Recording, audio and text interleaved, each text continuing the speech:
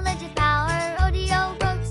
Knowledge is power. Audiobooks. Knowledge is power. Brilliance Audio presents the unabridged recording of How to Talk to Anyone, 92 Little Tricks for Big Success in Relationships by Leil Lowndes.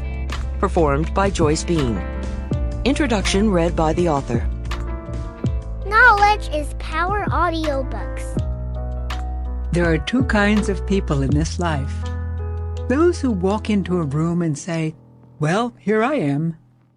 And those who walk in and say, "Ah, there you are." Introduction. How to get anything you want from anybody. Well, at least have the best crack at it. Have you ever admired those successful people who seem to have it all? You see them chatting confidently at business meetings or comfortably at social parties. They're the ones with the best jobs, the nicest spouses, the finest friends, the biggest bank accounts, or the most fashionable zip codes. But wait a minute, a lot of them aren't smarter than you. They're not more educated than you. They're not even better looking. So what is it? Some people suspect they inherited it. Others say they married it or were just plain lucky. Tell them to think again. What it boils down to is their more skillful way of dealing with fellow human beings. You see, nobody gets to the top alone. Over the years, people who seem to have it all have captured the hearts and conquered the minds of hundreds of others who helped boost them rung by rung to the top of whatever corporate or social ladder they chose. Wannabes, wandering around at the foot of the ladder, often gaze up and grouse that the big boys and big girls at the top are snobs. When big players don't give them their friendship, love, or business, they call them cliquish or accuse them of belonging to an old boy network. Some grumble that they hit their heads against a glass ceiling. The complaining little leaguers never realize the rejection was their own fault.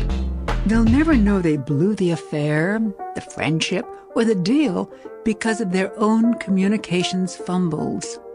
It's as though well-liked people have a bag of tricks, a magic, or a Midas touch that turns everything they do into success. What's in their bag of tricks? You'll find a lot of things. A substance that solidifies friendship, a wizardry that wins minds, and a magic that makes people fall in love with them. They also possess a quality that makes bosses hire and then promote, a characteristic that keeps clients coming back, and an asset that makes customers buy from them and not the competition. We all have a few of those tricks in our bags, some more than others. Those with a whole lot of them are big winners in life. How to Talk to Anyone gives you 92 of these little tricks that they use every day, so you too can play the game to perfection and get whatever you want in life. How the little tricks were unveiled. Many years ago, a drama teacher, exasperated at my bad acting in a college play, shouted, No, your body's belying your words. Every tiny movement, every body position," he held, "divulges your private thoughts. Your face can make 7,000 different expressions, and each exposes precisely who you are and what you are thinking at any particular moment." Then he said something I'll never forget. "And your body, the way you move, is your autobiography in motion." How right he was. On the stage of real life, every physical move you make subliminally tells everyone in eyeshot the story of your life. Dogs hear sounds our ears can't detect. Bats see shapes in the darkness that elude our eyes. And people make moves that are beneath human consciousness, but have tremendous power to attract or repel. Every smile, every frown, every syllable you utter, or every arbitrary choice of word that passes between your lips can draw others toward you or make them want to run away. Men, did your gut feeling ever tell you to jump ship on a deal? Women, did your women's intuition make you accept or reject an offer? On a conscious level, we may not be aware of what the hunch is.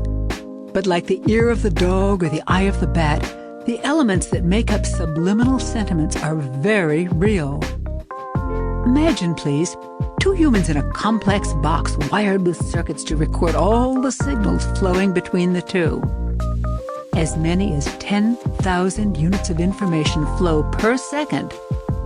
Probably the lifetime efforts of roughly half the adult population of the United States would be required to sort the units in 1 hour's interaction between two subjects, a University of Pennsylvania Communications Authority estimates.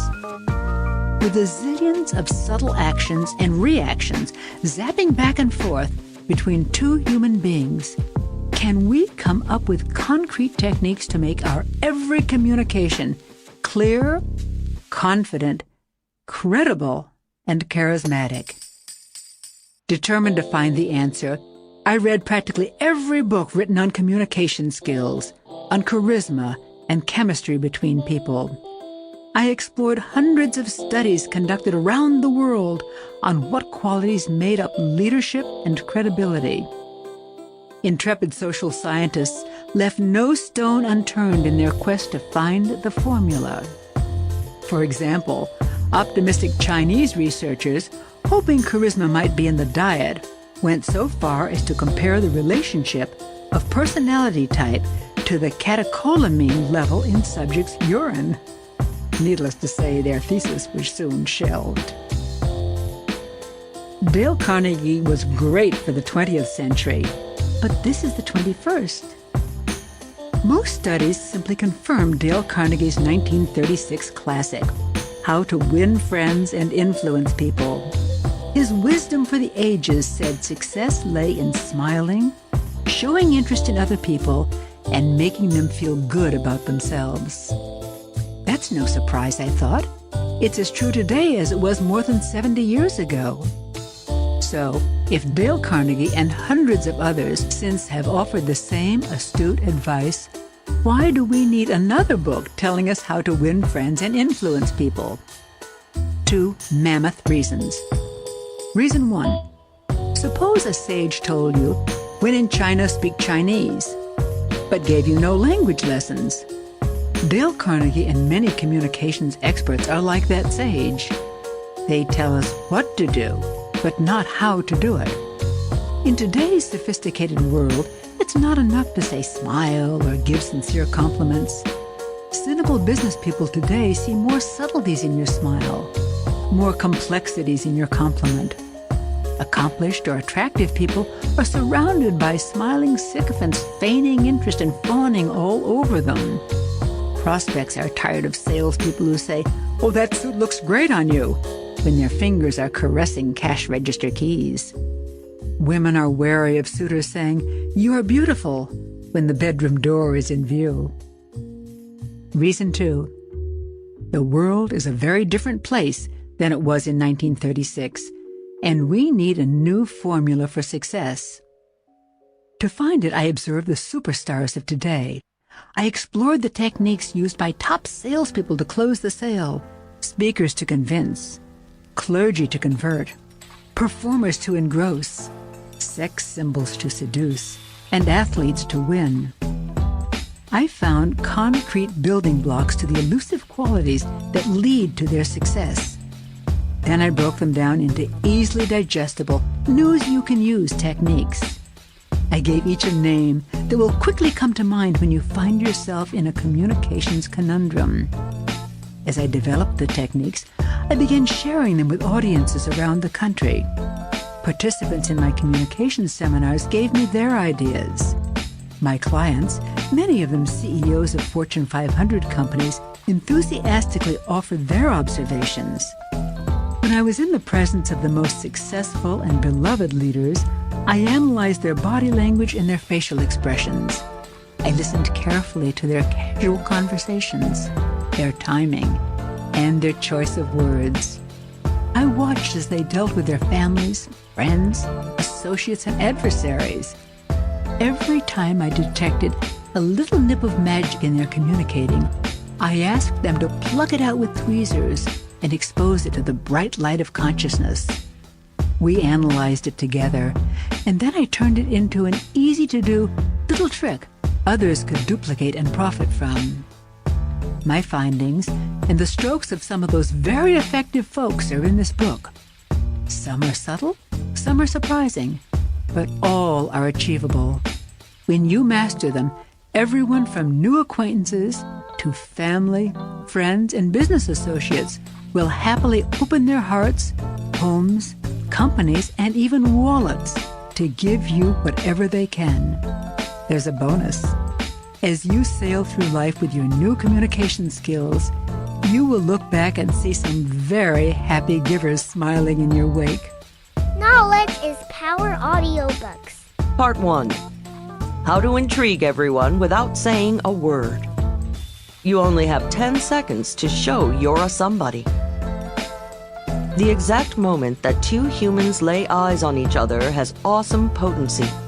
The first sight of you is a brilliant holograph. It burns its way into your new acquaintance's eyes and can stay emblazoned in his or her memory forever. Artists are sometimes able to capture this quicksilver, fleeting emotional response. My friend Robert Grossman is an accomplished caricature artist who draws regularly for Forbes, Newsweek, Sports Illustrated, Rolling Stone, and other popular publications. Bob has a unique gift for capturing not only the physical appearance of his subjects, but for zeroing in on the essence of their personalities. The bodies and souls of hundreds of luminaries radiate from his sketchpad.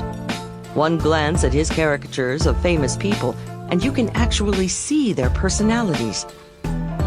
Sometimes at a party, Bob will do a quick sketch on a cocktail napkin of a guest. Hovering over Bob's shoulder, the onlookers gasp as they watch their friend's image and essence materialize before their eyes. When he's finished drawing, he puts his pen down and hands the napkin to the subject. Often a puzzled look comes over the subject's face. He or she usually mumbles some politeness like, "Well, that's great, but it really isn't me." The crowd's convincing crescendo of, "Oh yes it is," drowns the subject out and squelches any lingering doubt. The confused subject is left to stare back at the world's view of himself or herself in the napkin. Once, when I was visiting Bob's studio, I asked him how he could capture people's personalities so well. He said, "It's simple. I just look at them." "No," I asked, "how do you capture their personalities? Don't you have to do a lot of research about their lifestyle, their history?" "No, I told you, Leil, I just look at them." "Huh?" He went on to explain, "Almost every facet of people's personalities is evident from their appearance, their posture, the way they move. For instance," he said, calling me over to a file where he kept his caricatures of political figures. "See," Bob said, pointing to angles on various presidential body parts. "Here's the boyishness of Clinton, showing me his half-smile, the awkwardness of the elder George Bush, pointing to his shoulder angle, the charm of Reagan, noting the ex-president's smiling eyes, the shiftiness of Nixon, pointing to the furtive tilt of his head." Digging a little deeper into his file, he pulled out Franklin Delano Roosevelt, and pointing to the nose high in the air, "Here's the pride of FDR." It's all in the face and the body. First impressions are indelible. Why? Because in our fast-paced information overload world of multiple stimuli bombarding us every second, people's heads are spinning. They must form quick judgments to make sense of the world and get on with what they have to do. So whenever people meet you, they take an instant mental snapshot. That image of you becomes the data they deal with for a very long time. Your body shrieks before your lips can speak. Are their data accurate? Amazingly enough, yes. Even before your lips part and the first syllable escapes, the essence of you has already axed its way into their brains. The way you look and the way you move is more than 80% of someone's first impression of you. Not one word need be spoken. I've lived and worked in countries where I didn't speak the native language. Yet without one understandable syllable spoken between us, the years proved my first impressions were on target. Whenever I met new colleagues, I could tell instantly how friendly they felt toward me, how confident they were, and approximately how much stature they had in the company. I could sense, just from seeing them move, who the heavyweights were and who were the welterweights. I have no extrasensory skill. You'd know too. How? Because before you have had time to process a rational thought, you get a sixth sense about someone. Studies have shown emotional reactions occur even before the brain has had time to register what's causing their reaction. Thus, the moment someone looks at you, he or she experiences a massive hit, the impact of which lays the groundwork for the entire relationship. Bob told me he captures that first hit in creating his caricatures. Deciding to pursue my own agenda for how to talk to anyone, I asked, Bob, if you wanted to portray somebody really cool, intelligent, strong, charismatic, principled, fascinating, caring, interested in other people. Easy, Bob interrupted. He knew precisely what I was getting at. Just give him great posture, a heads-up look, a confident smile, and a direct gaze. It's the ideal image for somebody who's a somebody. How to look like a somebody. My friend Karen is a highly respected professional in the home furnishings business. Her husband is an equally big name in the communications field. They have 2 small sons. Whenever Karen is at a home furnishings industry event, everyone pays deference to her. She's a very important person in that world. Her colleagues at conventions jostle for position just to be seen casually chatting with her and, they hope, be photographed rubbing elbows with her for industry Bibles like Home Furnishings Executive and Furniture World. Yet, Karen complains, when she accompanies her husband to communications functions, she might as well be a nobody. When she takes her kids to school functions, she's just another mom. She once asked me, Leil, how can I stand out from the crowd so people who don't know me will approach me and at least assume I'm an interesting person? The techniques in this section accomplish precisely that. When you use the next 9 techniques, you will come across as a special person to everyone you meet. You will stand out as a somebody in whatever crowd you find yourself in, even if it's not your crowd. Let's start with your smile.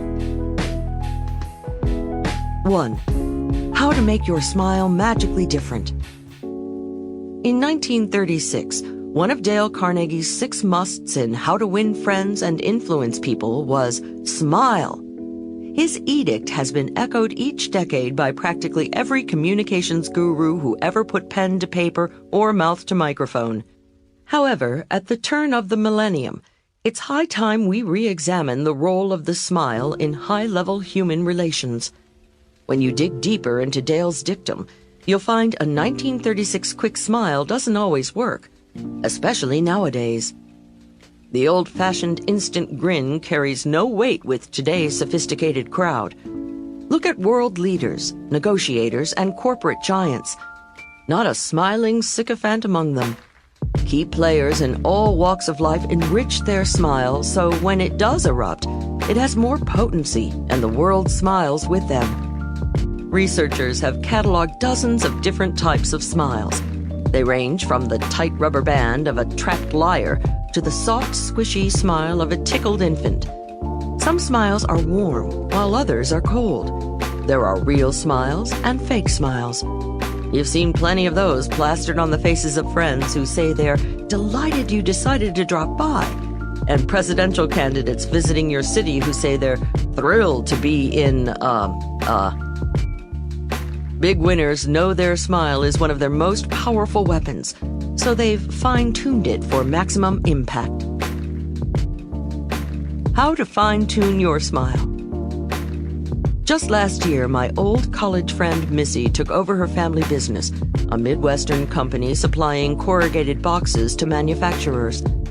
One day she called saying she was coming to New York to court new clients and she invited me to dinner with several of her prospects. I was looking forward to once again seeing my friend's quicksilver smile and hearing her contagious laugh. Missy was an incurable giggler, and that was part of her charm. When her dad passed away last year, she told me she was taking over the business. I thought Missy's personality was a little bubbly to be a CEO in a tough business. But hey, what do I know about the corrugated box biz? She, 3 of her potential clients, and I met in the cocktail lounge of a midtown restaurant, and, as we led them into the dining room, Missy whispered in my ear, "Please call me Melissa tonight." "Of course," I winked back. Not many company presidents are called Missy. Soon after the Metro D seated us, I began noticing Melissa was a very different woman from the giggling girl I'd known in college. She was just as charming. She smiled as much as ever.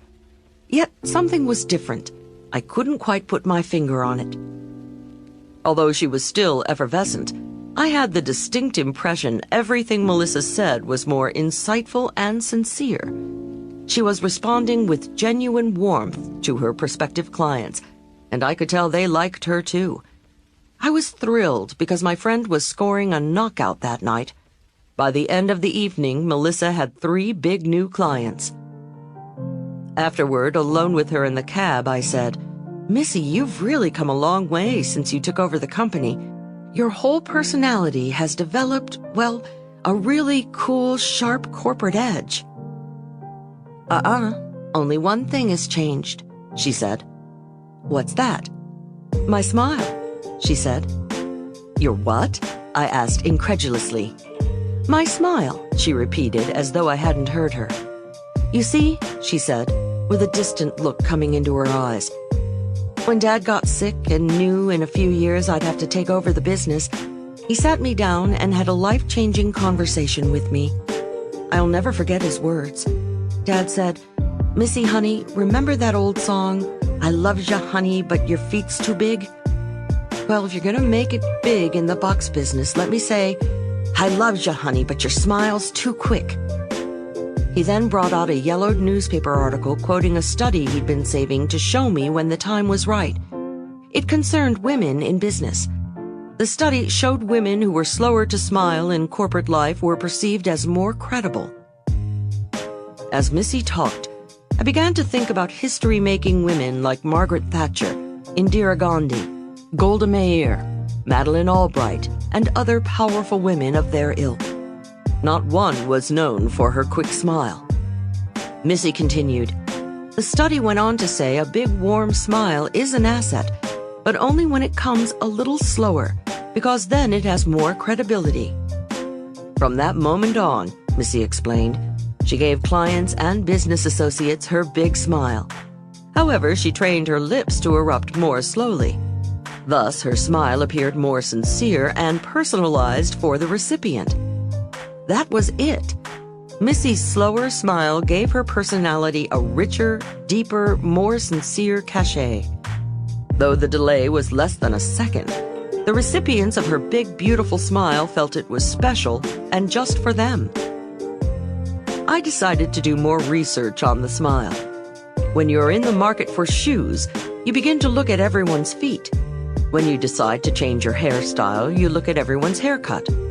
Well, for several months, I became a steady smile watcher. I watched smiles on the street. I watched smiles on TV. I watched the smiles of politicians, the clergy, corporate giants, and world leaders. My findings? Amid the sea of flashing teeth and parting lips, I discovered the people perceived to have the most credibility and integrity were just ever so slower to smile. Then, when they did, their smiles seemed to seep into every crevice of their faces and envelop them like a slow flood. Thus, I call the following technique the flooding smile. Technique number 1. The flooding smile. Don't flash an immediate smile when you greet someone, as though anyone who walked into your line of sight would be the beneficiary. Instead, look at the other person's face for a second. Pause. Soak in their persona. Then let a big, warm, responsive smile flood over your face and overflow into your eyes. It will engulf the recipient like a warm wave. The split-second delay convinces people your flooding smile is genuine and only for them. Let us now travel but a few inches north to two of the most powerful communications tools you possess, your eyes. 2. How to strike everyone as intelligent and insightful by using your eyes. It's only a slight exaggeration to say Helen of Troy could launch ships with her eyes, and Davy Crockett could stare down a bear. Your eyes are personal grenades that have the power to detonate people's emotions. Just as martial arts masters register their fists as lethal weapons, you can register your eyes as psychological lethal weapons when you master the following eye contact techniques. Beloved people in the game of life look beyond the conventional wisdom that teaches keep good eye contact. For one, they understand that to certain suspicious or insecure people, intense eye contact can be a virulent intrusion. When I was growing up, my family had a Haitian housekeeper whose fantasies were filled with witches, warlocks, and black magic. Zola refused to be left alone in a room with Louis, my Siamese cat. "Louis looks right through me, sees my soul," she'd whisper to me fearfully. In some cultures, intense eye contact is sorcery. In others, staring at someone can be threatening or disrespectful. Realizing this, big players in the international scene prefer to pack a book on cultural body language differences in their carry-on rather than a Berlitz phrase book. In our culture, however, big winners know exaggerated eye contact can be extremely advantageous, especially between the sexes. In business, even when romance is not in the picture, strong eye contact packs a powerful wallop between men and women. A Boston center conducted a study to learn the precise effect. The researchers asked opposite-sex individuals to have a 2-minute casual conversation. They tricked half their subjects into maintaining intense eye contact by directing them to count the number of times their partner blinked. They gave the other half of the subjects no special eye contact directions for the chat. When they questioned the subjects afterward, the unsuspecting blinkers reported significantly higher feelings of respect and fondness for their colleagues, who, unbeknownst to them, had simply been counting their blinks. I've experienced the closeness intense eye contact engenders with a stranger firsthand. Once, when giving a seminar to several hundred people, one woman's face in the crowd caught my attention. The participant's appearance was not particularly unique, yet she became the focus of my attention throughout my talk. Why? Because not for one moment did she take her eyes off my face. Even when I finished making a point and was silent, her eyes stayed hungrily on my face. I sensed she couldn't wait to savor the next insight to spout from my lips. I loved it. Her concentration and obvious fascination inspired me to remember stories and make important points I had long forgotten. Right after my talk, I resolved to seek out this new friend who was so enthralled by my speech. As people were leaving the hall, I quickly sidled up behind my big fan. "Excuse me," I said. My fan kept walking. "Excuse me," I repeated a tad louder. My admirer didn't vary her pace as she continued out the door. I followed her into the corridor and tapped her shoulder gently. This time she whirled around with a surprised look on her face. I mumbled some excuse about my appreciating her concentration on my talk and wanting to ask her a few questions. "Did you, get much out of the seminar?" I ventured. "Well, not really," she answered candidly. "I had difficulty understanding what you were saying because you were walking around on the platform facing different directions." In a heartbeat, I understood. The woman was hearing impaired. I did not captivate her as I had suspected. She was not intrigued by my talk as I had hoped. The only reason she kept her eyes glued on my face was because she was struggling to read my lips. Nevertheless, her eye contact had given me such pleasure and inspiration during my talk that, tired as I was, I asked her to join me for coffee. I spent the next hour recapping my entire seminar just for her. Powerful stuff, this eye contact. Make your eyes look even more intelligent. There is yet another argument for intense eye contact.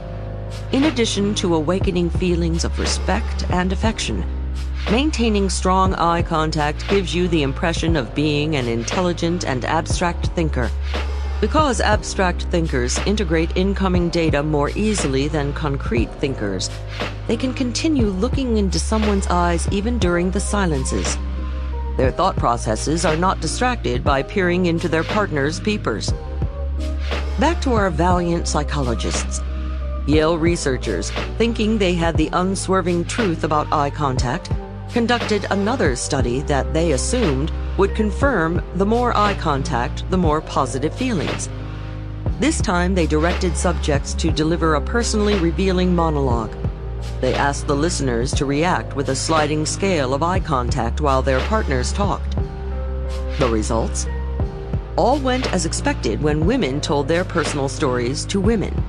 Increased eye contact encouraged feelings of intimacy. But whoops, it wasn't so with the men.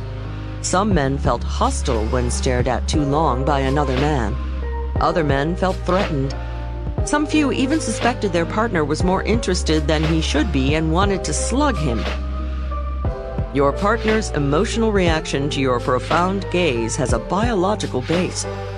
When you look intently at someone, it increases their heartbeat and shoots an adrenaline-like substance gushing through their veins. This is the same physical reaction people have when they start to fall in love. And when you consciously increase your eye contact, even during normal business or social interaction, people will feel they have captivated you. Men talking to women and women talking to men or women use the following technique, which I call sticky eyes, for the joy of the recipient and for your own advantage. Guys, I'll have a man-to-man modification of this technique for you in a moment. Technique number 2, sticky eyes. Pretend your eyes are glued to your conversation partners with sticky warm taffy. Don't break eye contact even after he or she has finished speaking. When you must look away, do it ever so slowly, reluctantly, stretching the gooey taffy until the tiny string finally breaks. What about guys' eyes? Now, gentlemen, when talking to men, you too can use sticky eyes. Just make them a little less sticky when discussing personal matters with other men, lest your listener feel threatened or misinterpret your intentions. But do increase your eye contact slightly more than normal with men on day-to-day communications, and a lot more when talking to women. It broadcasts a visceral message of comprehension and respect. I have a friend, Sammy, a salesman who unwittingly comes across as an arrogant chap. He doesn't mean to, but sometimes his brusque manner makes it look like he's running roughshod over people's feelings. Once, while we were having dinner together in a restaurant, I told him about the sticky eyes technique. I guess he took it to heart.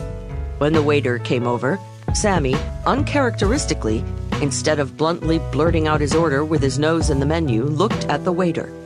He smiled, gave his order for the appetizer, and kept his eyes on the waiters for an extra second before looking down again at the menu to choose the main dish. I can't tell you how different Sammy seemed to me just then. He came across as a sensitive and caring man, and all it took was 2 extra seconds of eye contact. I saw the effect it had on the waiter, too. We received exceptionally gracious service the rest of the evening. A week later, Sammy called me and said, "Leil, sticky eyes has changed my life. I've been following it to a T. With women, I make my eyes real sticky, and with men, slightly sticky. And now everybody's treating me with such deference. I think it's part of the reason I've made more sales this week than all last month." If you deal with customers or clients in your professional life, sticky eyes is a definite boon to your bottom line. To most people in our culture, profound eye contact signals trust, knowledge, and "I'm here for you" attitude. Let's carry sticky eyes one step further. Like a potent medicine that has the power to kill or cure, the next eye contact technique has the potential to captivate or annihilate. 3. How to use your eyes to make someone fall in love with you. Now we haul in the heavy eyeball artillery. Very sticky eyes or superglue eyes. Let's call them epoxy eyes. Big bosses use epoxy eyes to evaluate employees. Police investigators use epoxy eyes to intimidate suspected criminals. And clever Romeos use epoxy eyes to make women fall in love with them. If romance is your goal, epoxy eyes is a proven aphrodisiac. The epoxy eyes technique takes at least 3 people to pull off. You, your target, and one other person. Here's how it works. Usually, when you're chatting with 2 or more people, you gaze at the person who is speaking. However, the epoxy eyes technique suggests you concentrate on the listener, your target, rather than the speaker. This slightly disorients the target, and he or she silently asks, "Why is this person looking at me instead of the speaker?" Your target senses you are extremely interested in his or her reactions. This can be beneficial in certain business situations when it is appropriate that you judge the listener. Human resources professionals often use epoxy eyes, not as a technique, but because they are sincerely interested in a prospective employee's reaction to certain ideas being presented.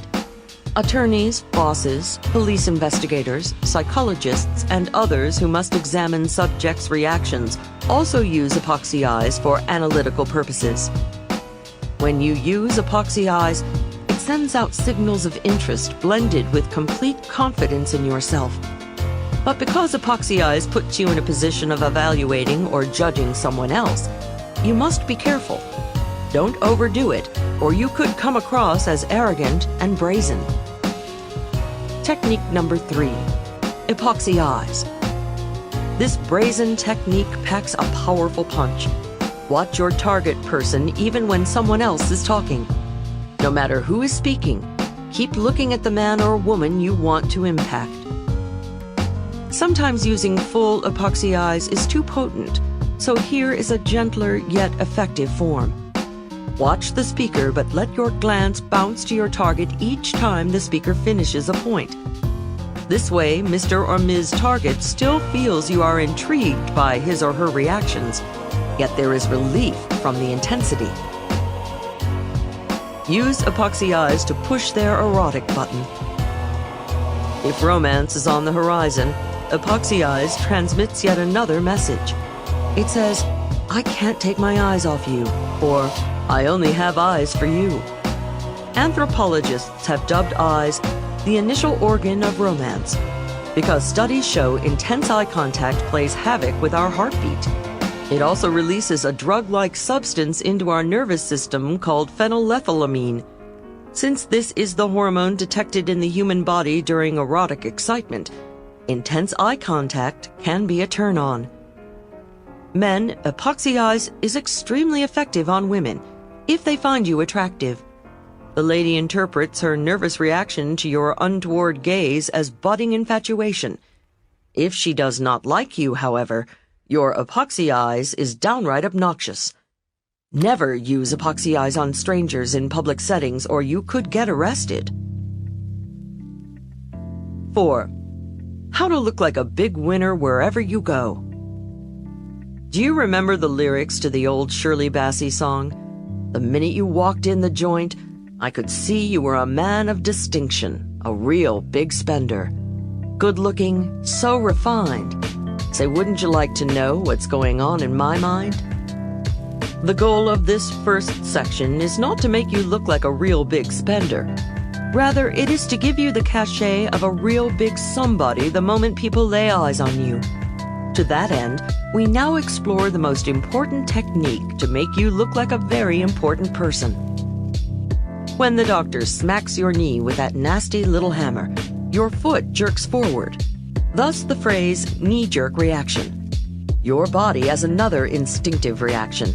When a big jolt of happiness hits your heart and you feel like a winner, Your head jerks up automatically and you throw your shoulders back. A smile frames your lips and softens your eyes. This is the look winners have constantly. They stand with assurance. They move with confidence. They smile softly with pride. No doubt about it, good posture symbolizes that you are a man or woman who is used to being on top. Obviously, millions of mothers sticking their knuckles between their kids' shoulder blades and trillions of teachers telling students, "Stand up straight," hasn't done the trick. We are a nation of slouchers.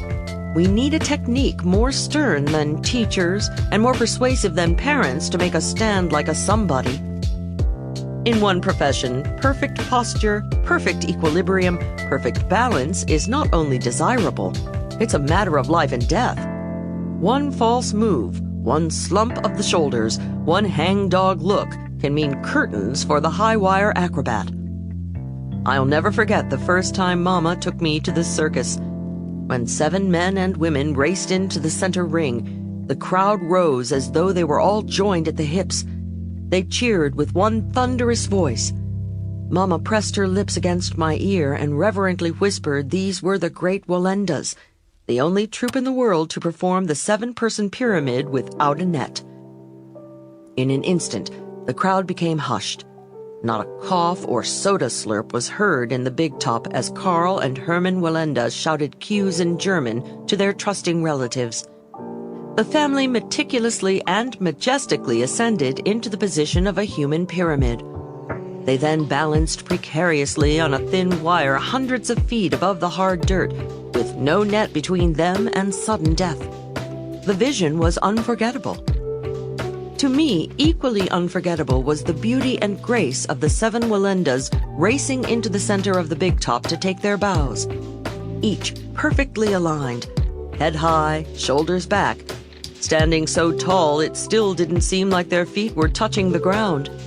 Every muscle in their bodies defined pride, success, and their joy of being alive. Still. Here is a visualization technique to get your body looking like a winner who is in the habit of feeling that pride, success, and joy of being alive. Your posture is your biggest success barometer. Imagine you are a world-renowned acrobat, master of the Iron Jaw Act, waiting in the wings of the Ringling Brothers and Barnum and Bailey Circus. Soon you will dart into the center ring to captivate the crowd with the precision and balance of your body. Before walking through any door, the door to your office, a party, a meeting, even your kitchen, picture a leather bit hanging by a cable from the frame. It is swinging just an inch higher than your head. As you pass through the door, throw your head back and chomp on the imaginary dental grip that first pulls your cheeks back into a smile and then lifts you up. As you ascend high above the gasping crowd, your body is stretched into perfect alignment. Head high, shoulders back, torso out of hips, feet weightless. At the zenith of the tent, you spin like a graceful top to the amazement and admiration of the crowd craning their necks to watch you. Now you look like a somebody. One day, to test hang by your teeth, I decided to count how many times I walked through a doorway. 60 times, even at home. You calculate. Twice out your front door, twice in, 6 times to the bathroom, 8 times to the kitchen, and through countless doors at your office. It adds up. Visualize anything 60 times a day and it becomes a habit. Habitual good posture is the first mark of a big winner. You are now ready to float into the room to captivate the crowd or close the sale, or maybe just settle for looking like the most important somebody in the room. You now have all the basics Bob the artist needs to portray you as a big winner. Like he said, great posture, a heads-up look, a confident smile, and a direct gaze. The ideal image for somebody who's a somebody. Technique number 4. Hang by your teeth. Visualize a circus iron jaw bit hanging from the frame of every door you walk through. Take a bite, and with it firmly between your teeth, let it swoop you to the peak of the big top. When you hang by your teeth, Every muscle is stretched into perfect posture position. Now let's put the whole act into motion. It's time to turn your attention outward to your conversation partner. Use the next 2 techniques to make him or her feel like a million. 5. How to win their heart by responding to their inner infant. Remember the old joke? The comic comes on stage and the first words out of his mouth are, "Well, how do you like me so far?" The audience always cracks up. Why? Because we all silently ask that question. Whenever we meet someone, we know, consciously or subconsciously, how they're reacting to us. Do they look at us? Do they smile? Do they lean toward us? Do they somehow recognize how wonderful and special we are? We like those people. They have good taste. Or do they turn away, obviously unimpressed by our magnificence? The cretins! 2 people getting to know each other are like little puppies sniffing each other out. We don't have tails that wag or hair that bristles, but we do have eyes that narrow or widen, and hands that flash knuckles or subconsciously soften in the palms up, I submit position. We have dozens of other involuntary reactions that take place in the first few moments of togetherness. Attorneys conducting voir dire are exquisitely aware of this. They pay close attention to your instinctive body reactions. They watch to see how fully you are facing them and just how far forward or back you're leaning while answering their questions. They check out your hands. Are they softly open, palms up, signifying acceptance of the ideas they're expressing? Or are you making a slight fist, knuckles out, signaling rejection? They scrutinize your face for the split seconds you break eye contact when discussing relevant subjects, like your feelings on big awards for damages or the death penalty. Sometimes attorneys bring along a legal assistant whose sole job is to sit on the sidelines and take precise note of your every fidget. An interesting aside, trial lawyers often choose women to do this twitch and turn spying job because, traditionally, females are sharper observers of subtle body cues than males. Women, more sensitive to emotions than men, often ask their husbands, "Is something bothering you, honey?" These super-sensitive women accuse their husbands of being so insensitive to emotions that they wouldn't notice anything is wrong until their neckties are drenched in her tears. The attorney and the assistant then review your score on the dozens of subconscious signals you flashed. Depending on their tally, you could find yourself on jury duty or twiddling your thumbs back in the juror's waiting room. Trial lawyers are so conscious of body language that, in the 1960s, during the famous trial of the Chicago 7, defense attorney William Kunstler actually made a legal objection to Judge Julius Hoffman's posture. During the summation by the prosecution, Judge Hoffman leaned forward, which, accused Kunstler, sent a message to the jury of attention and interest. During his defense summation, complained Kunstler, Judge Hoffman leaned back, sending the jury a subliminal message of disinterest. You're on trial, and you only have 10 seconds. Like attorneys deciding whether they want you on their case, everybody you meet makes a subconscious judgment on whether they want you in their lives. They base their verdict greatly on the same signals. Your body language answer to their unspoken question, "Well, how do you like me so far?" The first few moments of your reactions set the stage upon which the entire relationship will be played out. If you ever want anything from the new acquaintance, your unspoken answer to their unspoken question, "How do you like me so far?" must be, "Wow, I really like you." When a little 4-year-old feels bashful, he slumps, puts his arms up in front of his chest, steps back, and hides behind Mommy's skirt. However, when little Johnny sees Daddy come home, he runs up to him, he smiles, his eyes get wide, and he opens his arms for a hug. A loving child's body is like a tiny flower bud unfolding to the sunshine. 20, 30, 40, 50 years of life on Earth make little difference. When 40-year-old Johnny is feeling timid, he slumps and folds his arms in front of his chest. When he wants to reject a salesman or business colleague, he turns away and closes them off with a myriad of body signals. However, when welcoming his loved one home after an absence, Big Johnny opens his body to her like a giant daffodil spreading its petals to the sun after a rainstorm. Treat people like big babies.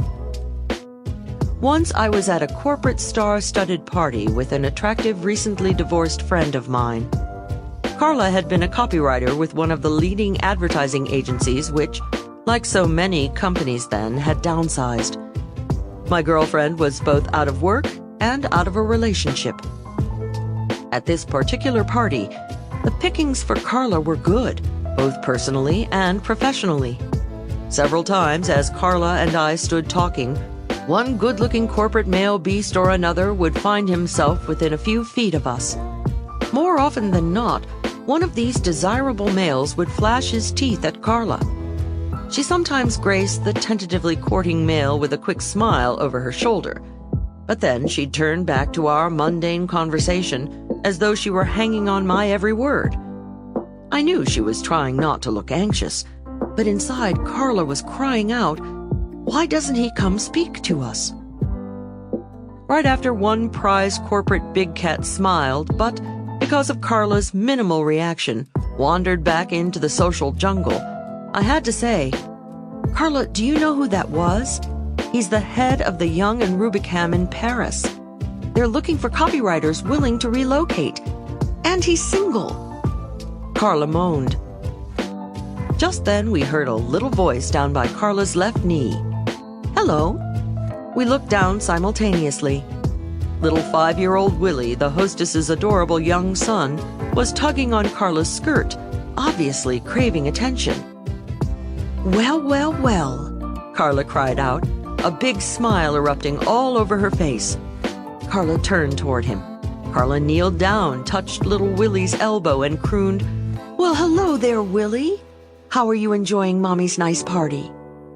Little Willie beamed. When little Willie finally trundled off to tug on the garments of the next group of potential attention givers, Carla and I returned to our grown-up conversing. During our chat, corporate beasts continued to stalk Carla with their eyes, and she continued casting half-smiles at them. She was obviously disappointed none of them was making a further approach. I had to bite my tongue. Finally, when I felt it was going to bleed from the pressure of my teeth, I said, "Carla, have you been noticing that 4 or 5 men have come over and smiled at you?" "Yes," Carla whispered, her eyes darting nervously around the room lest anyone overhear us. "And you've been giving them little half-smiles," I continued. "Yes," she murmured, now confused at my question. "Remember when little Willie came up and tugged on your skirt? Do you recall how you smiled, that beautiful big smile of yours, turned toward him and welcomed him into our grown-up conversation?" "Yes," she answered haltingly. "Well, I have a request, Carla. I want you to give the next man who smiles at you that same big smile you gave Willie. I want you to turn toward him just like you did then. Maybe even reach out and touch his arm like you did Willie's, and then welcome him into our conversation." "Oh, Leil, I couldn't do that." "Carla, do it." Sure enough, within a few minutes, another attractive man wandered our way and smiled. Carla played her role to perfection. She flashed her beautiful teeth, turned fully toward him, and said, "Hello, come join us." He wasted no time accepting Carla's invitation. After a few moments, I excused myself. Neither noticed my departure because they were in animated conversation. The last glimpse I had of my friend at the party was her floating out the door on the arm of her new friend. Just then, the technique I call the big baby pivot was born. It is a skill that will help you win whatever your heart desires from whatever type of beasts you encounter in the social or corporate jungle. Technique number 5. The big baby pivot. Give everyone you meet the big baby pivot. The instant the two of you are introduced, Reward your new acquaintance. Give the warm smile, the total body turn, and the undivided attention you would give a tiny tyke who crawled up to your feet, turned a precious face up to yours, and beamed a big, toothless grin. Pivoting 100% toward the new person shouts, "I think you are very, very special." Remember, buried deep inside everyone is a big baby who is rattling the crib, wailing out for recognition of how very special he or she is. The following technique reinforces the big baby's suspicion that he or she is indeed the center of the universe. 6. How to make someone feel like an old friend at once. A very wise man with the funny name of Zig once told me, "People don't care how much you know until they know how much you care about them." Zig Ziglar is right. The secret to making people like you is showing how much you like them.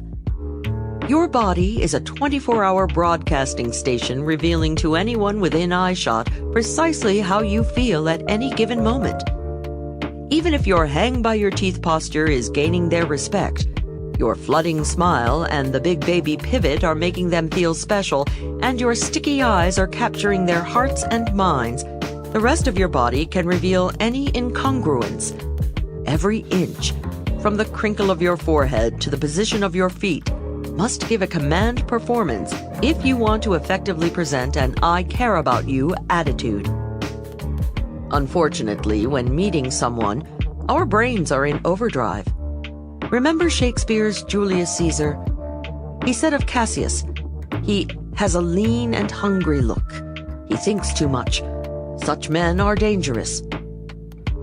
So it is with our brains when conversing with a new acquaintance.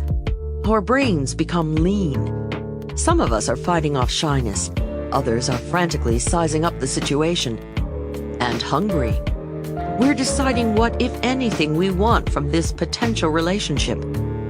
So we think too much instead of responding with candid, unself-conscious friendliness.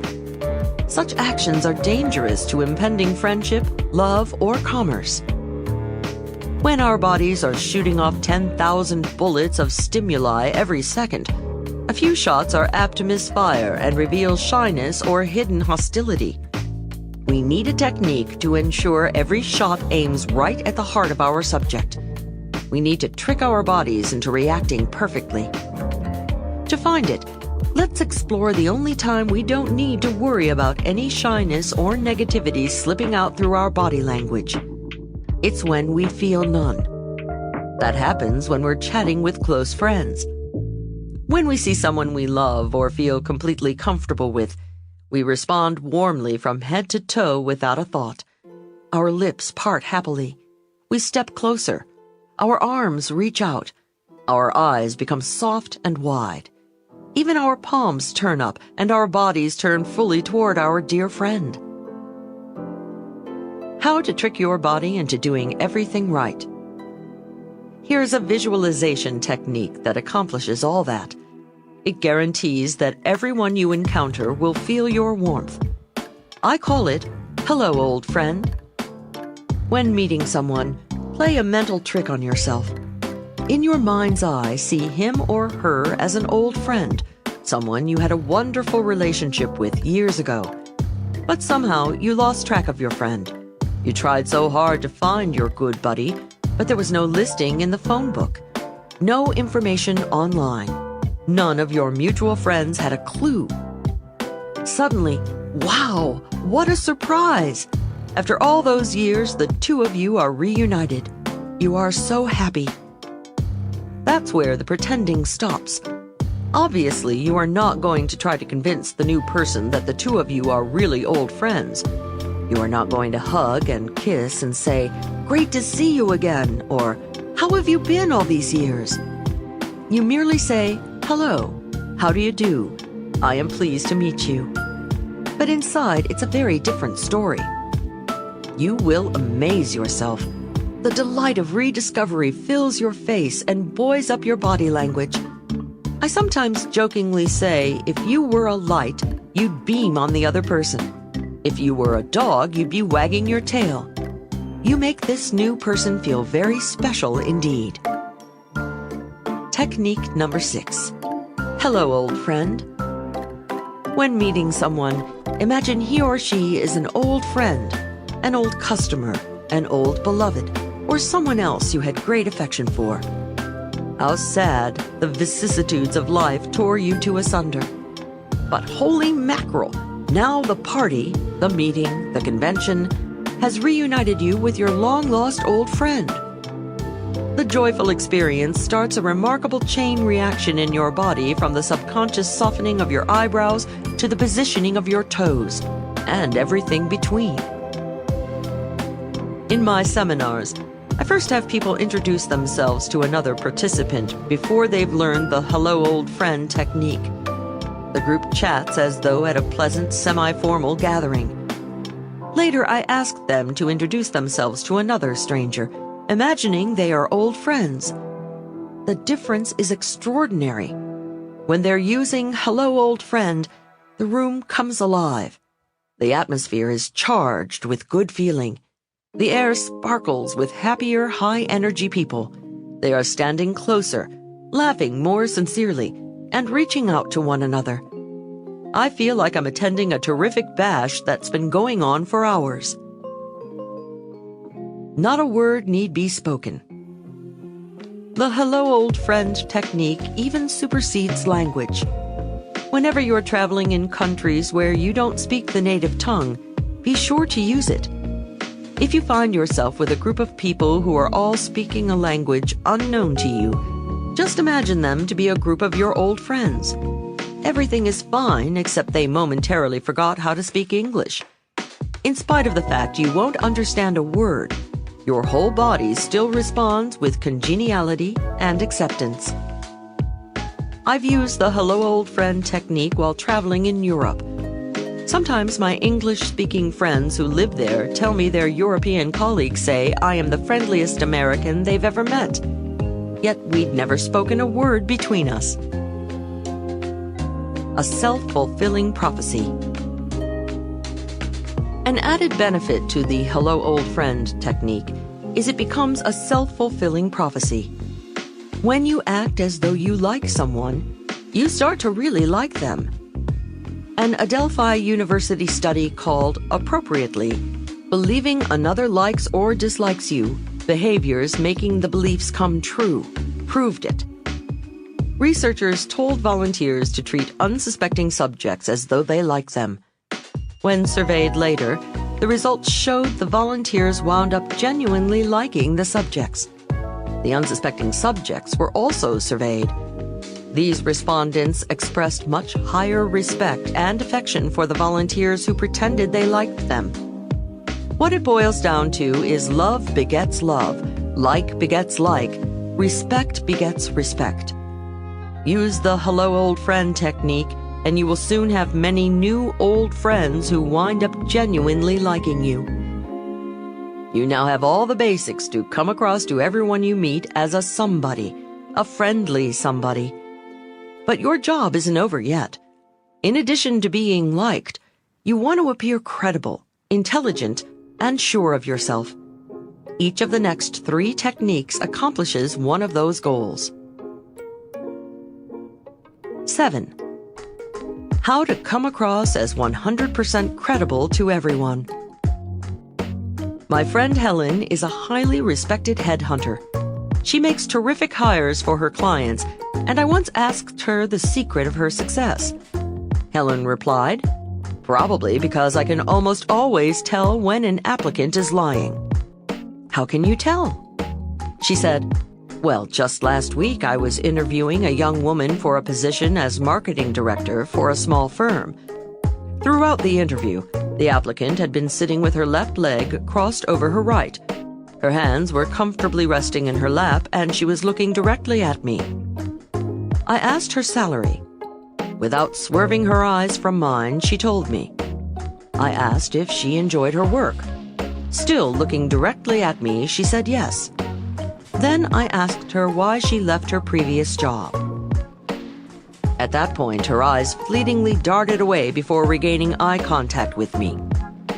Helen continued, Then, while answering my question, she shifted in her seat and crossed her right leg over her left. At one point, she put her hands up to her mouth. Helen said, "That's all I needed." With her words, she was telling me she felt her growth opportunities were limited at her previous firm. But her body told me she was not being entirely forthright. Helen went on to explain the young woman's fidgeting alone wouldn't prove she was lying. Nevertheless, it was enough, she said, that she wanted to pursue the subject further.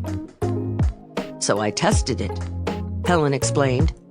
I changed the subject and went back to more neutral territory.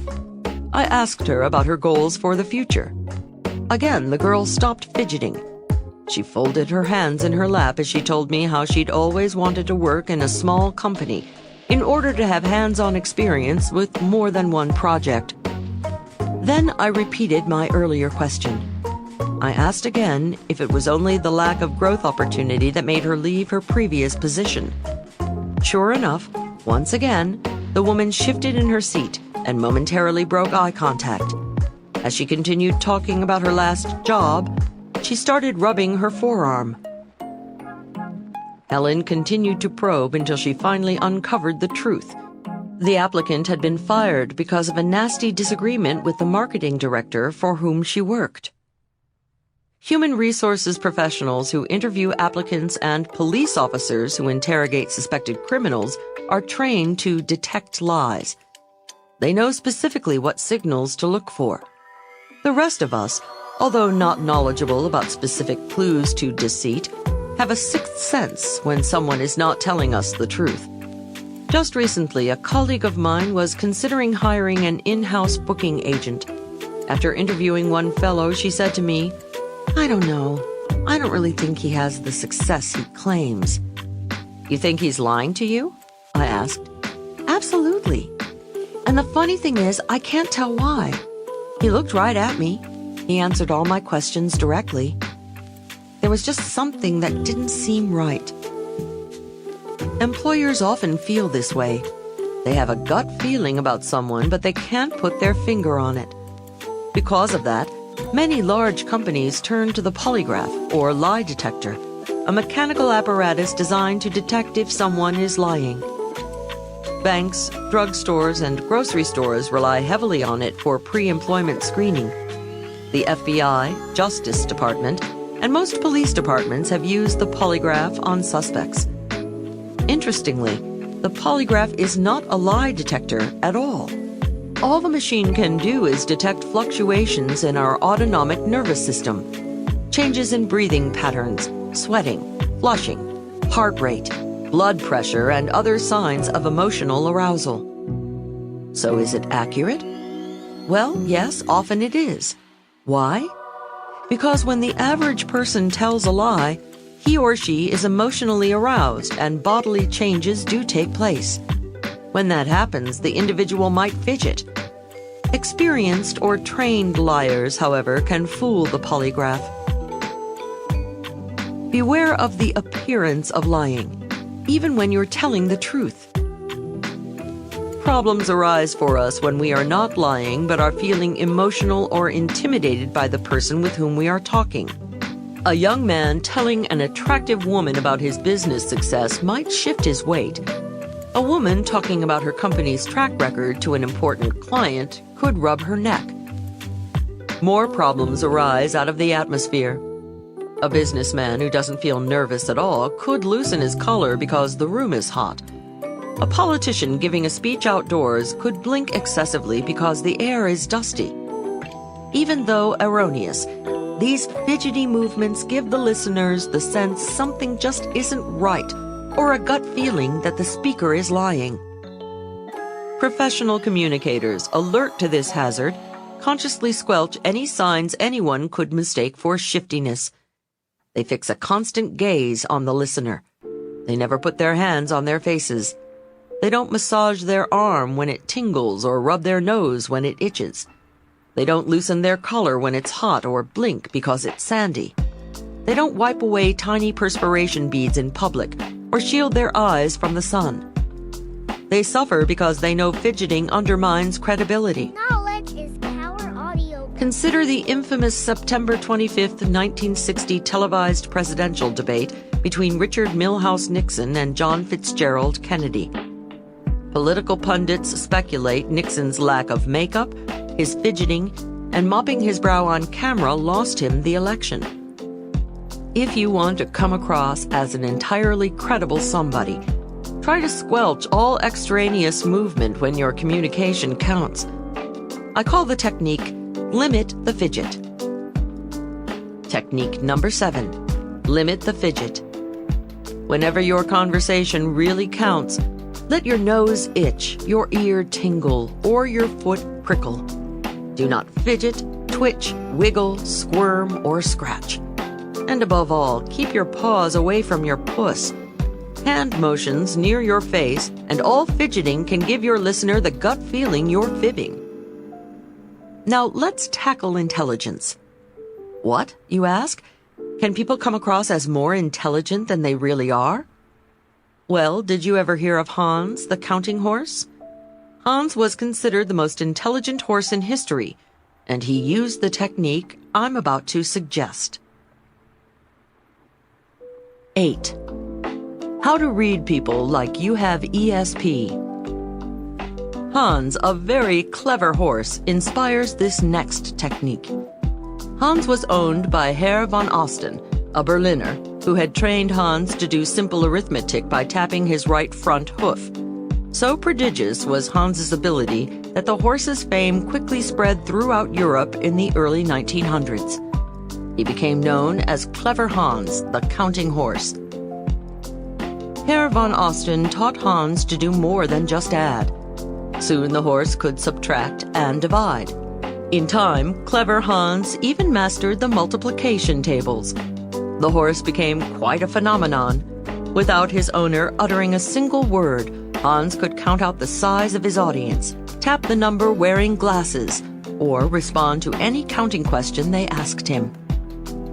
Finally, Hans achieved the ultimate ability that separates man from animal: language. Hans learned the alphabet. By tapping out hoofbeats for each letter, he answered any question about anything humans had read in a newspaper or heard on the radio. He could even answer common questions about history, geography, and human biology. Hans made headlines and was the main topic of discussion at dinner parties throughout Europe. The human horse quickly attracted the attention of scientists, psychology professors, veterinarians, even cavalry officers. Naturally, they were skeptical, so they established an official commission to decide whether the horse was a case of clever trickery or equine genius. Whatever their suspicions, it was obvious to all Hans was a very smart horse. Compared to other horses, Hans was a somebody. Cut to today. Why is it when you talk with certain individuals, you just know they are smarter than other people, that they are a somebody? Often they're not discussing highfalutin subjects or using $2 words. Nevertheless, everybody knows. People say, she's smart as a whip. He doesn't miss a trick. She picks up on everything. He's got the right stuff. She's got horse sense. Which brings us back to Hans. The day of the big test arrived. Everyone was convinced it must be a trick orchestrated by Herr von Osten, Hans's owner. It was standing room only in the auditorium filled with scientists, reporters, clairvoyants, psychics, and horse lovers who eagerly awaited the answer. The canny commission members were confident this was the day they would expose Hans as chicanery, because they too had a trick up their sleeves. They were going to bar von Osten from the hall and put his horse to the test all alone. When the crowd was assembled, they told von Osten he must leave the auditorium. The surprised owner departed, and Hans was stranded in an auditorium with a suspicious and anxious audience. The confident commission leader asked Hans the first mathematical question. He tapped out the right answer. A second. He got it right. Then a third. Then the language questions followed. He got them all right. The commission was befuddled. The critics were silenced. However, the public wasn't. With a great outcry, they insisted on a new commission. The world waited while, once again, the authorities gathered scientists, professors, veterinarians, cavalry officers, and reporters from around the world. Only after this second commission put Hans to the test did the truth about the clever horse come out. Commission number 2 started the enquiry perfunctorily with a simple addition problem.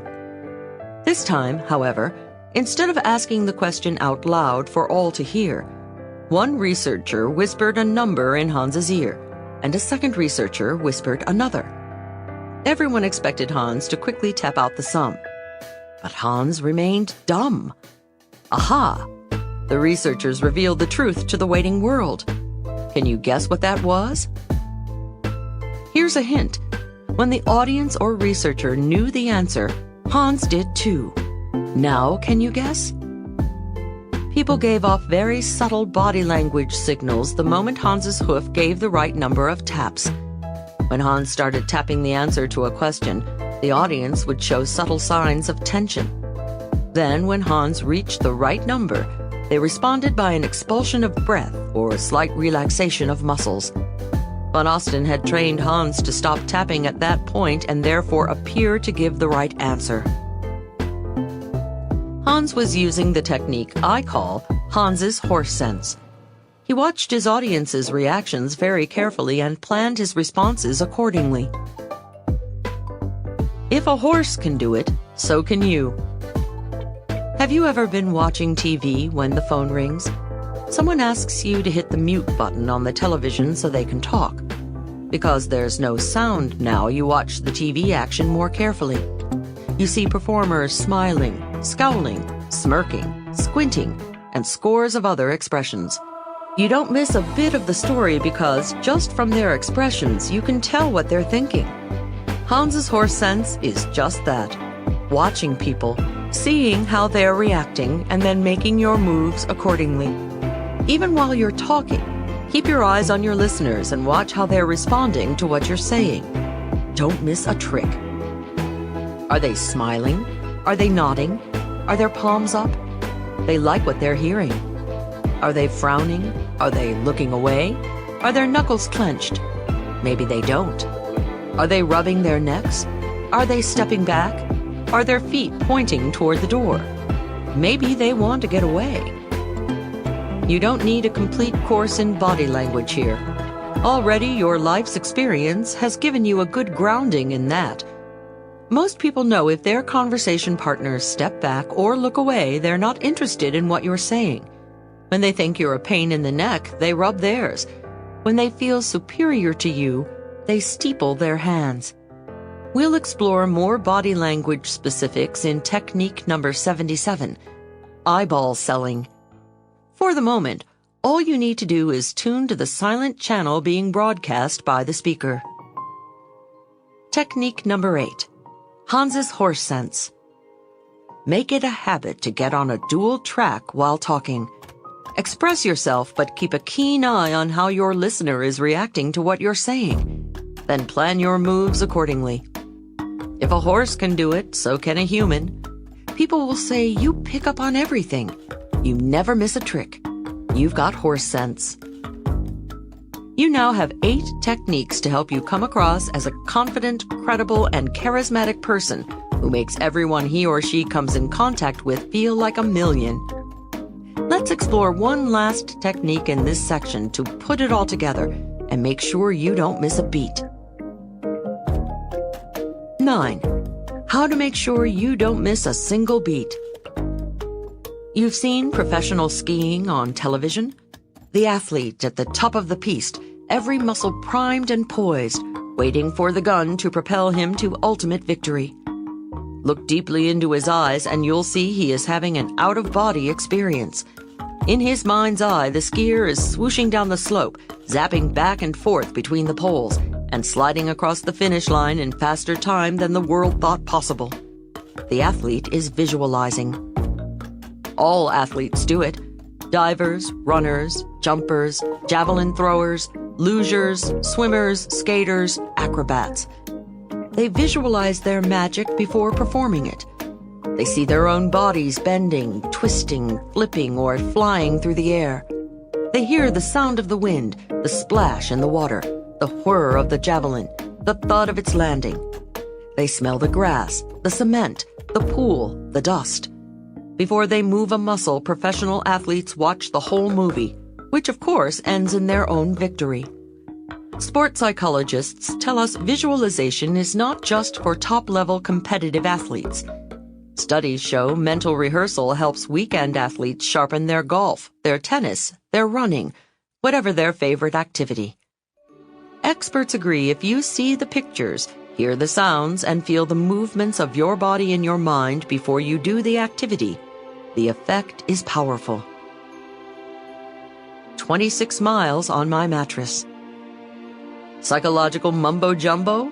Absolutely not. My friend Richard runs marathons. Once, several years ago, a scant 3 weeks before the big New York marathon, an out-of-control car crashed into Richard's and he was taken to the hospital. He was not badly injured. Nevertheless, his friends felt sorry for him because being laid up 2 weeks in bed would naturally knock him out of the big event. What a surprise when, on that crisp November marathon morning in Central Park, Richard showed up in his little shorts and big running shoes. "Richard, are you crazy? You're in no shape to run. You've been in bed these past few weeks," we all cried out. "My body may have been in bed," he replied, "but I've been running." "What?" we asked in unison.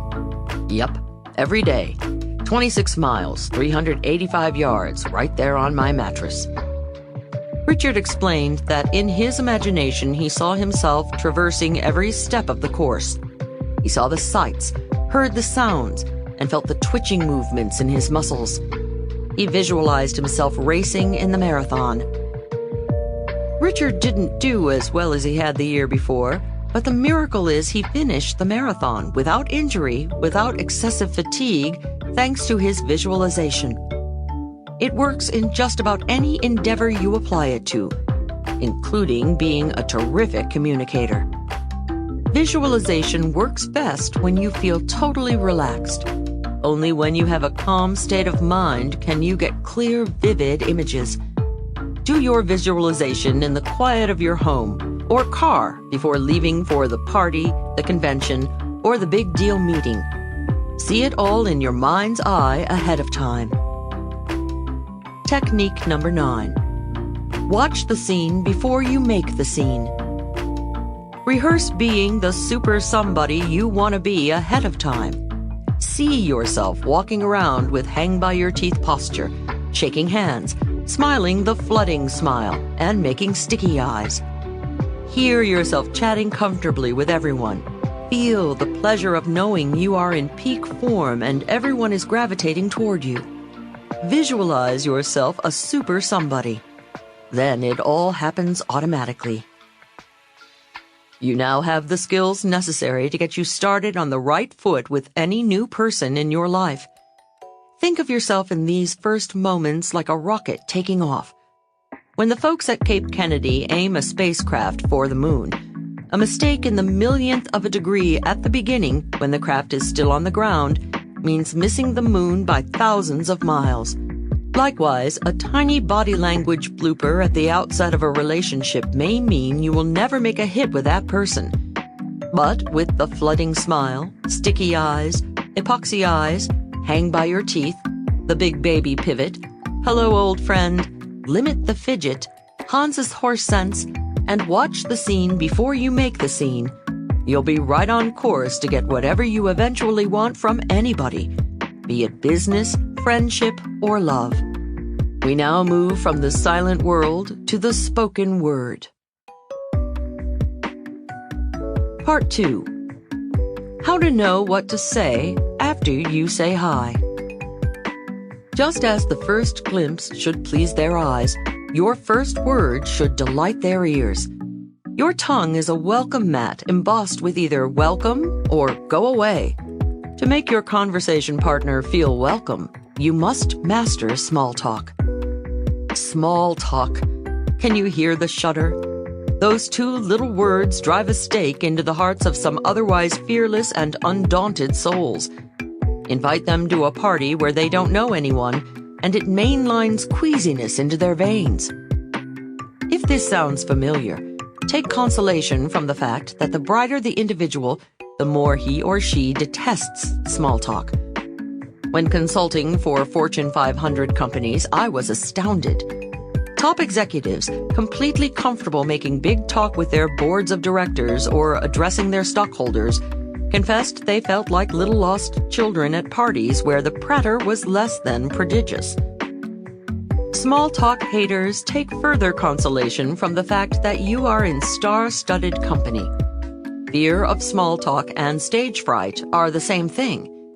The butterflies you feel in your stomach when you're in a room full of strangers flutter round the tummies of top performers.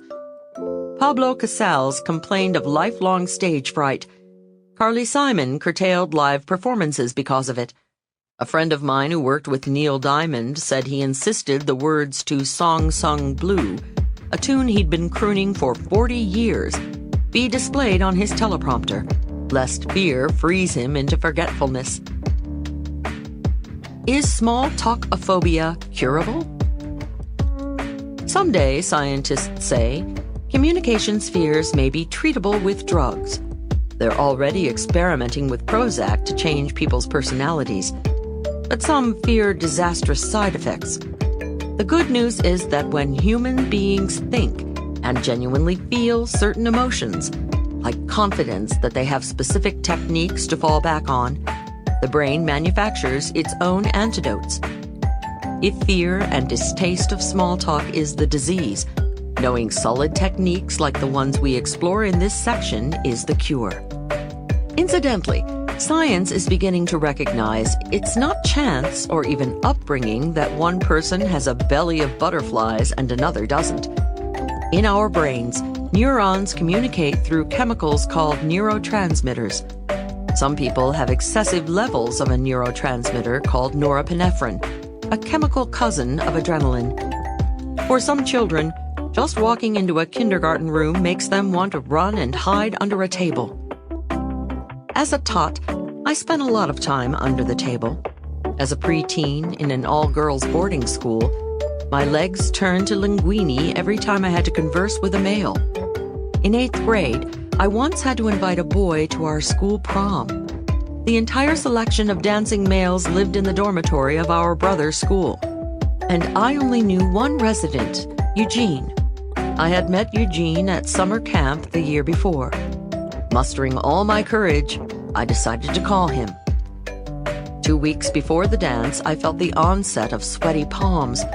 I put the call off. 1 week before, rapid heartbeats set in. I put the call off. Finally, 3 days before the big bash, breathing became difficult. Time was running out. The critical moment, I rationalized, would be easier if I read from a script. I wrote out the following. Hi, this is Leil. We met at camp last summer, remember? I programmed in a pause where I hoped he would say yes.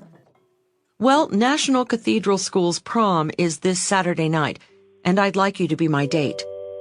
I programmed in another pause where I prayed he'd say yes. On Thursday before the dance, I could no longer delay the inevitable. I picked up the receiver and dialed. Clutching the phone, waiting for Eugene to answer, my eyes followed perspiration droplets rolling down my arm and dripping off my elbow. A small, salty puddle was forming around my feet. Hello? A sexy, deep male voice answered the dorm phone. In faster than a speeding bullet voice, like a nervous novice telemarketer, I shot out, Hi, this is Leil. We met at camp last summer, remember? Forgetting to pause for his assent, I raced on. Well, National Cathedral School's prom is this Saturday night, and I'd like you to be my date. To my relief and delight, I heard a big, cheerful, Oh, that's great. I'd love to. I exhaled my first normal breath all day. He continued, I'll pick you up at the girls' dorm at 7:30. I'll have a pink carnation for you. Will that go with your dress? And my name is Donnie. Donnie? Donnie? Who said anything about Donnie? Well, Donnie turned out to be the best date I had that decade. Donnie had buck teeth, a head full of tousled red hair, and communication skills that immediately put me at ease. On Saturday night, Donnie greeted me at the door, carnation in hand and grin on face. He joked self-deprecatingly about how he was dying to go to the prom, so, knowing it was a case of mistaken identity, he accepted anyway. He told me he was thrilled when the girl with the lovely voice called, and he took full responsibility for tricking me into an invitation. Donnie made me comfortable and confident as we chatted. First, we made small talk, and then he gradually led me into subjects I was interested in. I flipped over Donnie, and he became my very first boyfriend. Donnie instinctively had the small talk skills that we are now going to fashion into techniques to help you glide through small talk like a hot knife through butter. When you master them, you will be able, like Donnie, to melt the heart of everyone you touch. The goal of How to Talk to Anyone is not, of course, to make you a small talk whiz and stop there. The aim is to make you a dynamic conversationalist and forceful communicator. However, small talk is the first crucial step toward that goal. 10. How to start great small talk. You've been there. You're introduced to someone at a party or business meeting. You shake hands, your eyes meet, and suddenly your entire body of knowledge dries up and thought processes come to a screeching halt. You fish for a topic to fill the awkward silence. Failing, your new contact slips away in the direction of the cheese tray. We want the first words falling from our lips to be sparkling, witty, and insightful. We want our listeners to immediately recognize how riveting we are. I was once at a gathering where everybody was sparkling, witty, insightful, and riveting. It drove me berserk because most of these same everybodies felt they had to prove it in their first 10 words or less. Several years ago, the Mensa organization, a social group of extremely bright individuals who score in the country's top 2% in intelligence, invited me to be a keynote speaker at their annual convention. Their cocktail party was in full swing in the lobby of the hotel as I arrived. After checking in, I hauled my bags through the horde of happy-hour Mensans to the elevator. The doors separated, and I stepped into an elevator packed with partygoers. As we began the journey up to our respective floors, the elevator gave several sleepy jerks. I remarked, in response to the elevator's sluggishness. The elevator seems a little flaky. Suddenly, each elevator occupant, feeling compelled to exhibit his or her 132-plus IQ, pounced forth with a thunderous explanation. "It's obviously got poor railguide alignment," announced one. "The relay contact is not made up," declared another. Suddenly, I felt like a grasshopper trapped in a stereo speaker. I couldn't wait to escape the attack of the mental giants. Afterward, in the solitude of my room, I thought back and reflected that the Mensans' answers were indeed interesting. Why then did I have an adverse reaction? I realized it was too much, too soon. I was tired. Their high energy and intensity jarred my sluggish state. You see, small talk is not about facts or words. It's about music, about melody. Small talk is about putting people at ease. It's about making comforting noises together like cats purring, children humming, or groups chanting. You must first match your listener's mood. Like repeating the note on the music teacher's harmonica, top communicators pick up on their listener's tone of voice and duplicate it. Instead of jumping in with such intensity, the Mensans could have momentarily matched my lethargic mood by saying, "Yes, it is slow, isn't it?" Had they then prefaced their information with, "Have you ever been curious why an elevator is slow?" I would have responded with a sincere, "Yes, I have." After a moment of equalized energy levels, I would have welcomed their explanations about the rail guard alignment or whatever the heck it was, and friendships might have started. I'm sure you've suffered the aggression of a mood mismatch. Have you ever been relaxing when some overexcited, hot-breathed colleague starts pounding you with questions? Or the reverse. You're late, rushing to a meeting, when an associate stops you and starts lazily narrating a long, languorous story. No matter how interesting the tale, you don't want to hear it now. The first step in starting a conversation without strangling it is to match your listener's mood, if only for a sentence or two. When it comes to small talk, think music, not words. Is your listener adagio or allegro? Match that pace. I call it make a mood match. Matching their mood can make or break the sale. Matching customers' moods is crucial for salespeople. Some years ago, I decided to throw a surprise party for my best friend, Stella. It was going to be a triple whammy party because she was celebrating 3 events. 1, it was Stella's birthday. 2, she was newly engaged. And 3, Stella had just landed her dream job. She had been my buddy since grade school, and I was floating on air over her birthday engagement congratulations bash. I had heard one of the best French restaurants in town had an attractive back room for parties. About 5 p.m. one afternoon, I wafted happily into the restaurant and found the seated maître d' languidly looking over his reservation book. I began excitedly babbling about Stella's triple whammy celebration and asked to see that fabulous back room I'd heard so much about. Without a smile or moving a muscle, he said, "The room is in the back. You can go see it if you like." Crash! What a party pooper! His morose mood kicked all the party spirit out of me, and I no longer wanted to rent his stupid space. Before I even looked at the room, he lost the rental.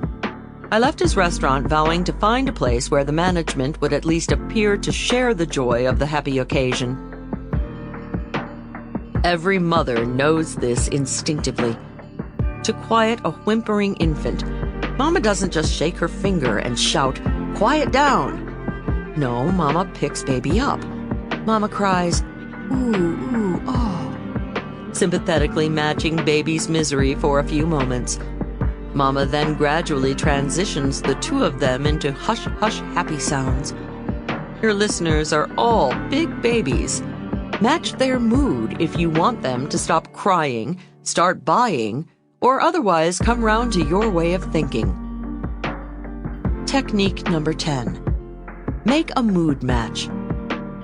Before opening your mouth, take a voice sample of your listener to detect his or her state of mind. Take a psychic photograph of the expression to see if your listener looks buoyant, bored, or blitzed. If you ever want to bring people around to your thoughts, you must match their mood and voice tone, if only for a moment. 11. How to sound like you've got a super personality, no matter what you're saying. Once, while at a party, I spotted a fellow surrounded by a fan club of avid listeners. The chap was smiling, gesticulating, and obviously enthralling his audience. I went over to hearken to this fascinating speaker. I joined his throng of admirers and eavesdropped for a minute or 2.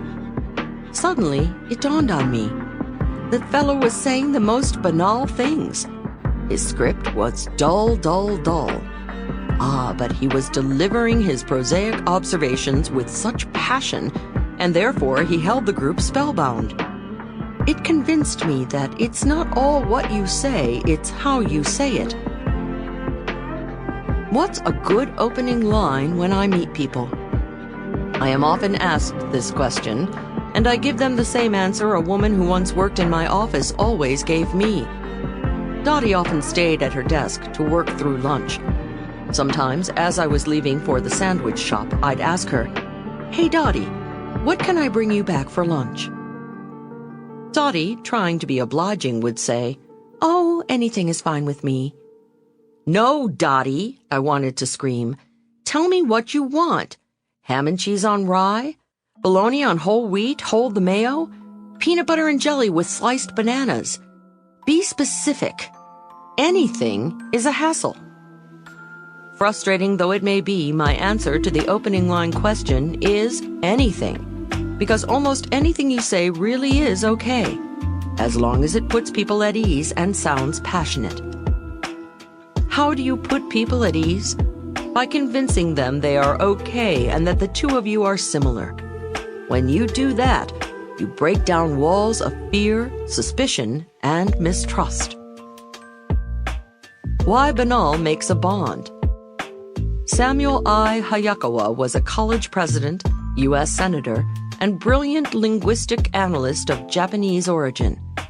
He tells us this story that shows the value of, as he says, unoriginal remarks. In early 1943, after the attack on Pearl Harbor, at a time when there were rumors of Japanese spies, Hayakawa had to wait several hours in a railroad station in Oshkosh, Wisconsin. He noticed others waiting in the station were staring at him suspiciously. Because of the war, they were apprehensive about his presence. He later wrote, "One couple with a small child was staring with special uneasiness and whispering to each other." So what did Hayakawa do? He made unoriginal remarks to set them at ease. He said to the husband that it was too bad the train should be late on so cold a night. The man agreed. "I went on," Hayakawa wrote, "to remark that it must be especially difficult to travel with a small child in winter when train schedules were so uncertain." Again, the husband agreed. I then asked the child's age and remarked that their child looked very big and strong for his age. Again, agreement, this time with a slight smile. The tension was relaxing. After 2 or 3 more exchanges, the man asked Hayakawa, "I hope you don't mind my bringing it up, but you're Japanese, aren't you? Do you think the Japs have any chance of winning this war?" "Well," Hayakawa replied, "your guess is as good as mine. I don't know any more than I read in the papers. But the way I figure it, I don't see how the Japanese, with their lack of coal and steel and oil, can ever beat a powerfully industrialized nation like the United States." Hayakawa went on, "My remark was admittedly neither original nor well-informed. Hundreds of radio commentators were saying much the same thing during those weeks. But just because they were, the remark sounded familiar and was on the right side so that it was easy to agree with." The Wisconsin man agreed at once with what seemed like genuine relief. His next remark was, "Say, I hope your folks aren't over there while the war is going on." "Yes, they are," Hayakawa replied. "My father and mother and 2 young sisters are over there." "Do you ever hear from them?" the man asked. "How can I?" Hayakawa answered. Both the man and his wife looked troubled and sympathetic. "Do you mean you won't be able to see them or hear from them until after the war is over?" There was more to the conversation, but the result was within 10 minutes they had invited Hayakawa, whom they initially may have suspected was a Japanese spy, to visit them sometime in their city and have dinner in their home. And all because of this brilliant scholar's admittedly common and unoriginal small talk. Top communicators know the most soothing and appropriate first word should be, like Senator Hayakawa's, unoriginal, even banal. But not indifferent. Hayakawa delivered his sentiments with sincerity and passion. Ascent from banality. It is not necessary, of course, to stay with mundane remarks. If you find your company displays cleverness or wit, you match that. The conversation then escalates naturally, compatibly. Don't rush it, or like the Mensons, you seem like you're showing off. The bottom line on your first words is to have the courage of your own triteness. Because remember, people tune in to your tone more than your text.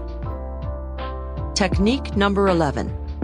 Prosaic with passion. Worried about your first words? Fear not, because 80% of your listener's impression has nothing to do with your words anyway. Almost anything you say at first is fine. No matter how prosaic the text, an empathetic mood, A positive demeanor and passionate delivery make you sound exciting. Anything except liverwurst. Back to Dottie, waiting for her sandwich at her desk. Sometimes as I walked out the door, scratching my head, wondering what to bring her, she'd call after me. Anything except liverwurst, that is. Thanks, Dottie. That's a little bit of help. Here's my anything except liverwurst on small talk. Anything you say is fine as long as it is not complaining, rude, or unpleasant.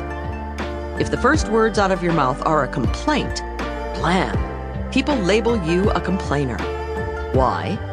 Because that complaint is your new acquaintance's 100% sampling of you so far. You could be the happiest Pollyanna ever, but how will they know? If your first comment is a complaint, you're a griper. If your first words are rude, you're a creep. If your first words are unpleasant, you're a stinker. Open and shut. Other than these downers, anything goes. Ask them where they're from, how they know the host of the party, where they bought the lovely suit they're wearing, or hundreds of et ceteras. The trick is to ask your prosaic question with passion to get the other person talking. Still feel a bit shaky on making the approach to strangers? Let's take a quick detour on our road to meaningful communicating. I'll give you 3 quickie techniques to meet people at parties, then 9 more to make small talk not so small. 12. How to make people want to start a conversation with you. Singles proficient at meeting potential sweethearts without the benefit of introduction, in the vernacular, making a pickup, have developed a deliciously devious technique that works equally well for social or corporate networking purposes. The technique requires no exceptional skill on your part, only the courage to sport a simple visual prop called a what's-it. What's a what's-it? A what's-it is anything you wear or carry that is unusual. A unique pin, an interesting purse, a strange tie, or an amusing hat. A what's-it is any object that draws people's attention and inspires them to approach you and ask, what's that? Your what's-it can be as subtle or overt as your personality and the occasion permit. I wear around my neck an outmoded pair of glasses that resembles a double monocle. Often the curious have approached me at a gathering and asked, "What's it?" I explain it's a lorgnette, left to me by my grandmother, which, of course, paves the way to discuss hatred of glasses, aging eyes, love or loss of grandmothers, adoration of antique jewelry, anywhere the inquisitor wants to take it. Perhaps unknowingly, you have fallen prey to this soon-to-be legendary technique. At a gathering, have you ever noticed someone you would like to talk to? Then you've racked your brain to conjure an excuse to make the approach. What a bounty it was to discover that he or she was wearing some weird, wild, or wonderful something you could comment on. The What's-It Way to Love. Your What's-It is a social aid whether you seek business rewards or new romance. My friend Alexander carries Greek worry beads with him wherever he goes. He's not worried. He knows any woman who wants to talk to him will come up and say, "What's that?" Think about it, gentlemen. Suppose you're at a party. An attractive woman spots you across the room. She wants to talk to you, but she's thinking, "Well, mister, you're attractive, but golly, what can I say to you? You just ain't got no what's-it." Be a what's-it seeker, too. Likewise, become proficient in scrutinizing the apparel of those you wish to approach. Why not express interest in the handkerchief in the tycoon's vest pocket, the brooch on the bosom of the rich divorcee, or the school ring on the finger of the CEO whose company you want to work for? The big spender, who you suspect might buy 100 of your widgets, has a tiny golf club lapel pin? Say, "Excuse me, I couldn't help but notice your attractive lapel pin. Are you a golfer?" "Me too. What courses have you played?" Your business cards and your what's-it are crucial socializing artifacts. Whether you are riding in the elevator, climbing the doorstep, or traversing the path to the party, make sure your what's-it is hanging out for all to see. Technique number 12. Always wear a what's-it. Whenever you go to a gathering, wear or carry something unusual to give people who find you the delightful stranger across the crowded room an excuse to approach. Excuse me, I couldn't help but notice your... What is that? The next quickie technique was originated by doggedly determined politicians who don't let one partygoer escape if they think he or she could be helpful to their campaigns. I call it the who's that technique. 13. How to meet the people you want to meet. Say you have scrutinized the body of the important business contact you want to meet. You've searched in vain from the tip of his cowlick to the toes of his boots. He's not sporting a single what's-it. If you strike out on finding something to comment on, resort to the who's that technique. Like a persistent politician, go to the party giver and say, "That man or woman over there looks interesting. Who is he or she?" Then ask for an introduction. Don't be hesitant. The party giver will be pleased you find one of the guests interesting.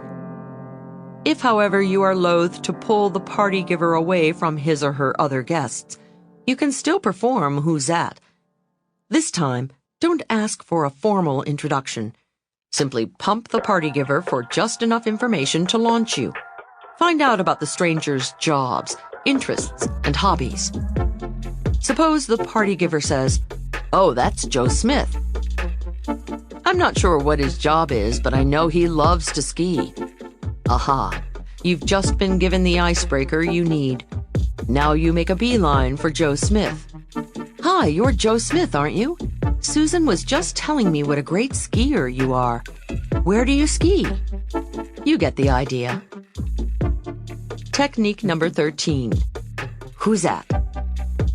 Who's that is the most effective, least used by non-politicians meeting people device ever contrived. Simply ask the party giver to make the introduction or pump for a few facts that you can immediately turn into icebreakers. Now, the third in our little trio of meeting who you want tricks. 14. How to break into a tight crowd. The woman you've decided you must meet is wearing no what's-it? Can't find the host for the who's that technique? To make matters worse, she's deep in conversation with a group of her friends. Seems quite hopeless that you will maneuver a meeting, doesn't it? You can't just say, "Excuse me, I just thought I'd eavesdrop in and say hello." No obstacle blocks the resolute politician, who always has a trick or 10 up his or her sleeve. A politico would resort to the eavesdrop-in technique. Eavesdropping, of course, conjures images of clandestine activities, wiretapping, Watergate break-ins, or spies skulking around in the murky shadows. Eavesdropping has historical precedent with politicians, so in a pinch, it naturally comes to mind. At parties, stand near the group of people you wish to infiltrate. Then wait for a word or two you can use as a wedge to break into the group. "Excuse me, I couldn't help overhearing that you..." and then whatever is relevant here. For example, "I couldn't help overhearing your discussion of Bermuda. I'm going there next month for the first time. Any suggestions?" Now you are in the circle and can direct your comments to your intended. Technique number 14. Eavesdrop in. No what's-it? No host for who's that? No problem. Just sidle up behind the swarm of folks you want to infiltrate and open your ears. Wait for any flimsy excuse and jump in with, "Excuse me, I couldn't help but overhear." Will they be taken aback? Momentarily. Will they get over it? Momentarily. Will you be in the conversation? Absolutely. Let us now hop back on the train that first explored Small Talk City and travel to the land of meaningful communicating. 15. How to make "Where are you from?" sound exciting. You wouldn't dream of going to a party naked. And I hope you wouldn't dream of letting your conversation be exposed naked and defenseless against the two inevitable assaults: where are you from and what do you do? When asked these questions, most people, like clunking a frozen steak on a china platter, drop a brick of frozen geography or baffling job title on the asker's conversational platter. Then they slap on the muzzle. You're at a convention. Everyone you meet will, of course, ask, "And where are you from?" When you give them the short-form naked city answer, "Oh, I'm from Muscatine, Iowa," or Millinocket, Maine, Winnemucca, Nevada, or anywhere they haven't heard of, what can you expect except a blank stare? Even if you're a relatively big city slicker from Denver, Colorado, Detroit, Michigan, or San Diego, California, you'll receive a panicked look from all but American history professors. They're rapidly racking their brains thinking, what do I say next? Even the names of world-class burgs like New York, Chicago, Washington, and Los Angeles inspire less than riveting responses. When I tell people I'm from New York City, what are they expected to say? Seen any good muggings lately? Do humanity and yourself a favor. Never ever give just a one-sentence response to the question, "Where are you from?" Give the asker some fuel for his tank, some fodder for his trough. Give the hungry communicator something to conversationally nibble on. All it takes is an extra sentence or two about your city, some interesting fact, some witty observation, to hook the asker into the conversation. Several months ago, a trade association invited me to be its keynote speaker on networking and teaching people to be better conversationalists. Just before my speech, I was introduced to Mrs. Devlin, who was the head of the association. "How do you do?" she asked. "How do you do?" I replied. Then Mrs. Devlin smiled, anxiously awaiting a sample of my stimulating conversational expertise. I asked her where she was from. She plunked a frozen Columbus, Ohio, and a big expectant grin on my platter. I had to quickly thaw her answer into digestible conversation. My mind thrashed into action. Leil's thought pattern. Gulp. Columbus, Ohio. I've never been there. Criminy, what do I know about Columbus? I know a fellow named Jeff, a successful speaker who lives there. But Columbus is too big to ask if she knows him. And besides, only kids play the "do you know so-and-so" game. My panicked, silent search continued. I think it's named after Christopher Columbus, but I'm not sure, so I better keep my mouth shut on that one. 4 or 5 other possibilities raced through my mind, but I rejected them all as too obvious, too adolescent, or too off the wall. I realized by now that seconds had passed, and Mrs. Devlin was still standing there with a slowly dissipating smile on her face. She was waiting for me, the expert, who within the hour was expected to teach her trade association lessons on scintillating conversation, to spew forth words of wit or wisdom. "Oh, Columbus. Gee," I mumbled in desperation, watching her face fall into the worried expression of a patient being asked by the surgeon, knife poised in hand, "Where's your appendix?" I never came up with stimulating conversation on Columbus. But just then, under the knife, I created the following technique for posterity. I call it Never the Naked City. Technique number 15. Never the Naked City. Whenever someone asks you the inevitable, "And where are you from?" never ever unfairly challenge their powers of imagination with a one-word answer. Learn some engaging facts about your hometown that conversational partners can comment on. Then, when they say something clever in response to your bait, they think you're a great conversationalist. Different bait for shrimp or sharks. A fisherman uses different bait to bag bass or bluefish, and you will obviously throw out different conversational bait to snag simple shrimp or sophisticated sharks. Your hook should relate to the type of person you're speaking with. I'm originally from Washington, D.C. If someone at, say, an art gallery asked me where I was from, I might answer Washington, D.C., designed, you know, by the same city planner who designed Paris. This opens the conversational possibilities to the artistry of city planning, Paris, other cities' plans, European travel, and so forth. At a social party of singles, I'd opt for another answer. I'm from Washington, D.C. The reason I left is there were 7 women to every man when I was growing up. Now the conversation can turn to the ecstasy or agony of being single, the perceived lack of desirable men everywhere, or even flirtatious possibilities. In a political group, I'd cast a current fact from the constantly evolving political face of Washington. No need to speculate on the multitude of conversational possibilities that unlocks. Where do you get your conversational bait? Start by phoning the Chamber of Commerce or Historical Society of your town. Search the World Wide Web and click on your town, or open an old-fashioned encyclopedia. All rich sources for future stimulating conversations. Learn some history, geography, business statistics, or perhaps a few fun facts to tickle future friends' funny bones. The Devlin debacle inspired further research. The minute I got home, I called the Columbus Chamber of Commerce and the Historical Society. Say you too are from Columbus, Ohio, and your new acquaintance lays it on you. Where are you from? When you are talking with a business person, your answer could be, I'm from Columbus, Ohio. You know, many major corporations do their product testing in Columbus because it's so commercially typical. In fact, it's been called the most American city in America. They say if it booms or bombs in Columbus, it booms or bombs nationally.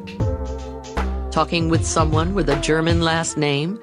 Tell her about Columbus's historic German village with the brick streets and the wonderful 1850s-style little houses. It's bound to inspire stories of the old country. Your conversation partner's surname is Italian. Tell him Genoa, Italy is Columbus's sister city. Talking with an American history buff? Tell him that Columbus was indeed named after Christopher Columbus and that a replica of the Santa Maria is anchored in the Scioto River. Talking with a student? Tell her about the 5 universities in Columbus. The possibilities continue. You suspect your conversation partner has an artistic bent? Ah, you throw out casually. Columbus is the home of artist George Bellows. Columbusites, prepare some tasty snacks for askers, even if you know nothing about them. Here's a goodie. Tell them you always have to say Columbus, Ohio, because there is also a Columbus, Arkansas, Columbus, Georgia, Columbus, Indiana, Columbus, Kansas, Columbus, Kentucky, Columbus, Mississippi, Columbus, Montana, Columbus, Nebraska, Columbus, New Jersey, Columbus, New Mexico, Columbus, North Carolina, Columbus, North Dakota, Columbus, Pennsylvania, Columbus, Texas, and Columbus, Wisconsin. That spreads the conversational possibilities to 15 other states. Remember, as a quotable notable once said, no man would listen to you talk if he didn't know it was his turn next. A postscript to the hellish experience I had with Columbus. Months later, I mentioned the trauma to my speaker friend from Columbus, Jeff. Jeff explained his house was really in a smaller town just minutes outside Columbus. What town, Jeff? Gehenna, Ohio. Gehenna means hell in Hebrew, he said, and then went on to explain why he thought ancient Hebrew historians were clairvoyant. Thanks, Jeff. I knew you'd never lay a naked city on any of your listeners. 16. How to come out a winner every time they ask, and what do you do? Third only to death and taxes is the assurance a new acquaintance will soon chirp, and what do you do? Is it fitting and proper they should make that query? We'll pick up that sticky wicket later. For the moment, These few defensive moves help you keep your crackerjack communicator credentials when asked the inevitable question. First, like Never the Naked City, don't toss a short shrift answer in response to the asker's breathless inquiry. You leave the poor fish flopping on the deck when you just say your title. I'm an actuary, an auditor, an author, an astrophysicist. Have mercy so he or she doesn't feel like a nincompoop outsider asking, what kind of actualizing, auditing, authoring, or astrophysicizing do you do? You're an attorney. Don't leave it to laymen to try to figure out what you really do. Flesh it out. Tell a little story your conversation partner can get a handle on. For example, if you're talking with a young mother, say, I'm an attorney. Our firm specializes in employment law. In fact, now I'm involved in a case where a company actually discharged a woman for taking extra maternity leave that was a medical necessity. A mother can relate to that. Talking with a business owner, say, I'm an attorney. Our firm specializes in employment law. My current case concerns an employer who is being sued by one of her staff for asking personal questions during the initial job interview. A business owner can relate to that. Technique number 16. Never the naked job. When asked the inevitable, and what do? You may think, I'm an economist, an educator, an engineer, is giving enough information to engender good conversation. However, to one who is not an economist, educator, or an engineer, you might as well be saying, I'm a paleontologist, psychoanalyst, pornographer. Flesh it out. Throw out some delicious facts about your job for new acquaintances to munch on. Otherwise, they'll soon excuse themselves, preferring the snacks back at the cheese tray. Painful memories of naked job flashers. I still harbor painful recollections of being tongue-tied when confronted by naked job flashers. Like the time a fellow at a dinner party told me, I'm a nuclear scientist. My weak, oh, that must be fascinating, reduced me to a mental molecule in his eyes. The chap on my other side announced, I'm in industrial abrasives, and then paused, waiting for me to be impressed. My, golly, you must have to be a shrewd judge of character to be in industrial abrasives didn't fly either. We three sat in silence the rest of the meal. Just last month, a new acquaintance bragged, I'm planning to teach Tibetan Buddhism at Truckee Meadows Community College, and then clammed up. I knew less about Truckee Meadows than I did about Tibetan Buddhism. Whenever people ask you what you do, give them some mouth-to-ear resuscitation so they can catch their breath and say something. 17. How to introduce people like the hostess with the mostest. It is important to help newly-mets through their first nervous moments. Susan, I'd like you to meet John Smith. John, this is Susan Jones. Duh, what do you expect John and Susan to say? Smith? That's S-M-I-T-H, isn't it? Golly, Susan, well now that's an interesting name. Nice try, forget it. Don't blame John or Susan for being less than scintillating. The fault lies with the person who introduced the two the way most people introduce their friends to each other, with naked names. They cast out a line with no bait for people to sink their teeth into. Big winners may not talk a lot, but conversation never dies unwillingly in their midst. They make sure of it with techniques like never the naked introduction. When they introduce people, they buy an insurance policy on the conversation with a few simple add-ons. Susan, I'd like you to meet John. John has a wonderful boat we took a trip on last summer. John, this is Susan Smith. Susan is editor-in-chief of Shoestring Gourmet magazine. Padding the introduction gives Susan the opportunity to ask what kind of boat John has or where the group went. It gives John an opening to discuss his love of writing, or of cooking, or of food. The conversation can then naturally expand to travel in general, life on boats, past vacations, favorite recipes, restaurants, budgets, diets, magazines, editorial policy, to infinity. If you're not comfortable mentioning someone's job during the introduction, mention their hobby or even a talent. The other day at a gathering, the hostess introduced a man named Gilbert. She said, "Leil, I'd like you to meet Gilbert. Gilbert's gift is sculpting. He makes beautiful wax carvings." I remember thinking, gift? Now that's a lovely way to introduce someone and induce conversation. Technique number 17. Never the naked introduction. When introducing people, don't throw out an unbaited hook and stand there grinning like a big clam, leaving the newlymets to flutter their fins and fish for a topic. Bait the conversational hook to get them in the swim of things. Then you're free to stay or float on to the next networking opportunity. Armed with these 2 personality enhancers, 3 conversation igniters, and 3 small extenders, it is time to take a step up the communications ladder. Let us now rise from small talk and seek the path to more meaningful dialogue. The next technique is guaranteed to make the exchange engrossing for your conversation partner.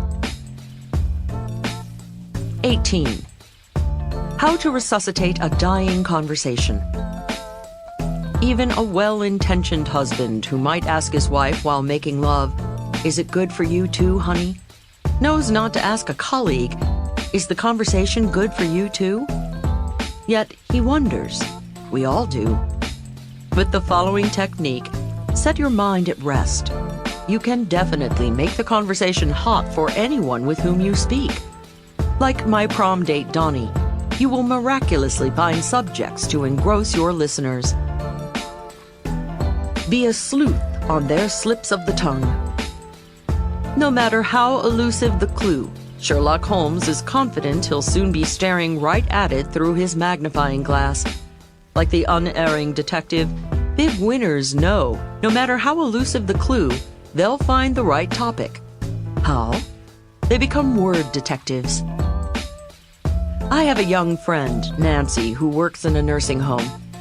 Nancy cares deeply about the elderly, but often grumbles about how crotchety and laconic some of her patients are. She laments she has difficulty relating to them. Nancy told me about one especially cantankerous old woman named Mrs. Otis, whom she could never get to open up to her. One day, Nancy confided, right after all those rainstorms we had last week, just to make conversation, I remarked to Mrs. Otis, "Terrible storms we had last week, don't you think?" "Well," Nancy continued, Mrs. Otis practically jumped down my throat. She said in a snippy voice, "It's been good for the plants." I asked Nancy how she responded to that. "What could I say?" Nancy answered. The woman was obviously cutting me off. "Did you ever think to ask Mrs. Otis if she liked plants?" "Plants?" Nancy asked. "Well, yes," I suggested. Mrs. Otis brought the subject up. I asked Nancy to do me a favor. "Ask her," I begged. Nancy resisted, but I persisted. Just to quiet me down, Nancy promised to ask cantankerous old Mrs. Otis if she liked plants. The next day, a flabbergasted Nancy called me from work. "Leil, how did you know?" Not only did Mrs. Otis love plants, but she told me she'd been married to a gardener. Today, I had a different problem with Mrs. Otis. I couldn't shut her up. She went on and on about her garden, her husband. Top communicators know ideas don't come out of nowhere. If Mrs. Otis thought to bring up plants, then she must have some relationship with them. Furthermore, by mentioning the word, it meant subconsciously she wanted to talk about plants. Suppose, for example, instead of responding to Nancy's comment about the rain with, "It's good for the plants," Mrs. Otis had said, "Because of the rain, my dog couldn't go out." Nancy could then ask about her dog. Or suppose she grumbled, "It's bad for my arthritis."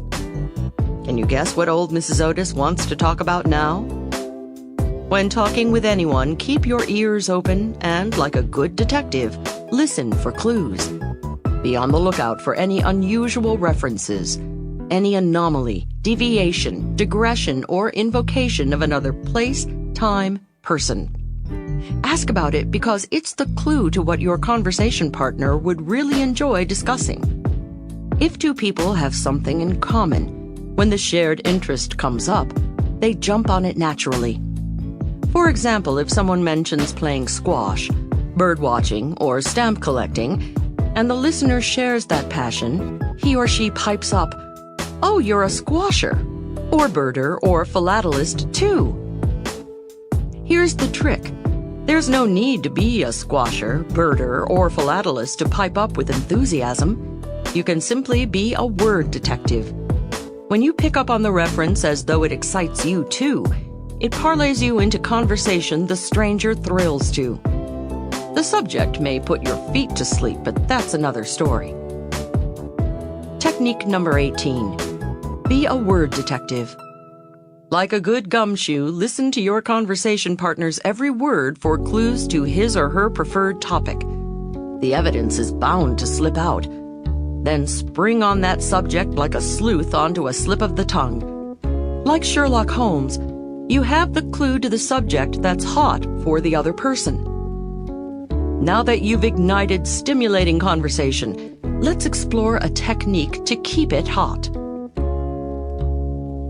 19. How to enthrall them with your choice of topic, them.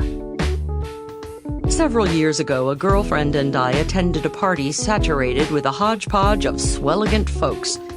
Everyone we talked to seemed to lead a nifty life.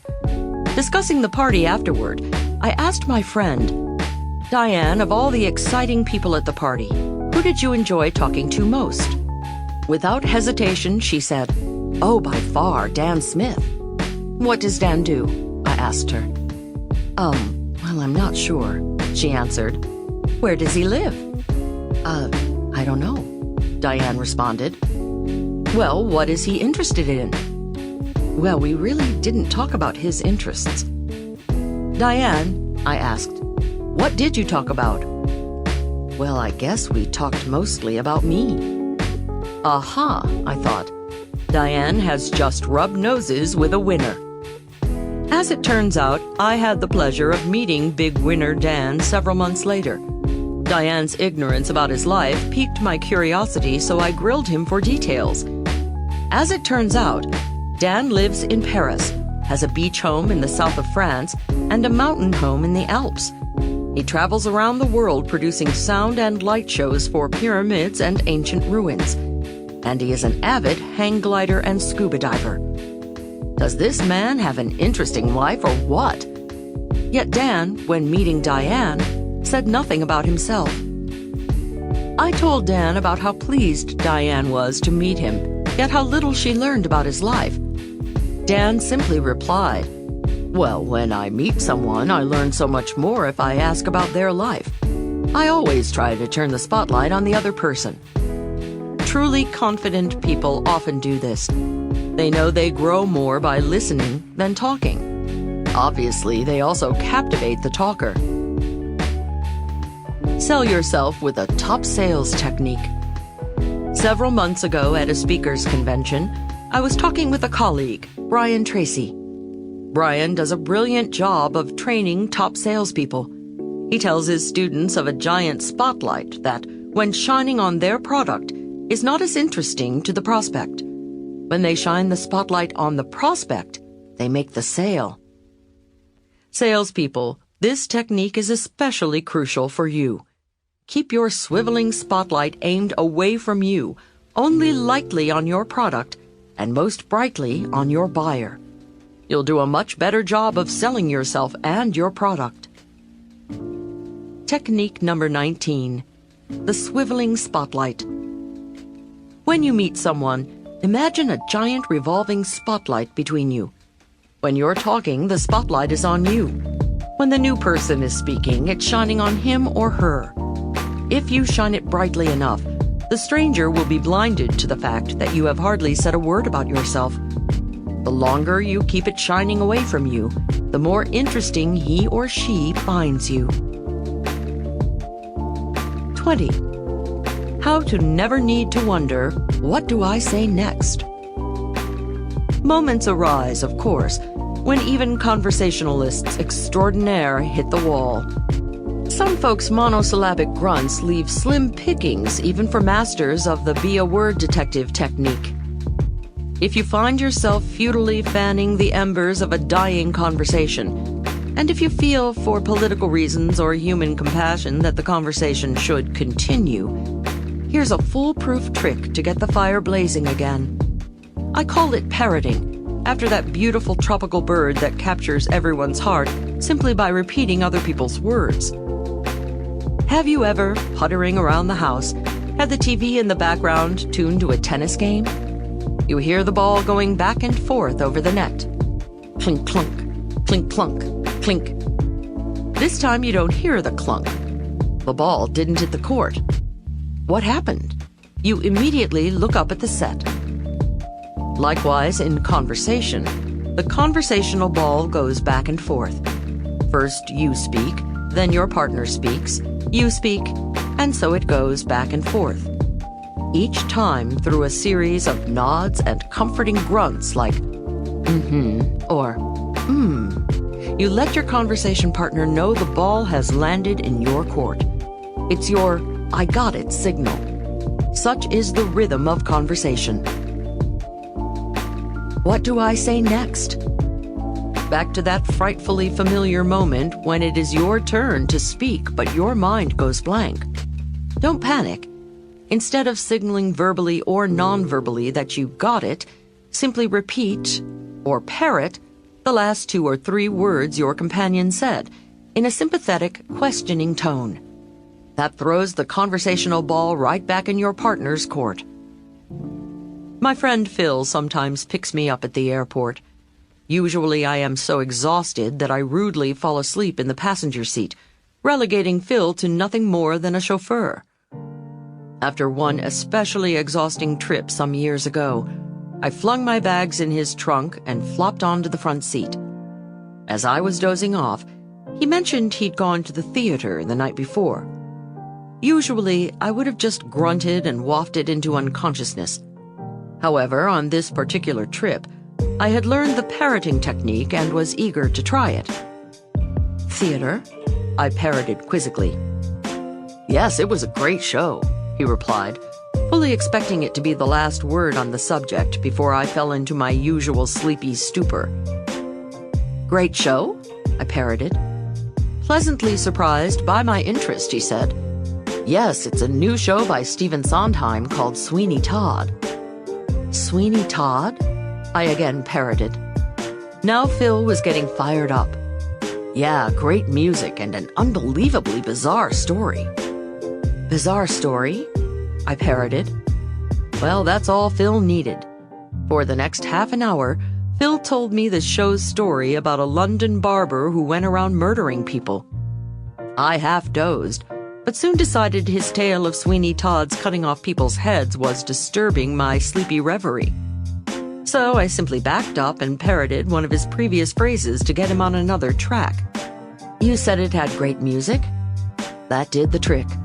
For the rest of the 45-minute trip to my home, Phil sang me Pretty Women, The Best Pies in London, and other songs from Sweeney Todd. Much better accompaniment for my demi-nap. I'm sure to this day Phil thinks of that trip as one of the best conversations we ever had. And all I did was parrot a few of his phrases. Technique number 20. Parroting. Never be left speechless again. Like a parrot, simply repeat the last few words your conversation partner says. That puts the ball right back in his or her court, and then all you need to do is listen. Salespeople, why go on a wild goose chase for a customer's real objections when it's so easy to shake them out of the trees with parroting? Parroting your way to profits. Parroting is also a can opener to pry open people's real feelings. Star salespeople use it to get to their prospects' emotional objections, which they often don't even articulate to themselves. A friend of mine, Paul, a used car salesman, told me he credits a recent sale of a Lamborghini to parroting. Paul was walking around the lot with a prospect and his wife, who had expressed interest in a sensible car. He was showing them every sensible Chevy and Ford on the lot. As they were looking at one very sensible family car, Paul asked the husband what he thought of it. "Well," he mused, "I'm not sure this car is right for me." Instead of moving on to the next sensible car, Paul parroted, "Right for you?" Paul's questioning inflection signaled the prospect that he needed to say more. "Well, yeah," the prospect mumbled. "I'm not sure it fits my personality." "Fits your personality?" Paul again parroted. "You know, maybe I need something a little more sporty." "A little more sporty?" Paul parroted. "Well, those cars over there look a little more sporty." Aha! Paul's parrot had ferreted out which cars to show the customer. As they walked over toward a Lamborghini on the lot, Paul saw the prospect's eyes light up. An hour later, Paul had pocketed a fat commission. Want to take a rest from talking to save your throat? This next technique gets your conversation partner off and running, so all you have to do is listen. Or even sneak off unnoticed as he or she chats congenially away. 21. How to get 'em happily chatting, so you can slip away if you want to.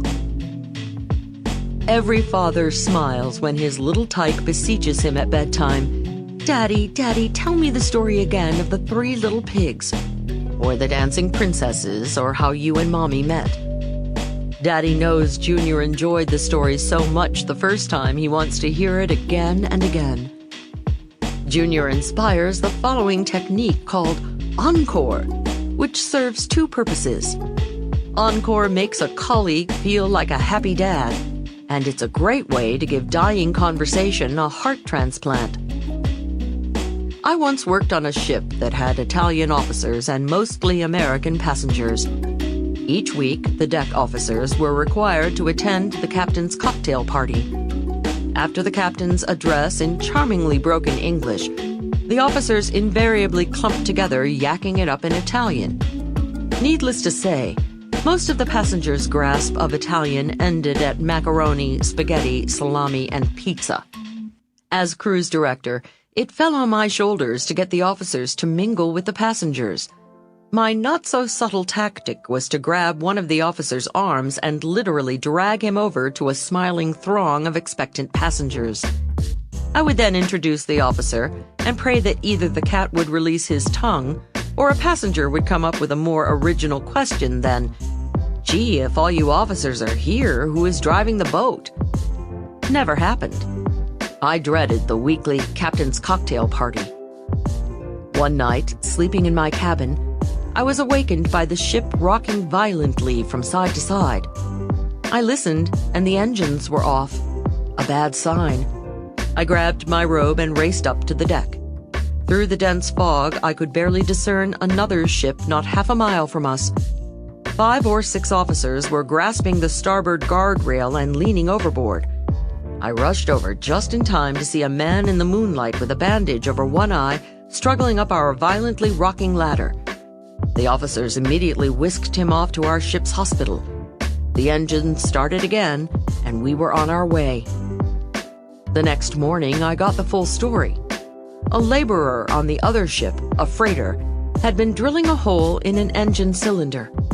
While he was working, a sharp, needle-thin piece of metal shot like a missile into his right eye. The freighter had no doctor on board, so the ship broadcast an emergency signal. International sea laws dictate that any ship hearing a distress signal must respond. Our ship came to the rescue, and the seaman, clutching his bleeding eye, was lowered into a lifeboat that brought him to our ship. Dr. Rossi, our ship's doctor, was successfully able to remove the needle from the workman's eye, thus saving his eyesight. Tell him about the time you... Cut to the next captain's cocktail party. Once again, I was faced with the familiar challenge of getting officers to mingle and make small talk with the passengers. I made my weekly trek to the laconic officers' throng to drag one or two away, and, this time, my hand fell on the arm of the ship's doctor. I hauled him over to the nearest group of grinning passengers and introduced him. I then said, "Just last week, Dr. Rossi saved the eyesight of a seaman on another ship after a dramatic midnight rescue. Dr. Rossi, I'm sure these folks would love to hear about it." It was like a magic wand. To my amazement, it was as though Dr. Rossi was blessed instantly with the tongues of angels. His previously monosyllabic broken English became thickly accented eloquence. He recounted the entire story for the growing group of passengers gathering around him. I left the throng that Dr. Rossi enraptured to pull another officer over to an awaiting audience. I grabbed the captain's stripe-covered arm, dragged him over to another pack of smiling passengers, and said, "Captain Caffiero, why don't you tell these folks about the dramatic midnight rescue you made last week?" The cat released Caffiero's tongue, and he was off and running. Back to the throng to get the first officer for the next group. By now, I knew I had a winner. "Senor Salvago, why don't you tell these folks how you awakened the captain at midnight last week for the dramatic midnight rescue?" By then, it was time to go back to extract the ship's doctor from the first bevy and take him to his next pack of passengers. It worked even better the second time. He happily commenced his encore for the second audience. As he chatted away, I raced back to the captain to pull him away for a second telling with another throng. I felt like the circus juggler who keeps all the plates spinning on sticks. Just as I got one conversation spinning, I had to race back to the first speaker to give him a whirl at another audience. The captain's cocktail parties were a breeze for me for the rest of the season. The three officers loved telling the same story of their heroism to new people every cruise. The only problem was I noticed the stories getting longer and more elaborate each time. I had to adjust my timing in getting them to do a repeat performance for the next audience. Play it again, Sam. Encore is what appreciative audiences chant when they want another song from the singer, another dance from the dancer, another poem from the poet, and in my case, another storytelling from the officers. Encore is the technique you can use to request a repeat story from a prospect, potential employer, or valued acquaintance. While the two of you are chatting with a group of people, simply turn to him and say, "John, I bet everyone would love to hear about the time you caught that 30-pound striped bass." Or, "Susan, tell everyone that story you just told me of how you rescued the kitten from the tree." He or she will, of course, demur. Insist. Your conversation partner is secretly loving it. The subtext of your request is, "That story of yours was so terrific, I want my other friends to hear it." After all, only crowd pleasers are asked to do an encore. Technique number 21. Encore. The sweetest sound a performer can hear welling up out of the applause is "Encore! Encore! Let's hear it again!" The sweetest sound your conversation partner can hear from your lips when you're talking with a group of people is, "Tell them about the time you..." Whenever you're at a meeting or party with someone important to you, think of some stories he or she told you. Choose an appropriate one from their repertoire that the crowd will enjoy. Then shine the spotlight by requesting a repeat performance. The added benefit of this technique is that once you've got them up and running with their conversation, you can sneak off and find more interesting company. One word of warning. Make sure the story you request is one in which the teller shines. No one wants to retell the time they lost the sale, cracked up the car, or broke up the bar and spent the night in jail. Make sure your requested encore is a positive story where they come out the big winner, not the buffoon. The full beauty of this technique will hit you like a happy thunderbolt the first time you use it with someone who is telling a long and wearisome tale. You simply tiptoe away and let the bore spin the story on and on with your friend. Of course, your friend may never speak to you again, but that's not germane to this chapter. The next technique deals with sharing some positive stories of your life. 22. How to come across as a positive person. Often people think when they meet someone they like, they should share a secret, reveal an intimacy, or make a confession of sorts to show they are human too. Airing your youthful battle with bedwetting, teeth grinding, or thumb sucking, or your present struggle with gout or a goiter, supposedly endears you to the masses. Well, sometimes it does. One study showed that if someone is above you in stature, their revealing a foible brings them closer to you. The holes in the bottom of presidential candidate Adlai Stevenson's shoes charmed a nation, as did George H.W. Bush's shocking admission that he couldn't stomach broccoli. If you're on sure footing, say a superstar who wants to become friends with a fan, go ahead and tell your devotees about the time you were out of work and penniless.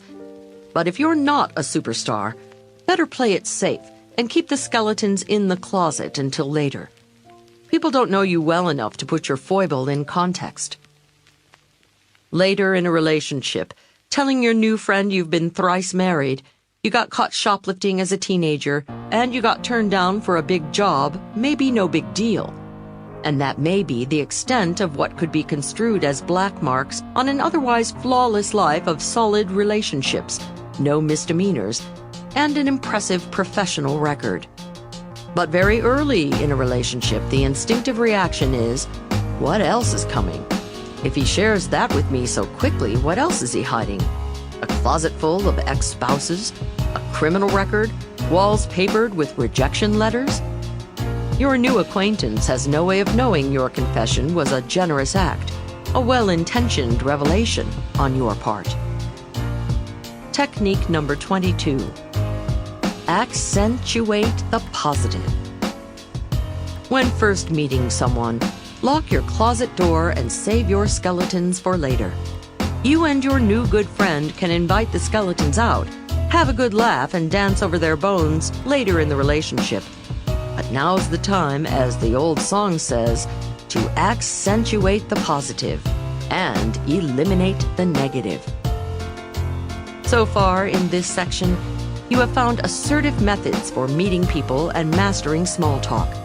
The next is both an assertive and defensive move to help spare you that pasty smile we tend to sport when we have no idea what people are talking about. 23. How to always have something interesting to say. You've heard folks whine, "I can't go to the party, I haven't got a thing to wear." When was the last time you heard, "I can't go to the party, I haven't got a thing to say"? When going to a gathering with great networking possibilities, you naturally plan your outfit and make sure your shoes will match. And of course, you must have just the right tie or correct color lipstick. You puff your hair, pack your business cards, and you're off. Whoa, wait a minute. Didn't you forget the most important thing? What about the right conversation to enhance your image? Are you actually going to say anything that comes to mind, or doesn't, at the moment? You wouldn't don the first outfit your groping hand hits in the darkened closet, so you shouldn't leave your conversing to the first thought that comes to mind when facing a group of expectant, smiling faces. You will, of course, follow your instincts in conversation, but at least be prepared in case inspiration doesn't hit. The best way to ensure you're conversationally in the swing of things is to listen to a newscast just before you leave.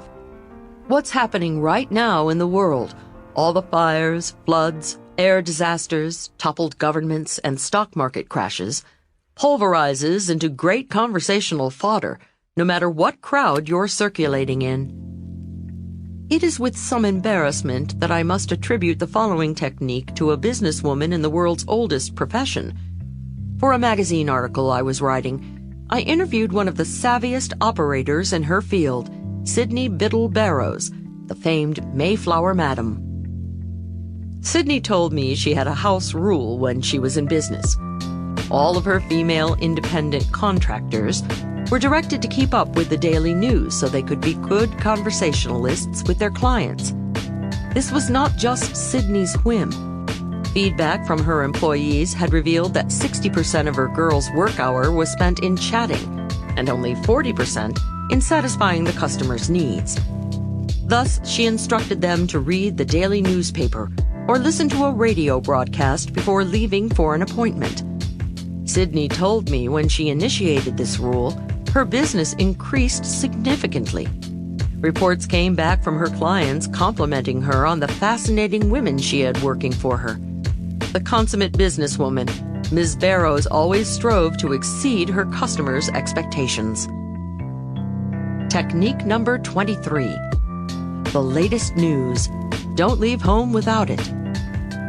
The last move to make before leaving for the party, even after you've given yourself final approval in the mirror, is to turn on the radio news or scan your newspaper. Anything that happened today is good material. Knowing the big deal news of the moment is also a defensive move that rescues you from putting your foot in your mouth by asking what everybody's talking about. Foot in mouth is not very tasty in public, especially when it's surrounded by egg on face. Ready for the big leagues of conversation? Let's go. Part 3. How to talk like a VIP. Welcome to the human jungle. When two tigers prowling through the jungle chance upon one another in a clearing, they look at each other. They freeze. Instinctively, they calculate, if our staring came to hissing, came to scratching, came to clawing, who would win? Which of us has the stronger survival skills? Tigers in the wilderness differ little from the urban upright animals inhabiting the corporate jungle, or singles jungle, or social jungle. Humans start the process by looking at each other and talking. In the business world, while smiling and uttering, "How do you do?" "Hello," "Howdy," or "Hi," they are, like tigers, instinctively, instantaneously sizing each other up. They're not calculating the length of each other's claws or the sharpness of their teeth. They're judging each other on a weapon far more powerful to survival as they have defined it. Humans are judging each other's communication skills. Although they may not know the names of the specific studies first proving it, they sense the truth. 85% of one's success in life is directly due to communication skills. They may not be familiar with the U.S. Census Bureau's recent survey showing employers choose candidates with good communication skills and attitude way over education, experience, and training. But they know communication skills get people to the top. Thus, by observing each other carefully during casual conversing, it becomes almost immediately evident to both which is the bigger cat in the human jungle. It doesn't take long for people to recognize who is an important person. One cliché, one insensitive remark, one over-anxious reaction, and you can be professionally or personally demoted. You can lose a potentially important friendship or business contact. One stupid move and you can tumble off the corporate or social ladder. The techniques in this section will help ensure that you make all the right moves so this doesn't happen. The following communication skills give you a leg up to start your ascent to the top of any ladder you choose. 24. How to find out what they do without even asking. To size each other up, the first question little cats flat-pawedly ask each other is, "And what do you do? Then they crouch there, quivering their whiskers and twitching their noses with an obvious, "I'm going to pronounce silent judgment on you after you answer" look on their pusses. Big cats never ask outright, "What do you do?" Oh, they find out all right, in a much more subtle manner. By not asking the question, the big boys and big girls come across as more principled, even spiritual. After all, their silence says, a man or woman is far more than his or her job. Resisting the tempting question also shows their sensitivity. With so much downsizing, right-sizing, and capsizing of corporations these days, the blunt interrogation evokes uneasiness. The job question is not just unpleasant for those who are between engagements. I have several gainfully employed friends who hate being asked, "And what do you do?" One of these folks cuts cadavers for autopsies. The other is an IRS collection agent. Additionally, millions of talented and accomplished women have chosen to devote themselves to motherhood. When the cruel corporate question is thrust at them, they feel guilty. The rude interrogation belittles their commitment to their families. No matter how the women answer, they fear the asker is only going to hear a humble, "I'm just a housewife." Big boys and big girls should avoid asking, "What do you do?" for another reason. Their abstinence from the question leads listeners to believe that they are in the habit of soaring with a high-flying crowd. Recently, I attended a posh party on Easy Street. I suspect they invited me as their token working-class person. I noticed no one was asking anyone what they did, because these swells didn't do anything. Oh, some might have a ticker tape on the bed table of their mansion to track investments, but they definitely did not work for a living. The final benefit to not asking, "What do you do?" is it throws people off guard. It convinces them that you are enjoying their company for who they are, not for any crass networking reason. Technique number 24. What do you do not? A sure sign you're a somebody is the conspicuous absence of the question, "What do you do?" You determine this, of course, but not with those 4 dirty words that label you as either a ruthless networker, a social climber, a gold-digging husband or wife hunter, or someone who's never strolled along Easy Street. The right way to find out. So how do you find out what someone does for a living? I thought you'd never ask. You simply practice the following 8 words. All together now. How do you spend most of your time? How do you spend most of your time is the gracious way to let a cadaver cutter, a tax collector, or a capsized employee off the hook. It's the way to reinforce an accomplished mother's choice. It's the way to assure a spiritual soul you see his or her inner beauty. It's a way to suggest to a swell that you reside on Easy Street too. Now, suppose you've just made the acquaintance of someone who does like to talk about his or her work. Asking, "How do you spend most of your time?" also opens the door for workaholics to spout off. "Oh, golly," they mock moan, "I just spend all my time working." That, of course, is your invitation to grill them for details. Then they'll talk your ear off. Yet the new wording of your question gives those who are somewhere between at leisure and work-addicted the choice of telling you about their job or not.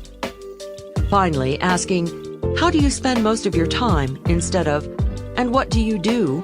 gives you your big cat stripes right off.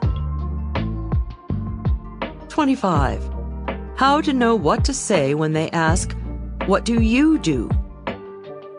Now, 99% of the people you meet will, of course, ask, "And what do you do?" Big winners, realizing someone will always ask, are fully prepared for the interrogation. Many folks have one written resume for job seeking. They type it up and then trudge off to the printer to get a nice, neat stack to send to all prospective employers. The resume lists their previous positions, dates of employment, and education. Then at the bottom, they might as well have scribbled, "Well, that's me, take it or leave it." And usually they get left. Why? Because prospective employers do not find enough specific points in the resume that relate directly to what their firm is seeking. Boys and girls in the big leagues, however, have bits and bytes of their entire work experience tucked away in their computers.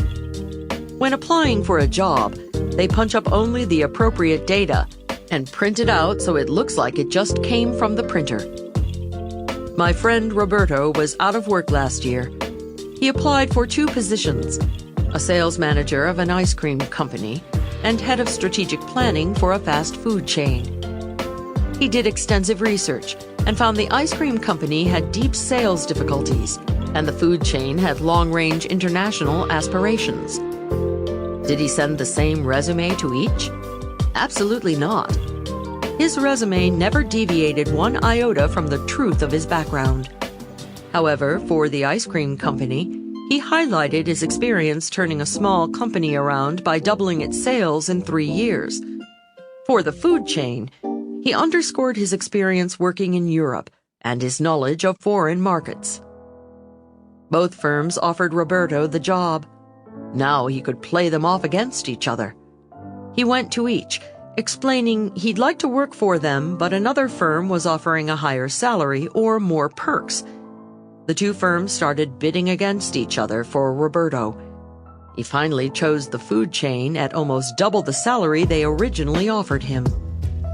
To make the most of every encounter, personalize your verbal resume with just as much care as you would your written curriculum vitae.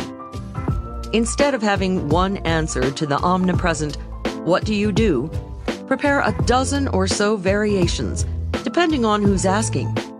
For optimum networking, every time someone asks about your job, give a calculated oral resume in a nutshell. Before you submit your answer, consider what possible interest the asker could have in you and your work. Here's how my life can benefit yours. Top salespeople talk extensively of the benefit statement. They know when talking with a potential client, they should open their conversation with a benefit statement. When my colleague Brian makes cold calls, instead of saying, "Hello, my name is Brian Tracy, I'm a sales trainer," he says, "Hello, my name is Brian Tracy from the Institute for Executive Development. Would you be interested in a proven method that can increase your sales from 20 to 30% over the next 12 months? That is his benefit statement. He highlights the specific benefits of what he has to offer to his prospect. My hairdresser, Gloria, I discovered, gives a terrific benefit statement to everyone she meets. That's probably why she has so many clients. In fact, that's how she got me as a client. When I met Gloria at a convention, she told me she was a hairdresser who specialized in flexible hairstyles for the businesswoman. She casually mentioned she has many clients who choose a conservative hairstyle for work that they can instantly convert to a feminine style for social situations. Hey, that's me, I said to myself, fingering my stringy little ponytail. I asked for her card, and Gloria became my hairdresser. Then, several months later, I happened to see Gloria at another event. I overheard her chatting with a stylish gray-haired woman at the buffet table. Gloria was saying, "And we specialize in a wonderful array of blue rinses." Now that was news to me. I didn't remember seeing one gray head in her salon. As I was leaving the party, Gloria was out on the lawn talking animatedly with the host's teenage daughters. "Oh yeah," she was saying, "like we specialize in these really cool, up-to-the-minute styles." Good for you, Gloria. Like Gloria the hairdresser, give your response a once-over before answering the inevitable, "What do you do?" When someone asks, never give just a one-word answer. That's for forms. If business networking is on your mind, ask yourself, how could my professional experience benefit this person's life? For example, here are some descriptions various people might put on their tax return. Real estate agent, financial planner, martial arts instructor, cosmetic surgeon, hairdresser. Any practitioner of the above profession should reflect on the benefit his or her job has to humankind. Every job has some benefit, or you wouldn't get paid to do it. The advice to these folks is, don't say real estate agent. Say, I help people moving into our area find the right home. Don't say financial planner. Say, I help people plan their financial future. Don't say martial arts instructor. Say, I help people defend themselves by teaching martial arts. Don't say cosmetic surgeon. Say, I reconstruct people's faces after disfiguring accidents. Or if you're talking with a woman of a certain age, as the French so gracefully say, tell her, I help people to look as young as they feel through cosmetic surgery. Don't say hairdresser. Say, I help a woman find the right hairstyle for her particular face. Go, Gloria. Putting the benefit statement in your verbal nutshell resume brings your job to life and makes it memorable. Even if your new acquaintance can't use your services, the next time he or she meets someone moving into the area, wanting to plan their financial future, thinking of self-defense, considering cosmetic surgery, or needing a new hairstyle, who comes to mind? Not the unimaginative people who gave the tax return description of their jobs, but the big winners who painted a picture of helping people with needs. A nutshell resume for your private life. The nutshell resume works in non-business situations too. Since the new acquaintances will always ask you about yourself, prepare a few exciting stock answers. When meeting a potential friend or loved one, make your life sound like you will be a fun person to know. As a young girl, I wrote novels in my mind about my life. Leil, squinting her eyes against the torrential downpour, bravely reached out the window into the icy storm to pull the shutters tight and keep the family safe from the approaching hurricane. Big deal. Mama asked me to close the windows when it started to rain. Still, marching toward the open window, I fancied myself the family's brave savior. You don't need to be quite so melodramatic in your self-image, but at least punch up your life to sound interesting and dedicated. Technique number 25. The nutshell resume. Just as job-seeking top managers roll a different written resume off their printers for each position they're applying for, let a different true story about your professional life roll off your tongue for each listener. Before responding to, "What do you do?" ask yourself, what possible interest could this person have in my answer? Could he refer business to me? Buy from me? Hire me? Marry my sister? Become my buddy? Wherever you go, pack a nutshell about your own life to work into your communications bag of tricks. 26. How to sound even smarter than you are. Did you ever hear someone try to say a word that was just too darn big for his tongue? By the smile on the speaker's face and the gleam in his eye as the word limped off his lips, you knew he was really proud of it. To make matters worse, he probably used the word incorrectly, inappropriately, and maybe even mispronounced it. Ouch. The world perceives people with rich vocabularies to be more creative, more intelligent.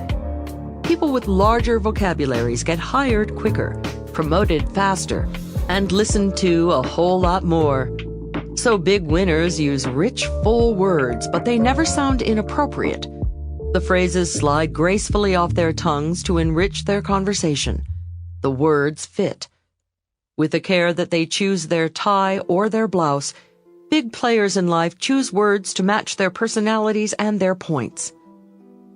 The startling good news is that the difference between a respected vocabulary and a mundane one is only about 50 words. You don't need much to sound like a big winner. A mere few dozen wonderful words will give everyone the impression that you have an original and creative mind. Acquiring this super vocabulary is easy. You needn't pore over vocabulary books or listen to tapes of pompous pontificators with impossible British accents. You don't need to learn $2 words that your grandmother, if she heard, would wash out of your mouth with soap. All you need to do is think of a few tired, overworked words you use every day. Words like smart, nice, pretty, or good. Then grab a thesaurus or book of synonyms off the shelf. Look up that common word even you are bored hearing yourself utter every day. Examine your long list of alternatives. For example, if you turn to the word smart, you'll find dozens of synonyms. Some words are colorful and rich, like ingenious, resourceful, adroit, shrewd, and many more. Run down the list and say each out loud. Which ones fit your personality? Which ones seem right for you?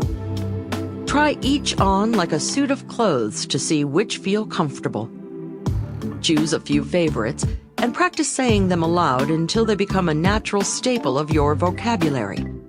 The next time you want to compliment someone, say on being smart, you'll be purring, "Oh, that's so clever of you. My, how resourceful. That was ingenious." Or maybe, "How astute of you." And now, for men only. Gentlemen, we women spend a lot of time in front of the mirror, as if you didn't know. When I was in college, it used to take me a full 15 minutes to fix myself up for a date. Every year since, I've had to add a few minutes. I'm now up to an hour and a half gussying myself up for an evening out. Gentlemen, when your wife comes down the staircase all dolled up for a night out, or you pick a lady up for dinner, what do you say?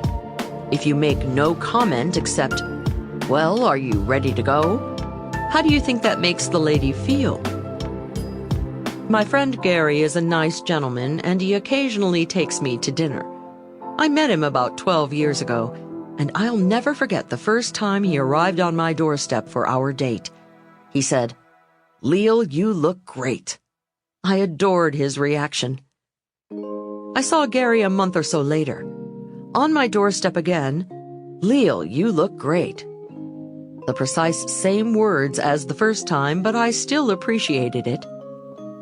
It's been 12 long years now that this gentleman and I have been friends. I see him about once every 2 months, and every darn time it's the same old comment, "Leil, you look great." I think I'll show up one evening in a flannel nightshirt and a mud pack on my face. I swear Gary will say, "Leil, you look great." During my seminars, to help men avoid Gary's mistake, I ask every male to think of a synonym for pretty or great. Then I bring up one woman and several men. I ask each to pretend he is her husband. She has just come down the stairs ready to go out to dinner. I ask each to take her hand and deliver his compliment. "Darla," one says, "you look elegant." "Ooh," every woman in the room sighs. "Darla," says another, taking her hand, "you look stunning." "Ooh," every woman in the room swoons. "Darla," says the third, putting her hand between his, "you look ravishing." "Ooh." By now, every woman in the room has gone limp. Pay attention, men. Words work on us women. More unisex suggestions. Suppose you've been at a party and it was wonderful. Don't tell the hosts it was wonderful. Everybody says that. Tell them it was a splendid party, a superb party, an extraordinary party. Hug the hosts and tell them you had a magnificent time, a remarkable time, a glorious time. The first few times you say a word like glorious, it may not roll comfortably off your tongue.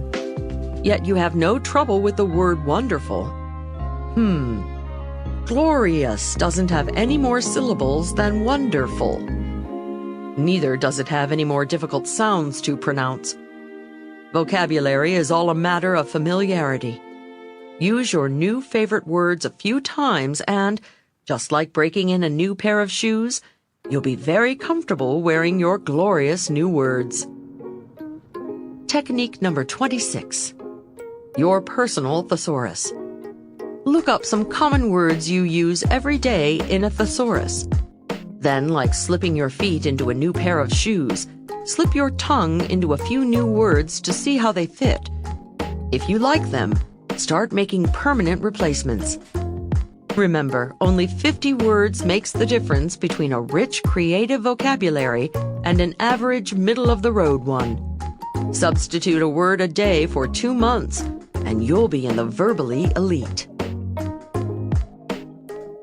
27.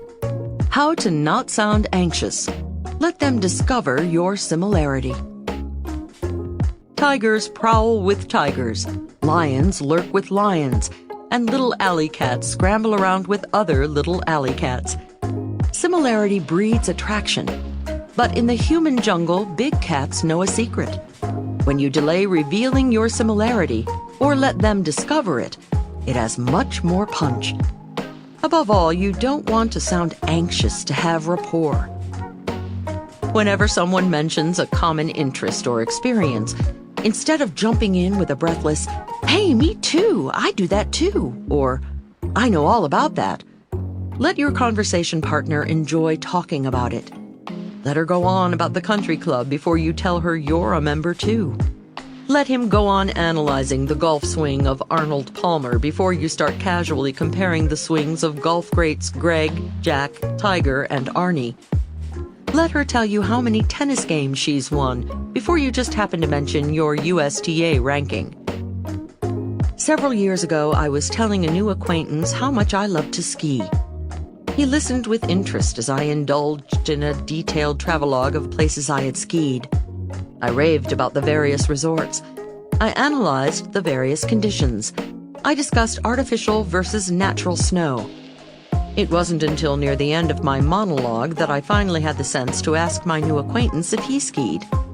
He replied, "Yes, I keep a little apartment in Aspen." Cool. If he had jumped in and told me about his ski pad right after I first told him how much I liked skiing, I'd have been impressed, mildly. However, waiting until the end of our conversation, and then revealing he was such an avid skier that he kept an Aspen ski pad, made it unforgettable. Here's the technique I call kill the quick me too. Whenever people mention an activity or interest you share, let them enjoy discussing their passion. Then, when the time is right, casually mention you share their interest. "Oh, I must have been boring you." I waited weeks for the opportunity to try it out. Finally, the moment presented itself at a convention. A new contact began telling me about her recent trip to Washington, D.C.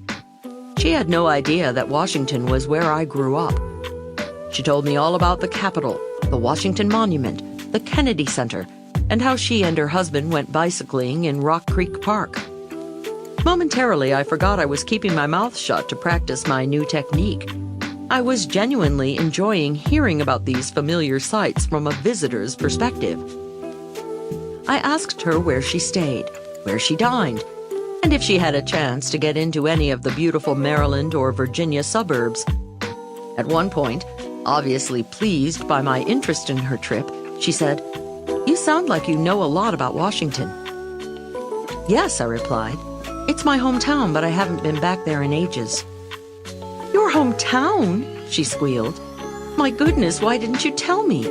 I must have been boring you." "Oh, not at all," I replied honestly. "I was enjoying hearing about your trip so much I was afraid you'd stop if I told you." Her big smile and barely audible, "Oh gosh," let me know I had won a new friend. When someone starts telling you about an activity he has done, a trip she has made, a club he belongs to, an interest she has, anything that you share, bite your tongue. Let the teller relish his or her own monologue. Relax and enjoy it too, secretly knowing how much pleasure your conversation partner will have when you reveal you share the same experience. Then, when the moment is ripe, casually disclose your similarity. And be sure to mention how much you enjoyed hearing about his or her shared interest. Technique number 27. Kill the quick me too. Whenever you have something in common with someone, the longer you wait to reveal it, the more moved and impressed he or she will be. You emerge as a confident big cat, not a lonely little stray hungry for a quick connection with a stranger. P.S. Don't wait too long to reveal your shared interest, or it will seem like you're being tricky. 28. How to be a you firstie to gain their respect and affection. Sex. Now that I have your attention. 2-bit comics have been using that gag from the days when 2 bits bought a 4-square meal. However, big winners know there's a 3-letter word more potent than sex to get people's attention. That word is you. Why is you such a powerful word? Because when we were infants, we thought we were the center of the universe. Nothing mattered but me, myself, and I. The rest of the shadowy forms stirring about us, which we later learned were other people, existed solely for what they could do for us. Self-centered little tykes that we were, our tiny brains translated every action, every word into, how does that affect me? Big winners know we haven't changed a bit. Adults camouflage their self-centeredness under a mask of civilization and politeness. Yet the human brain still immediately, instinctively, and unfailingly translates everything into terms of, how does that affect me? For example, suppose, gentlemen, you want to ask a colleague, Jill, if she would like to join you for dinner. So you say to her, there's a really good new Indian restaurant in town. Will you join me there for dinner tonight? Before answering, Jill is thinking to herself, by good, does he mean the food or the atmosphere or both? Her reverie continues. Indian cuisine, I'm not sure. He says it's good. However, will I like it? While thinking, Jill hesitates. You probably take her hesitation personally, and the joy of the exchange diminishes. Suppose instead you had said to her, Jill, you will really love this new Indian restaurant. Will you join me there this evening for dinner? Phrasing it that way, you've already subliminally answered Jill's questions, and she's more apt to give you a quick yes. The pleasure-pain principle is a guiding force in life. Psychologists tell us everyone automatically gravitates toward that which is pleasurable and pulls away from that which is painful. For many people, thinking is painful. So big winners, when they wish to control, inspire, be loved by, sell to people, or get them to go to dinner, do the thinking for them. They translate everything into the other person's terms by starting as many sentences as they can with that powerful little 3-letter word, you. Thus, I call the technique communication. Communicate when you want a favor. Putting you first gets a much better response, especially when you're asking a favor, because it pushes the asker's pride button. Suppose you want to take a long weekend. You decide to ask your boss if you can take Friday off. Which request do you think he or she is going to react to more positively? Can I take Friday off, boss? Or this one? Boss, can you do without me Friday? In the first case, boss has to translate your can I take Friday off into can I do without this employee Friday? That's an extra thought process. And you know how some bosses hate to think. However, in the second case, boss, can you do without me Friday? You did boss's thinking for her. Your new wording made managing without you a matter of pride for boss. Of course, she said to herself, I can manage without your help Friday. Communicate your compliments. Communication also enriches your social conversation. Gentlemen, say a lady likes your suit. Which woman gives you warmer feelings? The woman who says, I like your suit. Or the one who says, you look great in that suit. Big players who make business presentations use communication to excellent advantage. Suppose you're giving a talk and a participant asks a question. He likes to hear you say, that's a good question. However, consider how much better he feels when you tell him, you've asked a good question. Salespeople don't just tell your prospects. It's important that convince them by informing them. You'll see the importance of. When negotiating, instead of the result will be, let them know you'll see the result when you. Starting sentences with you even works when talking to strangers on the street. Once, driving around San Francisco hopelessly lost, I asked people walking along the sidewalk how to get to the Golden Gate Bridge. I stopped a couple trudging up a hill. "Excuse me," I called out the window. "I can't find the Golden Gate Bridge." The pair looked at each other and shrugged with that "how stupid can these tourists get" look on their faces. "That direction," the husband mumbled, pointing straight ahead. Still lost, I called out to the next couple I encountered. "Excuse me, where's the Golden Gate Bridge?" Without smiling, they pointed in the opposite direction. Then I decided to try communication. When I came upon the next strolling couple, I called out the window. "Excuse me, could you tell me where the Golden Gate Bridge is?" "Of course," they said, answering my question literally.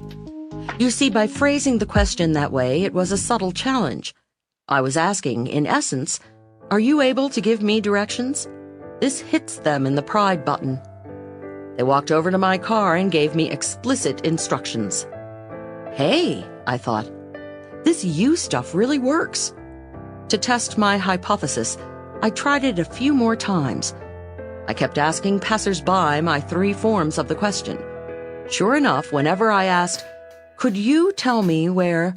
people were more pleasant and helpful than when I started the question with "I" or "where."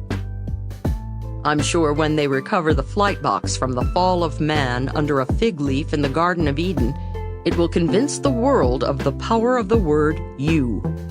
Eve did not ask Adam to eat the apple. She did not command him to eat the apple. She didn't even say, "Adam, I want you to eat this apple." She phrased it, as all big winners would, "You will love this apple." That's why he bit. Communication is a sign of sanity. Therapists calculate inmates of mental institutions say "I" and "me" 12 times more often than residents of the outside world. As patients' conditions improve, the number of times they use the personal pronouns also diminishes. Continuing up the sanity scale, the fewer times you use "I", the more sane you seem to your listeners. If you eavesdrop on big winners talking with each other, you'll notice a lot more "you" than "I" in their conversation. Technique number 28. Communication. Start every appropriate sentence with "you". It immediately grabs your listener's attention.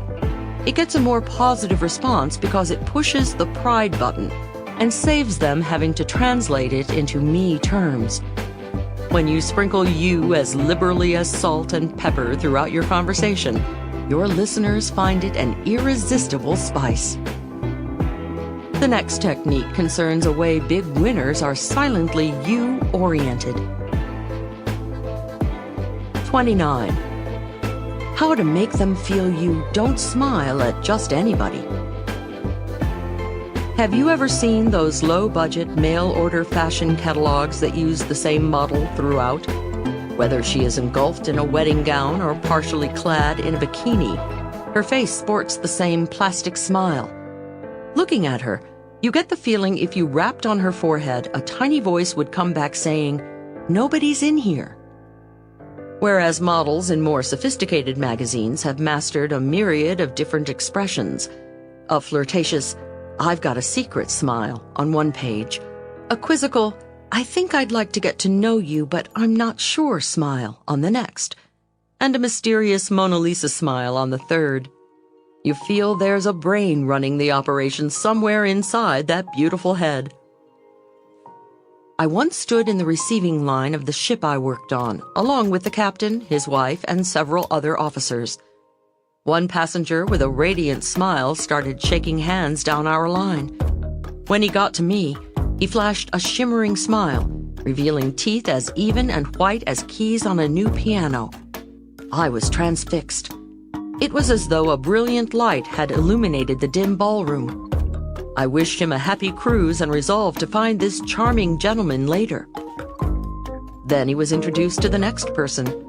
Out of the corner of my eye, I saw his identical glistening grin. A third person, the same grin. My interest began to dwindle. When he gave his fourth indistinguishable smile to the next person, he started to resemble a Cheshire cat. By the time he was introduced to the fifth person, his consistent smile felt like a strobe light disturbing the ambience of the ballroom. Strobe Man went on flashing everybody the same smile down the line. I had no further interest in talking with him. Why did this man's stock shoot high in my ticker 1 minute and plummet the next? Because his smile, although charming, reflected no special reaction to me. Obviously, he gave the same smile to everybody, and by that it lost all its specialness. If Strobe Man had given each of us a slightly different smile, he would have appeared sensitive and insightful. Of course, if his smile had been just a tad bigger for me than for the others, I couldn't have waited for the formalities to be over to seek him out in the crowded ballroom. Review your repertoire of smiles. If your job required you to carry a gun, you would, of course, learn all about the moving parts before firing it. And before taking aim, you would carefully consider whether it would murder, maim, or merely wound your target. Since your smile is one of your biggest communications weapons, learn all about the moving parts and the effect on your target. Set aside 5 minutes. Lock your bedroom or bathroom door so your family doesn't think you've gone off the deep end. Now stand in front of the mirror and flash a few smiles. Discover the subtle differences in your repertoire. Just as you would alternate saying hello, how do you do, and I am pleased to meet you when being introduced to a group of people, vary your smile. Don't use the same on each. Let each of your smiles reflect the nuances of your sentiment about the recipient. Technique number 29, the exclusive smile. If you flash everybody the same smile like a Confederate dollar, it loses value. When meeting groups of people, grace each with a distinct smile. Let your smiles grow out of the beauty big players find in each new face. If one person in a group is more important to you than the others, reserve an especially big flooding smile just for him or her. In defense of the quickie. There are times, I discovered, when the quick put-on smile works. For example, when you want to engineer the acquaintance of someone to whom you have not had the opportunity to be introduced. In the vernacular, that's pick them up. The smile's pickup power was proven for posterity by solemn researchers at the University of Missouri. They conducted a highly controlled study titled Giving Men the Come On: Effect of Eye Contact and Smiling in a Bar Environment. I kid you not. To prove their hypothesis, female researchers made eye contact with unsuspecting male subjects enjoying a little libation in a local drinking establishment. Sometimes the female researchers followed their glance with a smile. In other cases, no smile. The results? I quote the study. The highest approach behavior, 60%, was observed in the condition in which there was smiling. That translates into layman's English. The guy came over 60% of the time when the lady smiled. Without the smile, he made the approach only 20% of the time. So yes, a smile works for those who wish to pick somebody up. However, in situations where the stakes are higher, try the flooding smile from the first section, and now the exclusive smile. 30. How to avoid sounding like a jerk. Do you remember that scene from the movie classic Annie Hall, where Diane Keaton is first meeting Woody Allen? As she's chatting with him, we hear her private thoughts. She's musing to herself, "Oh, I hope he's not a jerk like all the others." One of the quickest ways to make a big winner think you are, well, a jerk, is to use a cliché. If you're chatting with a top communicator and even innocently remark, "Yes, I was tired as a dog," or "She was cute as a button," you've unknowingly laid a linguistic bomb. Big winners silently moan when they hear someone mouth a trite, overworn phrase. Oh sure, just like the rest of us, big winners find themselves feeling fit as a fiddle happy as a lark, or high as a kite. Like the rest of humanity, they consider some of their acquaintances crazy as a loon, nutty as a fruitcake, or blind as a bat. Because many of them work hard, many of them are as busy as a bee and get rich as Croesus. Yet would any of them describe themselves in those words? Not in a coon's age. Why? Because when a big winner hears your cliché, you might as well be saying, "My powers of imagination are impoverished. I can't think of anything original to say, so I must fall back on these trite, overworn phrases." Mouthing a common cliché around uncommonly successful people brands you as uncommonly common. Technique number 30. Don't touch a cliché with a 10-foot pole. Be on guard.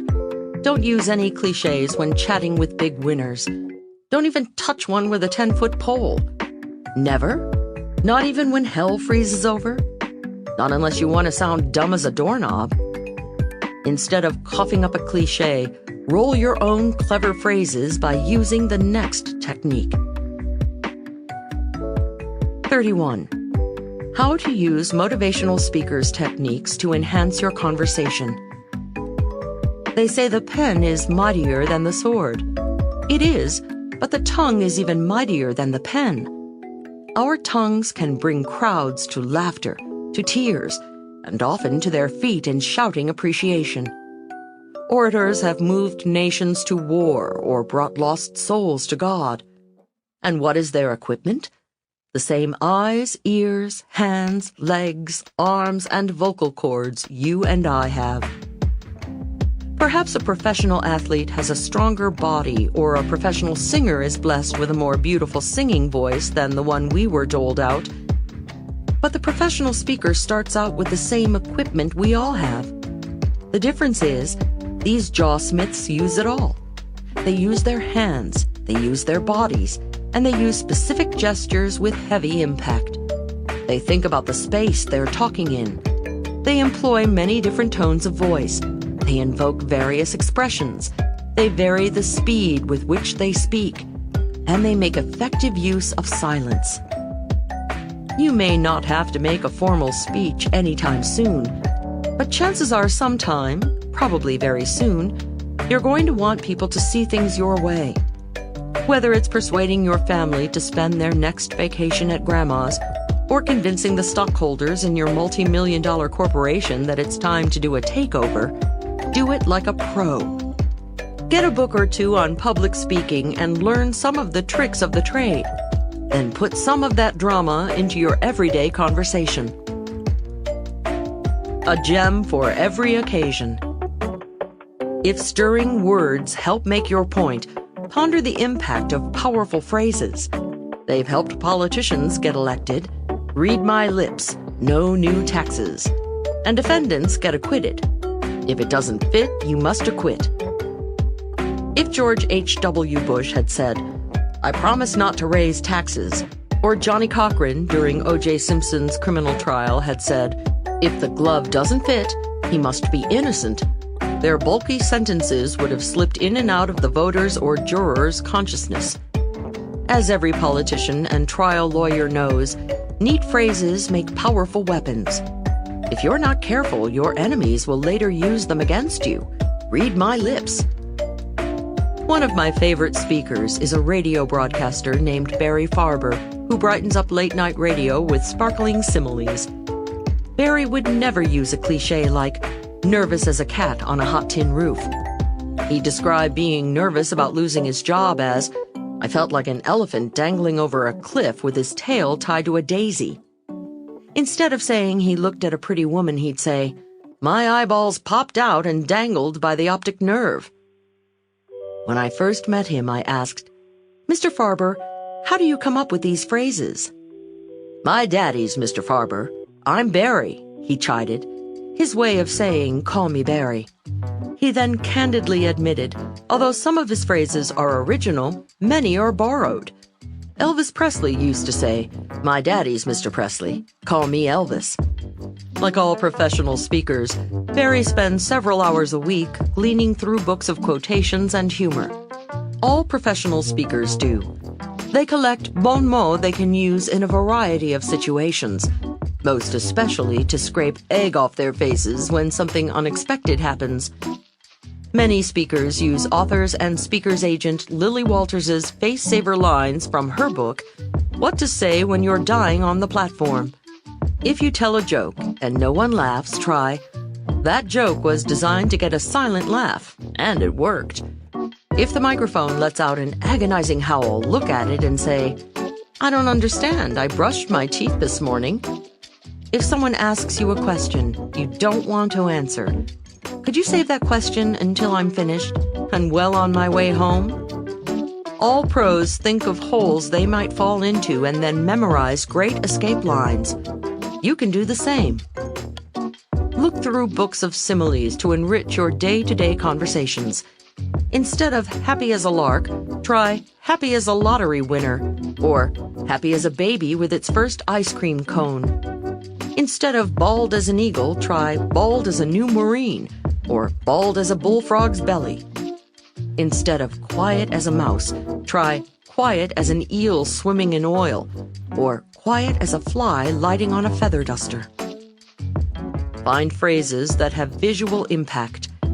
Instead of a cliche like sure as death and taxes, try as certain as beach traffic in July, or as sure as your shadow will follow you. Your listeners can't see death or taxes, but they sure can see beach traffic in July or their shadow following them down the street. Try to make your similes relate to the situation. If you're riding in a taxi with someone, as sure as that taxi meter will rise has immediate impact. If you're talking with a man walking his dog, as sure as your dog is thinking about that tree adds a touch of humor. Make 'em laugh, make 'em laugh, make 'em laugh. Humor enriches any conversation, but not jokes starting with, hey, did you hear the one about? Plan your humor and make it relevant. For example, if you're going to a meeting on the budget, look up money in a quotation book. In an uptight business situation, a little levity shows you're at ease. Once, during an oppressive financial meeting, I heard a top executive say, don't worry, this company has enough money to stay in business for years, unless we pay our creditors. He broke the tension and won the appreciation of all. Later, I saw a similar quote in a humor book attributed to Jackie Mason, the comedian. So what? The exec still came across as a cool communicator with his clever comment. Big players who want to be quoted in the media lie awake at night gnawing the pillow, trying to come up with phrases the press will pick up. A Michigan veterinarian named Timothy, a heavy hitter in his own field but completely unknown outside of it, made national headlines when he planned to attach a pair of feet to a rooster who lost his to frostbite. Why? Because he called it a drumstick transplant. I don't know if a French woman, Jeanne Calment, then officially the world's oldest person, was looking for publicity on her 122nd birthday. But she made international headlines when she told the media, I've only ever had one wrinkle and I'm sitting on it. Mark Victor Hansen, a big player in his own field but once relatively unknown outside of it, was propelled into national prominence when he came up with a catchy name for his book, co-authored with Jack Canfield, Chicken Soup for the Soul. He told me his original title was 101 Pretty Stories. How far would that have gone? Soon the world was lapping up, among others, his Chicken Soup for the Woman's Soul, Chicken Soup for the Teenage Soul, Chicken Soup for the Mother's Soul, Chicken Soup for the Christian Soul, plus second, third, and fourth servings of chicken soup in hardcover, paperback, audio, video, and calendars. Technique number 31. Use Jaw Smith's jive. Whether you're standing behind a podium facing thousands or behind the barbecue grill facing your family, you'll move, amuse, and motivate with the same skills. Read speakers' books to cull quotations, pull pearls of wisdom, and get gems to tickle their funny bones.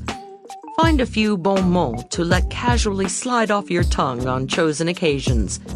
If you want to be notable, dream up a crazy quotable.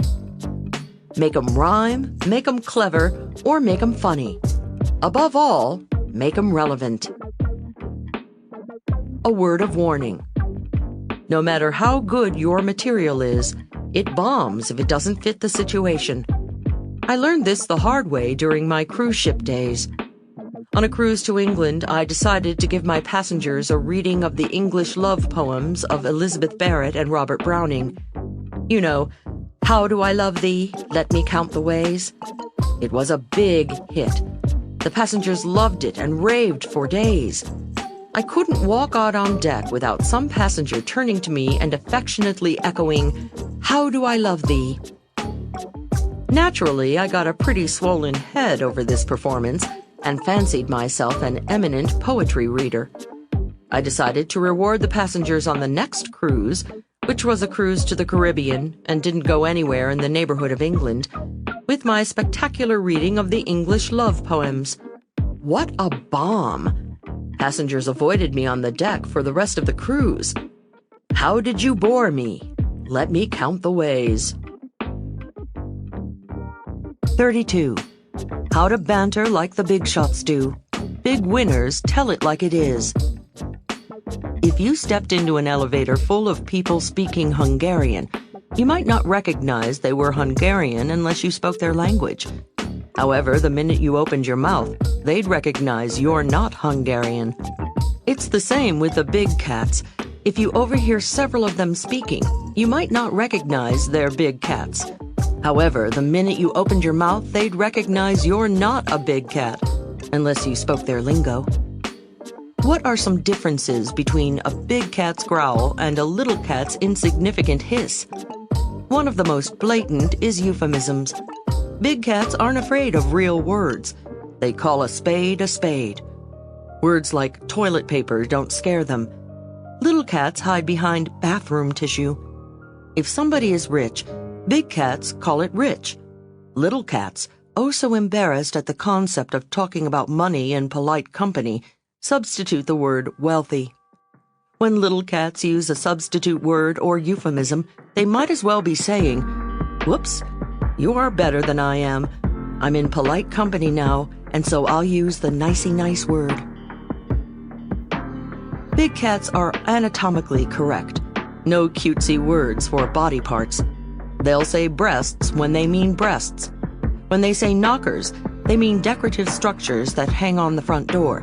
And family jewels are in the safe on the wall. If a big cat is ever in doubt about a word, he or she simply resorts to French. If they feel the word buttocks is debatable, derriere will do quite nicely, thank you. Technique number 32. Call a spade a spade. Don't hide behind euphemisms. Call a spade a spade. That doesn't mean big cats use tasteless 4-letter words when perfectly decent 5- and 6-letter ones exist. They've simply learned the King's English, and they speak it. Here's another way to tell the big players from the little ones just by listening to a few minutes of their conversation. 33.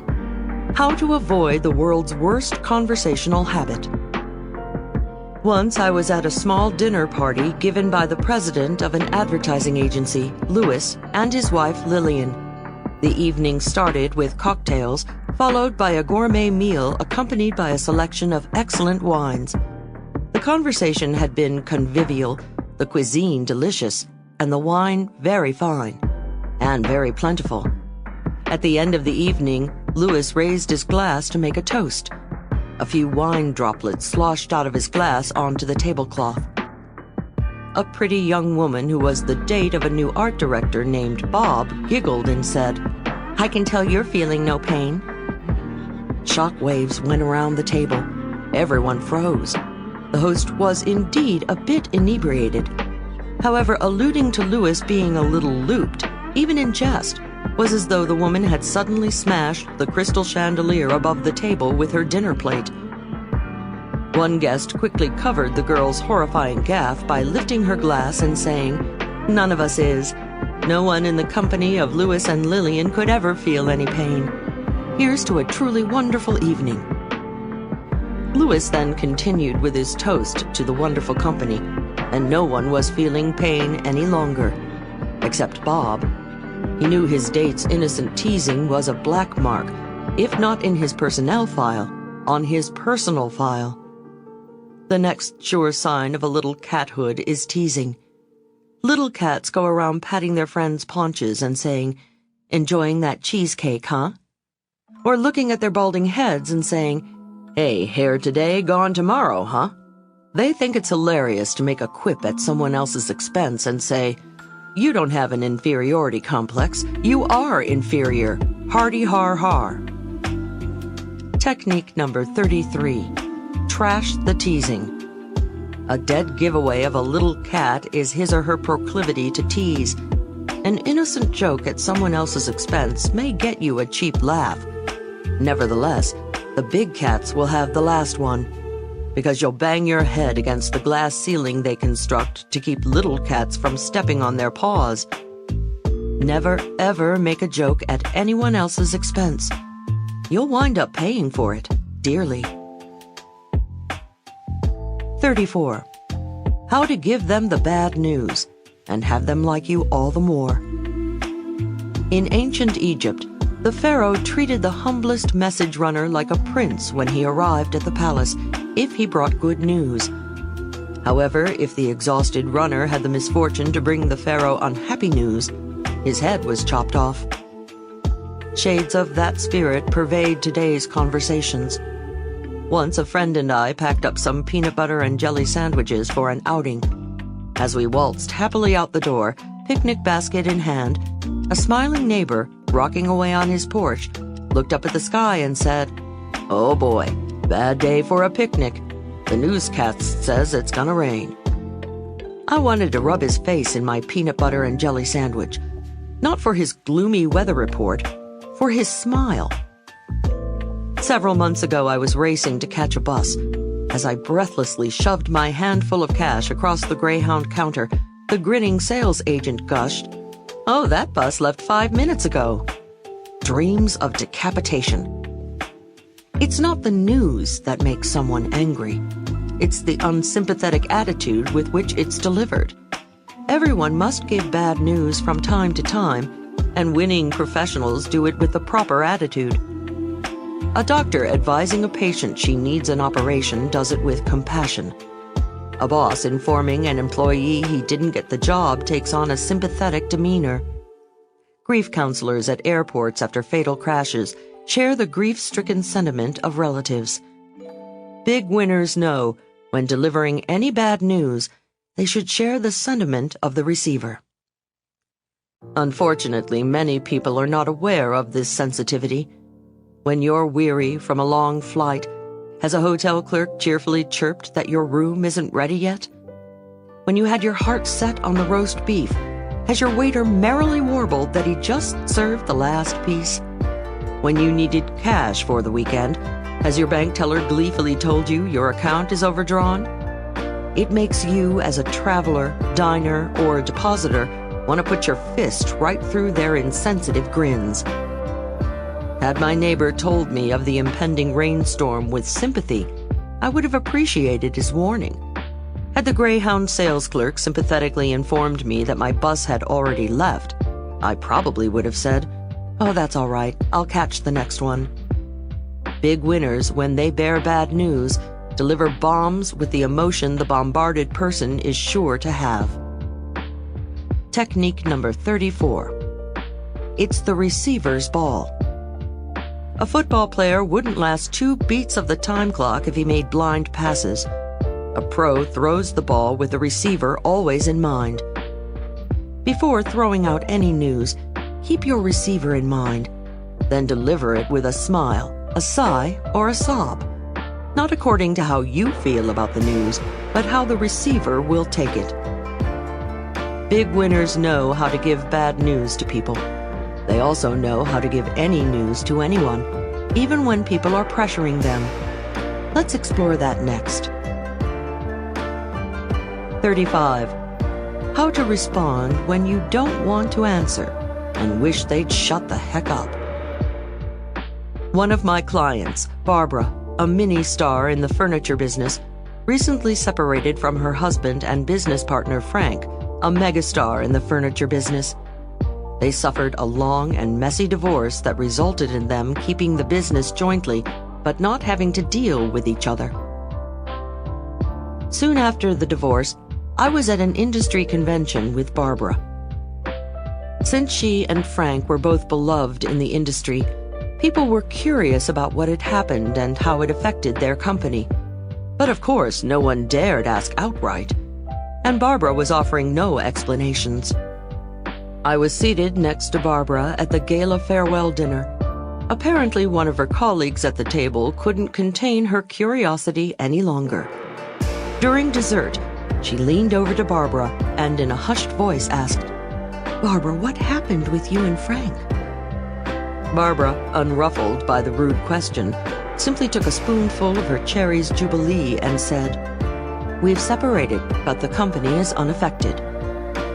Not satisfied with that answer, the woman pumped harder. "Are you still working together?" Barbara took another bite of her dessert and repeated in precisely the same tone of voice, "We've separated, but the company is unaffected." The frustrated interrogator was not going to give up easily. "Are you both still working in the company?" Barbara, appearing not the least disturbed by the woman's incontinent insistence, scooped the last cherry out of her dish, smiled, looked directly at her, and said in the identical tone of voice, "We've separated, but the company is unaffected." That shut her up. Barbara had shown her big winner's badge by using the broken record technique, the most effective way to curtail an unwelcome cross-examination. Technique number 35. The broken record. Whenever someone persists in questioning you on an unwelcome subject, simply repeat your original response. Use precisely the same words in precisely the same tone of voice. Hearing it again usually quiets them down. If your rude interrogator hangs on like a leech, your next repetition never fails to flick them off. 36. How to talk to a celebrity. Suppose you've just settled in for dinner at a nice restaurant. You look over at the next table, and who do you see? Is it really he? Could it possibly be?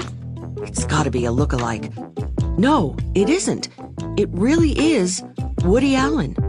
Substitute any celebrity here. Your favorite movie star, politician, broadcaster, boss who owns the company that owns the company you work for. And there the celestial body is, in the flesh, sitting not 10 feet from you. What should you do? Nothing. Big shots don't slobber over stars.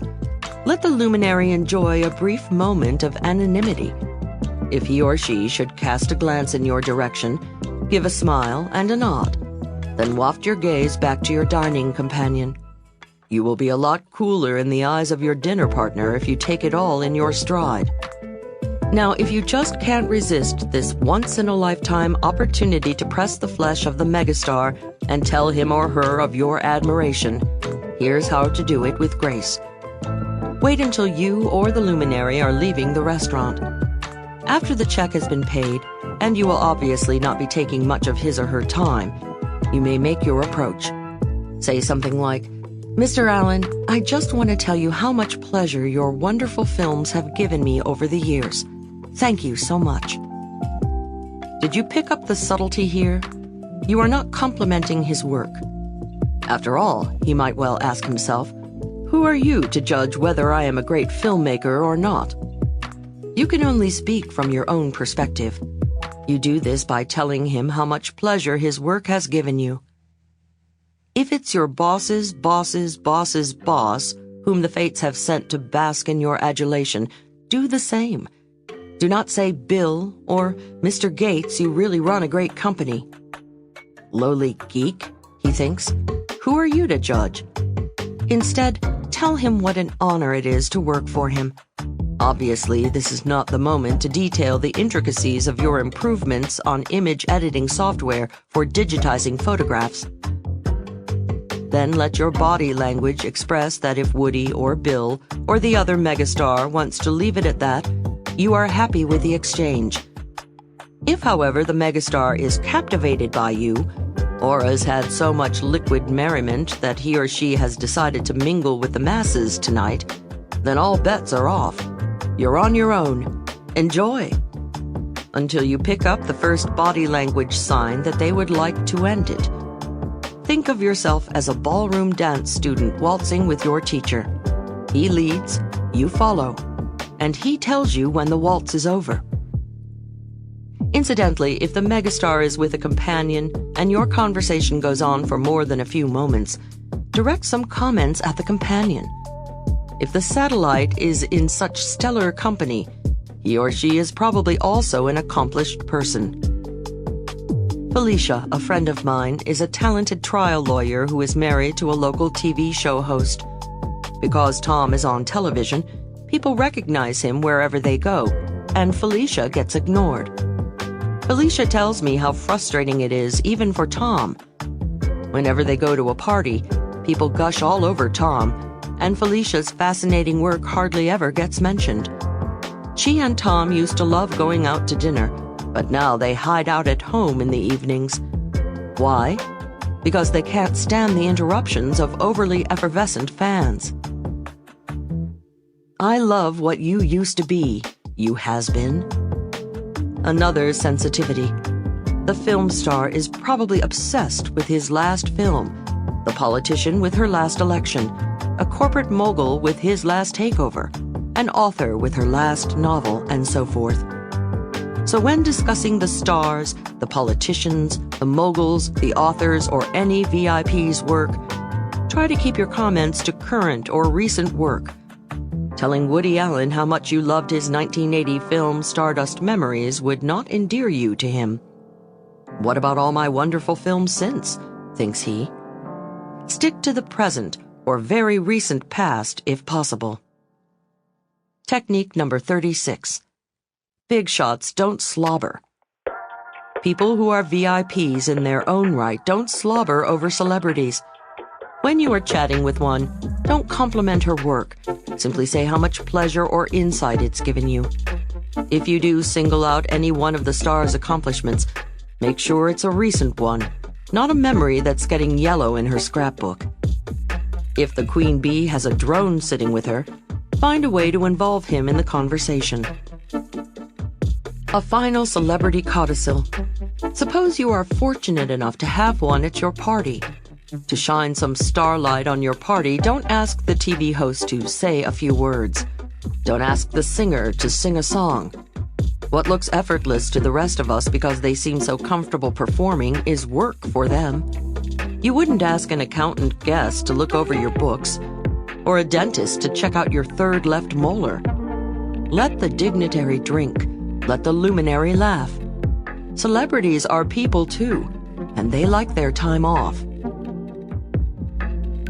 37. How to make them want to thank you.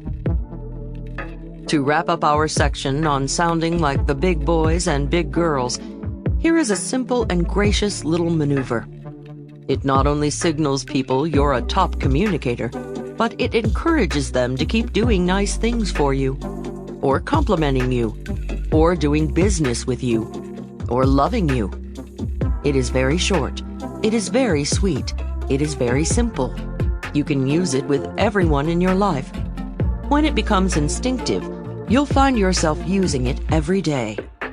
Very simply, never let the phrase "thank you" stand naked and alone. Always make it thank you for something. People use the bare exposed thank you so often that people don't even hear it anymore. When we buy the morning newspaper, we flash a naked thank you at the vendor when he gives us our nickels change. Is that the same thank you you want to give a valued customer who makes a big purchase in your store? Or a loved one who cooks you a delicious dinner? Whenever the occasion warrants more than an unconscious acknowledgement, dress up your thank you with the reason. Thank you for coming. Thank you for being so understanding. Thank you for waiting. Thank you for being such a good customer. thank you for being so loving. Often when I disembark an airplane, the captain and first officer are standing by the cockpit door to bid the passengers farewell. I say, "Thanks for getting us here." Admittedly, that's carrying never the naked thank you technique to extremes, but it has a surprising effect. They fall all over themselves with, "Oh, thanks for flying with us." Technique number 37. Never the naked thank you. Never let the phrase thank you stand alone. From A to Z, always follow it with for. From thank you for asking to thank you for zipping me up. Thank you for listening to this section of How to Talk to Anyone. Now let us move on to another conversation challenge. How to talk knowledgeably with everyone, from groups of accountants to Zen Buddhists, no matter how little you might have in common. Part 4. How to be an insider in any crowd. What are they all talking about? Has it ever happened to you? Everyone at the party is speaking gobbledygook. They're all discussing faulty audits, code constraints, or the library market, and you have no idea what they're talking about. It's because everybody at the party is an accountant, an architect, or a publisher, and you're not. So you stand there with a pasty smile on your face, not opening your mouth. If you do, you fear the wrong thing will come out. Paranoia sets in. Everybody will snicker at you. You're an outsider, so you suffer in silence. In high school, I suffered a massive case of silent outsider syndrome, especially around males. All they wanted to talk about was cars. I knew nothing about cars. The only time I'd ever set foot in a body shop was to get a suntan. Well, one fateful day, Mama came home with a gift for me that transformed my teenage existence from shy to sociable. It was a book on all the current model cars and their differences over and under the hood. One reading, and I became fluent in Fords, Chevys, and Buicks. I no longer hyperventilated when boys said words like carburetor, alternator, camshaft, or exhaust manifold. I didn't need to learn a lot, just enough to ask the right questions to get the guys talking. When I'd learned to speak car with the boys, it worked wonders for my social life. Cut to today. We grown-up boys and girls also have our favorite topics that usually involve our work or our hobbies.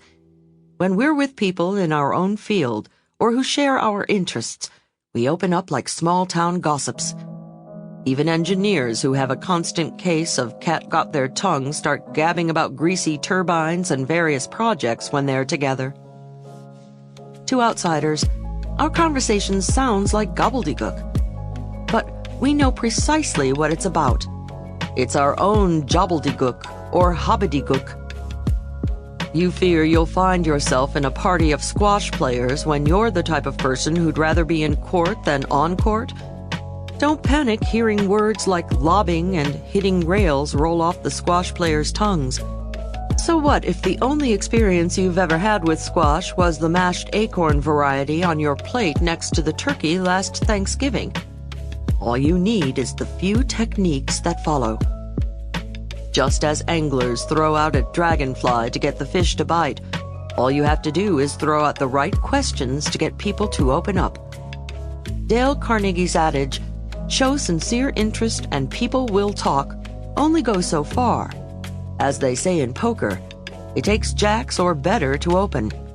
And in conversation, it takes cursory knowledge or better about their field to get them to really open up. You must have knowledgeable curiosity, the kind that makes you sound like you're worth talking to. In this section, we explore techniques that are open sesames to get people gabbing with you like an insider. 38. How to be a modern-day Renaissance man or woman. Whenever friends visit my hometown, New York City, I warn them, never ask anyone riding in the subway for directions. "Because I'll get mugged?" they fearfully ask. "No, just because you'll never get where you're going." Most Big Apple subway riders know only two things about the subway: where they get on and where they get off. They know nothing about the rest of the system. Most people are like NYC strap hangers when it comes to their hobbies and interests. They know their own pastimes, but all the others are like unvisited stations. My unmarried, and wishing she weren't, friend Rita has a bad case of bowler's thumb. Every Wednesday night she's bowling up a storm with her friends. She is forever discussing her scores, her averages, and her high game. Another single and searching friend, Walter, is into whitewater rafting. He talks endlessly with his paddling friends about which rivers he's run, which outfitters he's gone with, and which class rapids he prefers.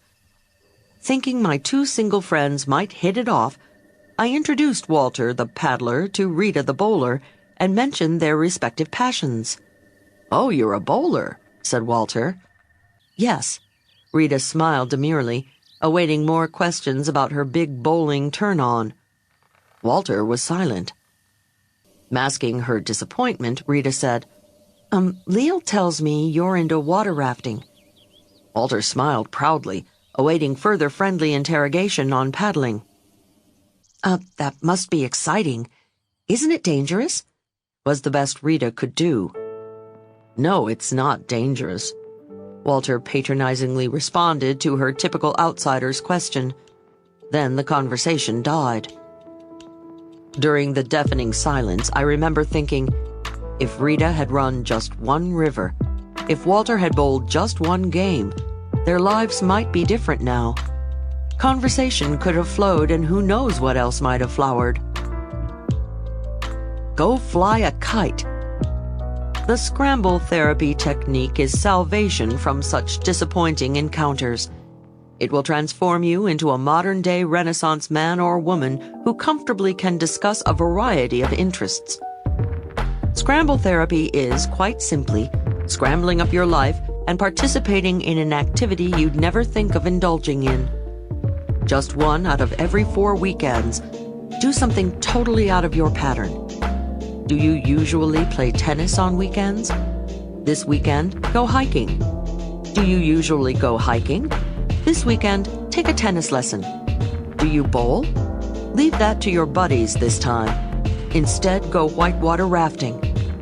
Oh, you were planning on running some rapids like you do every warm weekend? Forget it. Go bowling. Go to a stamp exhibition. Go to a chess lecture. Go ballooning. Go bird watching. Go to a pool hall. Go kayaking. Go fly a kite. Why? Because it will give you conversational fodder for the rest of your life. From that weekend on, you'll sound like an insider with all the hikers, stamp collectors, ballooners, birders, billiards players, kayakers, and kitists you ever meet, just by doing their activity once. If you take a piece of blue litmus paper and dip it in a huge vat of acid, the tip turns pink. If you take another blue litmus paper and dip it into just one minuscule drop of acid on a glass slide, the tip turns just as pink. Compare this to participating in an activity just one time. A sampling gives you 80% of the conversational value. You learn the insider's questions to ask. You start using the right terms. You'll never be at a loss again when the subject of extracurricular interests comes up, which it always does. Do you speak scuba? I'm not a certified scuba diver. However, 6 years ago in Bermuda, I saw a sign. Resort dives, $25, no scuba experience necessary. In just 3 hours, I received the best crash course in talking with scuba divers the world offers. First, I was given a quick lesson in the pool. Then, struggling to stay erect under the weight of my oxygen tank, regulator, buoyancy compensator, and weight belt, I went clumping out to the dive boat. Sitting there on the rocking dinghy, fondling my mask and fins like worry beads, I overheard the certified divers asking each other insider questions. Where were you certified? Where have you dived? Do you prefer wrecks or reefs? Ever done any night diving? Are you into underwater photography? Do you dive on a computer? What's your longest bottom time? Did you ever get the bends? This is scuba lingo. I now speak scuba. To this day, whenever I meet divers, I have the right questions to ask and subjects to discuss, and the right ones to avoid. Like how much I like seafood. That's like telling a cat lover how much you love tender barbecued kitten. I can now ask my new friends which of the scuba hotspots they've been to. Cozumel, Cayman, Cancun. Then, if I want to really show off, I ask if they've been to Truk Lagoon in the far Pacific, the Great Barrier Reef in Australia, or the Red Sea. All the insider terms now roll comfortably off my tongue. Before my scramble therapy experience, I'd be calling their beloved wrecks and reefs sunken ships and coral. Understandable words, but not scuba words, not insider words. Upon meeting a scuba diver, I probably would have asked, "Oh, scuba diving. That must be interesting. Aren't you afraid of sharks?" Not a good way to get off on the right fin with a diver. Think about it. Suppose at a dinner party the table conversation turns to scuba diving. If you two had done your one-time only dive, you'd ask your diving dinner companion if he likes night diving or whether he prefers diving on wrecks or reefs. He'll never believe it when you tell him the deepest water you've ever submerged yourself in is your own bathtub. Then you turn to the bungee jumpers seated on your left and ask him, "Do you prefer chest-waist jumps or ankle jumps?"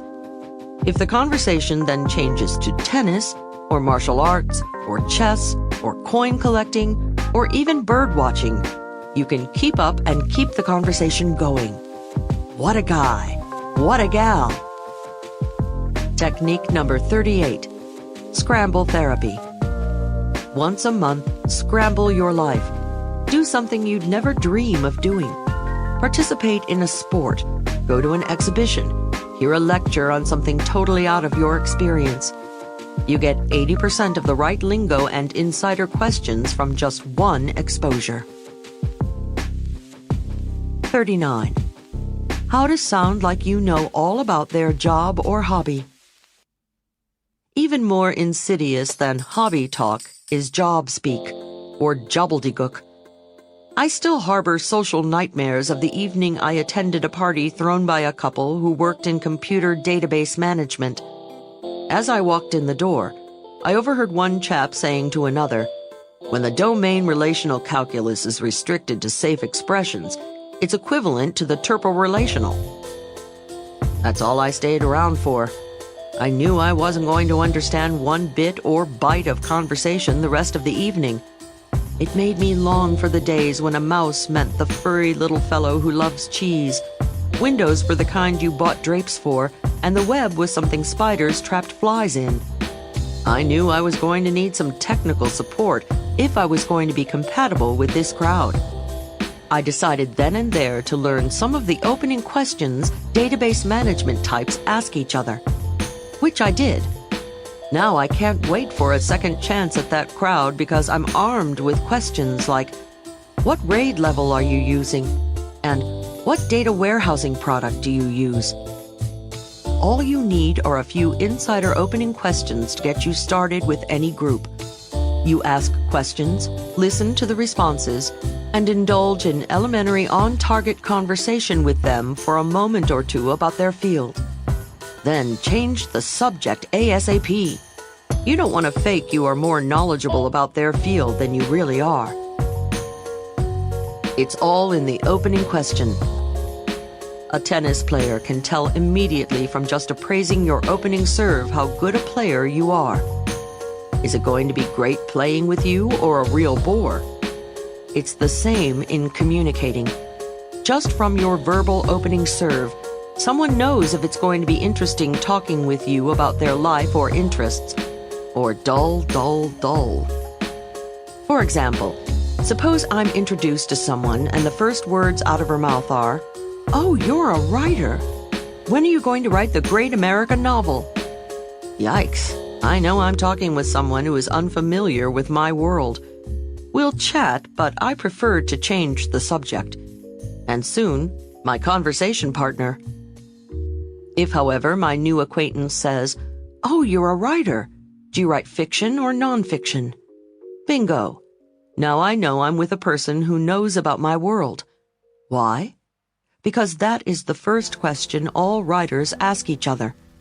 I enjoy talking to this inquisitor because I presume she has more insights into the writing world. Even if we quickly get off the subject of writing, she has come across as a well-informed individual. Every job, every sport, every interest has insider opening questions that everybody in the same field asks. And it's dumb outsider questions that they never ask each other. When an astronaut meets another astronaut, he asks, "What missions have you been on?" Never, "How do you go to the bathroom up there?" A dentist asks another dentist, "Are you in general practice or do you have a specialty?" Never, "Heard any good pain jokes lately?"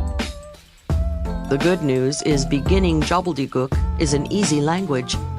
You don't need to master buzzwords, only a few opening questions to make you sound like an insider. Then, here's the fun part. When you tell them you're not connected to their field, they're all the more impressed. What a knowledgeable person, they say to themselves. Help! Everybody there will be an artist. It's not hard to harvest good gobbledygook. Let's say you've been invited to a gallery opening where you'll be meeting many artists. If you don't speak artist, go through your Rolodex to see if you have an artist friend or two. Aha, you found one. Well, sort of. Your friend Sally attended art school. You call her up and ask, "Sally, I know this sounds silly, but I've been invited to an event where I'm bound to be talking with a lot of artists. Could you give me a few good questions to ask?" Sally might find your query a tad unusual, but your diligence should impress her. Maybe she'll say, "Well, ask artists what medium they work in." "Medium?" you ask. "Sure," she'll tell you. That's the insider's way to ask if they work with acrylics, oil, charcoal, pen, and so forth. Oh. Don't ask artists to describe their work, she warns. They feel theirs is a visual medium that can't be described. Oh. And don't ask them if their work is in a gallery. Oh? That could be a sore point. Instead, ask, "Is there any place I might see your work?" They'll love that because even if they're not represented by a gallery, they can invite you to their studio to possibly buy their work. Technique number 39. Learn a little gobbledygook. Big winners speak gobbledygook as a second language. What is gobbledygook? It's the language of other professions. Why speak it? It makes you sound like an insider. How do you learn it? You'll find no gobbledygook discs in the language section of your bookstore, but the lingo is easy to pick up. Simply ask a friend who speaks the lingo of the crowd you'll be with to teach you a few opening questions. The words are few, and the rewards are manifold. That's all you need to get started. 2 good opening art questions, and a warning against the most asked dumb outsider question. Let's say you've given a great opening serve with the right question on their job. You've slammed a swift ball dead center into their conversational court. Happily, thinking they're with an ace player, they answer your question. Then they put a little spin on the ball and send it lobbing right back into your court, and it's time for a follow-up question. Whoops, what to do now? If you don't want to come out of the bluffer's closet just yet, you must master the next technique, bearing their hot button. 40. How to bear their hot button. Elementary doc talk. My friend John, a physician, recently married a charming Japanese woman, Yamika. John told me the first time they were invited to a party to meet many of John's colleagues, Yamika was panic-stricken. She wanted to make a good impression, yet she was tense about talking to American doctors. John was the only one she'd ever met, and during their romance they didn't spend a whole lot of time discussing medicine.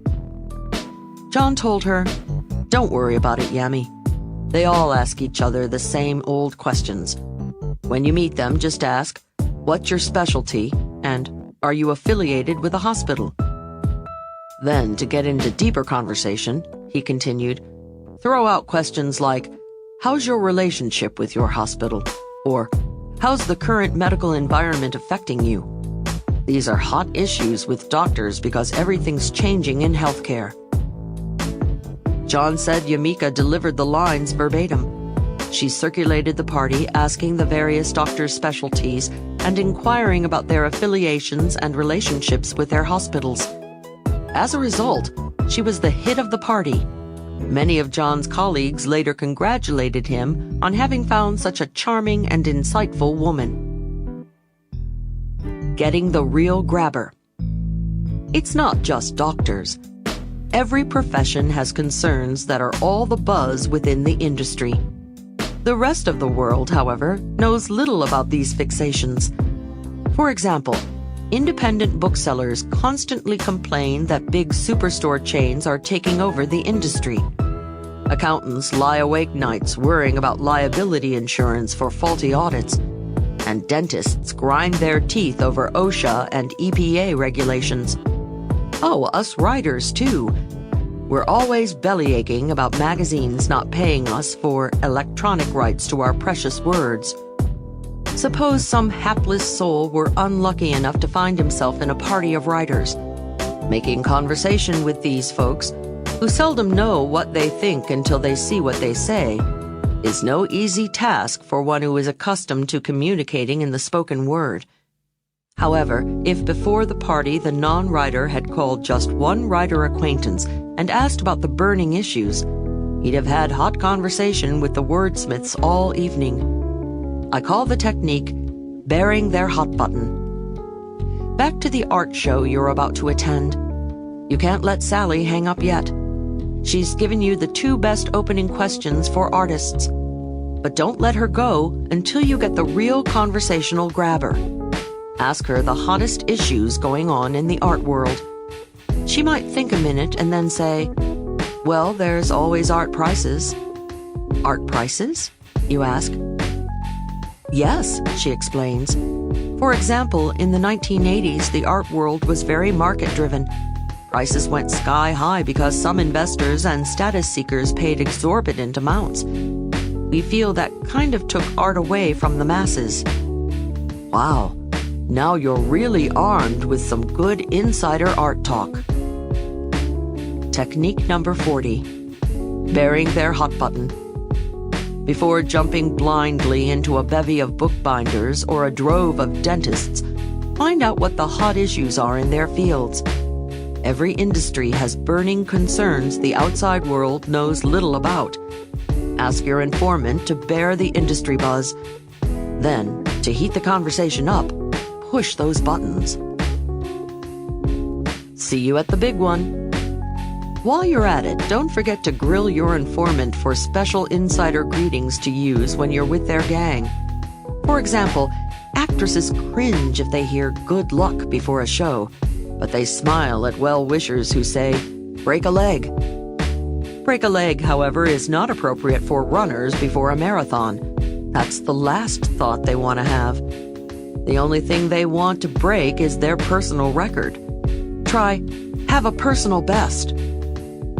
Firefighters who work on shift seldom see each other except, of course, at the biggest blazes. Thus the firefighter's greeting, "See you at the big one." Once, driving in a sleepy town you'd have to work at getting lost in, I succeeded. I was hopelessly turned around. Happily, I spotted the firehouse and a couple of bored firefighters lounging out front. "Excuse me, can you tell me the way back to Route 50? I called out the window. I could tell from their attitude they thought I was an idiot. Nevertheless, they lethargically pointed me in the right direction. As I drove off, I called out, "Thanks, guys. See you at the big one." In the rear-view mirror, I saw huge smiles break out on their faces as they stood up in unison and waved goodbye. The disoriented, dizzy blonde driving off had won their respect with their insider salute. 41. How to secretly learn about their lives. Let's say your paper carrier has just hurled the newspaper from his bike to your front door. You pour a cup of coffee and get comfortable to catch up on what's happening in the world. Your world, that is. Do you flip first to the international news, the fashion section, the sports page, the entertainment section, maybe the comics? Whichever section you usually flip to first, tomorrow, don't. Turn to any other section, preferably one you hardly ever read. Why? Because it will familiarize you with other worlds so that you can soon discuss anything with anybody, no matter how little you have in common. How about the real estate section? Yawn. Maybe you don't find real estate especially engrossing. However, sooner or later you're going to find yourself with a group of people who are discussing properties, deals, and today's market. Scanning the real estate section just once every few weeks will keep you au courant with their conversation. The advertising column? Maybe you think the world would be a far, far better place without Madison Avenue. But your bottom line won't be better off if you can't hold your own discussing matters with the marketing maven you've just contracted to advertise your company's widgets. Just a few peeks at the advertising news section, and you'll soon be chatting about campaigns and creative people and doing print or TV. Instead of saying words, you'll be saying copy. Instead of the agency, you'll be bandying about real insider terms like the shop. Using outsider words is one of the biggest giveaways that you are not in the know. On the ship, if a passenger asked any of my staff, "How long have you been working on the boat?" they'd squelch or groan. Cruise staffers proudly worked on a ship, and the word boat revealed the passenger as a real landlubber. The right word can perform conversational miracles. In the receiving line, whenever passengers asked our laconic captain, "When did you first become a master?" or "What was your first command?" he would hold up the entire line of people snaking around the ballroom waiting to shake his hand. Captain Caffiero would enthusiastically recount his naval history to the savvy inquirer who might have just learned the words master or command last week in the newspaper shipping notices. If the passenger had simply said, "How long have you been a captain?" or "What was your first boat?" he or she would have gotten the captain's usual Italian gentleman's version of the bum's rush. Soon you'll become addicted to the high that establishing rapport with so many people gives you. All it takes is reading different sections of the newspaper. Pump their pulp for even more fuel. Then, when you crave a bigger hit of insider lingo, start reading trade journals. Those are the closed circulation magazines that go to members of various industries. Ask your friends in different jobs to lend you one, so you'll have even more fuel for the conversational fire. All industries have one or two. You'll see big glossy rags with names like automotive news, restaurant business, pool and spa news, trucking industry, and even hogs today for people in the pig business. Excuse me, they call themselves swine practitioners. Hey, you never know when to make your next big sale it will help to speak pig. Any one issue will give you a sample of their lingo and inform you of the hottest issues in that field. When it comes to people's hobbies and interests, browse through magazines on running, working out, bicycling, skiing, swimming, and surfing. Large magazine stores carry biker rags, boxer rags, bowler rags, even bull riding rags. You'll find thousands of special interest magazines published every month. Several years ago, I got hooked on buying a different one each week. It paid off quickly when a potential consulting client invited me to dinner at her home. She had a beautiful garden, and thanks to Flower and Garden magazine, I could throw out insider terms like ornamentals, annuals, and perennials. I could even keep up when the discussion turned to the advantages of growing from seeds or bulbs. Because I was so fluent in flower, She invited me to take a longer walk with her to see her private back gardens. As we strolled, I gradually changed the subject from chrysanthemums to the consulting work I could do for her company. Who was leading whom down the garden path? Technique number 41. Read their rags. Is your next big client a golfer, runner, swimmer, surfer, or skier? Are you attending a social function filled with accountants or Zen Buddhists or anything in between? There are untold thousands of monthly magazines serving every imaginable interest. You can dish up more information than you'll ever need to sound like an insider with anyone just by reading the rags that serve their racket. Have you read your latest copy of Zoo News yet? Is the world getting smaller, or are we getting bigger?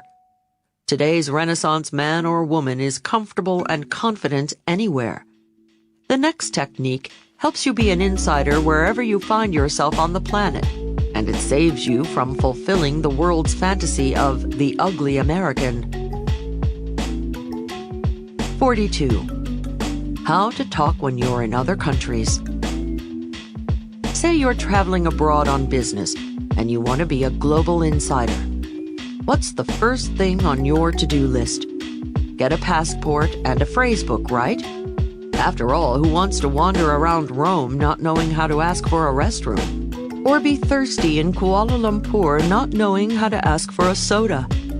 However, there's something most of us forget to pack, often with dire consequences: a book on international customs. A friend of mine, a fellow speaker named Geraldine, was excited about her first speech in Japan.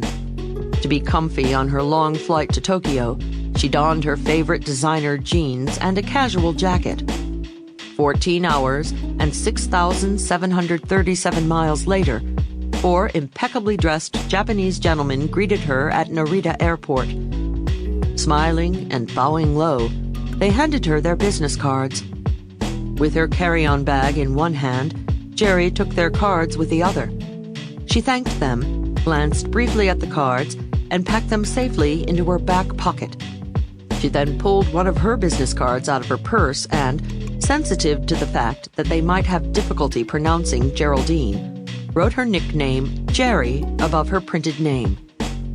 The gentleman hovered over her card, turning it over to examine it a few times, before one of them put it in his briefcase. When the 5 of them arrived at the hotel, they invited Jerry for tea in the lobby. While sipping tea, the gentleman presented her with a small gift, which she eagerly opened. One of Jerry's most charming qualities is her instinctive warmth and effusiveness. She was thrilled with the gift, and, in typical Jerry style, she squealed, "Oh, it's beautiful," as she gave each of the gentlemen a little hug.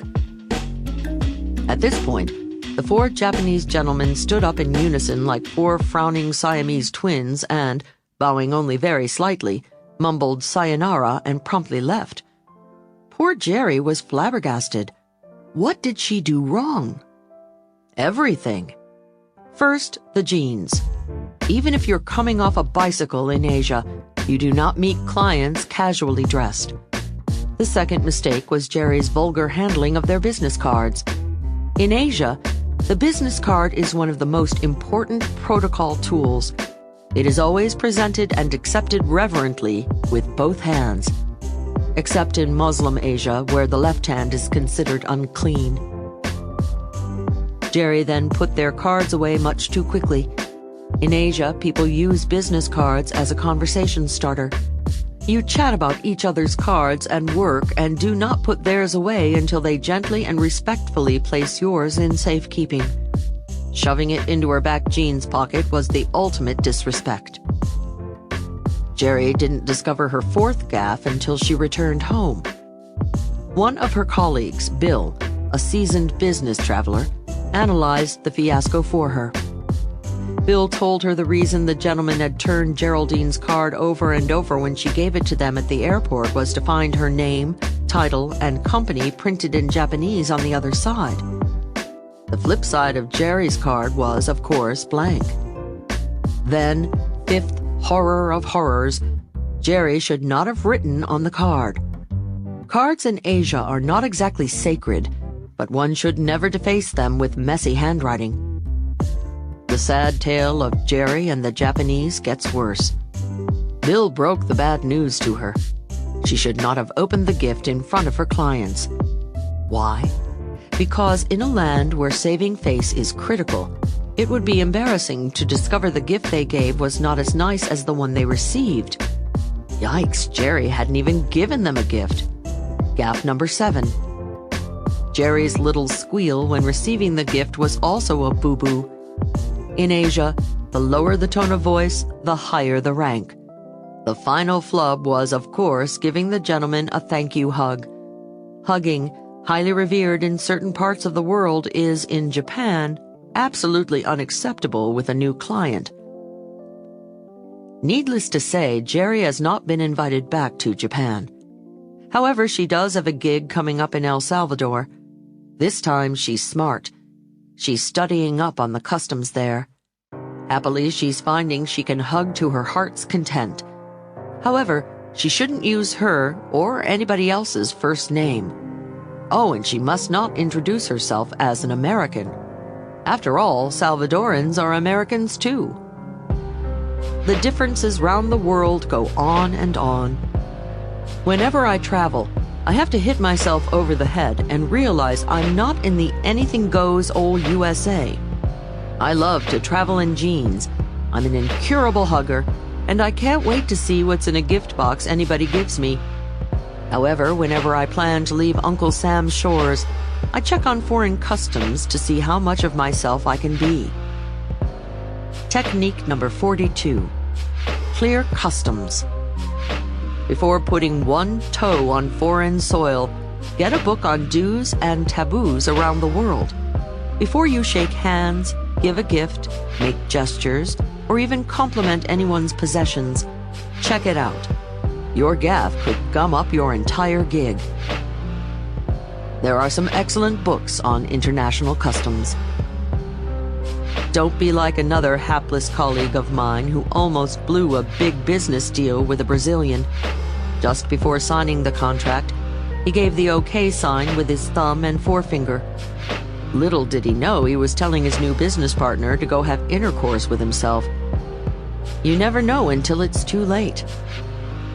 Now we come to where being an insider shows immediate, tangible, and calculable rewards, and where being an outsider really hurts, right in your pocket or purse. 43. How to talk them into getting the insider's price on practically anything you buy. Never underestimate human ingenuity when it comes to getting what you want. Many people expand the adage, all's fair in love and war, to all is fair in love, war, and buying what I want. To get a table at a posh restaurant on a busy night, using a celebrity name is an old ploy. My favorite maitre d' told me he gets a lot of Robert De Niro's phoning in a reservation. When their party of 6 or 8 arrives, he hears, "I'm so sorry, Rob wasn't feeling well this evening." One woman, frustrated when her fake celebrity name didn't work, shouted at him, "Look, who the hell do I have to be to get a table? I'll be anyone you want me to be. Goldie Hawn, Steffi Graf, Fergie. Just tell me." Some people try a last-minute approach. They simply walk up to the maitre d' at an overbooked restaurant, point to any name on the reservation book and say, "That's us." You'll witness the same cunning at overbooked hotels.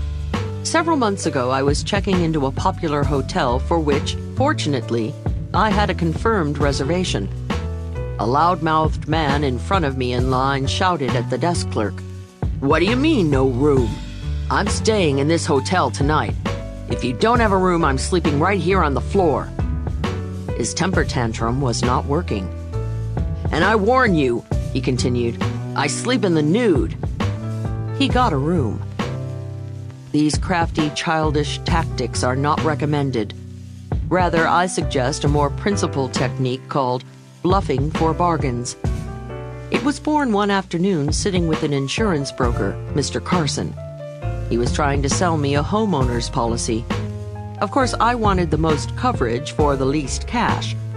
Carson was a smooth operator, and he was patiently explaining to me in layman's terms the benefits of certain riders he was pushing. Just as he started discussing disasters like wars and hurricanes, his phone rang. With apologies, he picked up the receiver.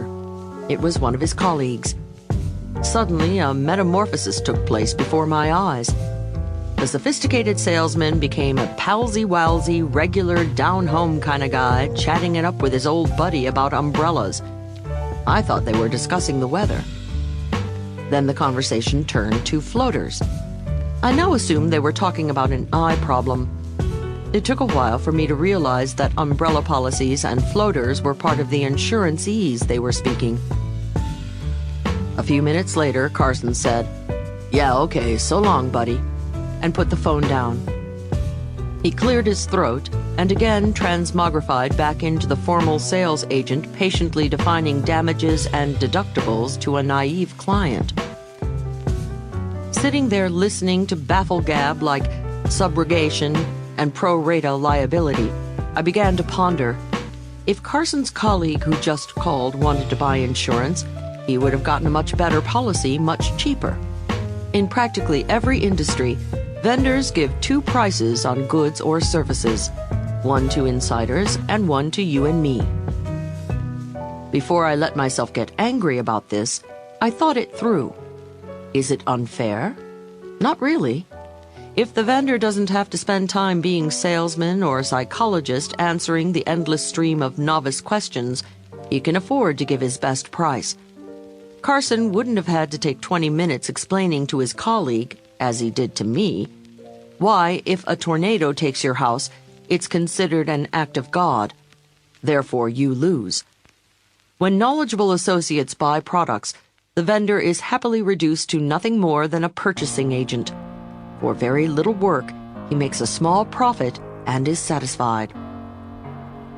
A little bit of knowledge goes a long way when you're buying something.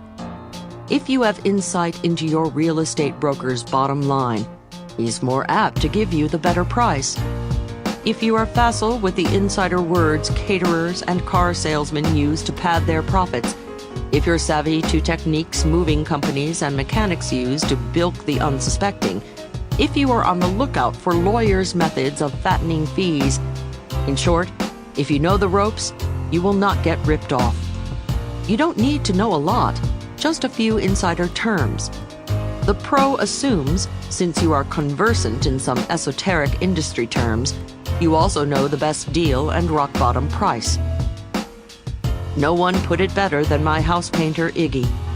"Sure," he told me, "you gotta know how to talk to a painter. Not me, but a lot of them other guys. They're gonna get whatever they can. It's only human nature. Especially if you're a woman and you deal with them smart, like I'm gonna tell you how, their hair will stand on end. They'll say to themselves, 'Hey, this is no babe in the woods. I better deal straight.'" "Okay, Iggy, how?" He said, "Tell them guys, look, the walls need very little prepping. You're not gonna have to spend much time scraping and spackling. It's a clean job." Iggy told me these few sentences alone can save you hundreds of dollars. Why? Right away, the painter knows you know the score, and that the most time-consuming part for him is preparing the surface, prepping in painterese. Therefore, it's his biggest markup item. Then, Iggy continued, when you tell him there'll be no cutting in, painting two colors next to each other, your price goes down again. Be sure and tell him not to leave any holidays, unpainted or sparsely painted spots, and you get a more careful job.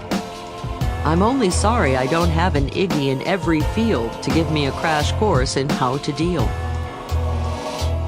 How to deal when there's no Iggy in your life.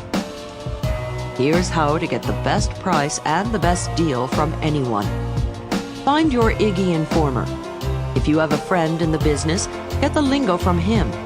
If not, instead of going straight to the vendor you want to buy from, visit several others first. Talk with them. Learn a little lingo from each. For instance, suppose you want to buy a diamond. Instead of going right to your favorite jewelry shop and asking dumbbell diamond questions, go to the competition. Make friends with the sales clerk and pick up a few gems of diamond D's. You'll learn jewelers say stones, not diamonds. When you're talking about the top of the stone, they say table. The widest part is the girdle. The bottom is the cutlet. If the stone looks yellow, don't say yellow, say cape. If you see flaws, don't say flaws, say inclusions or glets. If you still don't like the stone, don't say, I'd like to see something better. Say, finer. Don't ask me why, that's just the way the diamond crowd talks. Then, when you've got your lingo down, go to where you want to buy. Because you now speak diamond, you'll get a much better price. Soon you'll be asking furriers where the skins were dressed, moving companies for their ICC performance record, and lawyers the hourly rate of paralegals and associates. Then these folks, like Iggy the painter, will say to themselves, hey, this is no Babe in the Woods. I better deal straight. Technique number 43. Bluffing for bargains.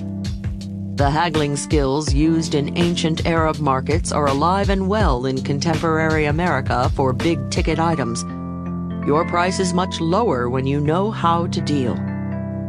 Before every big purchase, find several vendors, a few to learn from and one to buy from. Armed with a few words of industry ease, you're ready to head for the store where you're going to buy. Let us now delve deeper into the world of being an insider. This time we explore how to give your conversation partner the sense that you share not only experiences, but the heavy stuff.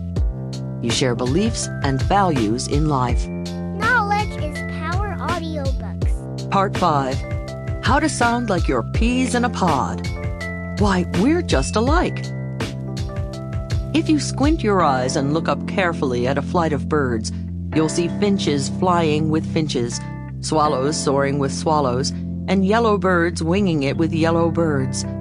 The avian apartheid escalates. You'll never see a barn swallow with a bank swallow, or even a yellow bird hanging out with a yellow finch. Somebody said it shorter. Birds of a feather flock together. Happily, humans are smarter than birds. In one respect, at least. We have brains capable of overcoming bias. Really smart human beings work together, play together, and break bread together.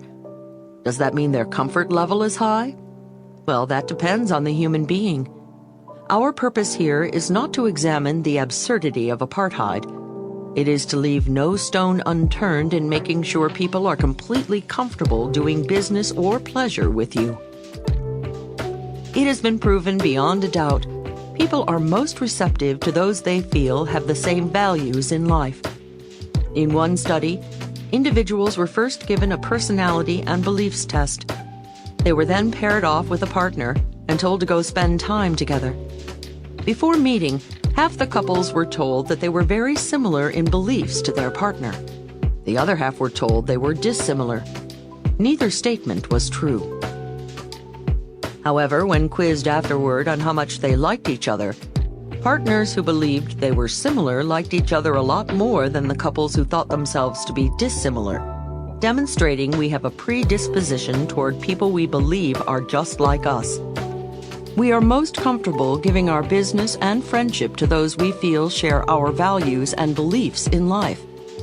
To that end, I offer 6 techniques to create sensations of similarity with everyone you wish. Along with making more profound rapport with customers, friends, and associates, using the following techniques develops a deeper understanding and empathy with people of all races and backgrounds. It also opens doors that might otherwise be closed to you. 44. How to make them feel you're of the same class. Just like the finch flaps its wings faster than the gliding eagle, people of different backgrounds move differently. For example, Westerners used to the wide-open plains stand farther from each other. Easterners, systematically sardined into subways and crowded buses, stand closer. Asian Americans make modest movements. Italian Americans make massive ones. At tea time, the finishing school set genuflects and gracefully lowers derrieres onto the sofa. When the ladies reach for a cup, they hold the saucer in one hand and the cup in the other, pinky ever so slightly extended. Folks who never finished any manners school make a fanny dive in the middle of the sofa and clutch the cup with both hands. Is one right?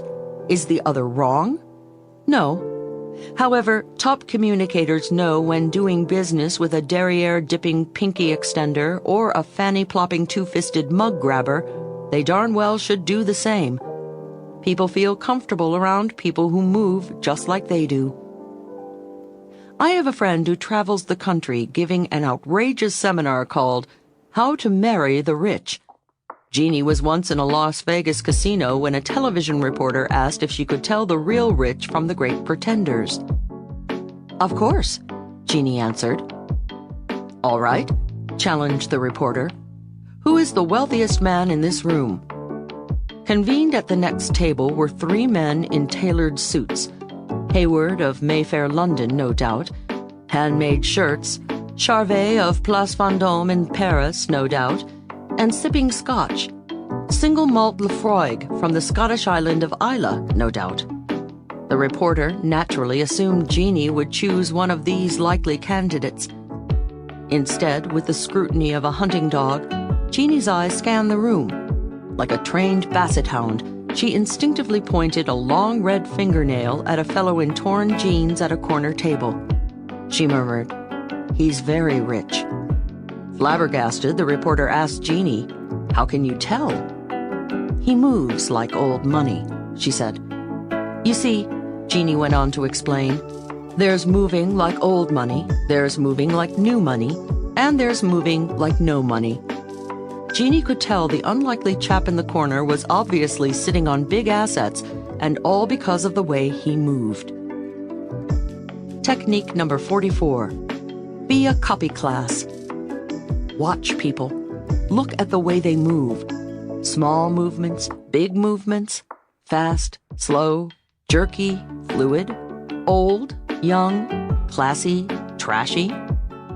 Pretend the person you are talking to is your dance instructor. Is he a jazzy mover?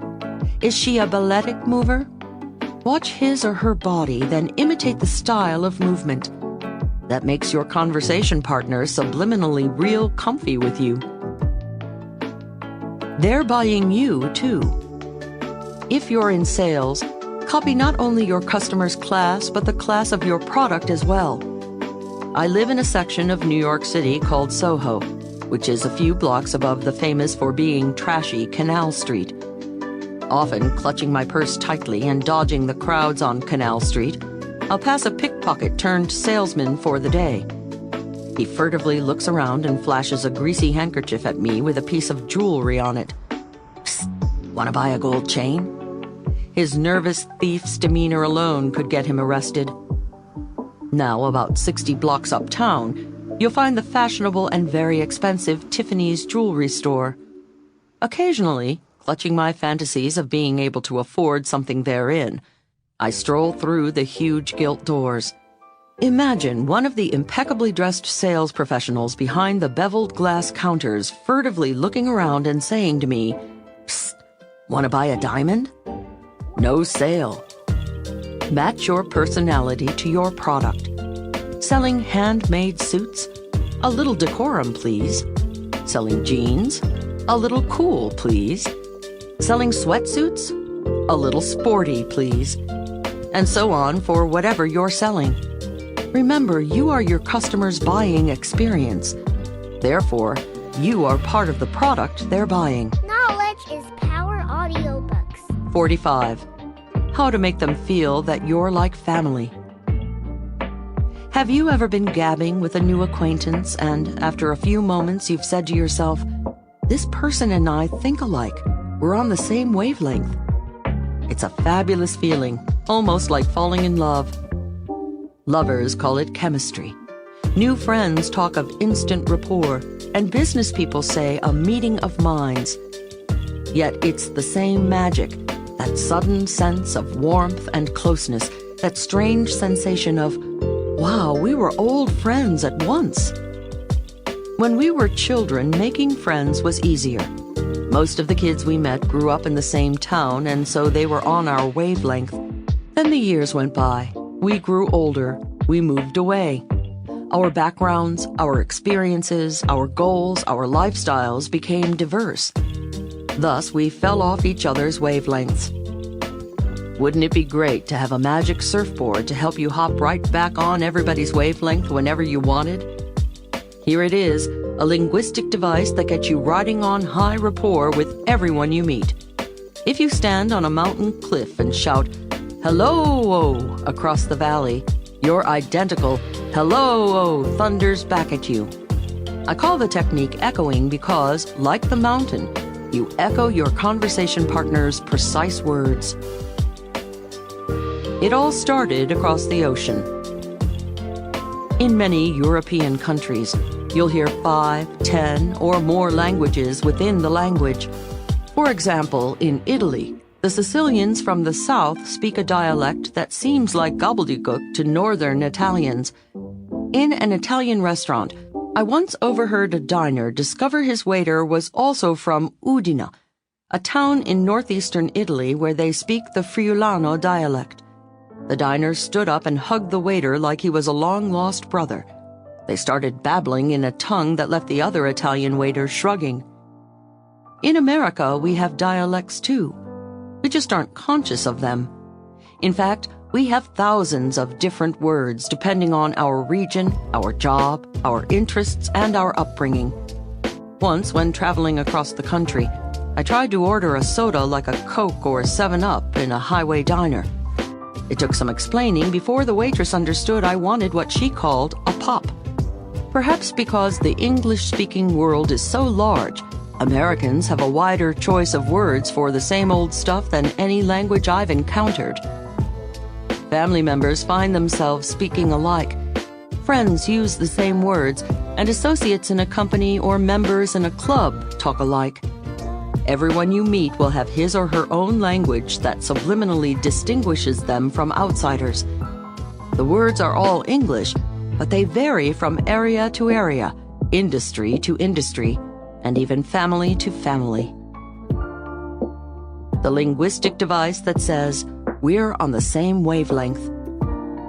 When you want to give someone the subliminal feeling you're just alike, use their words, not yours. Suppose you are selling a car to a young mother who tells you she is concerned about safety because she has a young toddler. When explaining the safety features of the car, use her word. Don't use whatever word you call your kids. Don't even say child protection lock, which was in your sales manual. Tell your prospect, no toddler can open the window because of the driver's control device. Even call it a toddler protection lock. When Mom hears toddler coming from your lips, she feels you are family, because that's how all her relatives refer to her little tyke. Suppose your prospect had said kid or infant. Fine. Echo any word she used. Well, almost any word. If she'd said my brat, you might want to pass on echoing this time.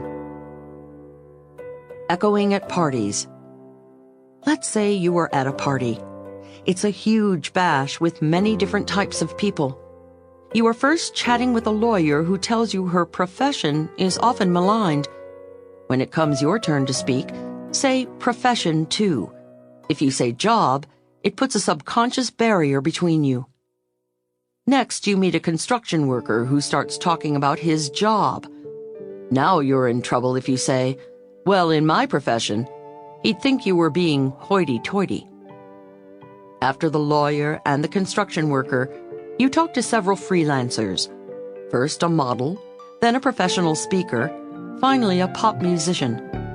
All three of these folks will use different words for their work. The model brags about her bookings. The professional speaker might say bookings, but he is more apt to boast of his speaking engagements. A pop musician might say, "Yeah, man, I get a lot of gigs." It's tough to memorize what they all call their work. Just keep your ears open and echo their word after they say it. Echoing goes beyond job names.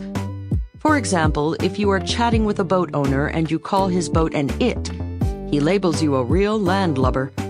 He reverently refers to his beloved boat, of course, as a she. If you listen carefully, you hear language subtleties you never dreamed existed. Would you believe using the wrong synonym for a seemingly uncomplicated word like have labels you a know-nothing in somebody else's world?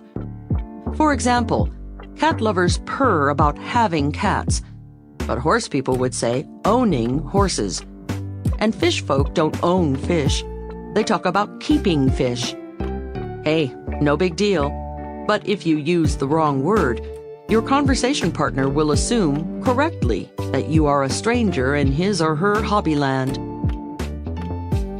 The peril of not echoing. Sometimes you lose out by not echoing. My friend Phil and I were talking with several guests at a party. One woman proudly told the group about the wonderful new ski chalet she had just purchased. She was looking forward to inviting her friends up to her little chalet in the mountains. "That's wonderful," said Phil, secretly hoping for an invitation. "Where exactly is your cabin?" Kerplunk! There went Phil's chances for an invitation to the ladies' chalet. I couldn't resist. After the conversation, I whispered to my friend, "Phil, why did you insult that woman by calling her chalet a cabin?" Phil scratched his head and said, "What do you mean, insult her? Cabin is a beautiful word. My family has a cabin in Cape Cod, and I grew up loving the word, the associations, the joy of a cabin. In other words, the connotations of cabin." Well, fine, Phil. The word cabin may be beautiful to you, but obviously the skier preferred the word chalet. Professional echoing. In today's sales environment, customers expect salespeople to be problem solvers, not just vendors. They feel you don't grasp their industry's problems if you don't speak their language. I have a friend, Penny, who sells office furniture. People in publishing, advertising, broadcasting, and a few lawyers are among her clients. Penny's sales manual says office furniture. However, she told me, if she used the word office with all of her clients, they'd assume she knew nothing about their respective industries.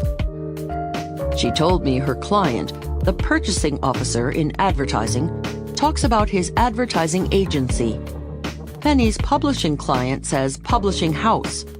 The lawyers talk about furniture for their firm, and her radio clients use the word station instead of office. "Hey," Penny says, "it's their salt mine. They can call it whatever the heck they please. And," she added, "if I want to make the sale, I'd better call it the same thing." Echoing is politically correct insurance. Here's a quiz. You're talking with a pharmacist and you ask her, "How long have you worked at the drugstore?" What's wrong with that question? Give up? It's the word drugstore. Pharmacists abhor the word because it conjures up many industry problems. They're used to hearing it from outsiders, but it's a tip-off that they are unaware of, or insensitive to, their professional problems. They prefer pharmacy. Recently, at a reception, I introduced one of my friends, Susan, as a daycare worker. Afterwards, Susan begged, "Leil, please do not call me a daycare worker. We're childcare workers." Whoops! Time and recent history quickly make certain terms archaic. A group's intense preference for one word is not arbitrary. Certain jobs, minorities, and special interest groups often have a history the public is not sensitive to. When that history has too much pain attached to it, people invent another word that doesn't have bitter connotations. I have a dear friend, Leslie, who is in a wheelchair. She says whenever anyone says the word handicapped, she cringes. Leslie says it makes her feel less than whole. "We prefer you say person with a disability." She then gave a moving explanation. "We people with disabilities are the same as every other able-bodied person. We say AB, she added. ABs go through life with all the same baggage we do. We just carry one extra piece, a disability. It's simple. It's effective. To show respect and make people feel close to you, echo their words. It makes you a more sensitive communicator and keeps you out of trouble every time. Technique number 45, echoing.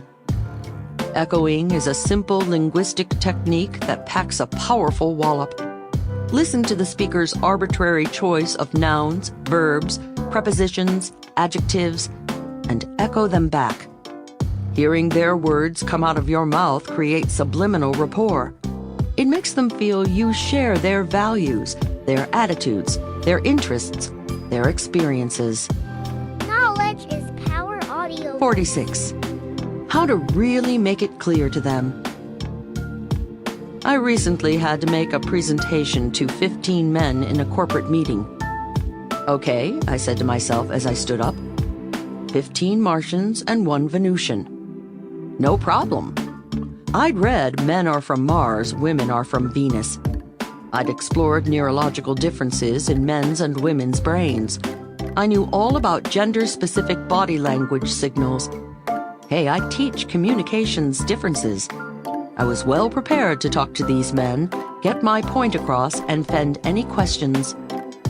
Everything started out fine. I'd conceived my presentation clearly and concisely, developed each theme, and presented it flawlessly. Then I sat down and confidently invited questions and open discussion. That's when it fell apart. All I remember is a horrifying barrage of questions couched in football analogies. Do you think we dropped the ball on that one? One man asked. Yeah, another responded. But can we make a fumble recovery? Those two I understood. However, when it got to pass coverage and intentional grounding, I started to lose it. When one guy raved about a Hail Mary pass being needed to save the deal, I suffered the ultimate humiliation. I had to ask, what does that mean? The guys looked at each other knowingly and then smiled condescendingly as they explained it to me. That night I had sadistic fantasies of 15 women running the company and one man left scratching his head as we bandied about childbirth analogies. We won't get his new proposal till the 3rd trimester, reports the account exec. Yeah, but that's 6 months away. Let's get it by C-section, responds the comptroller. Why bother? Asks the marketing VP. All his ideas are developed in vitro anyway. I'm about to go into postpartum depression, murmurs the CEO. The lone male employee is left as confused and humiliated as I was in the face of football analogies. Ahem. The aim of this book is not to feed fiendish fantasies, but to improve communications. To that end, I offer the following technique based on analogies, not just football analogies, because old boy analogies are unsportsmanlike conduct with the girls. On-target analogies hit bullseye. Analogies can be an effective communications tool if you evoke images from the life of the person you are talking to. Men don't use football analogies to obfuscate matters or to confuse women, but to clarify situations for each other. Analogies from the sport bring situations to life for men because generally they watch more football than women. Moving on to other sports analogies, everyone knows what the speaker means when he or she hears, "We'll never strike out with this solution." Nevertheless, the image would be more compelling to a baseball fan as would analogies like caught on the fly, hitting the dirt, or throwing a spitball. You've heard people say, "This solution is right on target." We all understand it, but the phrasing would be more dramatic for archery enthusiasts. If your listener were a bowler, speaking of gutter balls or big splits would bring whatever you were discussing to life. If your business buddies were basketball fans, analogies like hook shot or air ball would land right in their basket. If your client wrestles, saying feints and scissor holds would be the way to grab him. These analogies might sound far-fetched to you, but they are potent communications tools when they evoke your conversation partner's world. Why not use the most powerful terms possible to get your point across and make the sale? I call the technique potent imaging. Technique number 46, potent imaging. Does your customer have a garden? Talk about sowing the seeds for success. Does your boss own a boat? Tell him or her about a concept that will hold water or stay afloat. Maybe he is a private pilot. Talk about a concept really taking off. She plays tennis? Tell her it really hits the sweet spot. Evoke your listener's interests or lifestyle and weave images around it. To give your points more power and punch, use analogies from your listener's world, not your own. Potent imaging also tells your listeners you think like them and hints you share their interests. Pardon me while I return momentarily to my sadistic fantasies of the hopelessly confused lone male employee. The all-female management team is now arguing the corporate strategy using not football, of course, but ballet analogies. I say let's do the corporate takeover allegro, she suggests. Nah, you gotta go adagio in these matters, her colleague responds. But what if they do a tour jeté while we're poised in fifth? Come on, did you ever see a good pas-seul from their president? The top woman settles it. I say let's just give him a little révérence and then a grand battement in the balls. 47. How to make them feel you empathize without just saying, yep, uh-huh, yeah. While listening to someone talk, we often vocalize uh-huh or purr throaty little sounds to reassure the speaker we have heard their words. In fact, with some, it's such a habit. The noises escape their throats unconsciously. My friend Phil is a consummate, constant, and incontinent ummer whenever I'm talking. Occasionally, if I'm feeling contentious after he's given one of his agreeable ums in response to something I've said, I challenge him with, "Okay, Phil, what did I say?" Well, gosh. Phil has no idea. It's not his fault. He's male. Men are especially guilty of the not really listening habit. Once, when I was on a monologue about nothing in particular, Phil was on a real roll. To test his listening skills, I slipped in, "Yes, this afternoon I think I'll go out and get tattooed all over my body." Phil nodded his habitual, uh-huh. Well, umming is better than a blank stare. However, it's not the choice of top communicators. Try replacing your ums with full-blown empathizers. What are empathizers? Empathizers are simple, short, supportive statements. Unlike uh-huh, they are complete sentences such as, "I can appreciate you decided to do that," or "That really is exciting." Empathizers can be one-sentence positive critiques like, "Yes, that was the honorable thing to do," or "It's charming you felt that way." When you respond with complete sentences instead of the usual grunts, not only do you come across as more articulate, but your listener feels that you really understand. Technique number 47. Employ empathizers. Don't be an unconscious ummer. Vocalize complete sentences to show your understanding. Dust your dialogue with phrases like, "I see what you mean." Sprinkle it with sentimental sparklers like, "That's a lovely thing to say." Your empathy impresses your listeners and encourages them to continue. Of course, you pay a price. To use the right empathizers, you do need to listen. Now let's fine-tune this technique and explore advanced empathizing.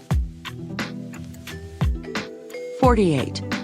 How to make them think you see, hear, feel it just the way they do. About 10 years ago, I had a roommate named Brenda. Brenda was a tap dance teacher who didn't just tap dance to make a living. She lived to tap.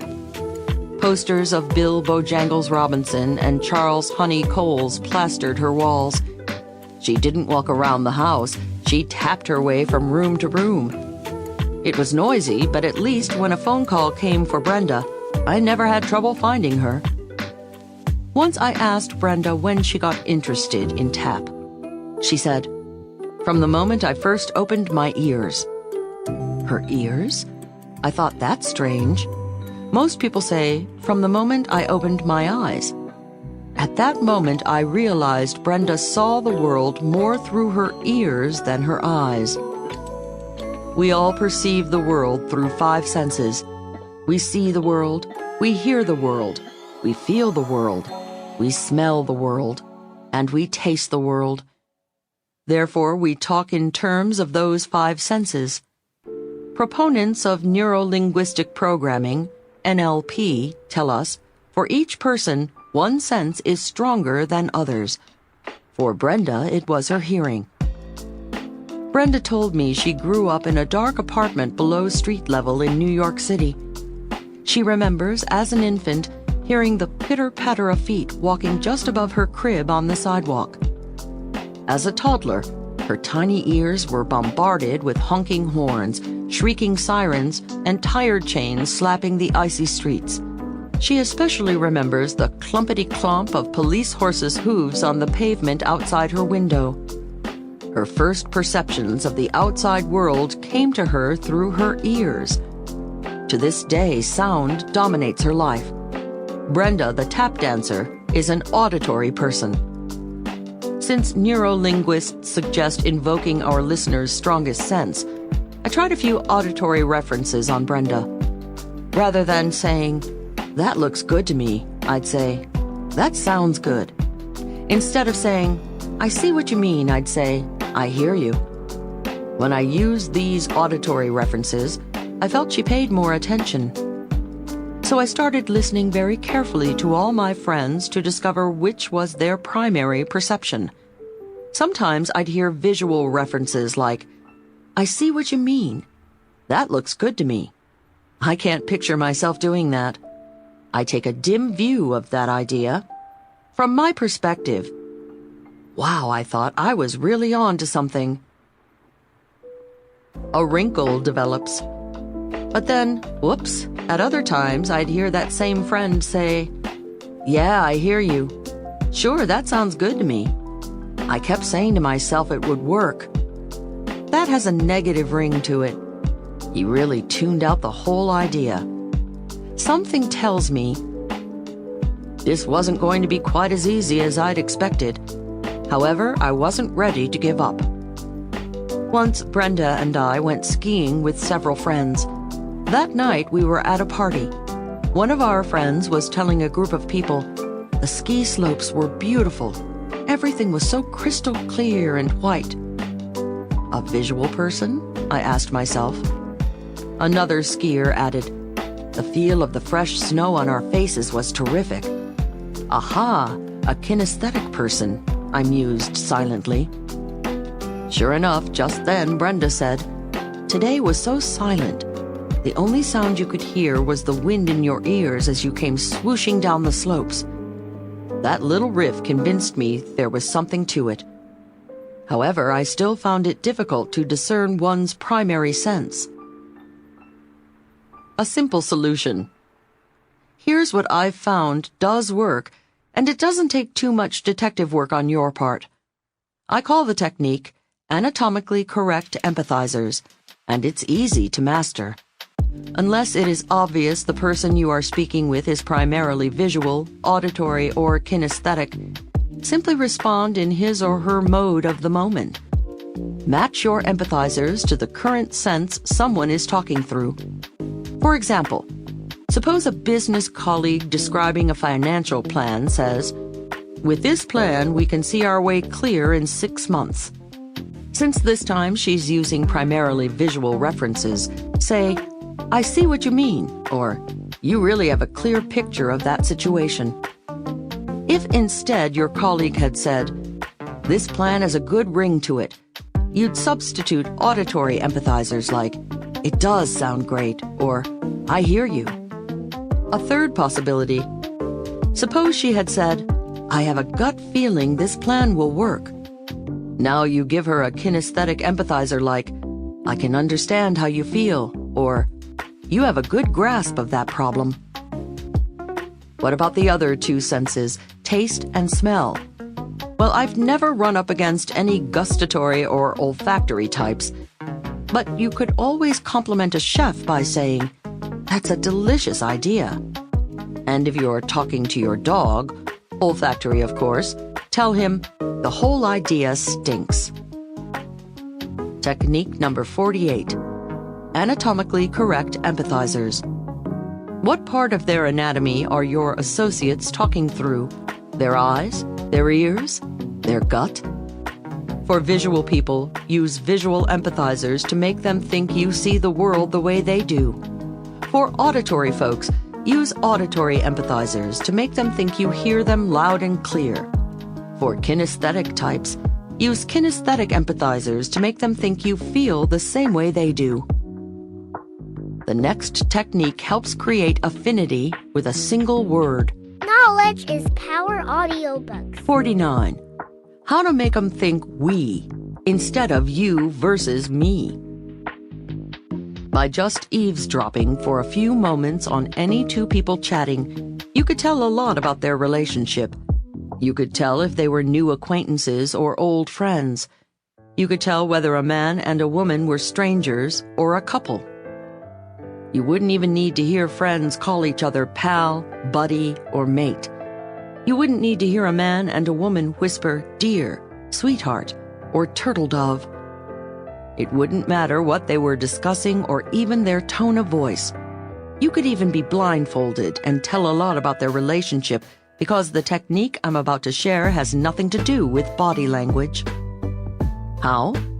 A fascinating progression of conversation unfolds as people become closer. Here's how it develops. Level 1. Clichés. Two strangers talking together primarily toss clichés back and forth. For instance, when chatting about the universally agreed upon world's dullest subject, the weather, one stranger might say to the other, "Beautiful sunny weather we've been having," or "Boy, some rain, huh?" That's level 1, clichés. Level 2, facts. People who know each other but are just acquaintances often discuss facts. "You know, Joe, we've had twice as many sunny days this year to date as last." Or, "Yeah, well, we finally decided to put in a swimming pool to beat the heat." Level 3, feelings and personal questions.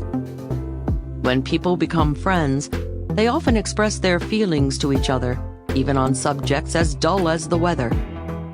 "George, I just love these sunny days."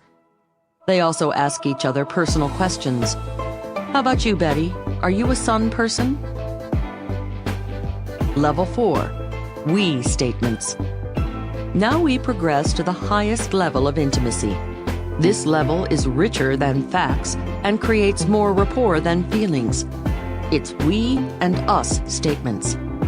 Friends discussing the weather might say, "If we keep having this good weather, it'll be a great summer." Lovers might say, "I hope this good weather keeps up for us so we can go swimming on our trip." A technique to achieve the ultimate verbal intimacy grows out of this phenomenon. Simply use the word we prematurely. You can use it to make a client, a prospect, a stranger feel you are already friends. Use it to make a potential romantic partner feel the two of you are already an item. I call it the premature we. In casual conversation, simply cut through levels 1 and 2. Jump straight to 3 and 4. Ask your prospect's feelings on something the way you would query a friend. "George, how do you feel about the new governor?" Then use the pronoun we when discussing anything that might affect the two of you. "Do you think we're going to prosper during his administration?" Make it a point to concoct we sentences. the kind people instinctively reserve for friends, lovers, and other intimates. I think we'll survive while the governor's in office. The word "we" fosters togetherness. It makes the listener feel connected. It gives a subliminal feeling of you and me against the cold, cold world. When you prematurely say "we" or "us," even to strangers, it subconsciously brings them closer. It subliminally hints you are already friends. At a party, you might say to someone standing behind you at the buffet line, "Hey, this looks great. They really laid out a nice spread for us." Or, "Uh-oh, we're going to get fat if we let ourselves enjoy all of this." Technique number 49. The premature "we." Create the sensation of intimacy with someone even if you've just met moments before. Scramble the signals in their psyche by skipping conversational levels 1 and 2 and cutting right to levels 3 and 4.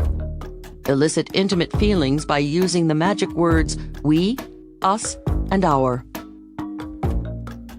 Well, we have just explored how to copy our conversation partner's movements with Be a Copy Class, echo their words, evoke potent images from their world, create a bond through their primary sense with anatomically correct empathizers, and establish subliminal friendship with words like "we."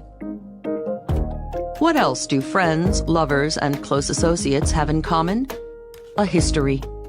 The final technique in this section is a device to give a fairly new acquaintance the warm and fuzzy feeling the two of you have been together for a long, long time.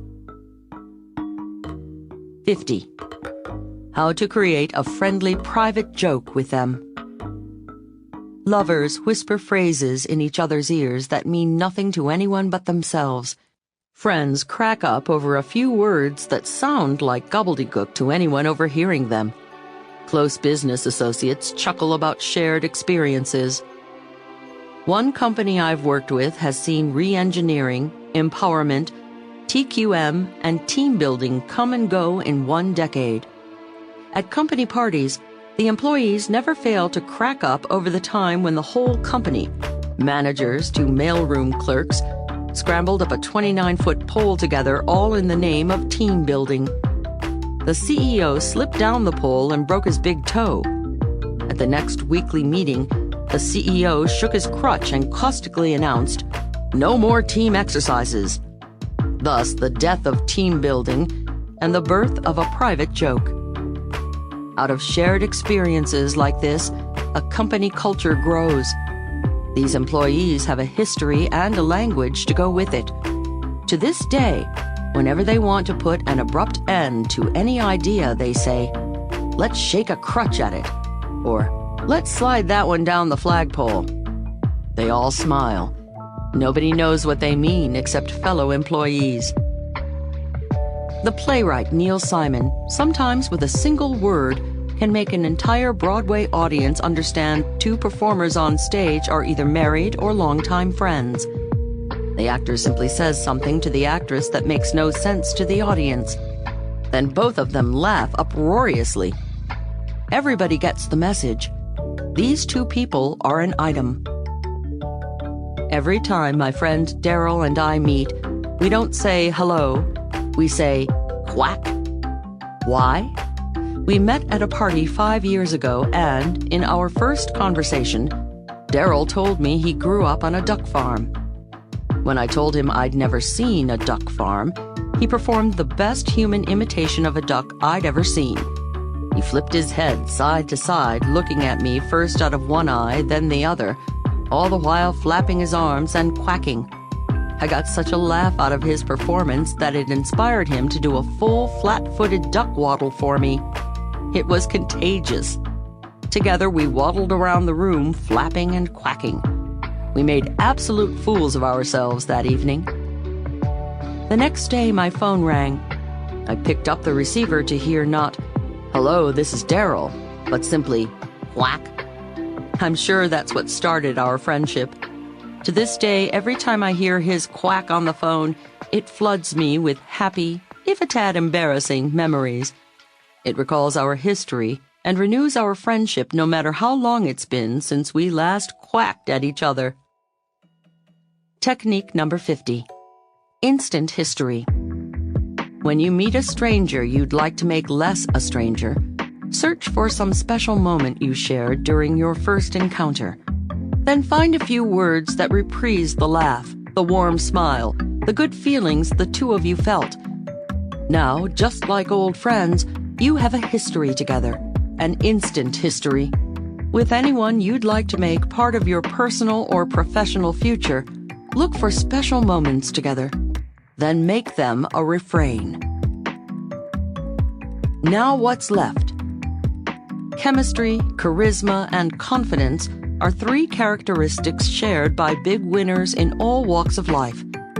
Part 1 helped us make a dynamic, confident, and charismatic first impression with body language.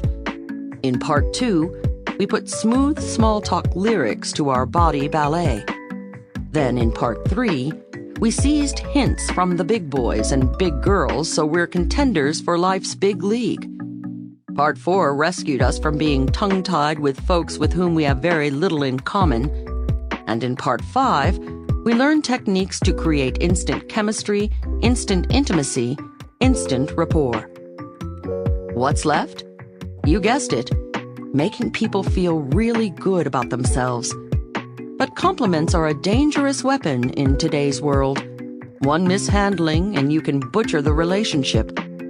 Let us now explore the power of praise, the folly of flattery, and how you can use these potent tools effectively. Part 6. How to differentiate the power of praise from the folly of flattery. Kids are experts at getting what they want. Perched on Papa's knee. Oh, Daddy, you're so wonderful. I know you'll buy me that new doll. The next morning with Mama in the supermarket. Oh, Mommy, I love you. You're the most bestest mommy in the world. I know you'll buy me that chocolate munchie. From the hungry infant's instinctive cooing as Mommy approaches the crib, to the car salesman's calculated praise as the prospect walks into the showroom, compliments come naturally to people when they want something from somebody. In fact, compliments are the most widely used and thoroughly endorsed of all getting what you want techniques. When Dale Carnegie wrote, "Begin with praise," 15 million readers took it to heart. Most of us still think praise is the path to extracting what we want from someone. And yes, if it's as simple as dolls from Daddy and munchies from Mommy, it may be. But the business world has changed dramatically since Dale Carnegie's day. In today's world, not every smiling flatterer has the power to procure through praise. The malaise of unskilled praise. You give someone a compliment. You smile, waiting to see the warm feelings engulf the recipient. You may have to wait a long time. If he or she has a speck of suspicion your praise is self-serving, it has the opposite effect. If your compliment is insincere or unskilled, it can wreck your chances of ever being trusted by that person again. It can abort a potential relationship before it ever gets off the runway. However, skilled praise is a different story. When done well, it gives the relationship immediate liftoff. It can make a sale, win a new friend, or rejuvenate a marriage on a golden anniversary. What is the difference between praise that lifts and flattery that flattens? Many factors enter the equation. They include your sincerity, timing, motivation, and wording. They also involve the recipient's self-image, professional position, experience with compliments, and judgment of your powers of perception. Of course, it entails the relationship between the two of you and how long you have known each other. If you're complimenting someone by phone, email, or snail mail, it even involves subtleties such as whether you've ever seen his or her face, either in person or a photograph. Mind-boggling, isn't it? Sociologists' research shows 1. A compliment from a new person is more potent than from someone you already know. 2. Your compliment has more credibility when given to an unattractive person or an attractive person whose face you've never seen. 3. You are taken more seriously if you preface your comments by some self-effacing remark, but only if your listener perceives you as higher on the totem pole. If you're lower, your self-effacing remark reduces your credibility. Complicated, this complimenting stuff. Rather than dizzying ourselves with the surfeit of specific studies, let's just put some terrific techniques in our little bag of tricks. Each of the following meets all the criteria of social scientists' findings. Here are 9 effective ways to praise in the new millennium. 51. How to compliment someone without sounding like you're brown-nosing. The risk in giving a compliment face-to-face is, of course, that the distrustful recipient will assume you are indulging in shameless, obsequious pandering to achieve your own greedy goals. It's a sad reality about compliments. If you lay a big one out of the blue on your boss, your prospect, or your sweetie, the recipient will probably think you're brown-nosing. Your main squeeze will assume you're suffering guilt over something you've done. So what's the solution? Hold back your sincere esteem? No, simply deliver it through the grapevine. The grapevine has long been a trusted means of communication. From the days when Catskills comics insisted the best ways to spread news were telephone, telegraph, and tell a woman, we have known it works. Unfortunately, the grapevine is most often associated with bad news, the kind that goes in one ear and over the back fence. But the grapevine need not be laden only with scuttlebutt and sour grapes. Good news can travel through the same filament. And when it arrives in the recipient's ear, it is all the more delectable. This is not a new discovery. Back in 1732, Thomas Fuller wrote, "He's my friend that speaks well of me behind my back." We're more apt to trust someone who says nice things about us when we aren't listening than someone who flatters us to our face. No risk praise. Do it behind their back. Instead of telling someone directly of your admiration, tell someone who is close to the person you wish to compliment. For instance, suppose you want to be in the good graces of Jane Smith. Don't directly compliment Jane. Go to her close associate, Diane Doe, and say, "You know, Jane is a very dynamic woman. She said something so brilliant in the meeting the other day. Someday she'll be running this company. I place 10 to 1 odds your comment will get back to Jane via the grapevine in 24 hours. Diane will tell her friend, 'You should hear what so-and-so said about you the other day.'" Technique number 51. Grapevine glory. A compliment one hears is never as exciting as the one he overhears. A priceless way to praise is not by telephone, not by telegraph, but by tell a friend. This way you escape possible suspicion that you are an apple-polishing, boot-licking, egg-sucking, back-scratching sycophant trying to win brownie points. You also leave recipients with the happy fantasy that you are telling the whole world about their greatness. When you gave grapevine glory to Jane, Diane became the carrier pigeon of that compliment. Which leads us to the next technique, where you become the carrier pigeon of other people's compliments. 52. How to be a carrier pigeon of good feelings. Carrier pigeons have a long and valiant history. The dauntless winged messengers, often maimed by shellfire and dying after delivering their messages, have saved the lives of thousands. One tenacious little bird named Cher Ami is credited with saving 200 lives during the Battle of the Argonne in World War I. The brave one-legged little birdie, one of his wings shot through, carried a message dangling from his remaining ligament. The blood-smeared little ball of feathers arrived just in time to warn that the Germans were about to bomb the city.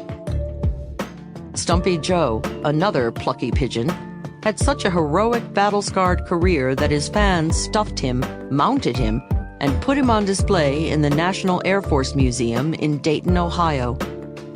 and millions of other brave birds have brought joyful messages to racing pigeon enthusiasts around the world. In that fine tradition, I present the complimenting technique I call carrier pigeon kudos. Whenever you hear a laudatory comment about someone, don't let it end there. You don't need to write it, roll it up in a capsule, strap it to your leg like Stumpy Joe, and fly it to the recipient. Nevertheless, you can remember the kudo and verbally carry it to the person who will get the most pleasure, the person who was complimented. Keep your ears open for good things people say about each other. If your colleague Carl says something nice about another colleague, Sam, pass it on. You know, Sam, Carl said the nicest thing about you the other day. Your sister tells you your first cousin is a dynamite relative. Go ahead and call Cuz. Your mother tells you she thinks Manny did a great job mowing the lawn. Pass it on to him. Hey, we all like a little appreciation, even from Mom. Here's where it benefits you. Everyone loves the bearer of glad tidings. When you bring someone third-party kudos, they appreciate you as much as the complimenter. Call it gossip, if you like. This is the good kind. Technique number 52. Carrier pigeon kudos. People immediately grow a beak and metamorphosize themselves into carrier pigeons when there's bad news. It's called gossip. Instead, become a carrier of good news and kudos. Whenever you hear something complimentary about someone, fly to them with the compliment. Your fans may not posthumously stuff you and put you on display in a museum like Stumpy Joe, but everyone loves the carrier pigeon of kind thoughts. Carry more cargo than compliments. Another way to warm hearts and win friends is to become a carrier pigeon of news items that might interest the recipient. Call, mail, or email people with information they might find interesting. If your friend Ned is a furniture designer in North Carolina, and you see a big article in the Los Angeles Times about furniture trends, fax it to him. If your client Sally is a sculptor in Seattle, and you see her work in someone's home in New York, send her a note. My friend Dan lives in San Francisco, and whenever he runs across something in the paper on communications, he clips it and sends it to me. No note, just FYI. Regards, Dan, in the corner. He's like my own private West Coast clipping service. Try it. Think of the money you'll save on greeting cards. A relevant clipping is the big winner's way of saying, I'm thinking of you and your interests. 53. How to make 'em feel your admiration just slipped out. Here's yet another caress for someone's ego. Don't give a blatant compliment. Merely imply something magnificent about your conversation partner. Several months ago, I was visiting an old friend in Denver whom I hadn't seen in a long time. When he came to my hotel to pick me up, he said, "Hello, Leil, how are you?" Then he paused, looked at me, and said, "You've obviously been well." Wow, I felt terrific. He implied I looked good, and that made my evening. Guess the good Lord decided I shouldn't have too swollen a head, however, because later that evening, after my friend dropped me off, I got into the hotel elevator. A maintenance man entered at the 3rd floor. He smiled at me. I smiled back. He looked at me again and said, "Gosh, ma'am, was you a model?" Oh man, was I feeling on top of the world now. "When you was young?" he continued. Crash. Why couldn't he have zipped his lip before the zinger? I loved the implication in the first part of his comment, but the second implied I was now an old lady. Ruined my next day. Heck, his unintentional low blow ruined my week. In fact, I still feel wretched about it. You have to be careful of unintentional bad implications. If visiting a new city, you stop someone on the street and say, "Excuse me, could you tell me if there are any fine dining restaurants nearby?" You are implying the passerby is a person of taste. If, however, you ask that same passerby, "Hey, know any down and dirty bars in this burg?" your implication is entirely different. Find a way to imply magnificent qualities of those you wish to indirectly compliment. Technique number 53. Implied magnificence. Throw a few comments into your conversation that presuppose something positive about the person you're talking with. But be careful. Don't blow it like the well-intentioned maintenance man, or the southern boy who, at the prom, thought he was flattering his date when he told her, "Gosh, Mary Lou, for a fat gal, you dance real good." 54. How to win their hearts by being an undercover complimenter. Next in our agglomeration of joy spreaders is a technique I call accidental adulation. Once, at a small dinner party, the subject turned to space travel.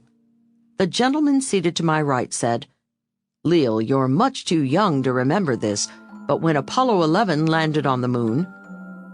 If my life depended on it, I couldn't tell you what the chap said next.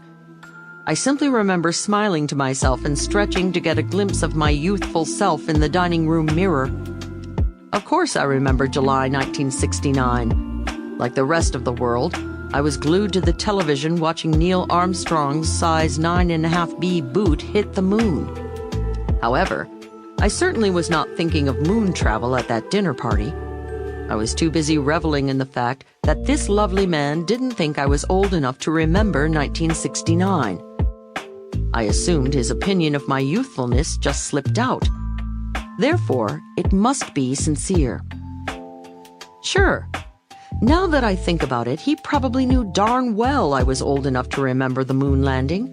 I bet he was using the maneuver accidental adulation. But it doesn't matter. My warm memories of him remain. Accidental adulation is slipping praise into the secondary part of your point, putting it in verbal parentheses. Try it. You'll like it. They'll love it. Try accidental adulation and see smiles break out on the faces of the recipients. Tell your 65-year-old uncle, "Anyone as fit as you would have zipped right up those steps, but boy, I was out of breath." Tell a colleague, "Because you're so knowledgeable in contract law, you would have read between the lines, but stupidly I signed it."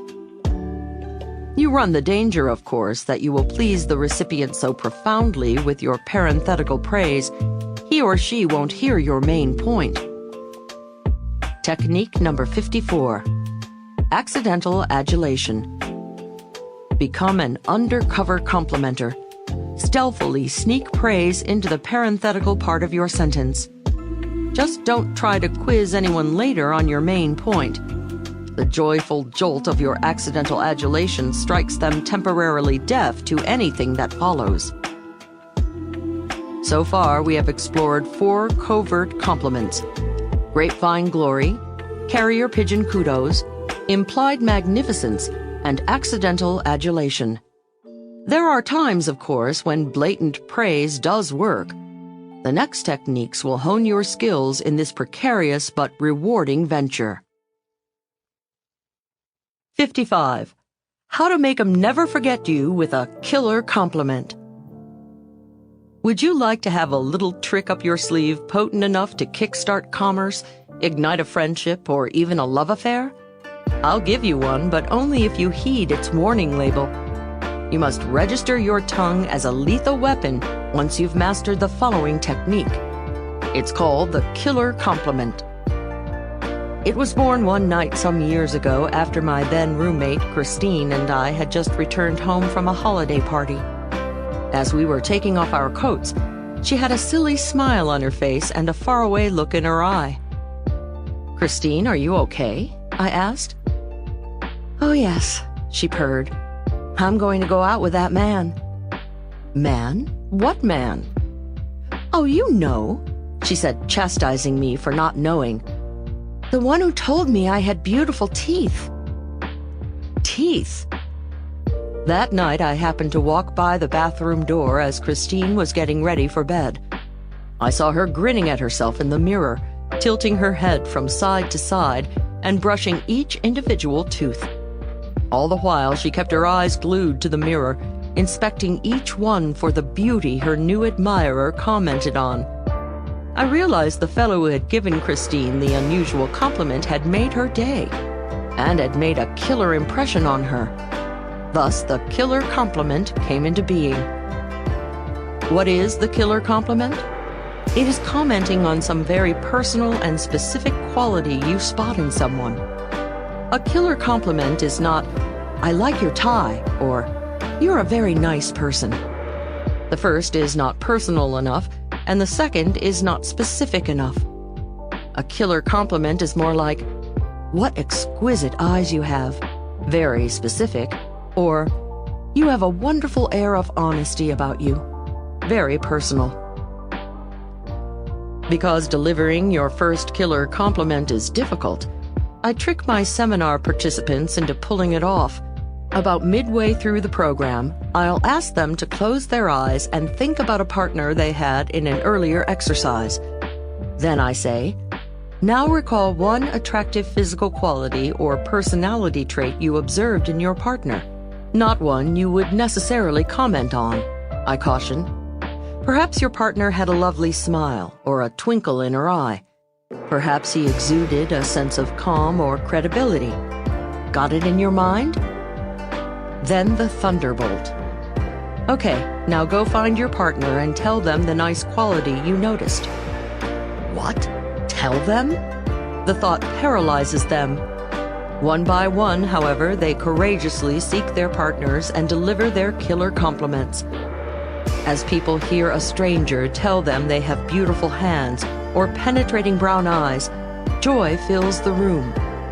Laughter explodes in every corner. I am now looking out at a sea of smiles and happy blushes. Everyone loves receiving his or her personal killer compliment, and everyone develops friendly feelings toward the giver. The Killer Compliment User's Manual. Just like a cannon, if you don't use the killer compliment correctly, it can backfire. Here's the user's manual that comes with the mighty missile. Rule number 1. Deliver your killer compliment to the recipient in private. If you are standing with a group of 4 or 5 people and you praise one woman for being fit, every other woman feels like a barrel of lard. If you tell one man he has wonderful carriage, every other feels like a hunchback. You also make the blushing recipient uncomfortable. Rule number 2. Make your killer compliment credible. For example, I'm tone deaf. If I'm forced to sing even a simple song like Happy Birthday, I sound like a sick pig. If anyone in earshot were foolish enough to tell me they liked my voice, I'd know it was hogwash. Rule number 3. Confer only one killer compliment per half year on each recipient. Otherwise, you come across as insincere, groveling, obsequious, pandering, and a thoroughly manipulative person. Not cool. With careful aim, the killer compliment captures everyone. It works best, however, when you use it judiciously on new acquaintances. Technique number 55. Killer compliment. Whenever you are talking with a stranger you'd like to make part of your professional or personal future, search for one attractive, specific, and unique quality he or she has. At the end of the conversation, look the individual right in the eye. Say his or her name and proceed to curl all 10 toes with the killer compliment. If you want to praise friends every day, employ the next technique. 56. How to make 'em smile with itty-bitty boosters. In contrast to the big guns of killer compliments for strangers and the tombstone game for loved ones, which we will learn shortly, here's a little pea shooter you can pop off at anyone, anytime. I call it little strokes. Little strokes are short, quick kudos you drop into your casual conversation. Make liberal use of little strokes with your colleagues in the office. Nice job, John. Well done, Kyoto. "Hey, not bad, Billy."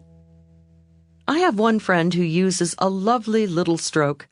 If I do something he likes, he says, "Not too shabby, Leil."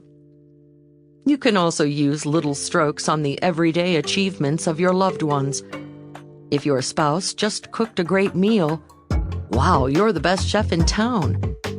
Just before going out together, "Gee, honey, you look great." After a long drive, "You did it. It must have been tiring." With your kids, "Hey, gang, great job cleaning up your room." I once read a poignant Reader's Digest article about a little girl who often misbehaved. Her mother had to continually reprimand her. However, one day, the little girl had been especially good and hadn't done a single thing that called for a reprimand. The mother said, "That night, after I tucked her in bed and started downstairs, I heard a muffled noise. Running back up, I found her head buried in the pillow. She was sobbing. Between the sobs, she asked, 'Mommy, haven't I been a pretty good girl today?' The question, the mother said, went through her like a knife. I had been quick to correct her, she said, when she was wrong.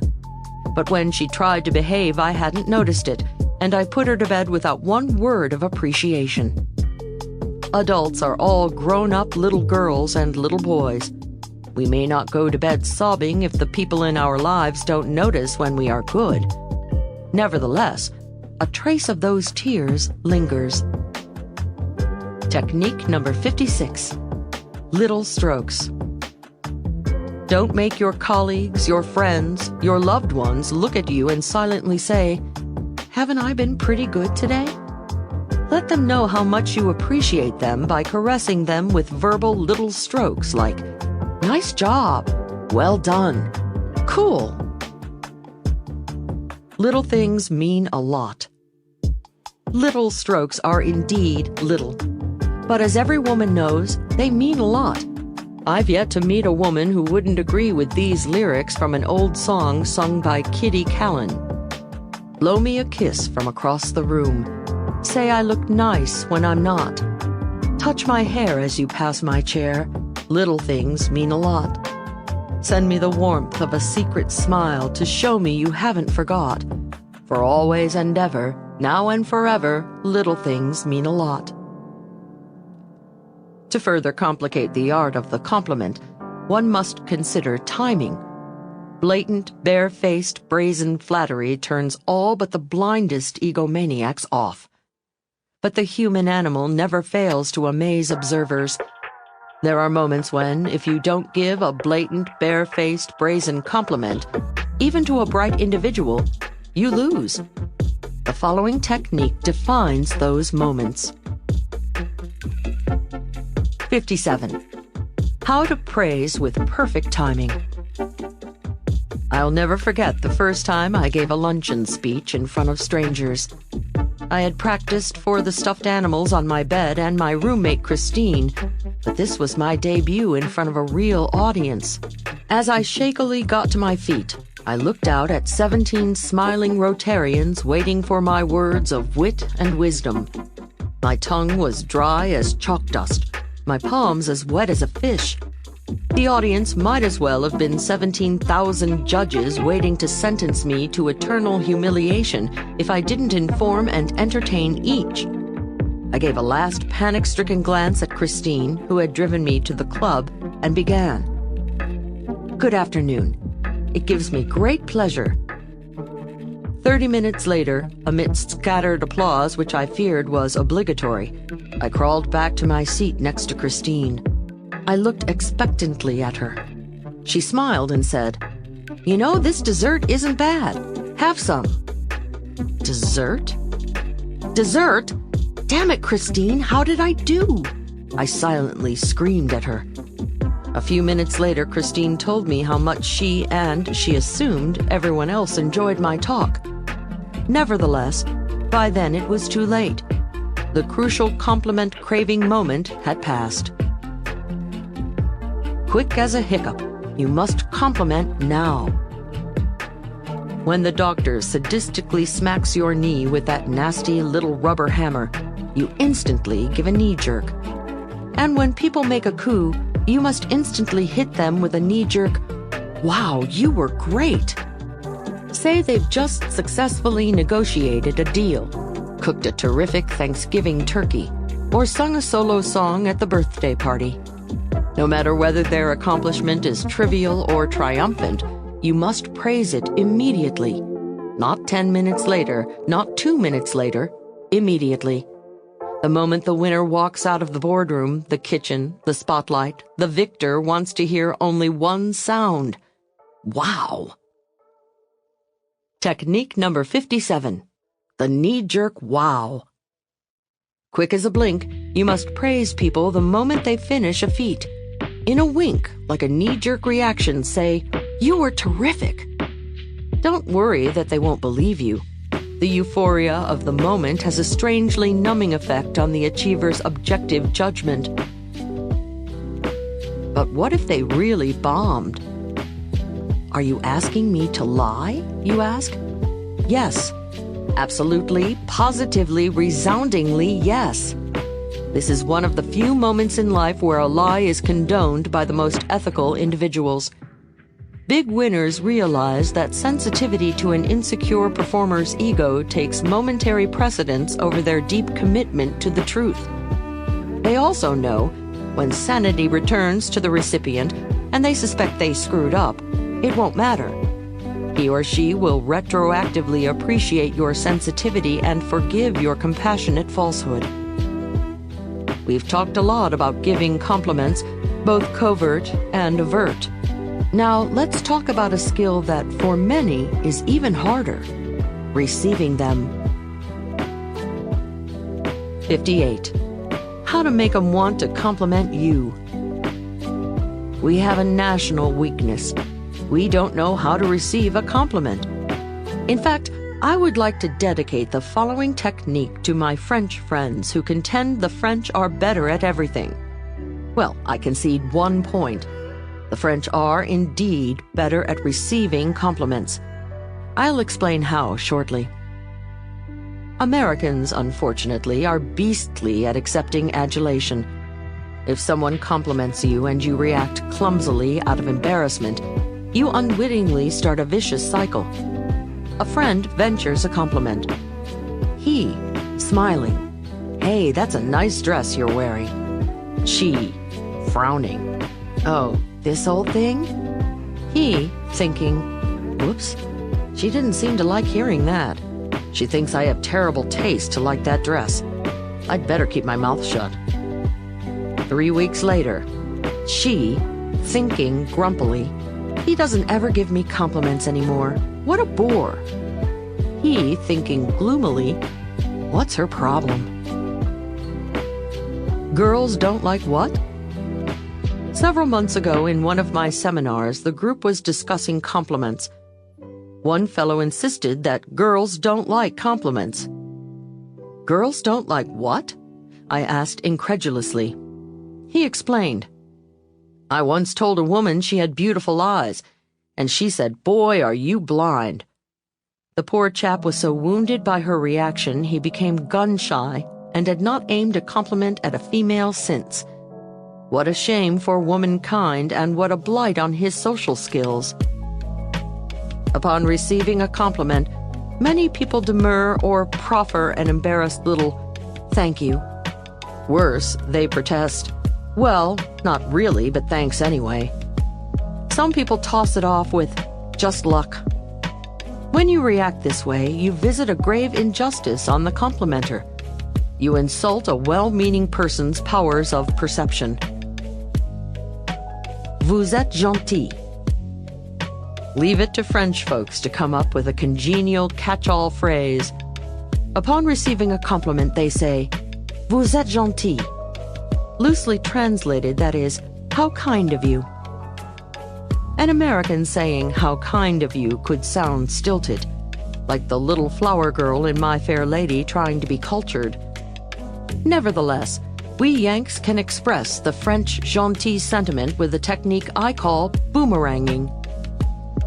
When you toss a boomerang, it makes an almost 180-degree swerve in midair and soars back to land at the feet of the thrower.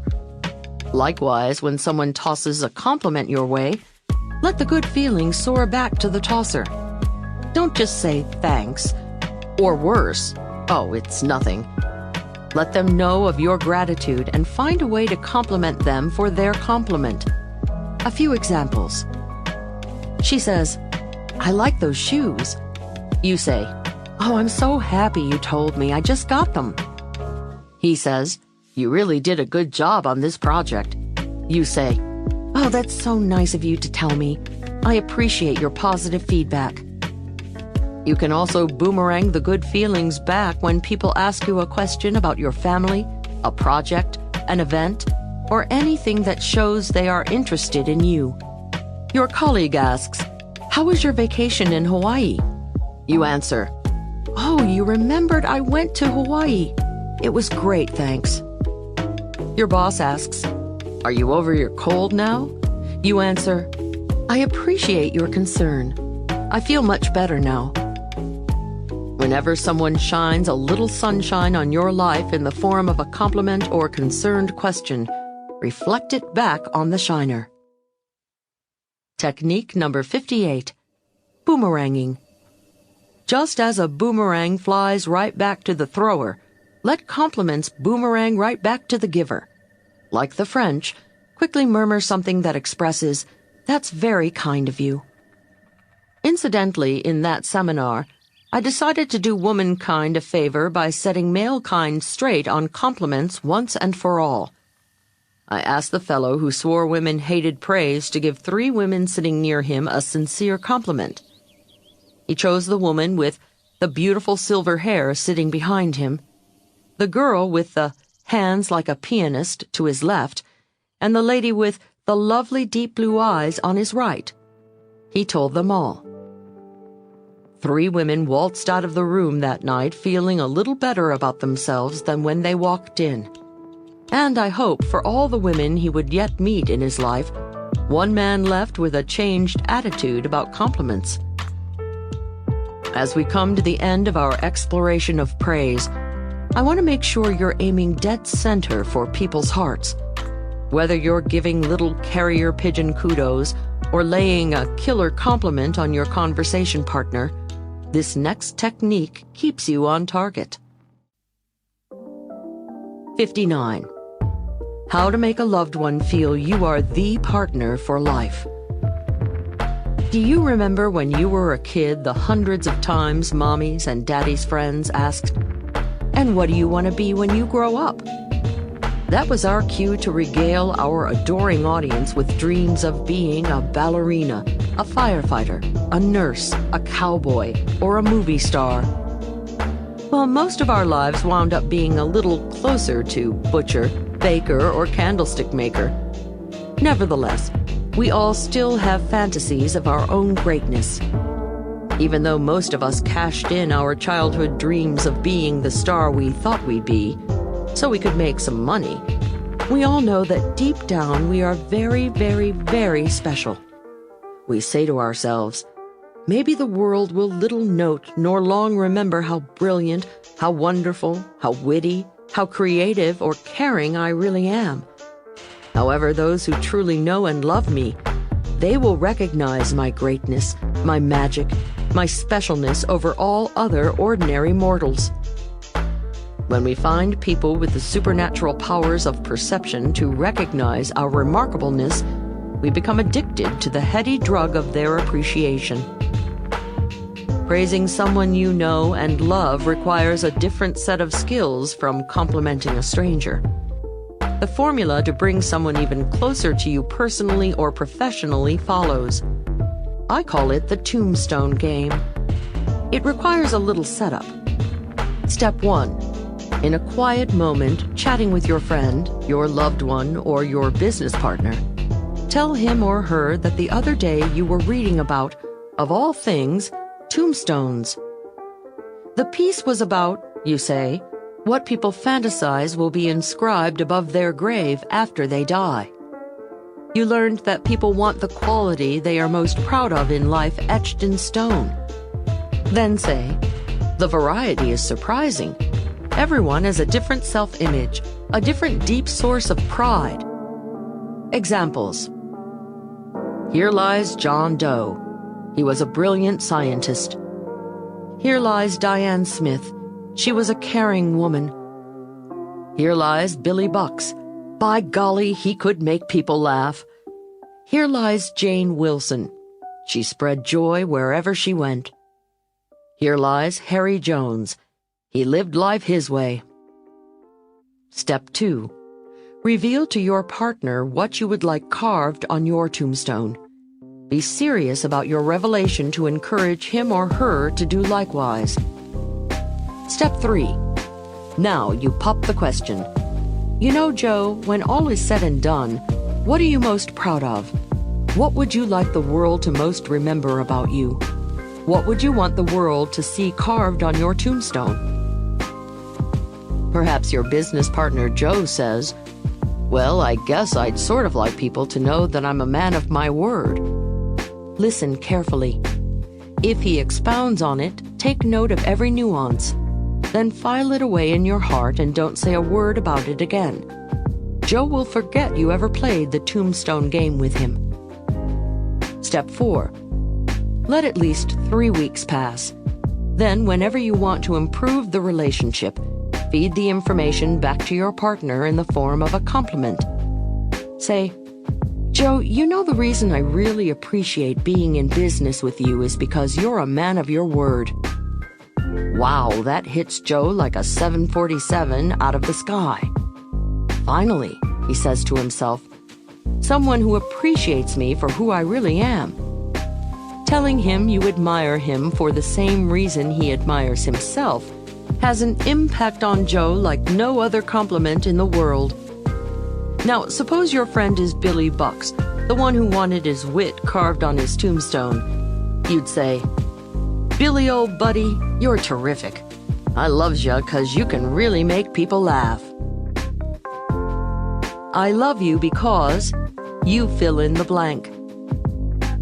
Suppose your significant other is Jane Wilson in the preceding example.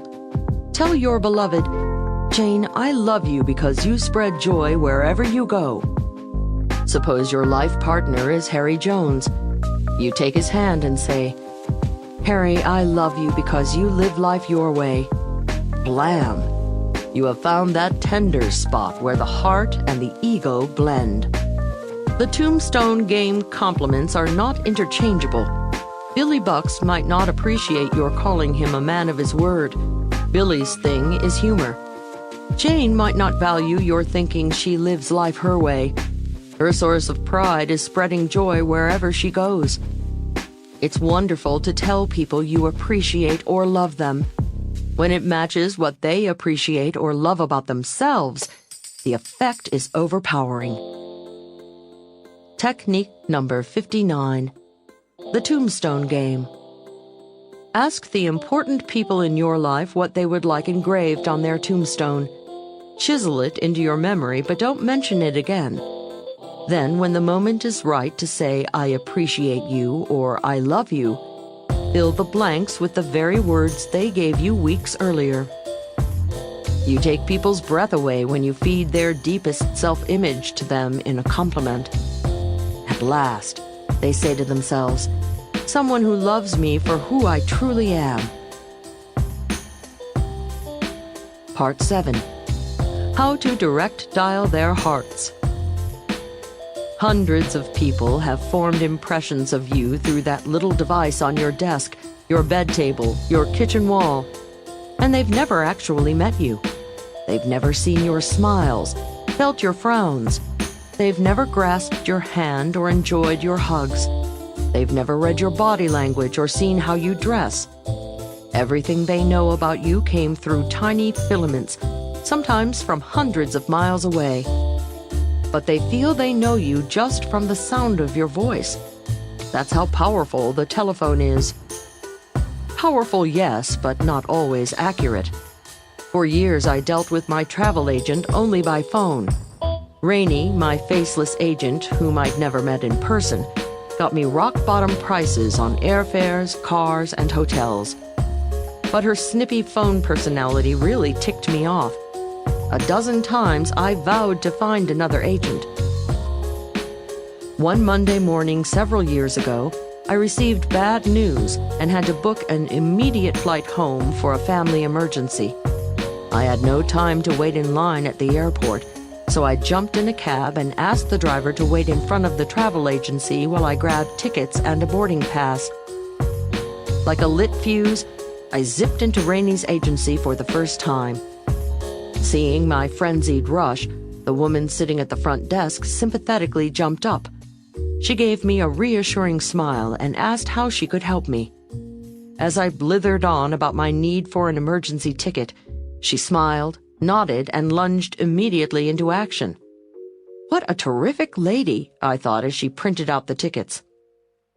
Moments later, darting out gratefully, grasping the tickets in my fist, I called out over my shoulder, "By the way, what's your name?" "Leil, I'm Rainey," she said. I whirled around and saw a thoroughly congenial woman with a big smile on her face waving to wish me a safe trip. I was dumbfounded. Why had I previously thought she was so snippy? Rainey was, well, so nice. Sitting back in the cab on the way to the airport, I figured it all out. Rainey's friendliness, her warm smile, her nods, her good eye contact, her body language, her "I'm here for you" attitude were all silent signals that didn't travel through wires. I closed my eyes and tried to remember the voice I had heard moments ago. Yes, it was Rainey's same crisp, curt pronunciation, but her friendly body language made her seem like a different person from the brusque agent I dealt with on the phone. Rainey's phone personality and her demeanor in person were completely different shows. I realized it's the same with all of us. Your personality, mine, and everyone's could be likened to a show, a theatrical performance. You want to make sure yours is a box office smash, not a flop. The following 10 techniques will get your phone personality rave reviews. 60. How to sound more exciting on the phone. I have a friend, Tina, who designed costumes for an off-Broadway show that became a smash hit a few years ago. The tiny show was such a critical success, it won the heart of an angel, a backer, and it went to Broadway. There, the show laid a big fat egg. When I read the bad news, I called Tina. "Tina, why did the show get such bad reviews on Broadway?" Tina told me that, sadly, the director didn't insist the actors and actresses change their performance to adapt to the new surroundings. The actors' understated movements, which moved small audiences alternately to laughter and tears, were lost in the big Broadway house. Audiences couldn't see their subtle gestures and poignant facial expressions. Tina told me the performers neglected to make their movements much bigger to fit the new medium. That excellent advice is not just for actors. Whenever you are talking, you must consider your medium. If your face were on a big movie screen, you might get your message across with a wink or an eyebrow raise. On radio, however, that would be meaningless. Because listeners couldn't see your wink, you'd have to say something like, "Hi, cutie." Because listeners couldn't see your raised eyebrows, you'd have to say, "Wow, I'm surprised." Your body language and facial expressions comprise more than half your personality. When people don't see you, they can get an entirely wrong impression, as I did with Rainey.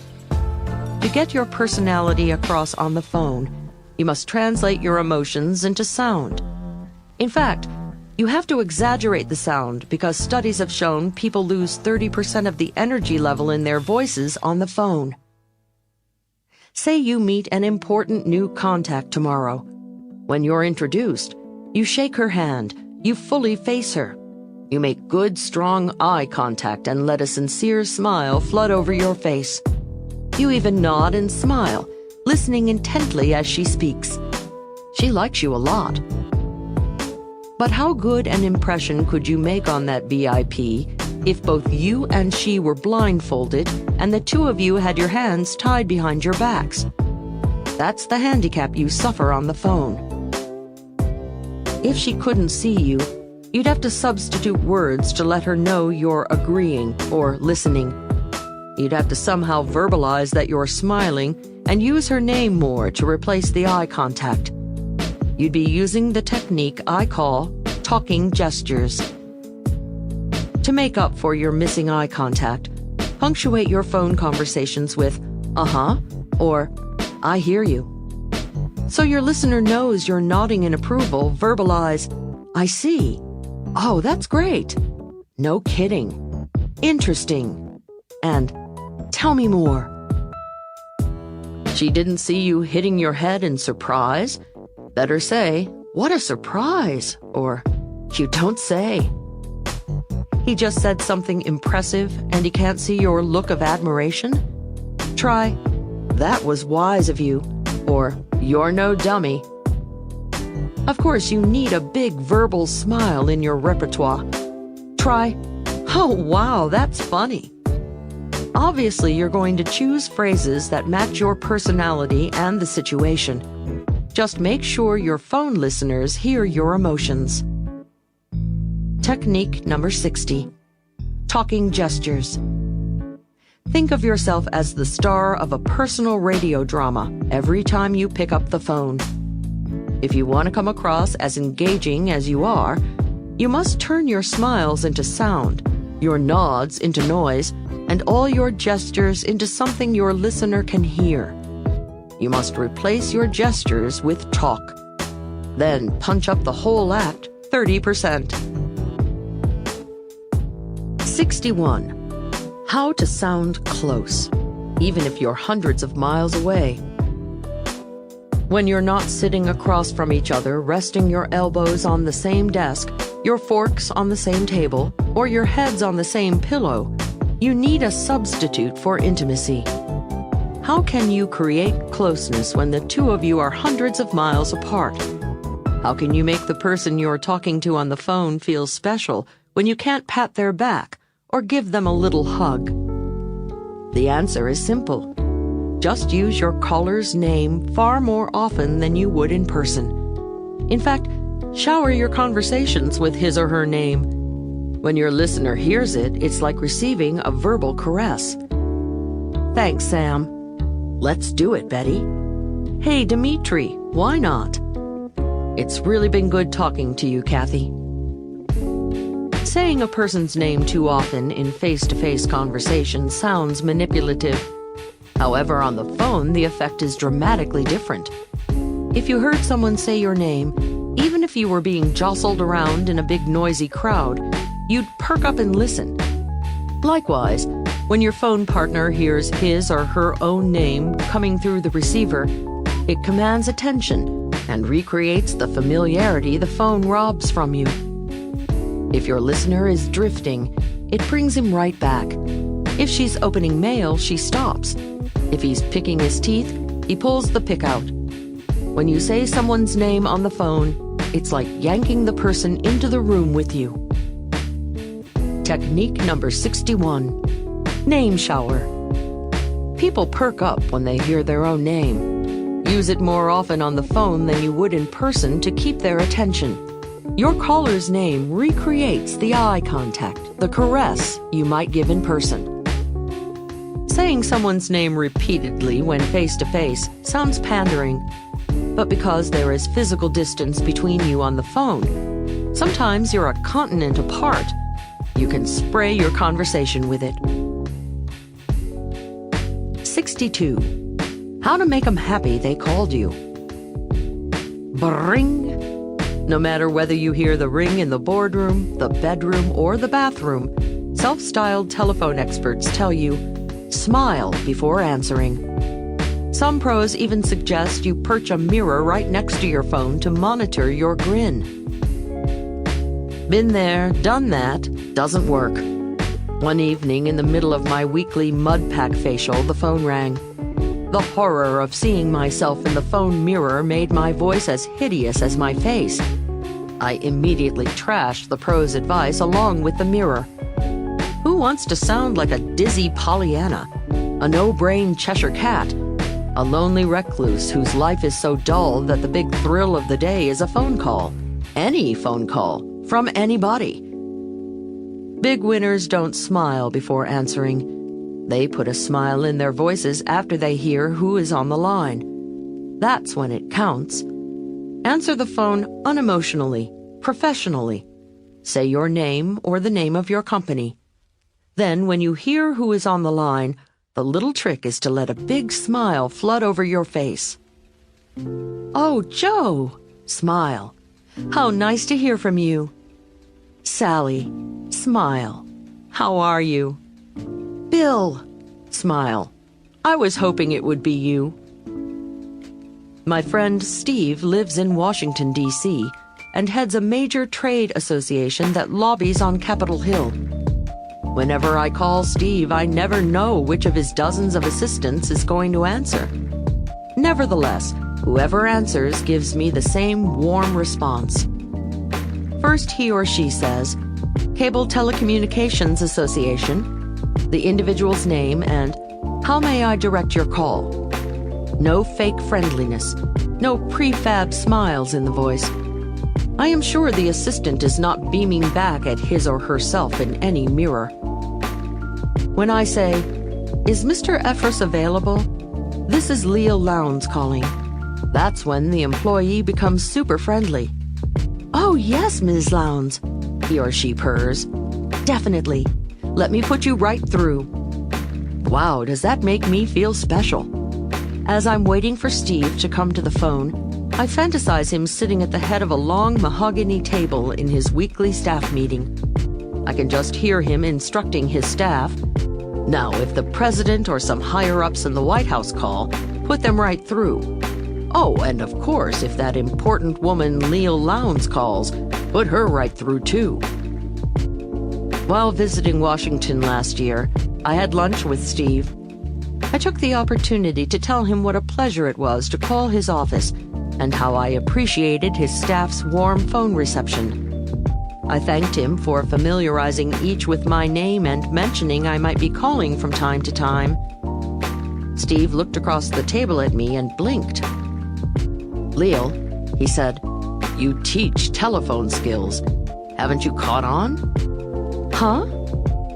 "Forgive me if I'm bursting a bubble," Steve said, "but everyone gets that reception, no matter who's calling." "Oh." "When a pain in the neck calls." "But Steve," I protested, when I'd recuperated from the initial disappointment that I was a victim of a technique and not a VIP. "What if the caller is unknown, a complete stranger?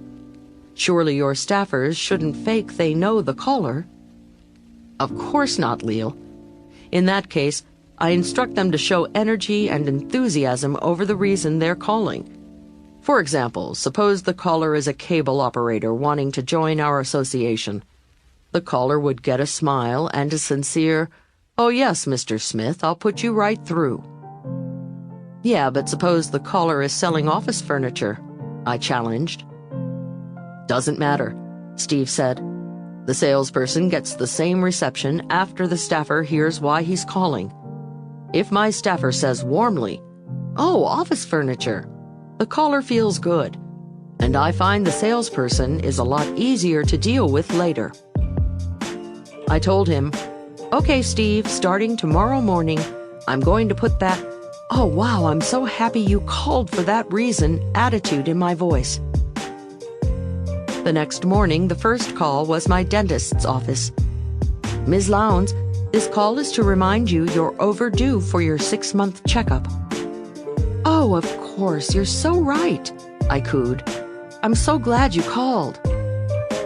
The receptionist sounded surprised, but very pleased at my reaction. "I can't book an appointment right now," I continued, "but I'll call you as soon as my schedule frees up." She didn't hassle me with her usual, "Well, when do you expect that to be?" She just hung up satisfied. And I got what I wanted. No call from my dentist's office for at least another 6 months. The second time the phone rang, it was a man who had ordered my tape set calling to complain that one of the tapes broke. "Oh my goodness, I'm so glad you told me about that," I said with the enthusiasm of having won the lottery. The callers sounded a little shocked, but obviously pleased at my reaction. "Of course, I'll get another set out to you, and I hope you accept my apologies."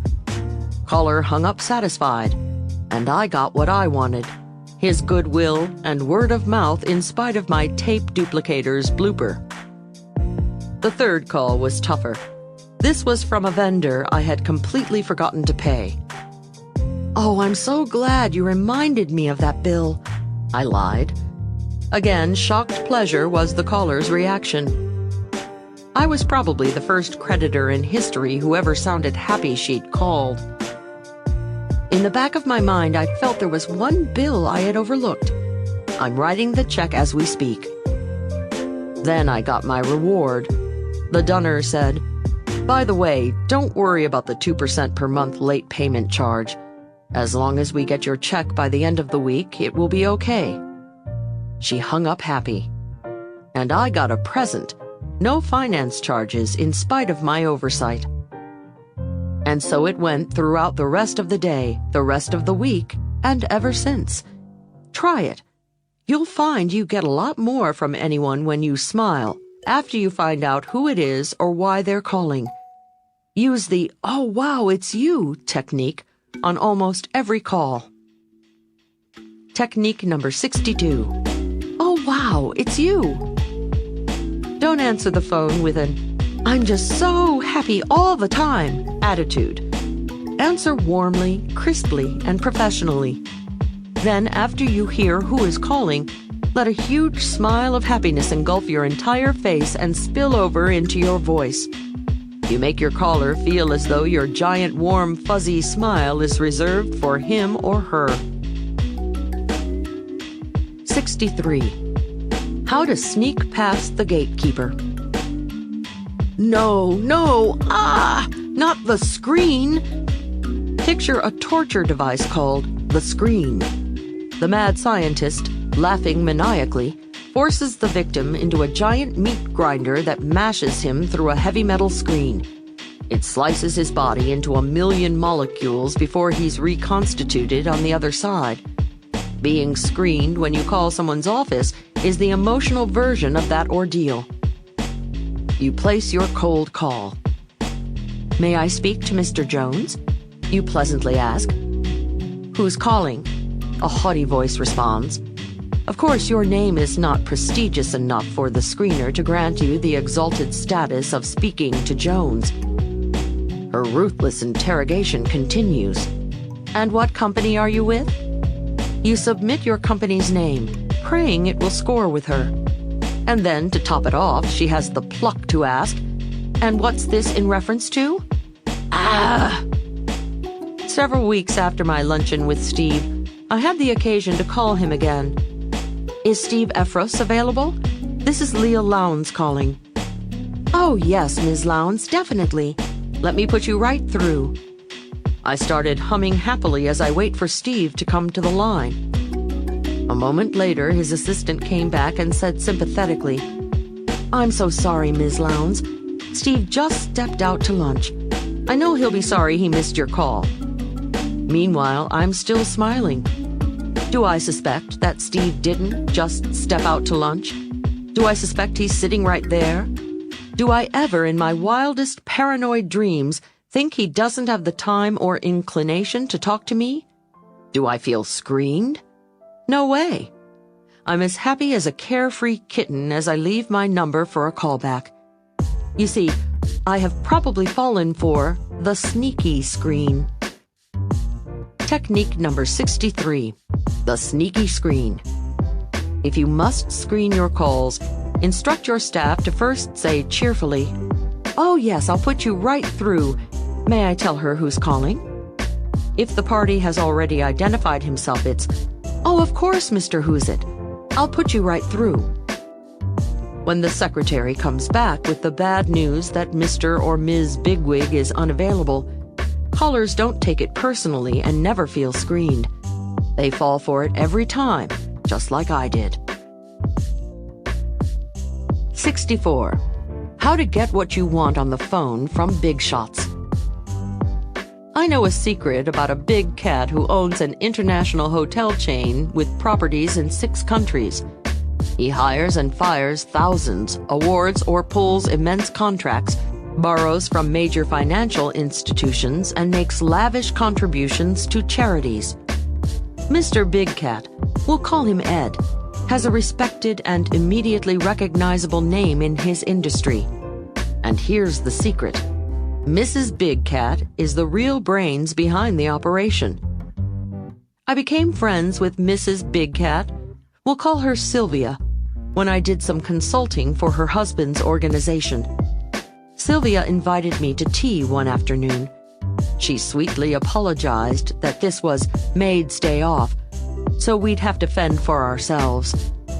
As we happily perched ourselves on the patio and were about to dive into our tea and crumpets, the phone rang. She excused herself to answer it. I heard Mrs. Big Cat say, "No, I'm sorry, he's not in. Shall I tell him who called?" "No, I don't know when he is planning on returning, but if you give me your name and—" "No, I said I don't know what time he'll be back." "Yes, I'll tell him you called." As Sylvia returned to the patio, I could tell she was annoyed by the call. Always on the lookout for a good phone story, I ventured a questioning look. Picking up on my curiosity, she said, "That fool thinks he's going to get a contribution from Ed." "Ha!" She laughed wryly. Her candor emboldened me to ask her more. It turns out the caller, a Mr. Creighton, was a fundraiser for a major charity Ed was considering contributing to. My hostess said Creighton had called twice in the past 2 weeks when Ed was out. And not once did he greet me, ask how I was, or apologize for the disturbance. This did not please Mrs. Big Cat. Was it a major irritation for Mrs. Big Cat?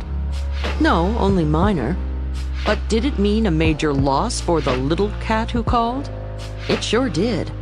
In Ed and Sylvia Big Cat's household, subtleties count. At the dinner table, Mrs. Big Cat could say to her husband, "A very nice man named Creighton called for you today, dear." Or she might say, "A rather irritating chap named Creighton called for you today." One comment or the other could mean millions won or lost by Creighton's charity. And all because little Cat Creighton mildly ruffled Mrs. Big Cat's whiskers. Home advice: salute the spouse. Office advice: salute the secretary. A surprising number of Big Cat spouses and secretaries have deep claws into important business decisions. When it comes hiring time, firing time, promoting time, or buying time, many spouses have a say. When it comes to whose calls get through, whose proposals get put on the top of the boss's desk, who gets luncheon appointments made, secretaries' opinions count. Only foolish callers don't realize all spouses and secretaries have names. All spouses and secretaries have lives. All spouses and secretaries have feelings. All spouses and secretaries have influence. Deal accordingly. Technique number 64. Salute the spouse. Whenever you are calling someone's home, always identify and greet the person who answers. Whenever you call someone's office more than once or twice, make friends with the secretary. Anybody who is close enough to answer the phone is close enough to sway the VIP's opinion of you. 65. How to get what you want by timing. When Alexander Graham Bell invented the phone, he and his comrades had no use for such trite phrases as, "Hi, how you doing?" Bell and his boys never just started spouting their ideas into their listeners' ears. The first words out of their mouths in those times were, "Can you talk?" Bell and his buddies were, of course, referring to technical capabilities. Little did they know, more than 100 years later, big winners would use a form of that same greeting. Today, of course, "Can you talk?" means, "Is it convenient to talk?" Before launching into conversation, they always ask, "Is this a good time to chat?" Did I catch you at a good time? Do you have a minute to discuss the widget account?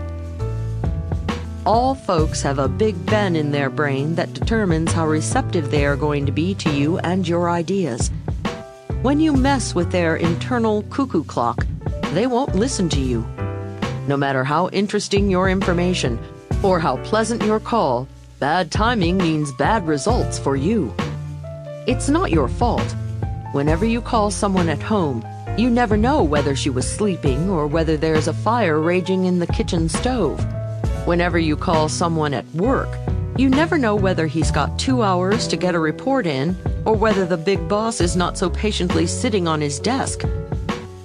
Whenever you place a call, always, not occasionally, not frequently, always ask about your timing. Make it a habit. Make it a rule.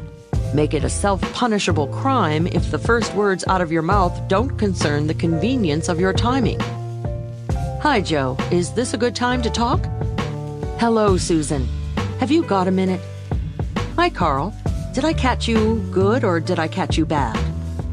Sam, do you have a second for me to tell you about what happened at the game last Saturday? There are many ways to say it, but it all boils down to, is this a good time to talk?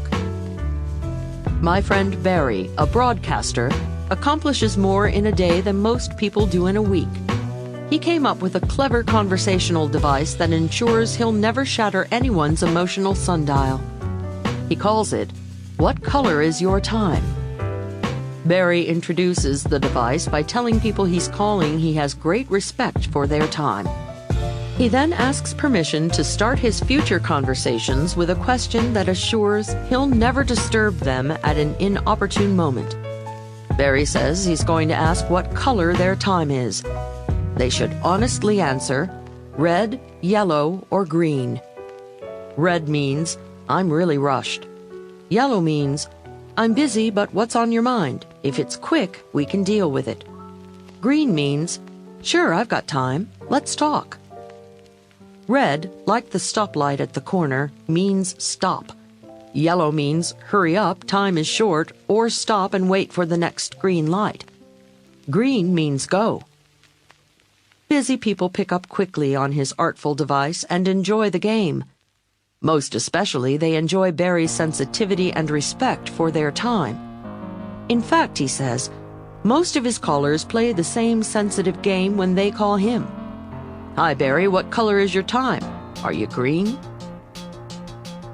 Sales folks, wait for the green light. A note here for salespeople. If you ask a prospect if he or she has time to talk and the answer is, not really, but tell me what's on your mind, don't. Do not make your sales pitch while he or she is red. Do not talk when he or she is yellow. Wait until green, very green. If you ever want to see any green coming from your prospect, that is. Technique number 65. What color is your time? No matter how urgent you think your call, always begin by asking the person about timing. Either use the "What color is your time" device, or simply ask, is this a convenient time for you to talk? When you ask about timing first, you'll never smash your footprints right in the middle of your telephone partner's sands of time. You'll never get a no just because your timing wasn't right. 66. How to impress everyone with your outgoing voicemail message. You can tell a lot about people just from the outgoing messages they leave on their voicemail. Hello, his machine answers. I'm not in right now, but you probably don't want to talk to me anyway. Beep. Would you suspect this fellow has an inferiority complex? Hello, her machine answers. The sound you hear is the barking of our killer Doberman Pinscher wolf. Please leave a message after the tone. Beep. Would you suspect this woman is worried about break-ins? Most of us don't record our personal foibles so conspicuously for the world to hear. Nevertheless, people can hear a lot between the lines of what we say on our voicemail. Last month, I needed a graphic artist to do some work for one of my extremely conservative clients. I phoned Mark, an artist whose work I had seen and liked a lot. His answering machine blasted ear-splitting rock music through the receiver.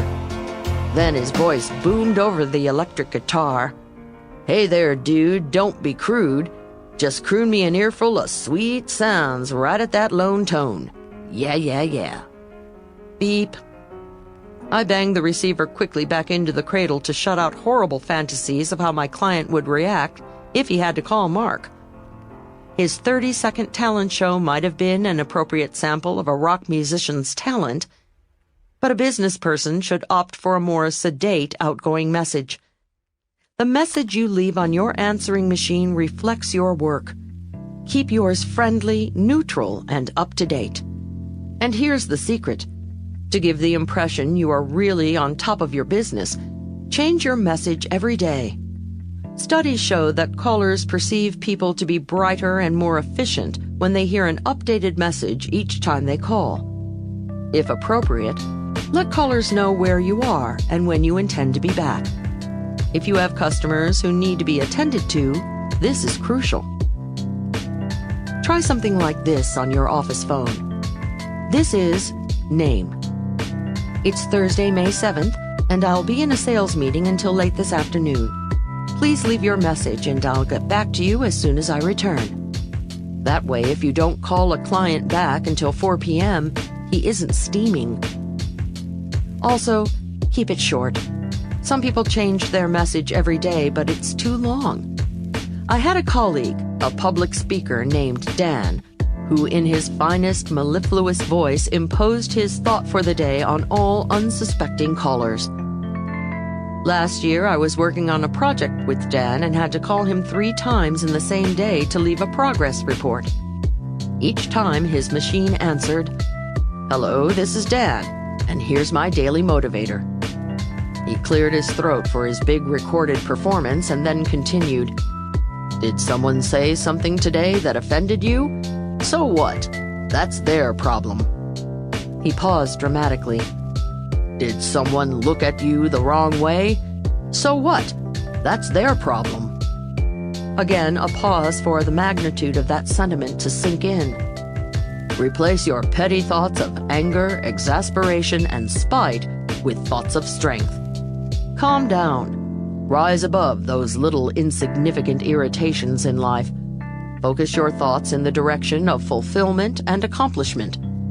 Once again, this is Dan. I'm surprised he didn't also leave his agent's phone number here. Leave your message at the tone, and have a great, peaceful day. Beep. The first time I listened to Dan's inspirational message, the length mildly irritated me. The second time, I found myself hyperventilating while waiting for him to get through his unbearably long message. By the third call, his schmaltzy message seemed interminable. I was filled with those petty thoughts of anger, exasperation, and spite he warned against because of his darn message. I found it impossible to rise above it and focus my thoughts in the direction of fulfillment and accomplishment. I wanted to punch him in the nose. Outgoing messages are not the venues to give inspirational messages or to impress the world with one's accomplishments. Another friend of mine, a writer, earned herself a few little cat stripes with this one on her machine. "Hello, this is Cheryl Smith. Cheryl is on her national book tour." She paused so all callers could be appropriately impressed. "Making appearances in 12 cities."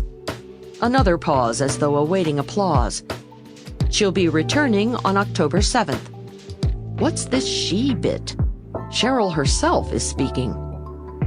Please leave your message for her at the tone. Beep.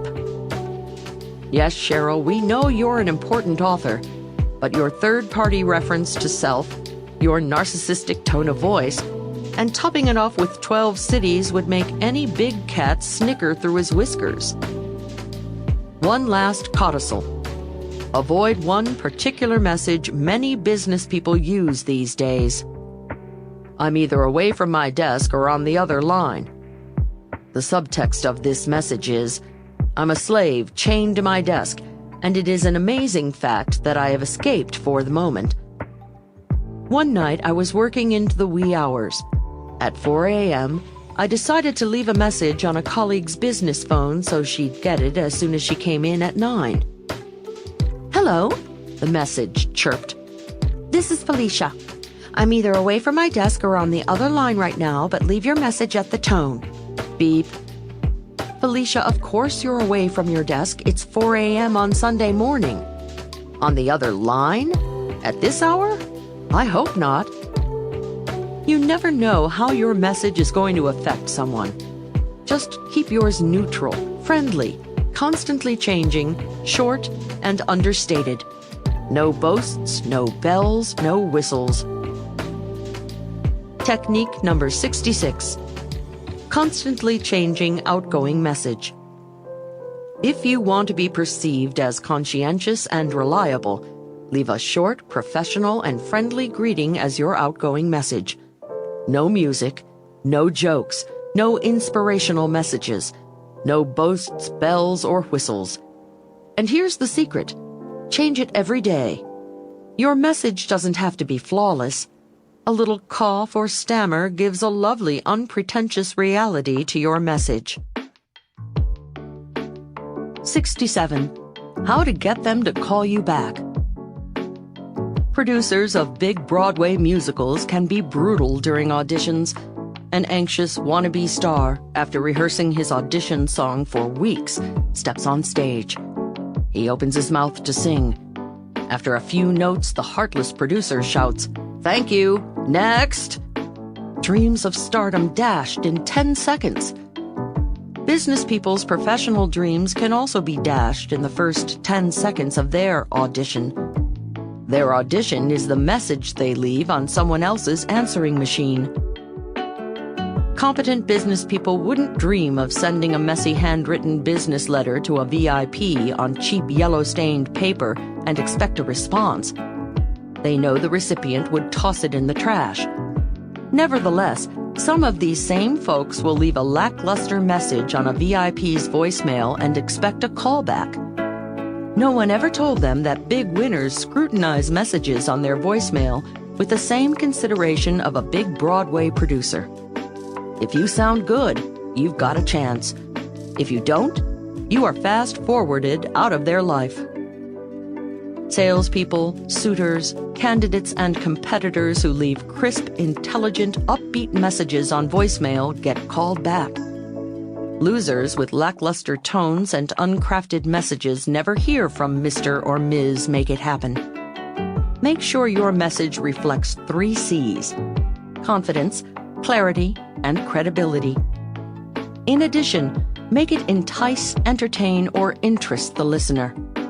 A flat, "This is Joe, call me back," doesn't score with big winners. Stay tuned for... Radio DJs use tricks to keep their listeners tuned in. Top salespeople have similar little tricks to entice prospects to call them back. Here's one called a cliffhanger. To make sure listeners won't switch stations during the radio commercial, the broadcaster throws out a mini mystery. And right after the commercial, we'll be back with the winning ticket. It could be yours. Stay tuned. Whenever you leave a voicemail message for anyone, try to include a cliffhanger. "Hi, Harry, this is Andrew. I have the answer to that question you asked me last week." Or, "Hi, Diane, this is Betsy. I have some big news about that project we were discussing." Now Harry and Diane have a reason to call Andrew and Betsy back. Pitch personality into your message, too. Picture the people listening to it. Say something to pique their curiosity or make them smile. The message you leave is your 10-second audition. Make it good. Technique number 67. Your 10-second audition. While dialing, clear your throat. If an answering machine picks up, pretend the beep is a big Broadway producer saying, "Next." Now you're on. This is your 10-second audition to prove you are worthy of a quick callback. Incidentally, if someone's voicemail unexpectedly comes on and you are unprepared, quickly hang up before the beep so they don't get a hang-up message. Take a moment to craft your entertaining, enticing, or interesting message. Rehearse it once with confidence, clarity, and charisma.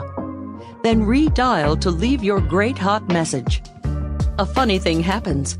If your party answers this time, you'll be disappointed. 68. How to make the gatekeeper think you're buddy-buddy with a VIP. The inspiration for this next telephone technique comes from personal experiences with mid-Manhattan toilets. A less than refined origin, to be sure. New York City, in spite of all its reputed sophistication, lags some of the shabbiest European cities in one respect.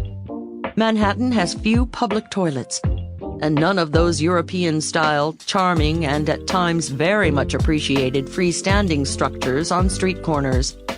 In the days when I made sales calls around the busy city of New York, this presented a problem. Several times a day, I often found myself at the mercy of coffee shop cashiers who jealously guarded their restroom facilities. Some shops even put menacingly scribbled signs in the window. Bathrooms are for customers only. I often found that if I played it straight, going up to the cashier and asking if I could use the amenities, I'd get shot down. So I used the following technique.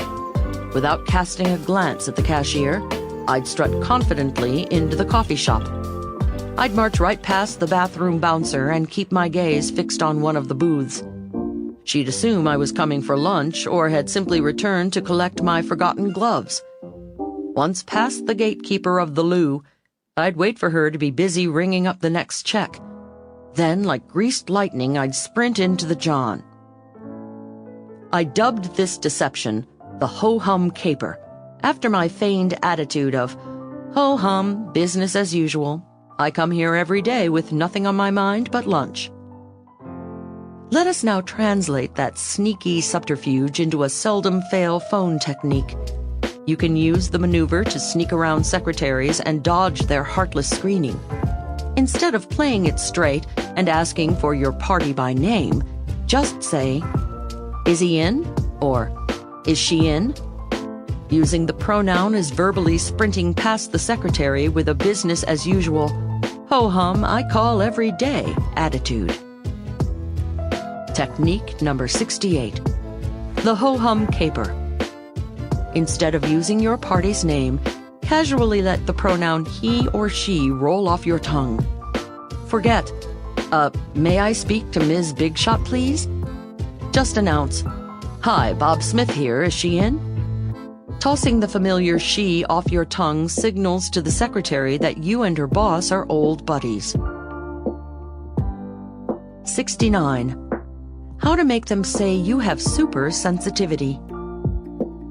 Whenever you're on the phone with someone, you hear a lot more than their voices. In the background, you might hear dogs barking, babies crying, or a crackling sound. For all you know, the dog has his tail caught in the refrigerator, the baby has to be fed, or the house is on fire. When you acknowledge the sound by asking if they have to take care of it, you warm the hearts of your listeners. When you are talking to someone at work, you often hear another phone ringing. Say immediately, "I hear your other line. Do you have to answer it?" Even if not, he or she will appreciate the gesture. If he does have to catch the other call, you can be sure he heard nothing you said after the first ring.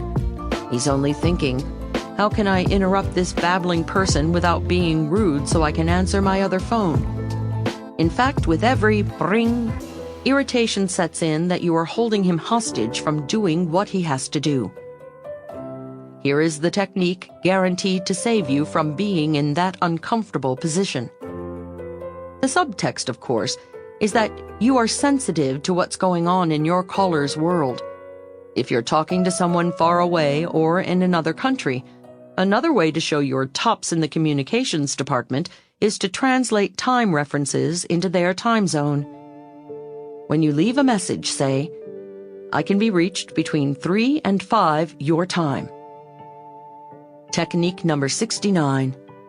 I hear your other line. When you hear a phone in the background, stop speaking, in mid-sentence if necessary, and say, I hear your other line. Or your dog barking, your baby crying, your spouse calling you. Ask whether she has to attend to it. Whether she does or not, she'll know you're a top communicator for asking. And don't forget foreign holidays. Last July 1st, I was on the phone with a client from Australia. I was impressed when he wished me Happy Independence Day weekend. So impressed, in fact, I ran out to find a chart of international holidays.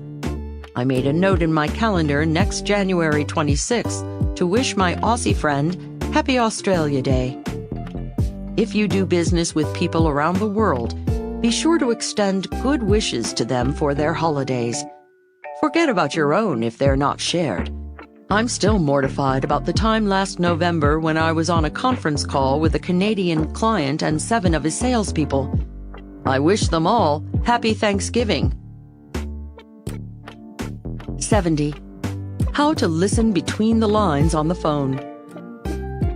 The first time I saw The Wizard of Oz, the story bewitched me. The second time I saw The Wizard of Oz, the special effects amazed me. The third time I saw The Wizard of Oz, the photography dazzled me. Have you ever seen a movie twice, 3 times?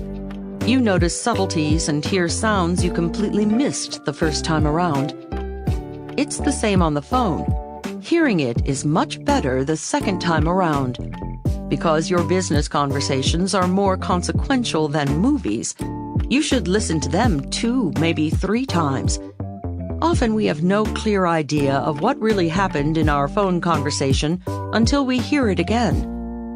You'll find shadings more significant than the color of Toto's collar, and more scarecrows than you imagined who haven't got a brain. How do you listen to your important business conversations again? Simply legally and ethically record them. I call the technique of recording and analyzing your business conversations for subtleties instant replay. Having a recorder on her phone could have made a dramatic difference in the career of my friend Laura. Laura, a nutritionist, had developed an excellent health drink. It deserved to be marketed nationally. I was in Laura's office one day discussing her plans, and I said, "Laura, I've got just the contact for you." Several months earlier, I had met Fred, a man who owned a chain of supermarkets. Fred owed me a favor because, at his request, I'd given a pro bono talk for a social club he belonged to. Fred was a big banana in the supermarket world, and with one yes, he could put my friend's health drink in his stores. That would launch Laura nationally. I placed the call, and lo and behold, he was in. And, an even bigger lo and behold, Fred sounded interested in Laura's beverage. "Put her on," Fred said. I proudly handed Laura the phone, and their conversation started out fine. "Oh, sure, I'll send you a sample," Laura said. "What's the address?" Then I heard Laura say, wait a minute, let me get something to write with." I rapidly rolled a pen and pushed a pad in front of her nose. What's that again? Did you say 4201 or 4102? I moan inaudibly. And how do you spell the name of the street? My moan becomes audible. Whoops, this pen just ran out of ink. Leil, do you see another pen on my desk? I did, and this time I felt like throwing it at her. Sorry, what's that again? Yikes. Now I wanted to grab the phone out of Laura's hands. She shouldn't be bothering a busy big banana for details like repeating addresses. She should have called his secretary back later for clarification. But even that would have been unnecessary if she were recording the conversation with the instant replay technique. She could have merely mentioned that she was recording. Most heavy hitters are comfortable with that concept, and she would have had it for reference.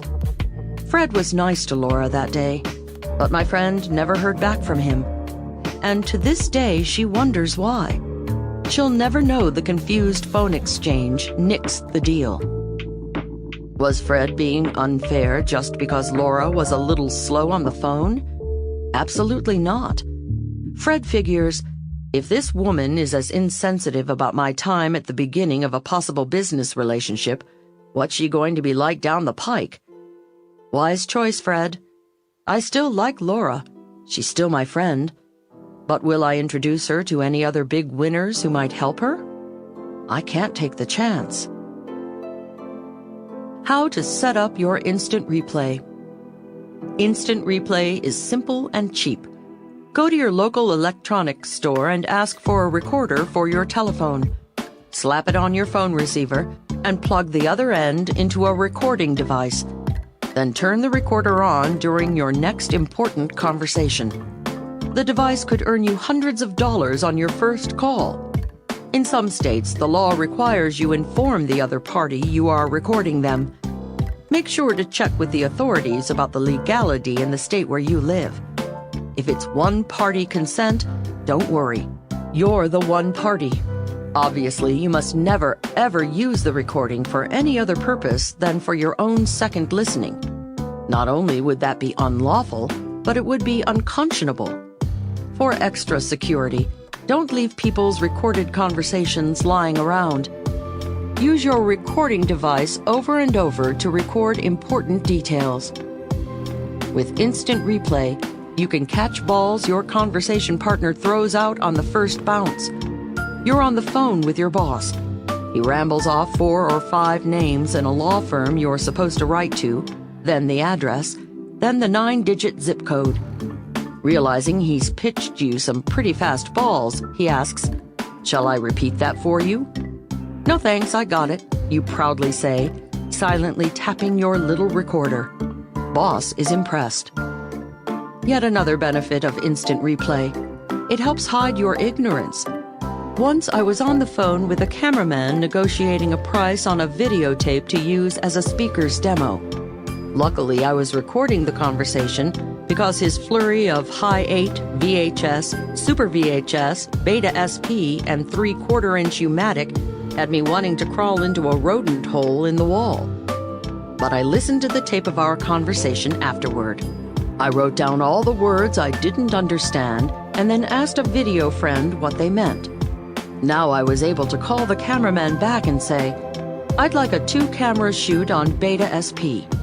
And can you give me a VHS dub so I can do some offline editing?" Don't you think I got a much better price than if I'd asked, "What's a Beta SP?" Forget what they said. Hear what they meant. Instant replay also makes you sensitive to levels of communication far deeper than just your caller's words. You tune in to their real enthusiasm or hesitation about an idea. When we want something, our minds play funny tricks on us. If we desperately crave yes from someone, we hear yes. But yes isn't always what it seems. A client's forceful yes and her hesitant yes are different as heaven and hell. Last month, I asked a woman who'd booked me for a speech if her office could reproduce my 10-page handout. She gave me the answer I wanted, which was yes. Later, however, I re-listened to our conversation on tape. Her answer about the handouts had been a very hesitant, well, yes. I immediately called her back and said, "By the way, don't worry about those handouts." "Oh, I'm so glad," she purred, "because we really don't have the budget for things like that." I gained much more in my client's goodwill than the value of reproducing a few sheets of paper. Technique number 70. Instant replay. Record all your business conversations and listen to them again. The second or third time, you pick up on significant subtleties you missed the first time. It's like football fans who often don't know if there was a fumble until they see it all over again in instant replay. Let us now return to your live, in-person show. We're going to talk not only about how to be a hit at a party, but how to smoothly hit on all the folks you want, just like a politician. Part 8. How to work a party like a politician works a room. The politician's 6-point party checklist. When invited to a party, most of us waft into a fluffy thought process. Our random reverie goes something like this. This could be fun. Wonder if they're going to serve food. Hope it's good. Might be some interesting people there. Wonder if my friend so-and-so is coming. Golly, what should I wear? That's not the way a politician thinks about a party, however. While politicians, heavy-duty networkers, serious socializers, and big winners in the business world are staring at the invitation, they instinctively surf to a different channel. Before they RSVP with yes or no, their brains craft journalistic campaign questions. It's the 6-point party checklist. Who, when, what, why, where, and how. Let's take them one by one. Who is going to be at the party? More specifically, who will be there that I should meet? Serious networkers calculate, who must I meet for business? Who should I meet for political or social reasons? And if single and searching, who do I want to meet for possible love? If they don't know who is going to be in attendance, they ask. Politicians unabashedly telephone the host or hostess of the party and ask, who's coming? As the party giver chats casually about the guest list, politicians scribble the names of the people who interest them, then resolve to meet each. When should I arrive? Politicians do not leave arrival time to whenever they finish getting dressed. They don't ask themselves, should I be fashionably late? They carefully calculate their estimated time of arrival and estimated time of departure. If the party is bulging with contacts, biggies get there early to start hitting their marks as each arrives. VIPs frequently come early to get their business done before party regulars who hate to be the first one there start arriving. They are never embarrassed to arrive early. After all, the only people who see them are other early arrivals who are often heavy hitters like themselves. Nor will you find politicians prowling around the last to slink out the door. Once they've accomplished what they set out to do, they're on their way to the next opportunity. If their agenda is more social, they try to leave their departure time open and their après-party schedule free. That way, if they make an important new contact, they can stay around and talk with him, or drive her home, or go somewhere else for coffee. What should I take with me? A politician's checklist is not the usual. Let's see, my comb, cologne, and breath mints. They pack more functional networking tools in their pockets or purses. If corporate cats will be prowling the party, they pack a pocket full of business cards. If it's a gala where people are gadding about on the social ladder and they want to exude old-world elegance, they grab a handful of social cards containing only their name and possibly an address and phone number. Some feel giving out a business card in a purely social setting can be gauche. The most vital tool in their party pack is a small pad and pen to keep track of important contacts. Why is the party being given? The politician's perpetual philosophy of penetrate the ostensible enters here. That's just a fancy way of saying, look under the rug. They ask themselves, what is the ostensible reason for the party? A big industrialist is giving his daughter a graduation party? A newly divorced executive is throwing himself a birthday bash? A floundering business is celebrating its 10th year? Nice, politicians say to themselves. That's the ostensible. But what's the real reason for the party? Maybe the industrialist wants to get his daughter a good job, so he's invited dozens of potential employers. The birthday boy is single again, so the guest list is heavy with attractive and accomplished females. The business desperately needs good PR if it's going to stay around another 10 years, so they've invited the press and community makers and shakers. Politicians have expert under-rug vision to spot the host's real agenda. They will, of course, never discuss it at the party. However, the insight elevates them to a shared state of higher consciousness with other heavy hitters at the bash. Their knowledge also makes them valuable agents for the party giver. A savvy politician introduces the job-seeking daughter to some executives at the party, or tells the most alluring women at the bash what a great guy birthday boy is. When chatting with reporters, he talks up the host's business that needs good PR.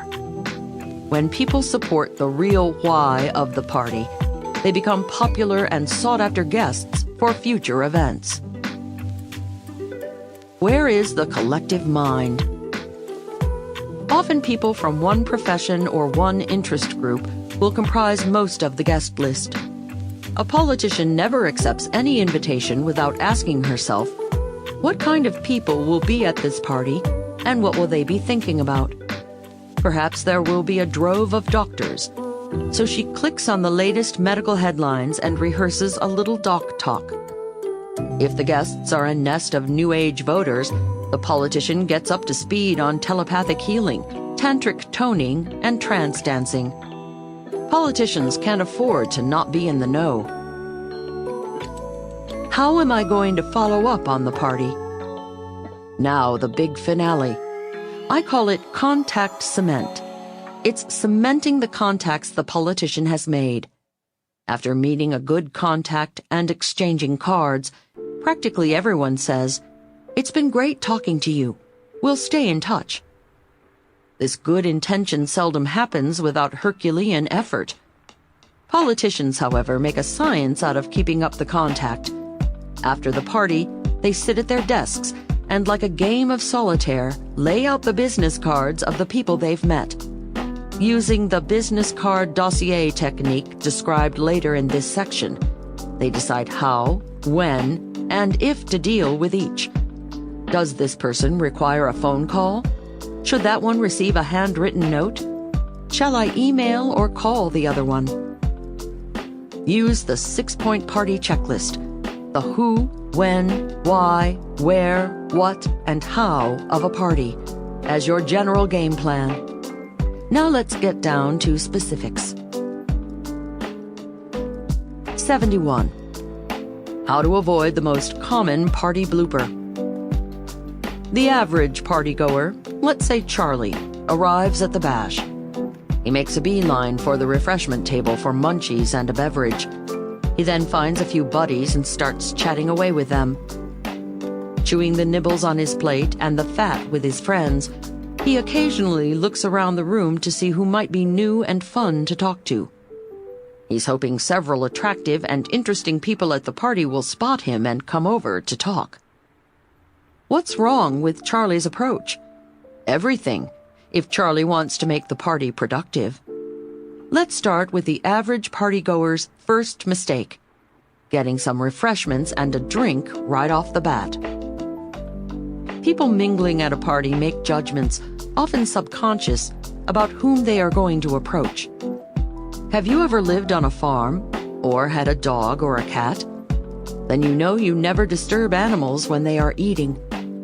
Likewise, when a human animal is eating, other human animals do not feel comfortable advancing. If partygoers' eyes scan the crowd and see you with the feed bag on, they pass right over you. Subconsciously, they're saying to themselves, "Let the hungry hound chow down and maybe we'll talk later." Later never comes, because they wind up making friends with someone else whose mouth wasn't full. Politicians always eat before they come to the party. They know they'd need a circus juggler's talent to shake hands, exchange business cards, hold a drink, and stuff crackers and cheese into their mouths, all with just 2 hands. Technique number 71. Munching or mingling. Politicians want to be eyeball to eyeball and belly to belly with their constituents. Like any big winner well-versed in the science of proxemics and spatial relationships, they know any object except their belt buckle has the effect of a brick wall between two people. Therefore, they never hold food or drink at a party. Come to munch or come to mingle, but do not expect to do both.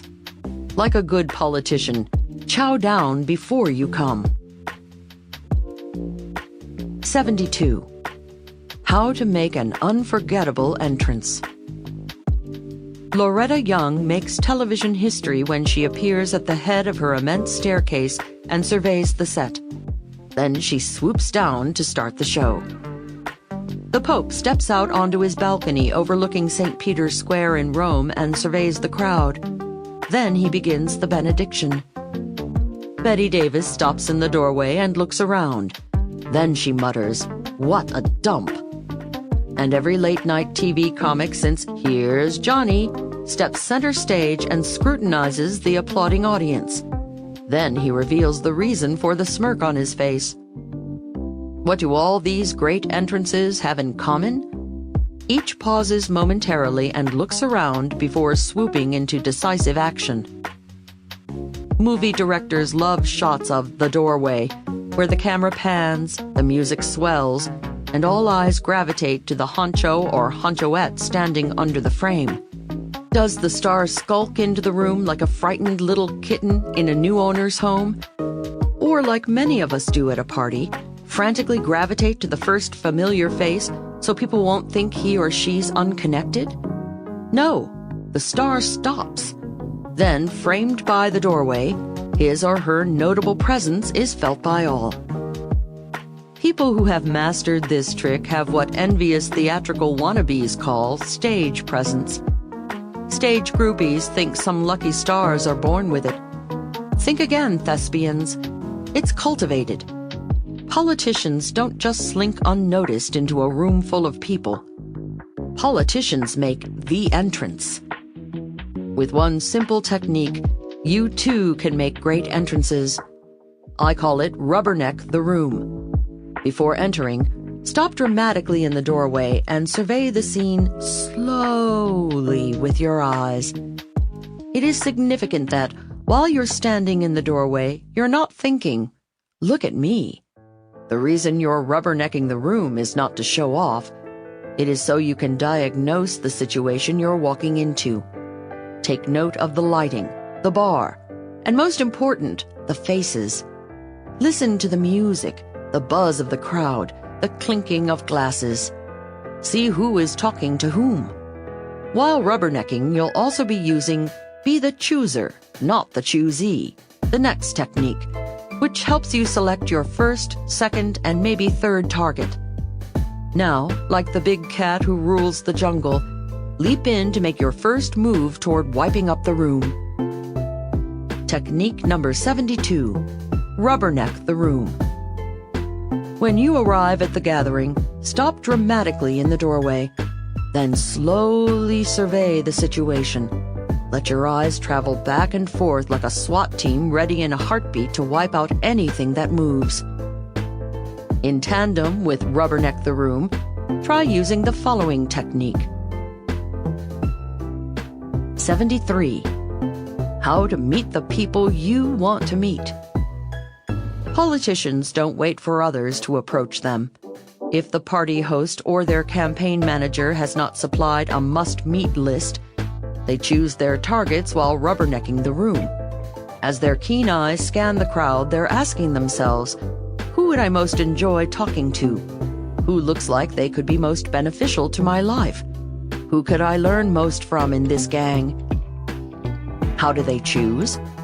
They look at everyone the same way my friend Bob, the caricature artist, looks at people.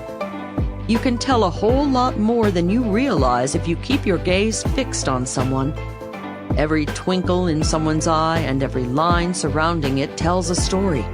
The story of the life he or she leads. Who was it who said, "At age 30, everyone has the face he deserves"? Yet few of us consciously look into strangers' eyes. How foolish that at a party or convention for making contacts, most people are embarrassed to make eye contact with people we don't know. In my networking seminar, I prime participants to make intense visual contact by asking them to form a big circle, walk around the room, and silently stare at each other. Gaze into each other's eyes, I tell them. Examine each other's movements. As they are walking, I say, the most important business contact, the dearest friend, or the love of your life is probably not in this room. Nevertheless, Sometime soon, you will be in a room where you will spot someone you sense could change your life. I want you to be prepared. I want you to have the courage to make the approach and not wait in vain for that special someone to approach you. While strolling and staring, I ask them to silently choose the 4 people they most want to talk to during the break. Only the beautiful people will be chosen. When given this unfamiliar and uncomfortable assignment, the participants assume everyone will make a beeline for the most attractive people. It never happens. Something mystical occurs when people take the time to really look at each other. Everyone discovers a distinctive beauty in 1 or 2 other people that is very personal, very special, and speaks uniquely to the seeker. The dearest friend in my life was a homely little fellow named Chip. He was only 5 feet 2 inches tall. Chip had a huge nose and funny little eyes peeping out through thick glasses. At a party, without using this technique, I probably would never have noticed Chip. However, my concentration was on him the day we met because he was giving a speech. When I gazed intently into his eyes and watched his lips moving, I saw such subjective beauty coming from his face. He became my best friend for 12 years, until a tragic disease took his life. Nevertheless, Chip remained beautiful to me until the end because, no matter how twisted his body became with illness, the beauty shone through his spirit. As the seminar participants explore each other's faces and movements, they discover the subjective beauty in their faces, in their spirits. No one can explain why one person chooses another as one of his or her special 4. Yet practically everyone returns from the break having made a new good friend. Never is anyone left unchosen. When you seek people's special qualities by exploring their faces, you will find them. If you want to walk out of any gathering with your life enhanced, spend time with people you choose, not just those who choose you. Be choosy in whom you pick, but don't wait to be the choosee. Technique number 73. Be the chooser, not the choosee. The lifelong friend, the love of your life, or the business contact who will transform your future may not be at the party. However, someday, somewhere, he or she will be. Make every party a rehearsal for the big event. Do not stand around waiting for the moment when that special person approaches you. You make it happen by exploring every face in the room. No more ships passing in the night. Capture whatever or whomever you want in your life. Sure, in a seminar it's easy, but what about real life? Sometimes after the break, a participant will say, "It was simple to go up to people I wanted to talk to this time because you gave it as an assignment. But what about at a real party?" Recently, one of my participants named Todd asked me this question in front of the group. I asked, "Todd, how did you make the approach this time?" "Well, I just went up and said, 'Hi, I'm Todd. I wanted to talk to you.'" "Well?" I asked. It dawned on him that he could use this opening phrase to meet anyone at any party. To smooth a potentially awkward moment, you quickly follow up with an innocuous question like, "How do you know the hostess?" Or, "Do you live in the area?" Now you're off and running just as though the host had introduced you. Of course, other choosy people will be prowling around the party. Some of them, after scrutinizing you, will decide you are one of the special people they choose to talk to. The following is a subliminal maneuver to make it easy for them to come over to confirm they made a wise choice. 74. How to subliminally lure people to you at a gathering. Have you ever noticed how comfortable you feel sauntering into certain rooms? The chairs are arranged in a way that welcomes you, as if saying, "Come right on in and sit on me." Conversely, you enter other rooms where you must navigate a circuitous route around tables and dressers before you finally find a free chair. Likewise, Some people arrange their body furniture, their arms and legs, to say, "Hey, come right on over and talk to me." Yet other people's body furniture shouts, "Keep out. Approach at your own risk." Shy people inadvertently say "stay away" when they fold their arms. They give off insecure signals by clutching a purse, clasping a drink, or smoking a cigarette. Controlled studies show that partygoers are more comfortable approaching people who stand with an open body, arms uncrossed and hanging at their sides, legs slightly separated, a slight smile on their faces. Any object between you and the crowd is a subliminal cutoff, even your purse. More people approach a woman who sports a shoulder bag than one squeezing a handbag. The shoulder bag hangs behind her back, thus leaving the path to talk to her open. Give them the old wrist flash. Now here's the pièce de résistance. Next to your face, your wrists and palms are one of the most expressive parts of your body. Palms up speak volumes of good sentiments. The Pope's wrists and palms are up when he beckons, "Come unto me, my brethren." The burglar's wrists and palms are up when he says, "I give up, don't shoot." The innocent man's wrists and palms are up when he's saying, "I don't know who took the money." Vulnerable, open palms signify, "I have nothing to hide." They also signify acceptance. When you are listening to a business colleague to whom you want to signal acceptance, make sure your wrists and palms are up. Even if you're resting your head on your chin, turn your wrists forward. Whenever you are chatting with anyone, give yourself a constant hand check.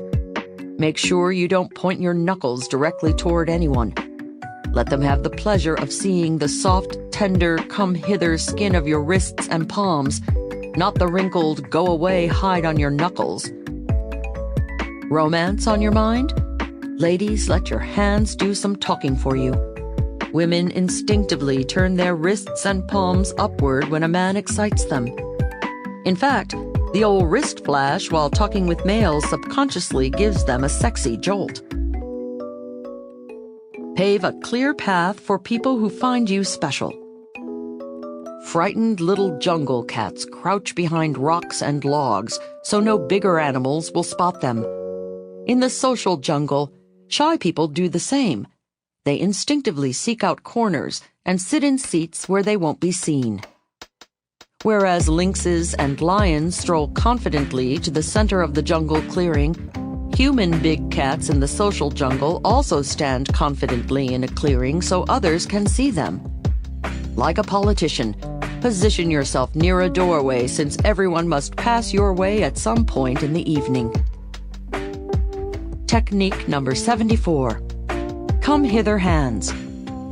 Be a human magnet, not a human repellent. When standing at a gathering, arrange your body in an open position, especially your arms and hands. People instinctively gravitate toward open palms and wrists seductively arranged in the come hither position. They shy away from knuckles in the get lost or I'll punch you position. Use your wrists and palms to say, "I have nothing to hide. I accept you and what you're saying," or "I find you sexy." Now we come to a technique all politicians use. In fact, some political pundits have credited the election of both John Kennedy and Bill Clinton to their mastery of the technique I call tracking. 75. How to make 'em feel like a movie star. In the 1940s, movies were different. Before experimental films, cinema verite, and nouvelle vague, they had stories. Americans hopped in their Buicks, a foxtail tied to the radio antenna and baby boots suspended from the rearview mirror, drove to the movie house and watched a story unfold before them. Almost invariably, the hero and heroine on the silver screen would meet, fall in love, overcome seemingly impossible obstacles, get married, and presumably live happily after. Oh, the stories varied slightly, but there was always a leading man and maybe a leading woman. Then there was the rest of the world. The supporting characters could live or die without much brouhaha, but every minor event in the star's life was significant. Well, movies may have changed. Human nature hasn't. Everyone feels like the star of a 1940s movie. Every trivial event in their life is momentous. There's me. Then there's the rest of the world. What someone had for breakfast, what shoes he chose to wear, and whether he took time to floss his teeth can be more important to that particular someone than the fall of faraway nations or the rise of global temperatures. Husbands and wives sometimes share their spouse's minutiae. What did you have for breakfast, honey? You didn't wear those shoes, did you? Did you remember to floss? To create an interesting intimacy, big winners make a point to remember minute details of important contacts' lives. They obviously don't feign interest in what they had for breakfast or whether they flossed or forgot. But to make someone feel like a big star, they remember details their contact does happen to share. Take their lead. If a prospect mentions he had Rice Krispies for breakfast, allude to it later. If in chatting your boss tells you she wore uncomfortable shoes to work one day, find a way to refer to it on another. If your client mentions he's a resolute flosser, compliment him at a later date on his discipline. It hints he or she is a memorable star in the galaxy of people you've met. It's called tracking their lives. When you track their minutiae, you make them feel like 1940s movie stars and that minor events in their lives are major concerns in yours. Don't leave it to chance. Politicians make a science out of tracking. They keep a little black box either on their desk, in their computer, or in their brain of the last concern, enthusiasm, or event discussed with everyone in their life. They keep track of where the people were, what they said, and what they were doing since the last conversation. Then the first words of the next phone call or meeting with that person relates to that information. Hello, Joe. How was your trip to Jamaica? Hey, Sam, did your kid make the baseball team? Hi, Sally. Have you heard back from your client yet? Nice to hear from you, Bob. It means you survived that Szechuan restaurant you were going to last time we spoke. When you invoke the last major or minor event in anyone's life, it confirms what they've known all along. They're the most important person in the world. One of the most powerful forms of tracking is remembering anniversaries of people's personal achievements. Did your boss get promoted to her present position 1 year ago today? Did your client go public? How much more memorable than a birthday card to send a 1-year congratulations note? Remembering people's private passions is another. Several years ago, I wrote regularly for a magazine. My then editor, Carrie, was obsessed with her new kitten named Cookie. Recently, I ran into Carrie at a writers' conference. In early conversation, I said to her, I guess Cookie's a full-grown cat by now. How is she? Carrie's astonished smile was my reward. Leil, she squealed, I can't believe you remember Cookie. Yes, she's fine, and... Carrie went on for another 10 minutes about Cookie, the now full-grown cat. A week later, I got a call from Carrie asking me if I'd do a big story for her magazine. Did she think of me because I used the tracking technique and remembered Cookie? Nobody can say, but I have my suspicions. I've seen the tracking technique work on too many people to assume the rewards are coincidental. Technique number 75. Tracking. Like an air traffic controller, track the tiniest details of your conversation partner's lives. Refer to them in your conversation like a major news story. It creates a powerful sense of intimacy. When you invoke the last major or minor event in anyone's life, it confirms the deep conviction that he or she is an old-style hero around whom the world revolves. And people love you for recognizing their stardom. How do politicians remember so many facts to track about so many people? They use the following technique.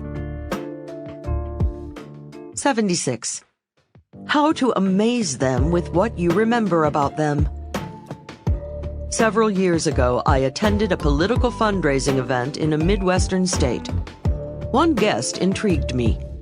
Sometimes I'd see him in animated conversation with several people. Other times, he'd be standing alone scribbling something on a card in his hand. Then the next time I'd look up, he'd be chatting it up with someone else. The next minute, he'd be scribbling in his hand again. He repeated this pattern for over an hour. I became as curious as a nosy neighbor. Who was this fellow? At one point during the evening, I was standing alone by the refreshment table. He came up to me with a big smile, a warm handshake, and introduced himself. "Hi, I'm Joe Smith." He asked me what I was drinking. I told him white wine, and we started discussing preferences. I happened to mention my favorite white was Sancerre.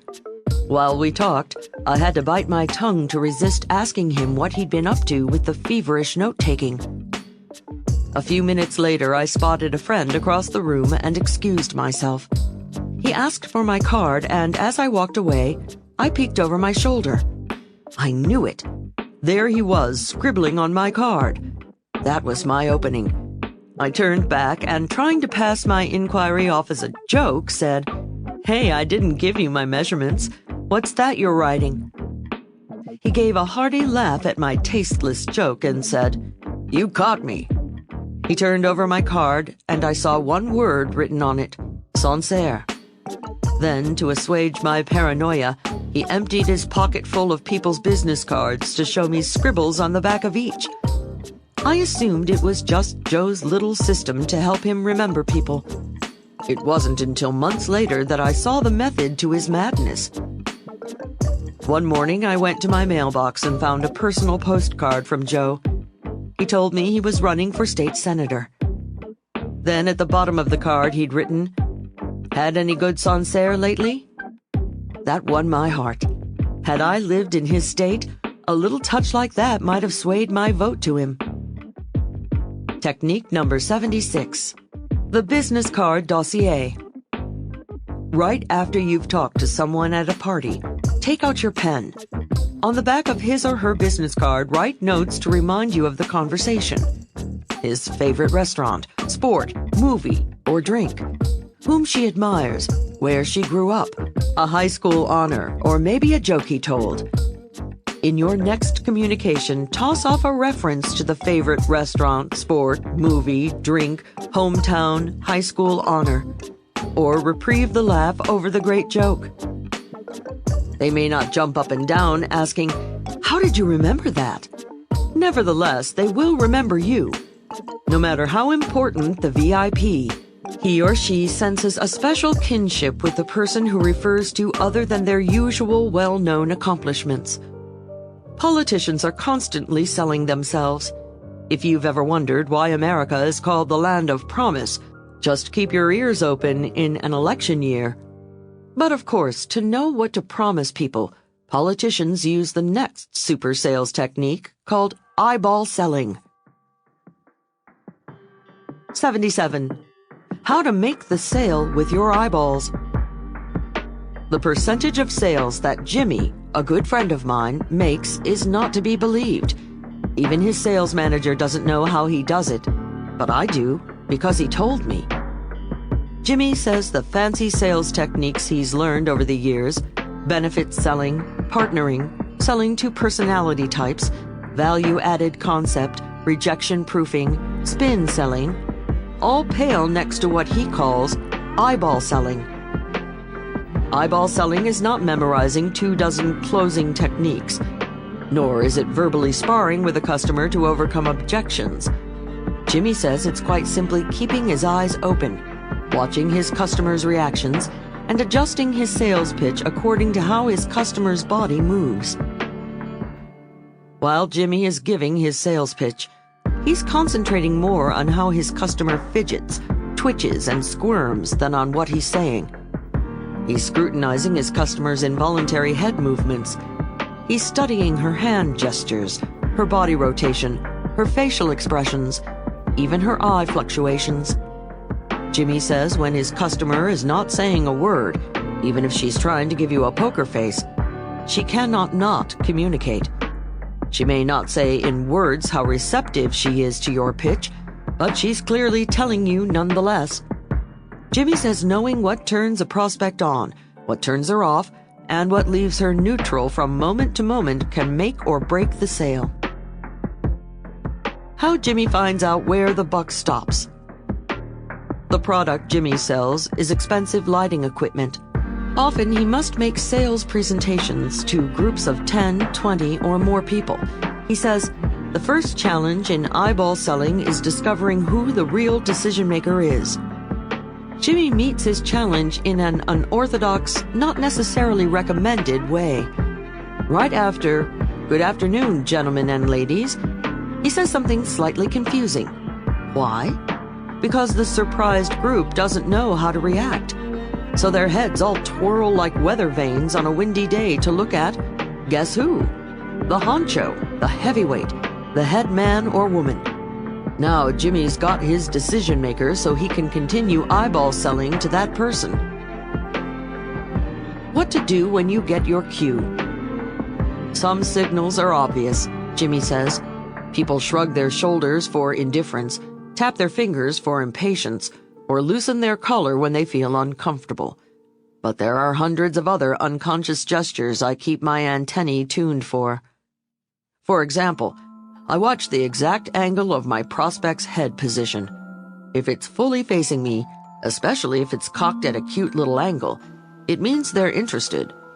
In that case, I keep right on talking. But if their head is slightly turning away, that's a bad sign. I take it as a cue to change the subject and maybe talk about a different benefit of my product. Jimmy not only tailors what he's saying to his customers' reactions, but he actively takes steps to change his prospect's body position if he feels it's not receptive. He says, the body must be open before the mind can follow. For example, he continues, if your customer has his arms crossed in front of his chest, hand him something to look at so he has to unfold them to take it from you. Jimmy always carries a briefcase full of props to break down the barriers. He has photos of his wife and kids to hand married prospects, snapshots of his Skye Terrier for customers that have a dog, an antique watch to show antique lovers, and a pocket-sized computer to show gadget fanatics. Jimmy says, as long as I can get them to open their arms to reach for something, I have a shot at their minds. Jimmy also paces the timing of his pitch to match his customers' covert reactions. When his client reaches for an object, he takes it as a cue to talk slower or just be quiet. Reaching for a paperclip or fondling a folder on the desk says, I'm thinking about it. Of course, Jimmy is on constant lookout for sales-ready signals like picking up the contract, fondling the pen, or turning their palms up. At that point, he cuts quickly to the close.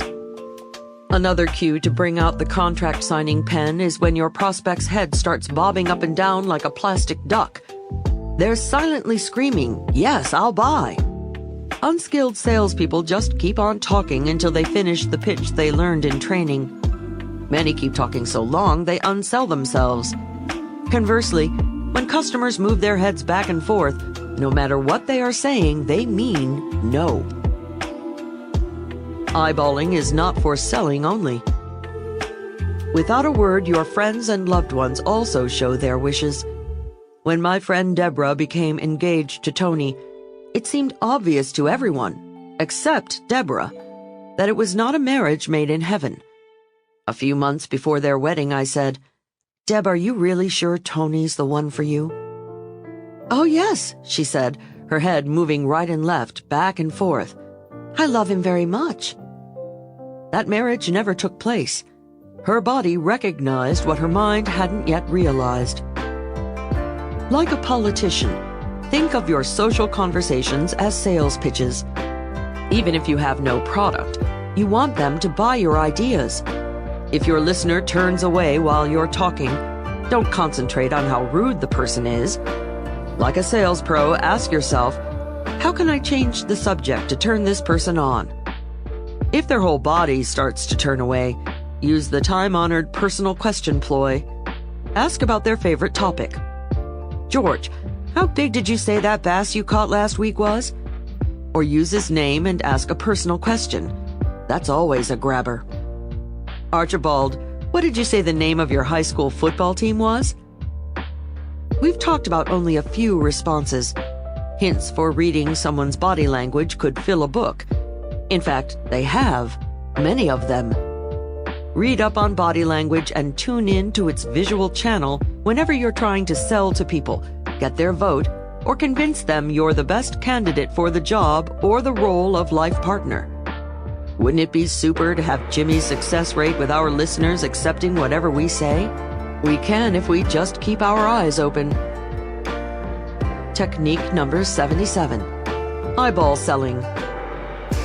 The human body is a 24-hour broadcasting station that transmits, "You thrill me, you bore me." I love that aspect of your product. That one puts my feet to sleep. Set the hidden cameras behind your eyeballs to pick up on all your customers' and friends' signals. Then plan your pitch and your pace accordingly. A quick review. That's all there is to it. You'll remember to eat before coming to the party, the munching or mingling technique, to leave your hands free for heavy networking. When you arrive, you'll stop in the doorway and rubberneck the room to get the lay of the land. While rubbernecking, you'll be the chooser, not the choosee, and pick your prospects for the evening. When standing around, you will be relaxing and inviting with come-hither hands. You haven't forgotten, of course, to use the meeting people techniques from previous chapters. If you spot someone you want to talk to, check them out for a what's it you can comment on. Finding none, just ask the party giver, "Who's that?" If the host or hostess is not in sight, simply stand near your target and resort to the eavesdrop-in technique.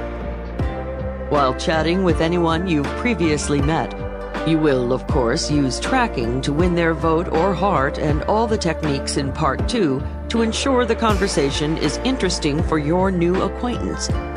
Finally, you'll employ eyeball selling to make sure you're on target with every conversation. And don't forget, as you say so long, to scribble material for your next contact on your business card dossier. It's a good feeling when you've done it all right. Continue using these techniques politicians use to work a room, and you'll suffer no more unimportant parties. And following the advice throughout the book, you'll never strike anyone as an unimportant person. Now we move on to the advanced section of how to talk to anyone. Some of the following techniques may make you scratch your head in confusion. Pay special attention to the ones that do, because it means somewhere, sometime, you might find yourself scratching your head over something much more painful, like the bump from hitting a glass ceiling, or why the business deal, friendship, or love affair went sour. You might never know, unless you hear it here, that it was your own communications fumble. Part 9. How to break the most treacherous glass ceiling of all. Sometimes people are tigers.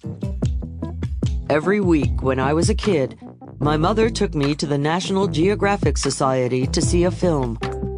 The one on tigers invades my nightmares these many years later. Sitting there in the darkened theater, I watched a mother give birth to 3 tiny cubs. One was born with a mangled leg. I witnessed how all the other tiger cubs excluded him. And right there in front of the cameras, he was tortured to death by the others. I remember crying and thinking how the healthy cubs were like a few of the kids in my school. Sometimes they could be very cruel. My best friend in grade school was Stella, and she was a beautiful girl inside and out. But she had a speech defect, a cleft palate. And many of our classmates laughed at her behind her back and excluded her from their games. Kids haven't changed much. When I give talks for colleges and young people's groups, the discussion often turns to popularity. Everyone wants to be liked. Occasionally, students tell me stories about how some girl has a minor physical defect, say a crossed eye or a nervous twitch. They say some kids laugh and make fun of her. Or a boy has a limp, so no one chooses him for their baseball team. Even if he can run just as fast as the other kids, some of his classmates don't like the image of a cripple being on their side. The years go by and kids become adults. Not too much changes. Adults are not as cruel, happily, about physical disabilities, but they can be brutal about social disabilities. Social disabilities are insidious because often we don't recognize them in ourselves. We can be blind to our social handicaps and deaf to our verbal deficiencies, but we're quick to recognize them in others. How many times has one of your associates made a dumb, insensitive gaffe? How often have you written somebody off because of some stupid move? Do you think he knew what he was doing? Of course not. He had no idea he was crossing a line or stepping on your toes. Probably no one ever told him about the subtleties we're going to discuss in this final section of How to Talk to Anyone. We've all heard about the glass ceiling some companies construct over women and minorities. People seldom discuss another kind of glass ceiling. This one is even more treacherous because you can't legislate against it, and only top communicators recognize it. Yet it's a rock-hard shield. Many bright individuals hit their heads on the thick glass as they try to climb up the next rung of the ladder to join the big boys and big girls on top. The folks able to crash through are the ones who abide by the unspoken rules that follow. Consider each of the following techniques. If you find any of them obvious, give yourself a pat on the back. It means you're already a tiger on that one. Be on the lookout for those communication sensitivities where you find yourself saying, "You gotta be kidding. What's wrong with that?" Watch out. It means someday, somewhere, you might commit that particular insensitivity. Then when a big winner responds coolly to your suggestion, doesn't return your phone call, doesn't give you the promotion, doesn't invite you to the party, doesn't accept your date, you'll never know what happened. Read each of the following techniques to ensure you're not making any of these subtle mistakes that let the big players lacerate you and keep you from getting what you want in life. 78. How to win their affection by overlooking their bloopers. One remarkable reaction opened my eyes to yet another difference between big winners and little losers. Several years ago, I was doing a project for a client. I had the pleasure of being taken to lunch by the 4 biggest fish in the firm. They wanted to familiarize me with communications problems their company was experiencing. We went to a busy midtown restaurant at peak lunchtime. Every table was filled with a variety of corporate creatures. Upper and middle management types were lunching in their suits and ties or high-collar blouses. Workers and secretaries were munching in their blue shirts or short skirts. The restaurant was buzzing with conversation and conviviality. Over the entree, we were in deep discussion about the company's challenges. The CFO, Mr. Wilson, was talking about the financial outlook when suddenly, blam! Not 6 feet away, a waiter dropped a tray full of dishes. Glasses broke, silverware clattered against the marble floor, and a hot-baked potato rolled under our table in a direct path for Wilson's feet. Practically everyone in the restaurant turned toward the humiliated waiter. We heard the cacophony of, "Uh-oh," "Butterfingers," "Whoops, watch it," "Boy, that's his last lunch here," and a variety of tittering and derisive laughter. Wilson, however, didn't miss a word of his monologue. Not one big player at my table turned or blinked an eye. It was as though nothing had happened. The restaurant gradually quieted down around us as we continued our deliberations. A few minutes later, the baked potato shot back out from under our table. At that moment, I found myself wondering whether Wilson had been a soccer player in his youth. Over coffee, the director of marketing, Ms. Dawson, was discussing the company's planned expansion. Suddenly, she made an expansive gesture with her arms that knocked over her coffee cup. Just as I was about to say, "Oh dear," I bit my tongue. Before I could grab my napkin to help, Dawson was dabbing the muddy puddle with hers and not missing a syllable of her soliloquy. None of her cool colleagues at the table even seemed to notice the overturned cup. At that instant, I realized big boys and big girls see no bloopers, hear no bloopers. They never say butterfingers or whoops or even uh-oh. They ignore their colleagues' boners. They simply don't notice their comrades' minor spills, slips, fumbles, and blunders. Thus the technique, see no bloopers, hear no bloopers, was born. Let me suffer in your silence. I have one friend who every time I sneeze says, "Oh, are you coming down with a cold?" Every time I miss a step on a curb, it's, "Be careful." Every time he sees me after a long day's work, he asks, "Are you tired?" Granted, this is a small fry in the great bouillabaisse of bloopers, and the poor guy probably genuinely thinks he's being sensitive to my needs. But darn it, coming down with a cold, missing the curb, and looking tired are less than cool. Let me suffer in your silence. If you're having dinner with a friend and she makes a boner, be blind to her overturned glass. Be deaf to her sneeze, cough, or hiccups.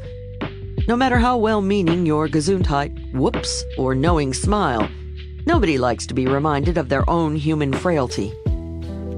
Fine, you say, for small slips, but what should one do in extreme circumstances? Say a rippling tide of soda is flooding across the table in your direction, and it will be impossible to ignore by the time it reaches your lap. If possible, deftly flip your napkin to obstruct the current and keep talking. Try not to miss a syllable of the sentence you started before the oncoming tide. At this point, your companion might mutter incoherent apologies. Adroitly weave a parenthetical, "It's nothing," into your current phrase, and continue talking. On such small sands, the castles of big cat camaraderie are built. Technique number 78. See no bloopers, hear no bloopers. Cool communicators allow their friends, associates, acquaintances, and loved ones the pleasurable myth of being above commonplace bloopers and embarrassing biological functions. They simply don't notice their comrades' minor spills, slips, fumbles, and faux pas. They obviously ignore raspberries and all other signs of human frailty in their fellow mortals. Big winners never gape at another's gaffes.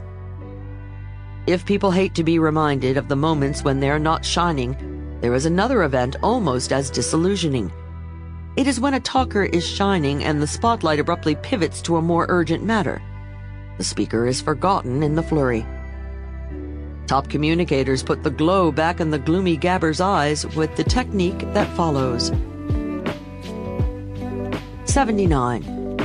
How to win their heart when their tongue is faltering. In ancient Japan, if you saved someone's life, it was their self-imposed task to spend the rest of their life serving you.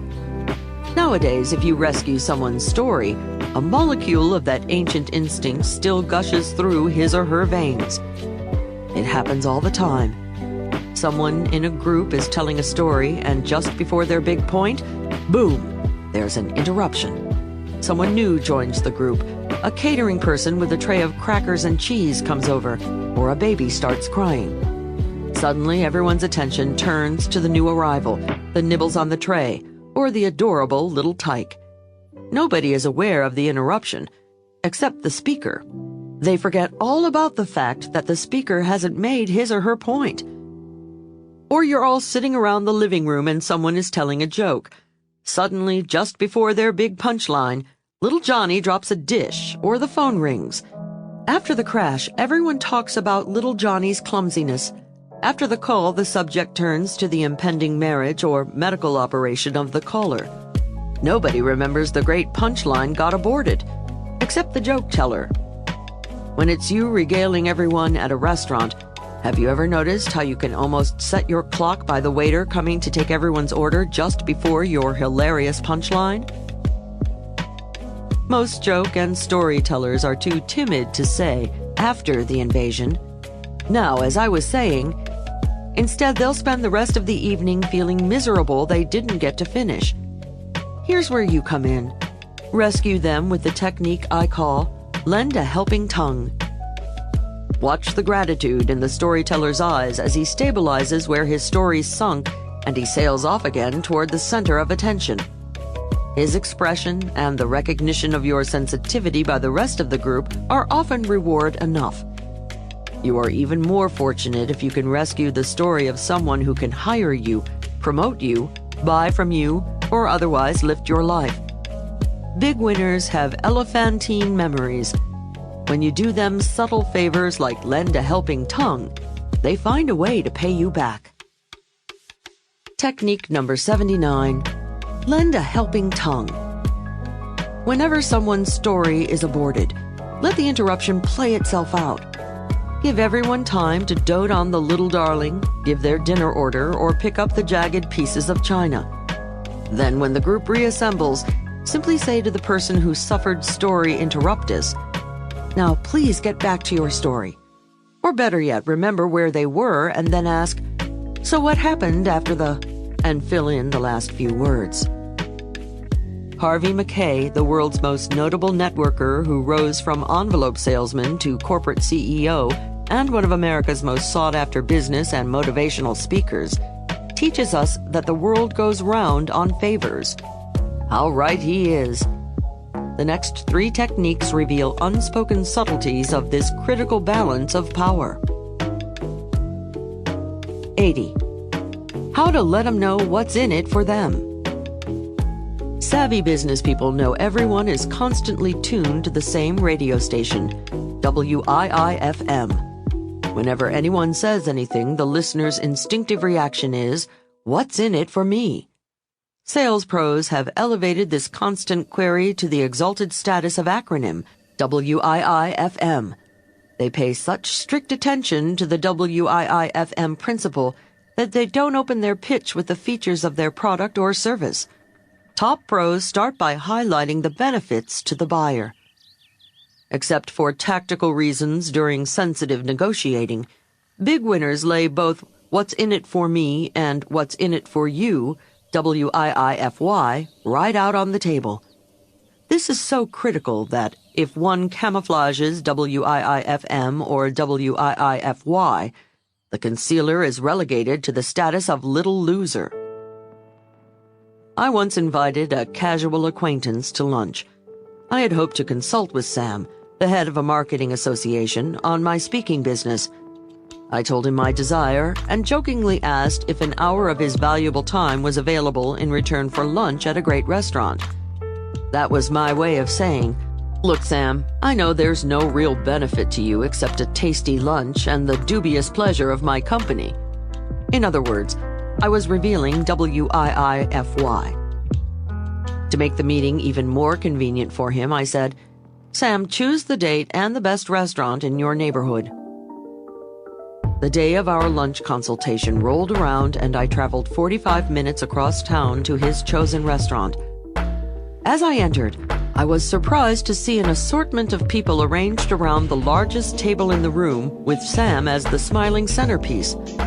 Obviously, this was not the setting in which I could consult with him. Unfortunately, Sam had already spotted me by the coat check. I was trapped. It wasn't until after lunch coffee arrived that I realized why Sam had assembled the group. He wanted each to donate presentations on their particular expertise to his organization. The sly fox hadn't revealed his own "what's in it for me."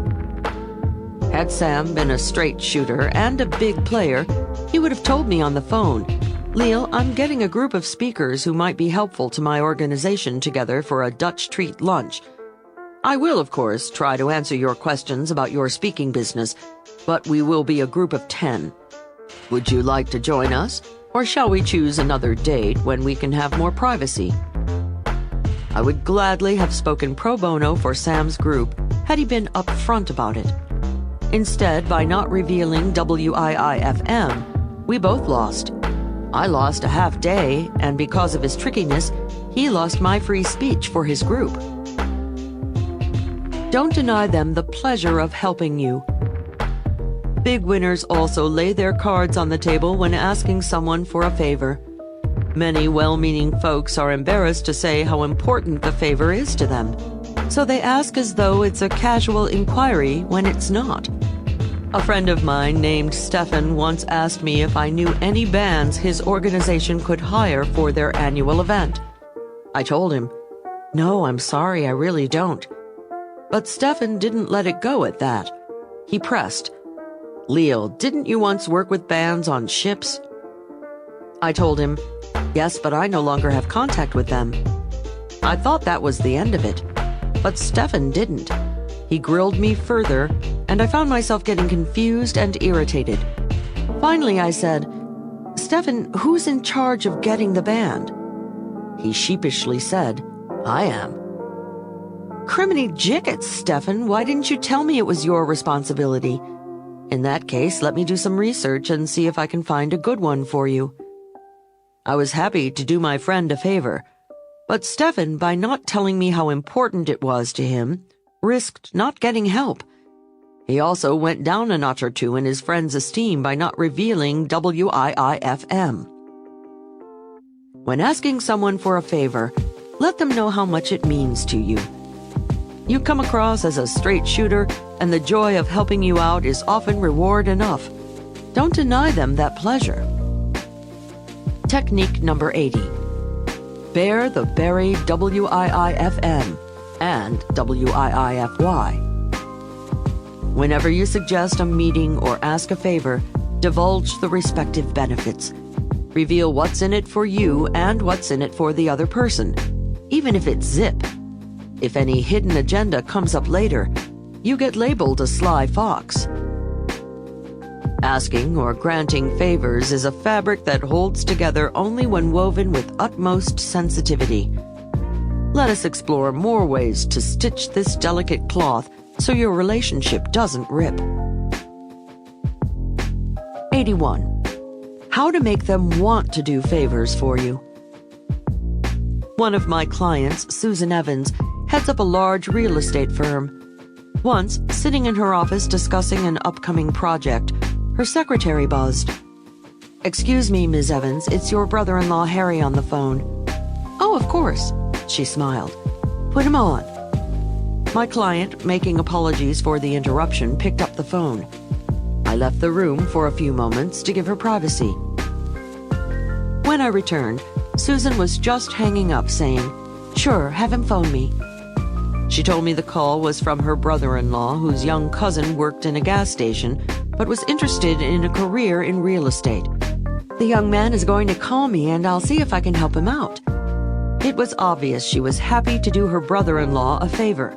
We picked up our discussion where we left off. Not 4 minutes later, the secretary buzzed again. "Ms. Evans, a Sonny Laker is on the line. He says he's your brother-in-law Harry's cousin and he's supposed to call you." My client was taken aback. I could tell from her expression she was saying to herself, "Boy, my over-anxious brother-in-law didn't waste any time, did he?" It seemed obvious to both of us what had happened. Like greased lightning, Harry must have hot-breathedly called Cousin Sonny to give him the big headline. Evans would see him. Then by dialing Ms. Evans immediately, Sonny made it seem the big deal interview was the most important event in his otherwise dull and dismal life. True or not, one verity remained. Little Cousin was insensitive to an unspoken rule big winners always obey. Don't jump immediately when someone is doing you a favor. Allow the person granting the favor time to savor the pleasure of agreeing to it before having to pay up.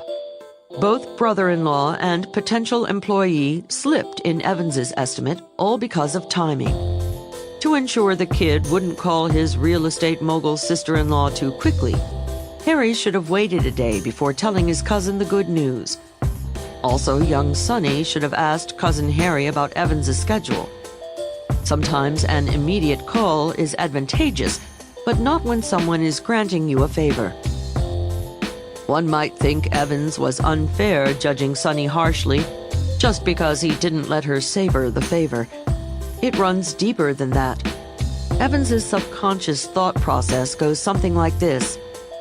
If this kid is insensitive to the subtleties of timing when getting a job, how sensitive is he going to be when negotiating the sale of a house? One agent's overanxious call to an owner can mean thousands lost in commissions for the firm. Big winners have supernatural vision into your future. They see every communications blunder you make as a visible blotch on your X-ray. It dims your prognosis for being successful in life. Technique number 81. Let 'em savor the favor. Whenever a friend agrees to a favor, allow your generous buddy time to relish the joy of his or her beneficence before you make them pay the piper. How long? At least 24 hours. Let's look at yet another tenuous thread between favor asker and favor grantor that must not be severed lest the relationship unravel. 82. How to ask for favors and get them. I once asked a well-connected friend who works in a top Los Angeles talent agency if she knew any celebrities I could contact for a project I was working on. Tanya flipped through her Rolodex and came up with just the names I needed. It was obvious to both of us I owed her big time. When I thanked her profusely on the phone, Tanya said, "Oh, I'm sure you'll find a way to pay me back." "Well, of course I will," I said. "That goes without saying." And well, it should have gone without saying. She was reminding me the favor wasn't out of friendship, but because she expected something in return. 2 days later, Tanya called and said she was coming to New York in a few months. She was just checking now if I could put her up then. Naturally, I could, but blatantly cashing in on the return favor so quickly was not a smooth move. When someone does something nice for you, you find yourself with an elephant's memory. In fact, you consciously look for ways to return the favor. Had Tanya called, even years later, of course I would have remembered I owed her one. Frankly, I was glad it came up so quickly so I could even the score. Nevertheless, I do wish the whole barter aspect had been left unspoken. It tarnished what should have been a generous sharing on both sides. Tarnish always wears off on the tarnisher. When you do someone a favor and they obviously owe you one, wait a few weeks. Don't make it look like tit for tat. Allow the favor asker the pleasurable myth that you joyfully did the favor with no thought of what you're going to get in return. They know that's not true. You know that's not true. But only little losers make it obvious. Technique number 82. Tit for wait, wait, tat. When you do someone a favor and it's obvious that he owes you one, wait a suitable amount of time before asking him to pay. Let him enjoy the fact or fiction that you did it out of friendship. Don't call in your tit for their tat too swiftly. The next 3 techniques also involve timing, not of favors, but of important discussions. 83. How to know what not to say at parties. When police were hot on the tail of a thief in ancient times, he'd frantically seek a church to duck into. The crook knew if he could get to an altar, the frustrated posse could not arrest him until he came out. When a pack of wolves in the jungle is in hot pursuit of a jackrabbit, the frightened bunny's eyes seek a hollow log. He knows the wolves can't devour him until he emerges. Likewise, in the human jungle, big cats have certain safe havens. Although unspoken, they are as secure as the 10th century altar or a hole in the log. At clearly understood times and places, even the toughest tiger knows he must not attack. I call these safe havens. I have a friend, Kirsten, the president of an advertising agency who each year invites me to her company's Christmas party. One year, the holiday spirit was in extra high swing. Conviviality was high and champagne flowed freely. It was a terrific bash. The evening wore on, more bubbly flowed, and the decibel level of the holiday revelers went up and up. So high, in fact, that Kirsten told me she was going to tiptoe out the back door and offered to drop me off at my place. As we were making our way toward the exit, we heard a woozy voice in the crowd. "Oh, Kirsten, Kirsten." A mailroom worker, warped with too much seasonal spirit, wobbled up to her boss and said, "You know, this is a great party. But I've been doing some figuring. If half of what it costs went into a child care facility for the count 'em, seven mothers with preschool children who work here." Kirsten, a top communicator, took Jane's hands in hers and gave her a big smile. She said, "Jane, you're obviously excellent at math. You're right. Just about half of what this party cost would indeed pay for the opening of such a facility. Let's talk about it during business hours." We then made a swift departure. On the way back to my place, she let out a big breath and said, "Ugh, I'm glad that's over." "Didn't you enjoy the party, Kirsten?" I asked. "Well, sure," she said. "But you never know what's going to happen. For instance," she said, "that remark Jane made." She went on to explain management had already had several meetings about opening a child care facility for employees. In fact, plans for turning an unused storage area into a beautiful nursery were already in the works. Naively, I asked Kirsten why she hadn't mentioned that to Jane. It wasn't the right time or place. Kirsten had handled the situation at the party the way any big winner would. No spoken confrontation now, but probable silent condemnation later. Jane, unfortunately, had broken the first unspoken safe haven rule. Parties are for Prater. Did Kirsten chastise Jane? Did she punish her inappropriate behavior? Not then, of course. Nevertheless, Jane would probably feel the repercussions a few months down the pike when it came to promotion time. But by then, poor Jane wouldn't even know why she was passed over. Will it be because of a one-time over-imbibing? Jane might grumble, yes. Jane is wrong. It's simply that big players can't take the chance that one of their key people will feel too much holiday spirit at another party and next time confront an important client. Technique number 83. Parties are for Prater. There are 3 sacred safe havens in the human jungle where even the toughest tiger knows he must not attack. The first of these is parties. Parties are for pleasantries and good fellowship, not for confrontations. Big players, even when standing next to their enemies at the buffet table, smile and nod. They leave tough talk for tougher settings. Let's move to the second safe haven where big cats can escape the claws of bigger cats and, they hope, the growls of lesser ones. 84. How to know what not to say at dinner. Did you ever wonder why business lunches between big bosses go on interminably long, sometimes well into the afternoon? Did you ever suspect it's just because they like to sit, drink, and massage each other on the company expense account? Perhaps there's an element of that. But the main reason is because the dining table is an even more sacred safe haven than a party. Big boys and big girls realize, whether it's a business dinner, lunch, or breakfast, breaking bread together is a time when they must discuss no unpleasant aspects of the business. After all, tough negotiating can kill your appetite. Let's listen in on an average business lunch between big players. We hear the clanking of glasses as they consume drinks over convivial conversation. They are discussing golf, the weather, and making general observations about the state of the business.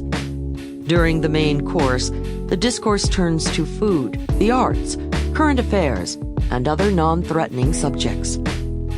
Wasted time, one might ask? Not at all. The big players are watching each other's moves very carefully, calculating each other's skills, knowledge, prowess. Like NFL scouts observing college football practice, they're determining who's got the right stuff. Big players know how people handle themselves at a social occasion is an accurate barometer of their big business muscle. As they are smiling and laughing at each other's jokes, they are all making silent, critical judgments. Finally, coffee arrives. At this point, one or more of the biggies gently broaches the business at hand. Naturally, he or she does it with supposed reluctance, trying to repress the obvious relief that at last they can get down to significant stuff. He exudes, "What a shame such genial company should have to concern itself with mundane matters like making money." Only after they have played out this crucial charade can they discuss business. But no dirty business. The biggies can brainstorm over coffee. They can discuss proposals over dessert. They can toss around new ideas over cordials. They can explore the positive side of the merger, the acquisition, or the partnership while waiting for the check. However, should any disagreement, misunderstanding, or controversial aspect arise, they must immediately relegate it to another table, the conference table. This convention probably arose out of a prudent agreement not to inflict indigestion on each other. Tough negotiating is unpalatable and can ruin an otherwise perfectly mouth-watering veal chop. Incidentally, the same rule applies in the social jungle. If one partner in a friendship or a love relationship has some heavy relationship issues to discuss, save them for after dessert. Even if you don't solve the problem, you want to enjoy the delicious chocolate soufflé. Technique number 84. Dinners for dining. The most guarded safe haven respected by big winners is the dining table. Breaking bread together is a time when they bring up no unpleasant matters. While eating, they know it's okay to brainstorm and discuss the positive side of the business, their dreams, their desires, their designs. They can free associate and come up with new ideas, but no tough business. Let's crawl into our third and final safe haven to explore it. 85. How to know what not to say in a chance meeting. William, who sells widgets, has been trying to get Big Winner on the phone for weeks to see if BW's company will buy his line of widgets. Big Winner is still considering Willie's widgets and plans eventually to return his call. However, at this point in our story, our little hero's phone has not rung. It just so happens one evening Willie finds himself standing behind Big Winner in the supermarket line. What good fortune, thinks Willie. Oh, hell, thinks Big Winner. I hope he's not going to hit me with talk of his widgets at this hour. Those who appreciate safe havens know there are two very different endings to this story. The Willie who brings up widgets with an "aha, I've got you now" gleam in his eye never gets his call returned. Even if Big Winner preferred Willie's widgets above all others, he would find the supermarket entrapment sufficiently painful to punish the little loser. However, the Willie who just says, "Hello there, BW. How good to see you," with nary a word of widgets, shows he's a big player too. This Willie will most certainly get his call returned, probably the next day, out of Big Winner's relief and gratitude for Willie's graciousness. Technique number 85. Chance encounters are for chit-chat. If you're selling, negotiating, or in any sensitive communication with someone, do not capitalize on a chance meeting. Keep the melody of your mistaken meeting sweet and light. Otherwise, it could turn into your swan song with Big Winner. Consistently create safe havens for people if you want them to elevate you to the status of Big Winner. You may find yourself dining with them, going to parties with them, getting big hellos in the hall, and closing deals much faster than during business hours. Who knows? If it's your desire, you even make yourself eligible for some heavy socializing at the top. Big winners make it safe for each other to accept invitations to play golf, spend the weekend in their country homes, or relax by each other's pools. They know there will be no sharks swimming in the water, no razor blades buried in the shrimp cocktail. 86. How to prepare them to listen to you. One night, several years ago, on a New York City street, I caught a man trying to break into a car. I shouted for him to stop. Instead of being content escaping, The burly would-be burglar decided to retaliate. As he raced past me, he shoved me down onto the cement, and I cracked my skull against the curb. Dizzily, I wobbled into the emergency room of a nearby hospital. Holding an ice pack against my throbbing head, I was grilled by the emergency room triage nurse on my address, telephone, and social security numbers, insurance carrier, policy number, ad nauseum. It's as if she had said, "The heck with your cracked skull. You can tell me about that later. What's your insurance number?" Don't bother me with that minutia. All I wanted to do was tell somebody, anybody, what happened to me. It wasn't until the very end of her ruthless and sadistic interrogation that she asked, "So what happened?"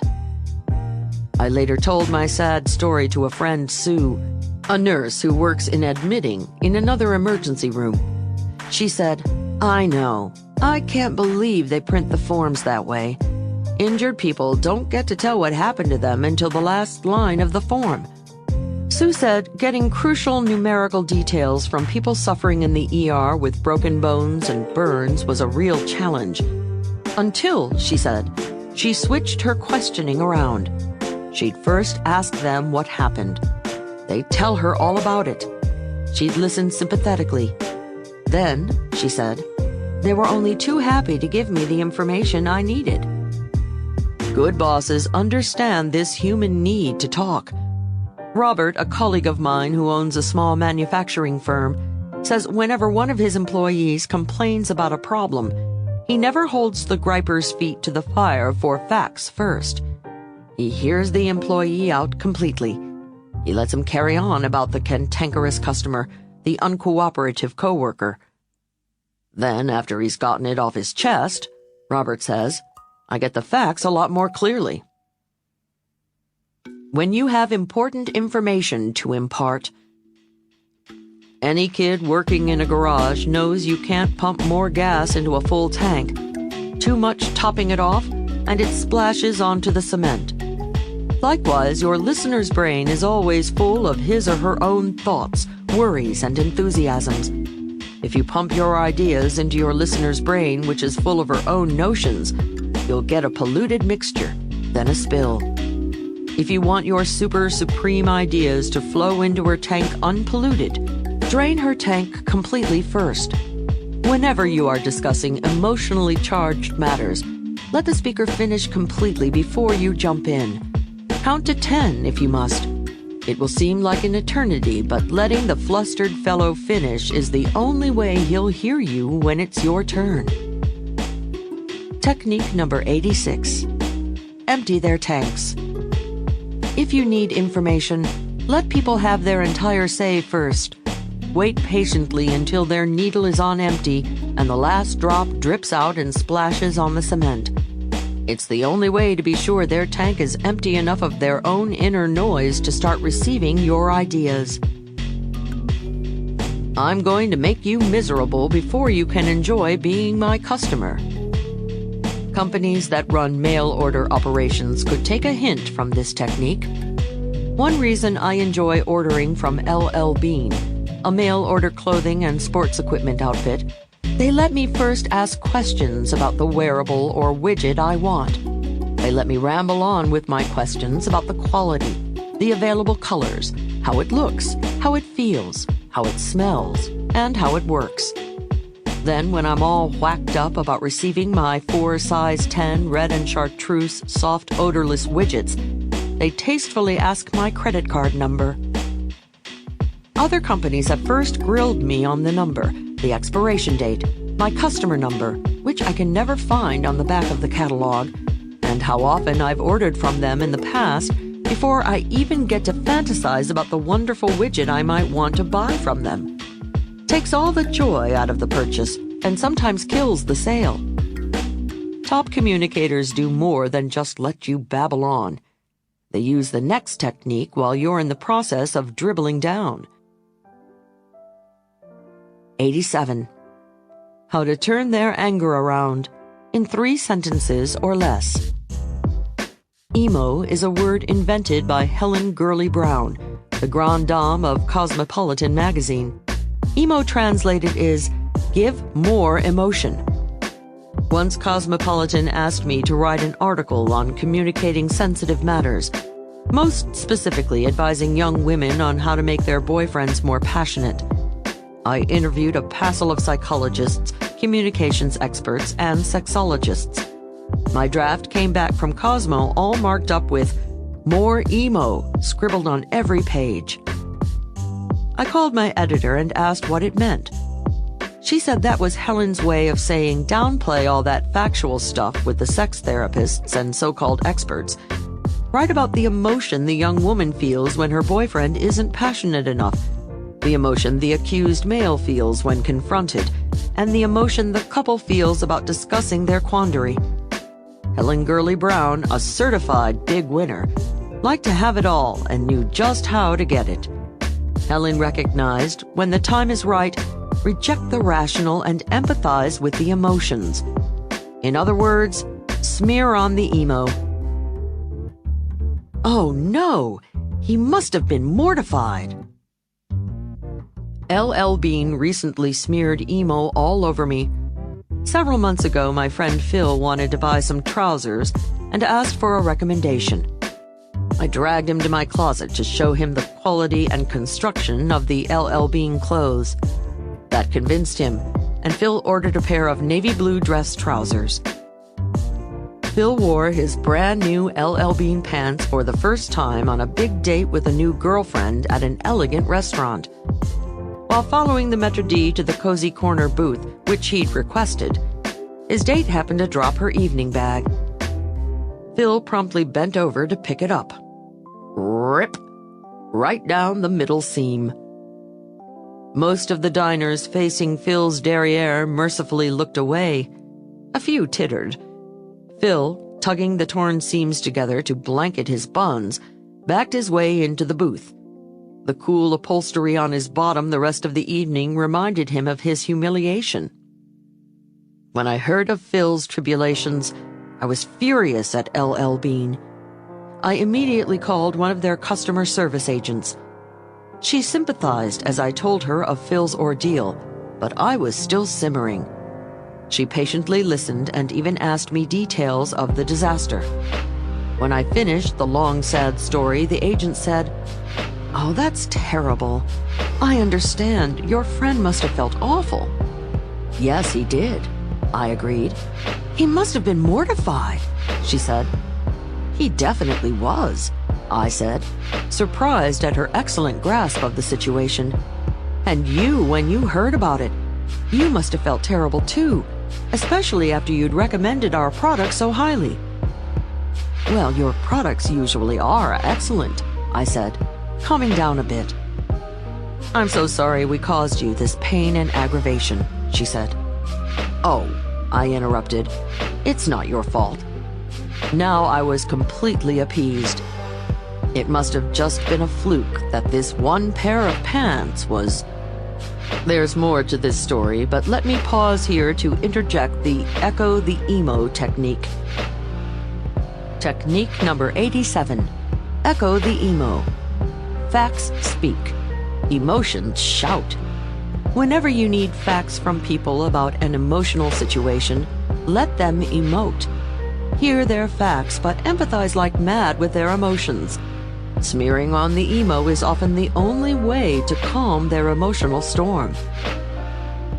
The clever customer service rep not only emptied my tanks and softened me up with Echo the Emo, she completely dissolved me with the next technique.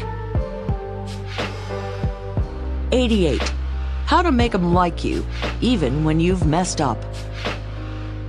The next day, UPS delivered not only the replacement slacks, but tucked into the package was a handwritten apology and a hefty gift certificate. Would I order from that company again? You bet I would. Would I recommend their clothes to someone else? You bet I would. Top customer service folks welcome mistakes because they know it gives their firm a chance to shine. Whenever you mess up and someone suffers because of it, make sure they come out ahead, way ahead. I call the technique, my goof, your gain. Visiting an important client's office, I once tripped on a rug and took a nosedive, making a three-point landing in a vase on her desk. My nose was spared, but her face shattered into smithereens. 2 tubes of crazy glue and lots of "where the heck does this piece go" later, the vase was back on her desk, and we agreed it looked pretty good. Nevertheless, the next day I had a messenger deliver a beautiful vase, 10 times the value of the almost totaled one, with a dozen roses in it. Whenever we speak, my client tells me every time she looks at the new vase, she smiles. A better incentive gift than a pen with your name on it, no? The next time I visit her office, my client may hide some of her more valuable breakables, but thanks to my goof, your gain, there will be a next time. Technique number 88. My goof, your gain. Whenever you make a boner, make sure your victim benefits. It's not enough to correct your mistake. Ask yourself, what could I do for this suffering soul so he or she will be delighted I made the flub? Then do it, fast. In that way, your goof will become your gain. Now, suppose it's not your boo-boo, it's theirs. How can you make their goof your gain? Keep listening. 89. How to trap a rat with class. In Japan, some citizens prefer to lose their lives rather than to lose face. In America, the same death wish exists, with one modification. The Yank dreams of the death of the mortal who made him lose face. Why make enemies? Unless it is your obligation to catch cheaters or entrap liars, let them get away with it. Then immediately get them out of your life and the lives you're responsible for. Even when the case is open and shut against someone, when you've got the rat-fink trapped, leave him an escape hatch. The best example I heard of this high sensitivity was from one of my clients.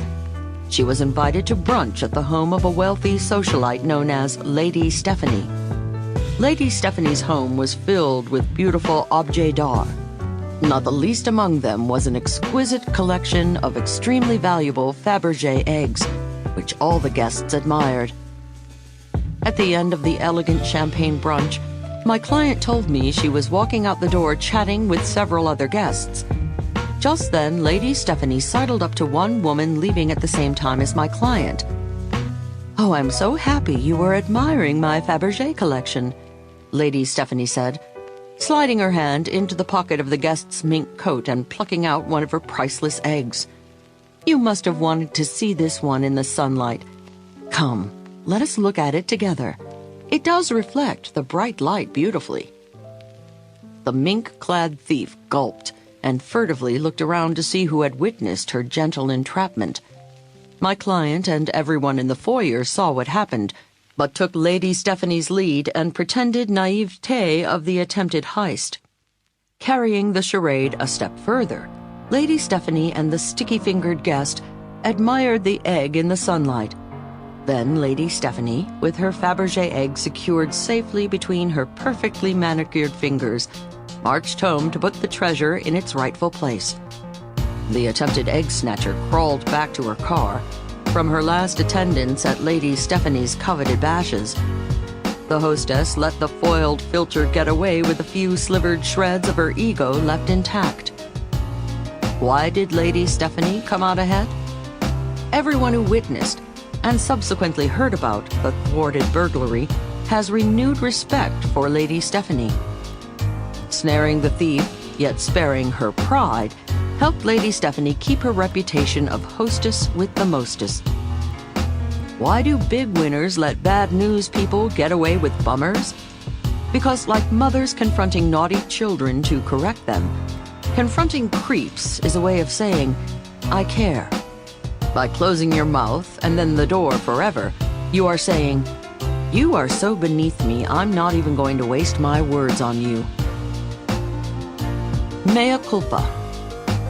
Big winners leave an escape hatch for the small foibles of friends they wish to keep by taking the blame themselves.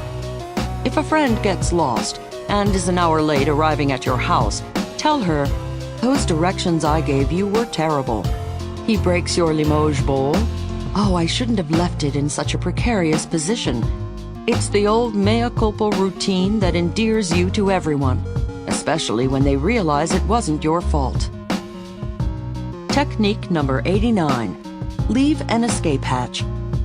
Whenever you catch someone lying, filching, exaggerating, distorting, or deceiving, don't confront the dirty duck directly, unless it is your responsibility to catch or correct the culprit, or unless you are saving other innocent victims by doing so. Let the transgressor out of your trap with his tricky puss in one piece. Then resolve never to gaze upon it again. Residents of Toronto, Canada have a well-earned reputation for grace. They demonstrated it last year in a downtown Toronto drugstore. A shopper attempted to stroll out through the security system with a purloined object in his pocket. Instead of a shrill alarm shattering all shoppers' eardrums, as in many American cities, a tasteful little chime sounded.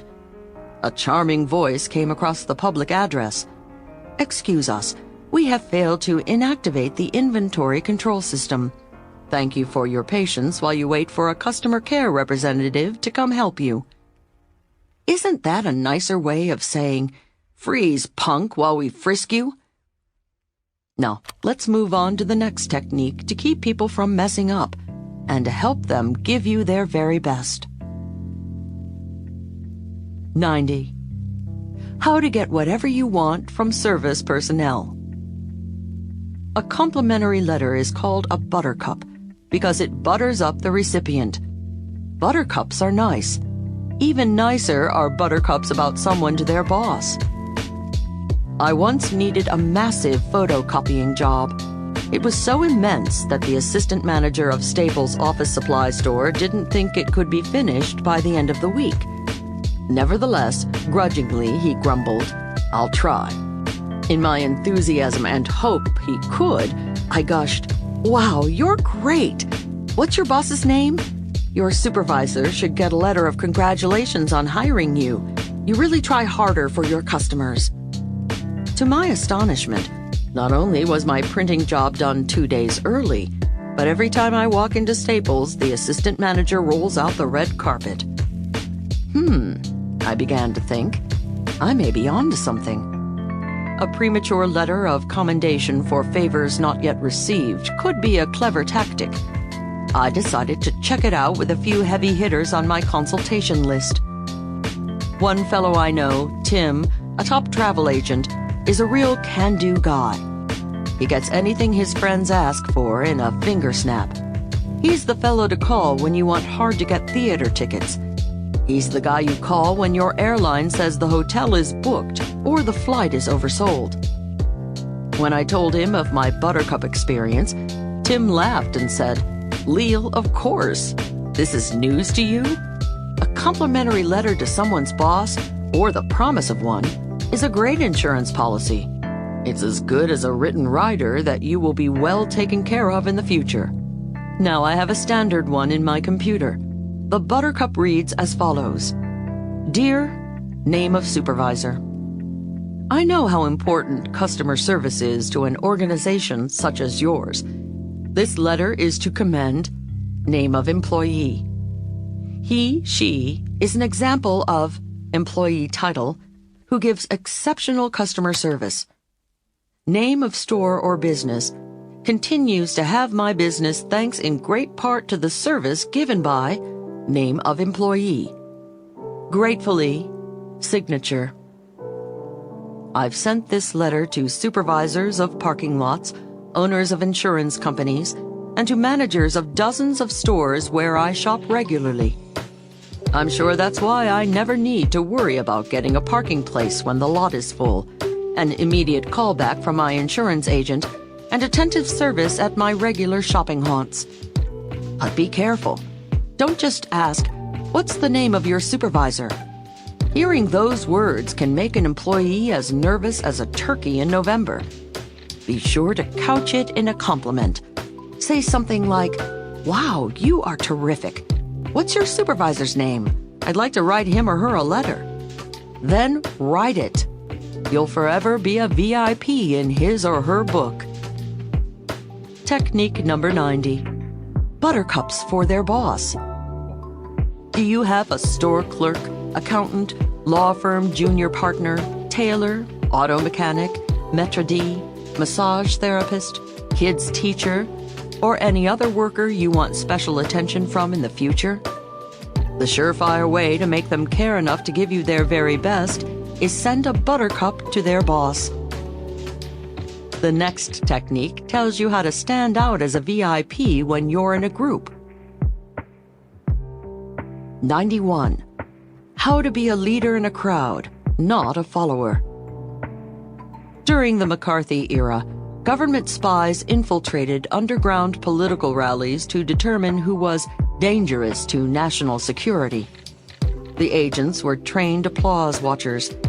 They photographed and investigated men who clapped first, shouted "Bravo" the loudest, and smiled the longest at the end of politically inflammatory speeches. The spies dubbed those the dangerous ones. The infiltrators felt first responders were confident cats who had the power to persuade followers and the charisma to lead crowds. In less politically sensitive gatherings, the same principle applies. People who respond first to a presentation or happening without looking around to see how everyone else is reacting are men and women of leadership caliber. Cool cats clap first. You are sitting in an auditorium with hundreds of fellow employees listening to the president of your firm introduce a new concept. As you are slouching anonymously in the audience, you think your expression is invisible to the man or woman at the podium. Not so. As a speaker, I guarantee you every one of my colleagues sees every smile, every frown, every light in every eye, and every emblem of extraordinary human intelligence flashing back at him or her. Likewise, the company president making a presentation anxiously surveys his corporate jungle and, from the pusses peering back at him, senses which employees are sympathetic and which are not. He also knows which in the sea of faces floating in front of him has the potential to be a heavy hitter like himself. How? Because heavy hitters, even when they do not agree with the speaker, support the podium pontificator. Why? Because they know what it's like to be on. They know, no matter how big or little the cat at the front of the room is, when giving a speech, he's concerned about the crowd's acceptance. When the company big shot delivers his last line, carefully contrived to bring the crowd to its feet or employees to acquiescence, do you think he's unaware of who starts the trickle or the rip-tide of acceptance? No way. Though his head is down while taking a bow with the insight of a McCarthy-era spy, he perceives precisely who inaugurated the applause, precisely how long after the last words were uttered, and precisely how enthusiastically. Being the first to put your hands together, being the first to jump to your feet, and if appropriate, being the first to shout "Bravo," gets you big cat status with the tiger who was talking. Technique number 91. Lead the listeners. No matter how prominent the big cat behind the podium is, crouched inside is a little scaredy cat who is anxious about the crowd's acceptance. Big winners recognize you're a fellow big winner when they see you leading their listeners in a positive reaction. Be the first to applaud or publicly commend the man or woman you agree with or want favors from. Be the first clapper no matter how small the crowd, no matter how informal the talk. Don't wait to see how everyone else is going to respond. Even if it's a small group of 3 or 4 people standing around, be the first to empathize with the speaker's ideas, the first to mutter, "Good idea." It's proof positive you're a person who trusts his or her own instincts. 92. How to make all the right moves. Any minute, any second, football fans know the score. Even beer-guzzling Big George, dozing in front of the TV set on Football Sunday, knows. Poke his pudgy pot, and in a wink, he'll tell you who's winning, who's losing, and by precisely how many points. Key players in the game of life are like George. Even when you think they're dozing, they are constantly aware of the score between themselves and everyone in their life, friends and family included. They know who is winning, who is losing, and by how many points. When two Japanese businessmen meet, it's obvious who is on top. You measure it in millimeters from how close to the floor their noses come when bowing. Bottom man's nose dives lower. In America, we don't have carefully choreographed bows showing the score in a relationship. But boys and girls in the business big league know who is top dog and who is bottom dog today. It can change tomorrow. Bottom dog must curtsy deeper. He or she must show deference. Bottom dog must offer to meet at top dog's office, pick up the restaurant tab when appropriate, and be respectful of top dog's time. If bottom dog fails to show the proper deference, he doesn't get his nose rubbed into the ground, he simply disqualifies himself to bark in the big league. That's what happened to my girlfriend Laura, who had developed the healthy milkshake. Remember her from Instant Replay? When we last left Laura, she was blowing her chances with Fred, the top banana of a supermarket chain, by grilling him for details of his mailing address, complaining her pen was out of ink, making him wait while she got another, writing numbers down wrong, ad nauseum. I didn't tell you the worst part. After Fred was generous enough to invite Laura to send him samples of her health shake, she dropped another bomb by asking him which shipping service she should use. He must have said FedEx because I heard Laura say, "Well, my milkshake needs to stay refrigerated. Does FedEx have refrigerated trucks?" At this point, I knew she had strangled the deal by her own phone cord. She shouldn't nudge supermarket czar with dinky shipping details. In fact, Laura should be so grateful she should personally deliver the drink the next day, rolling it all the way to his supermarket with her nose if need be. Laura was obviously not aware of the great scorecard in the sky.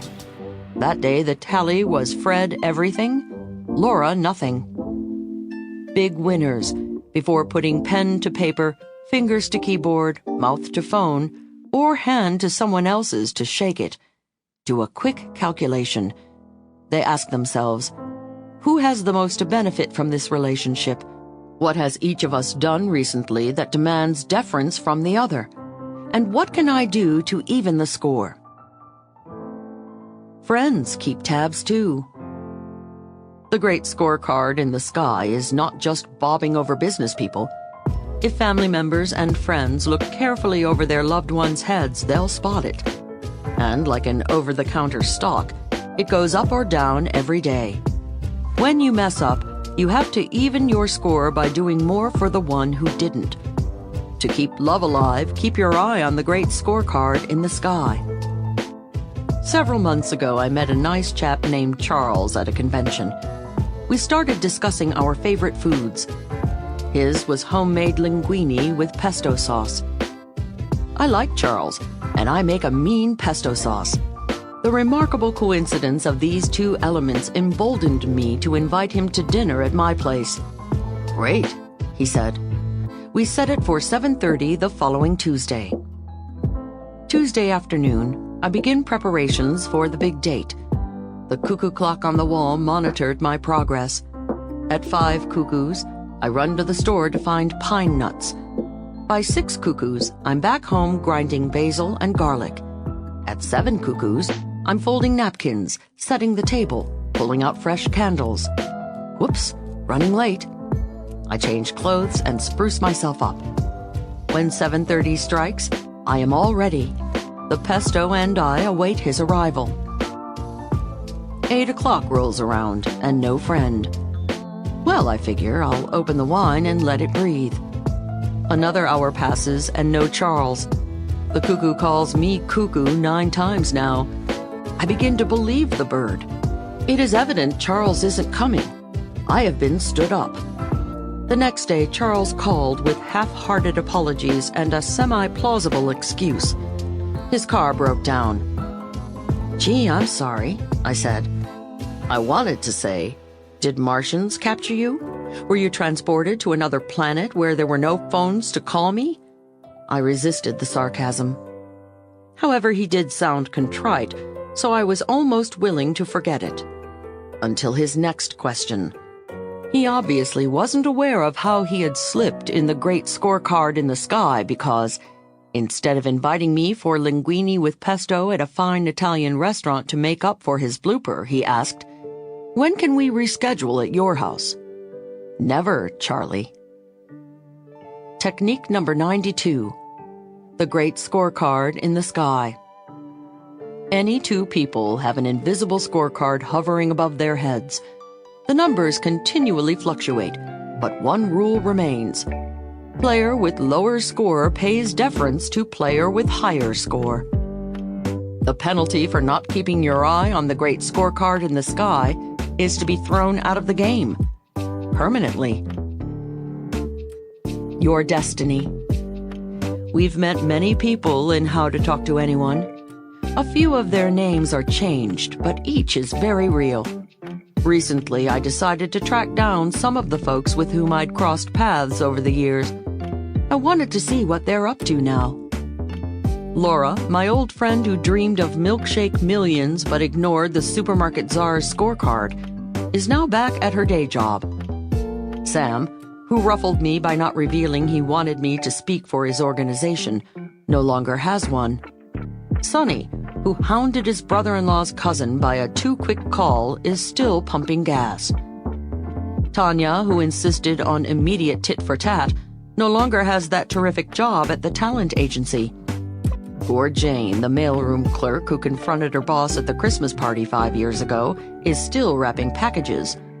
And Dan, who left the prolonged inspirational message on his phone, now has an unlisted number. Not a good sign for an aspiring speaker. Whereas Barry, who asks everyone he calls, "What color is your time?" was recently chosen Broadcaster of the Year by the National Association of Talk Show Hosts. Joe, who keeps note of everyone on his business card dossier, is now a state senator. Jimmy, the expert at eyeball selling, was recently written up in Success magazine. Steve, whose staff insinuates, "Oh wow, it's you," to every caller, is one of the most requested speakers on the cable circuit. Tim, the can-do guy who gets what he wants from workers in every industry by writing buttercups for their boss, now owns the travel agency. And Gloria, my hairdresser who gives the great nutshell resume, recently opened a salon on New York's fashionable Fifth Avenue. Does this mean to say that just because the first folks irked me and a few others, they were exiled to a humdrum existence? And the latter group who made people smile would attain great heights? Of course not. Those isolated moments of their lives we examined were but one move of many they made each day. But consider, if you had been who was ruffled by Laura, Sam, Sonny, Tanya, Jane, or Dan, and they called you, would you feel like extending yourself for them? Probably not. The memory of their ragged dealing would still smart. Whereas if you heard from Barry, Joe, Jimmy, Steve, Tim, or Gloria, happy memories of your exchange would flood over you. You'd want to do whatever you could for them. Multiply your response by many thousands. As we said in the introduction, nobody gets to the top alone. Over the years, the smooth moves of these big winners have captured the hearts and conquered the minds of hundreds of people who helped boost them rung by rung to the top of whatever ladder they chose. How does one become an instinctive smooth mover rather than a ragged rider through life? The answer became blindingly clear one snowy day last winter. Lumbering along a neatly groomed track on cross-country skis, I spotted a Nordic skier swiftly striding toward me in the same trail. I didn't need to observe his high kick or his snazzy diagonal poling to let me know I was obstructing the path of a pro. While mustering the energy to lug my throbbing legs out of the track so super skier could soar past, he deftly sidestepped out of the groove, leaving the groomed trail all for me. As he whizzed toward me, he slowed slightly, smiled, nodded, and said, "Good morning. Beautiful day for skiing, isn't it?"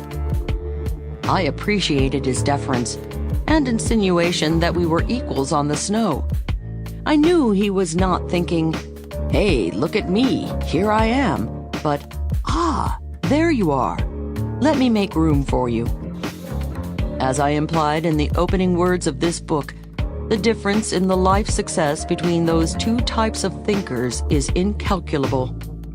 Why was Super Skier able to pull off his move so gracefully? Was he born with the skill? No. His was a deliberate move that grew out of practice. Practice is also the fountainhead of all smooth communications moves. Excellence is not a single and solitary action. It is the outcome of many years of making small, smooth moves, tiny ones like the 92 little tricks we've explored in How to Talk to Anyone. These moves create your destiny. Remember, repeating an action makes a habit. Your habits create your character, and your character is your destiny. May success be your destiny.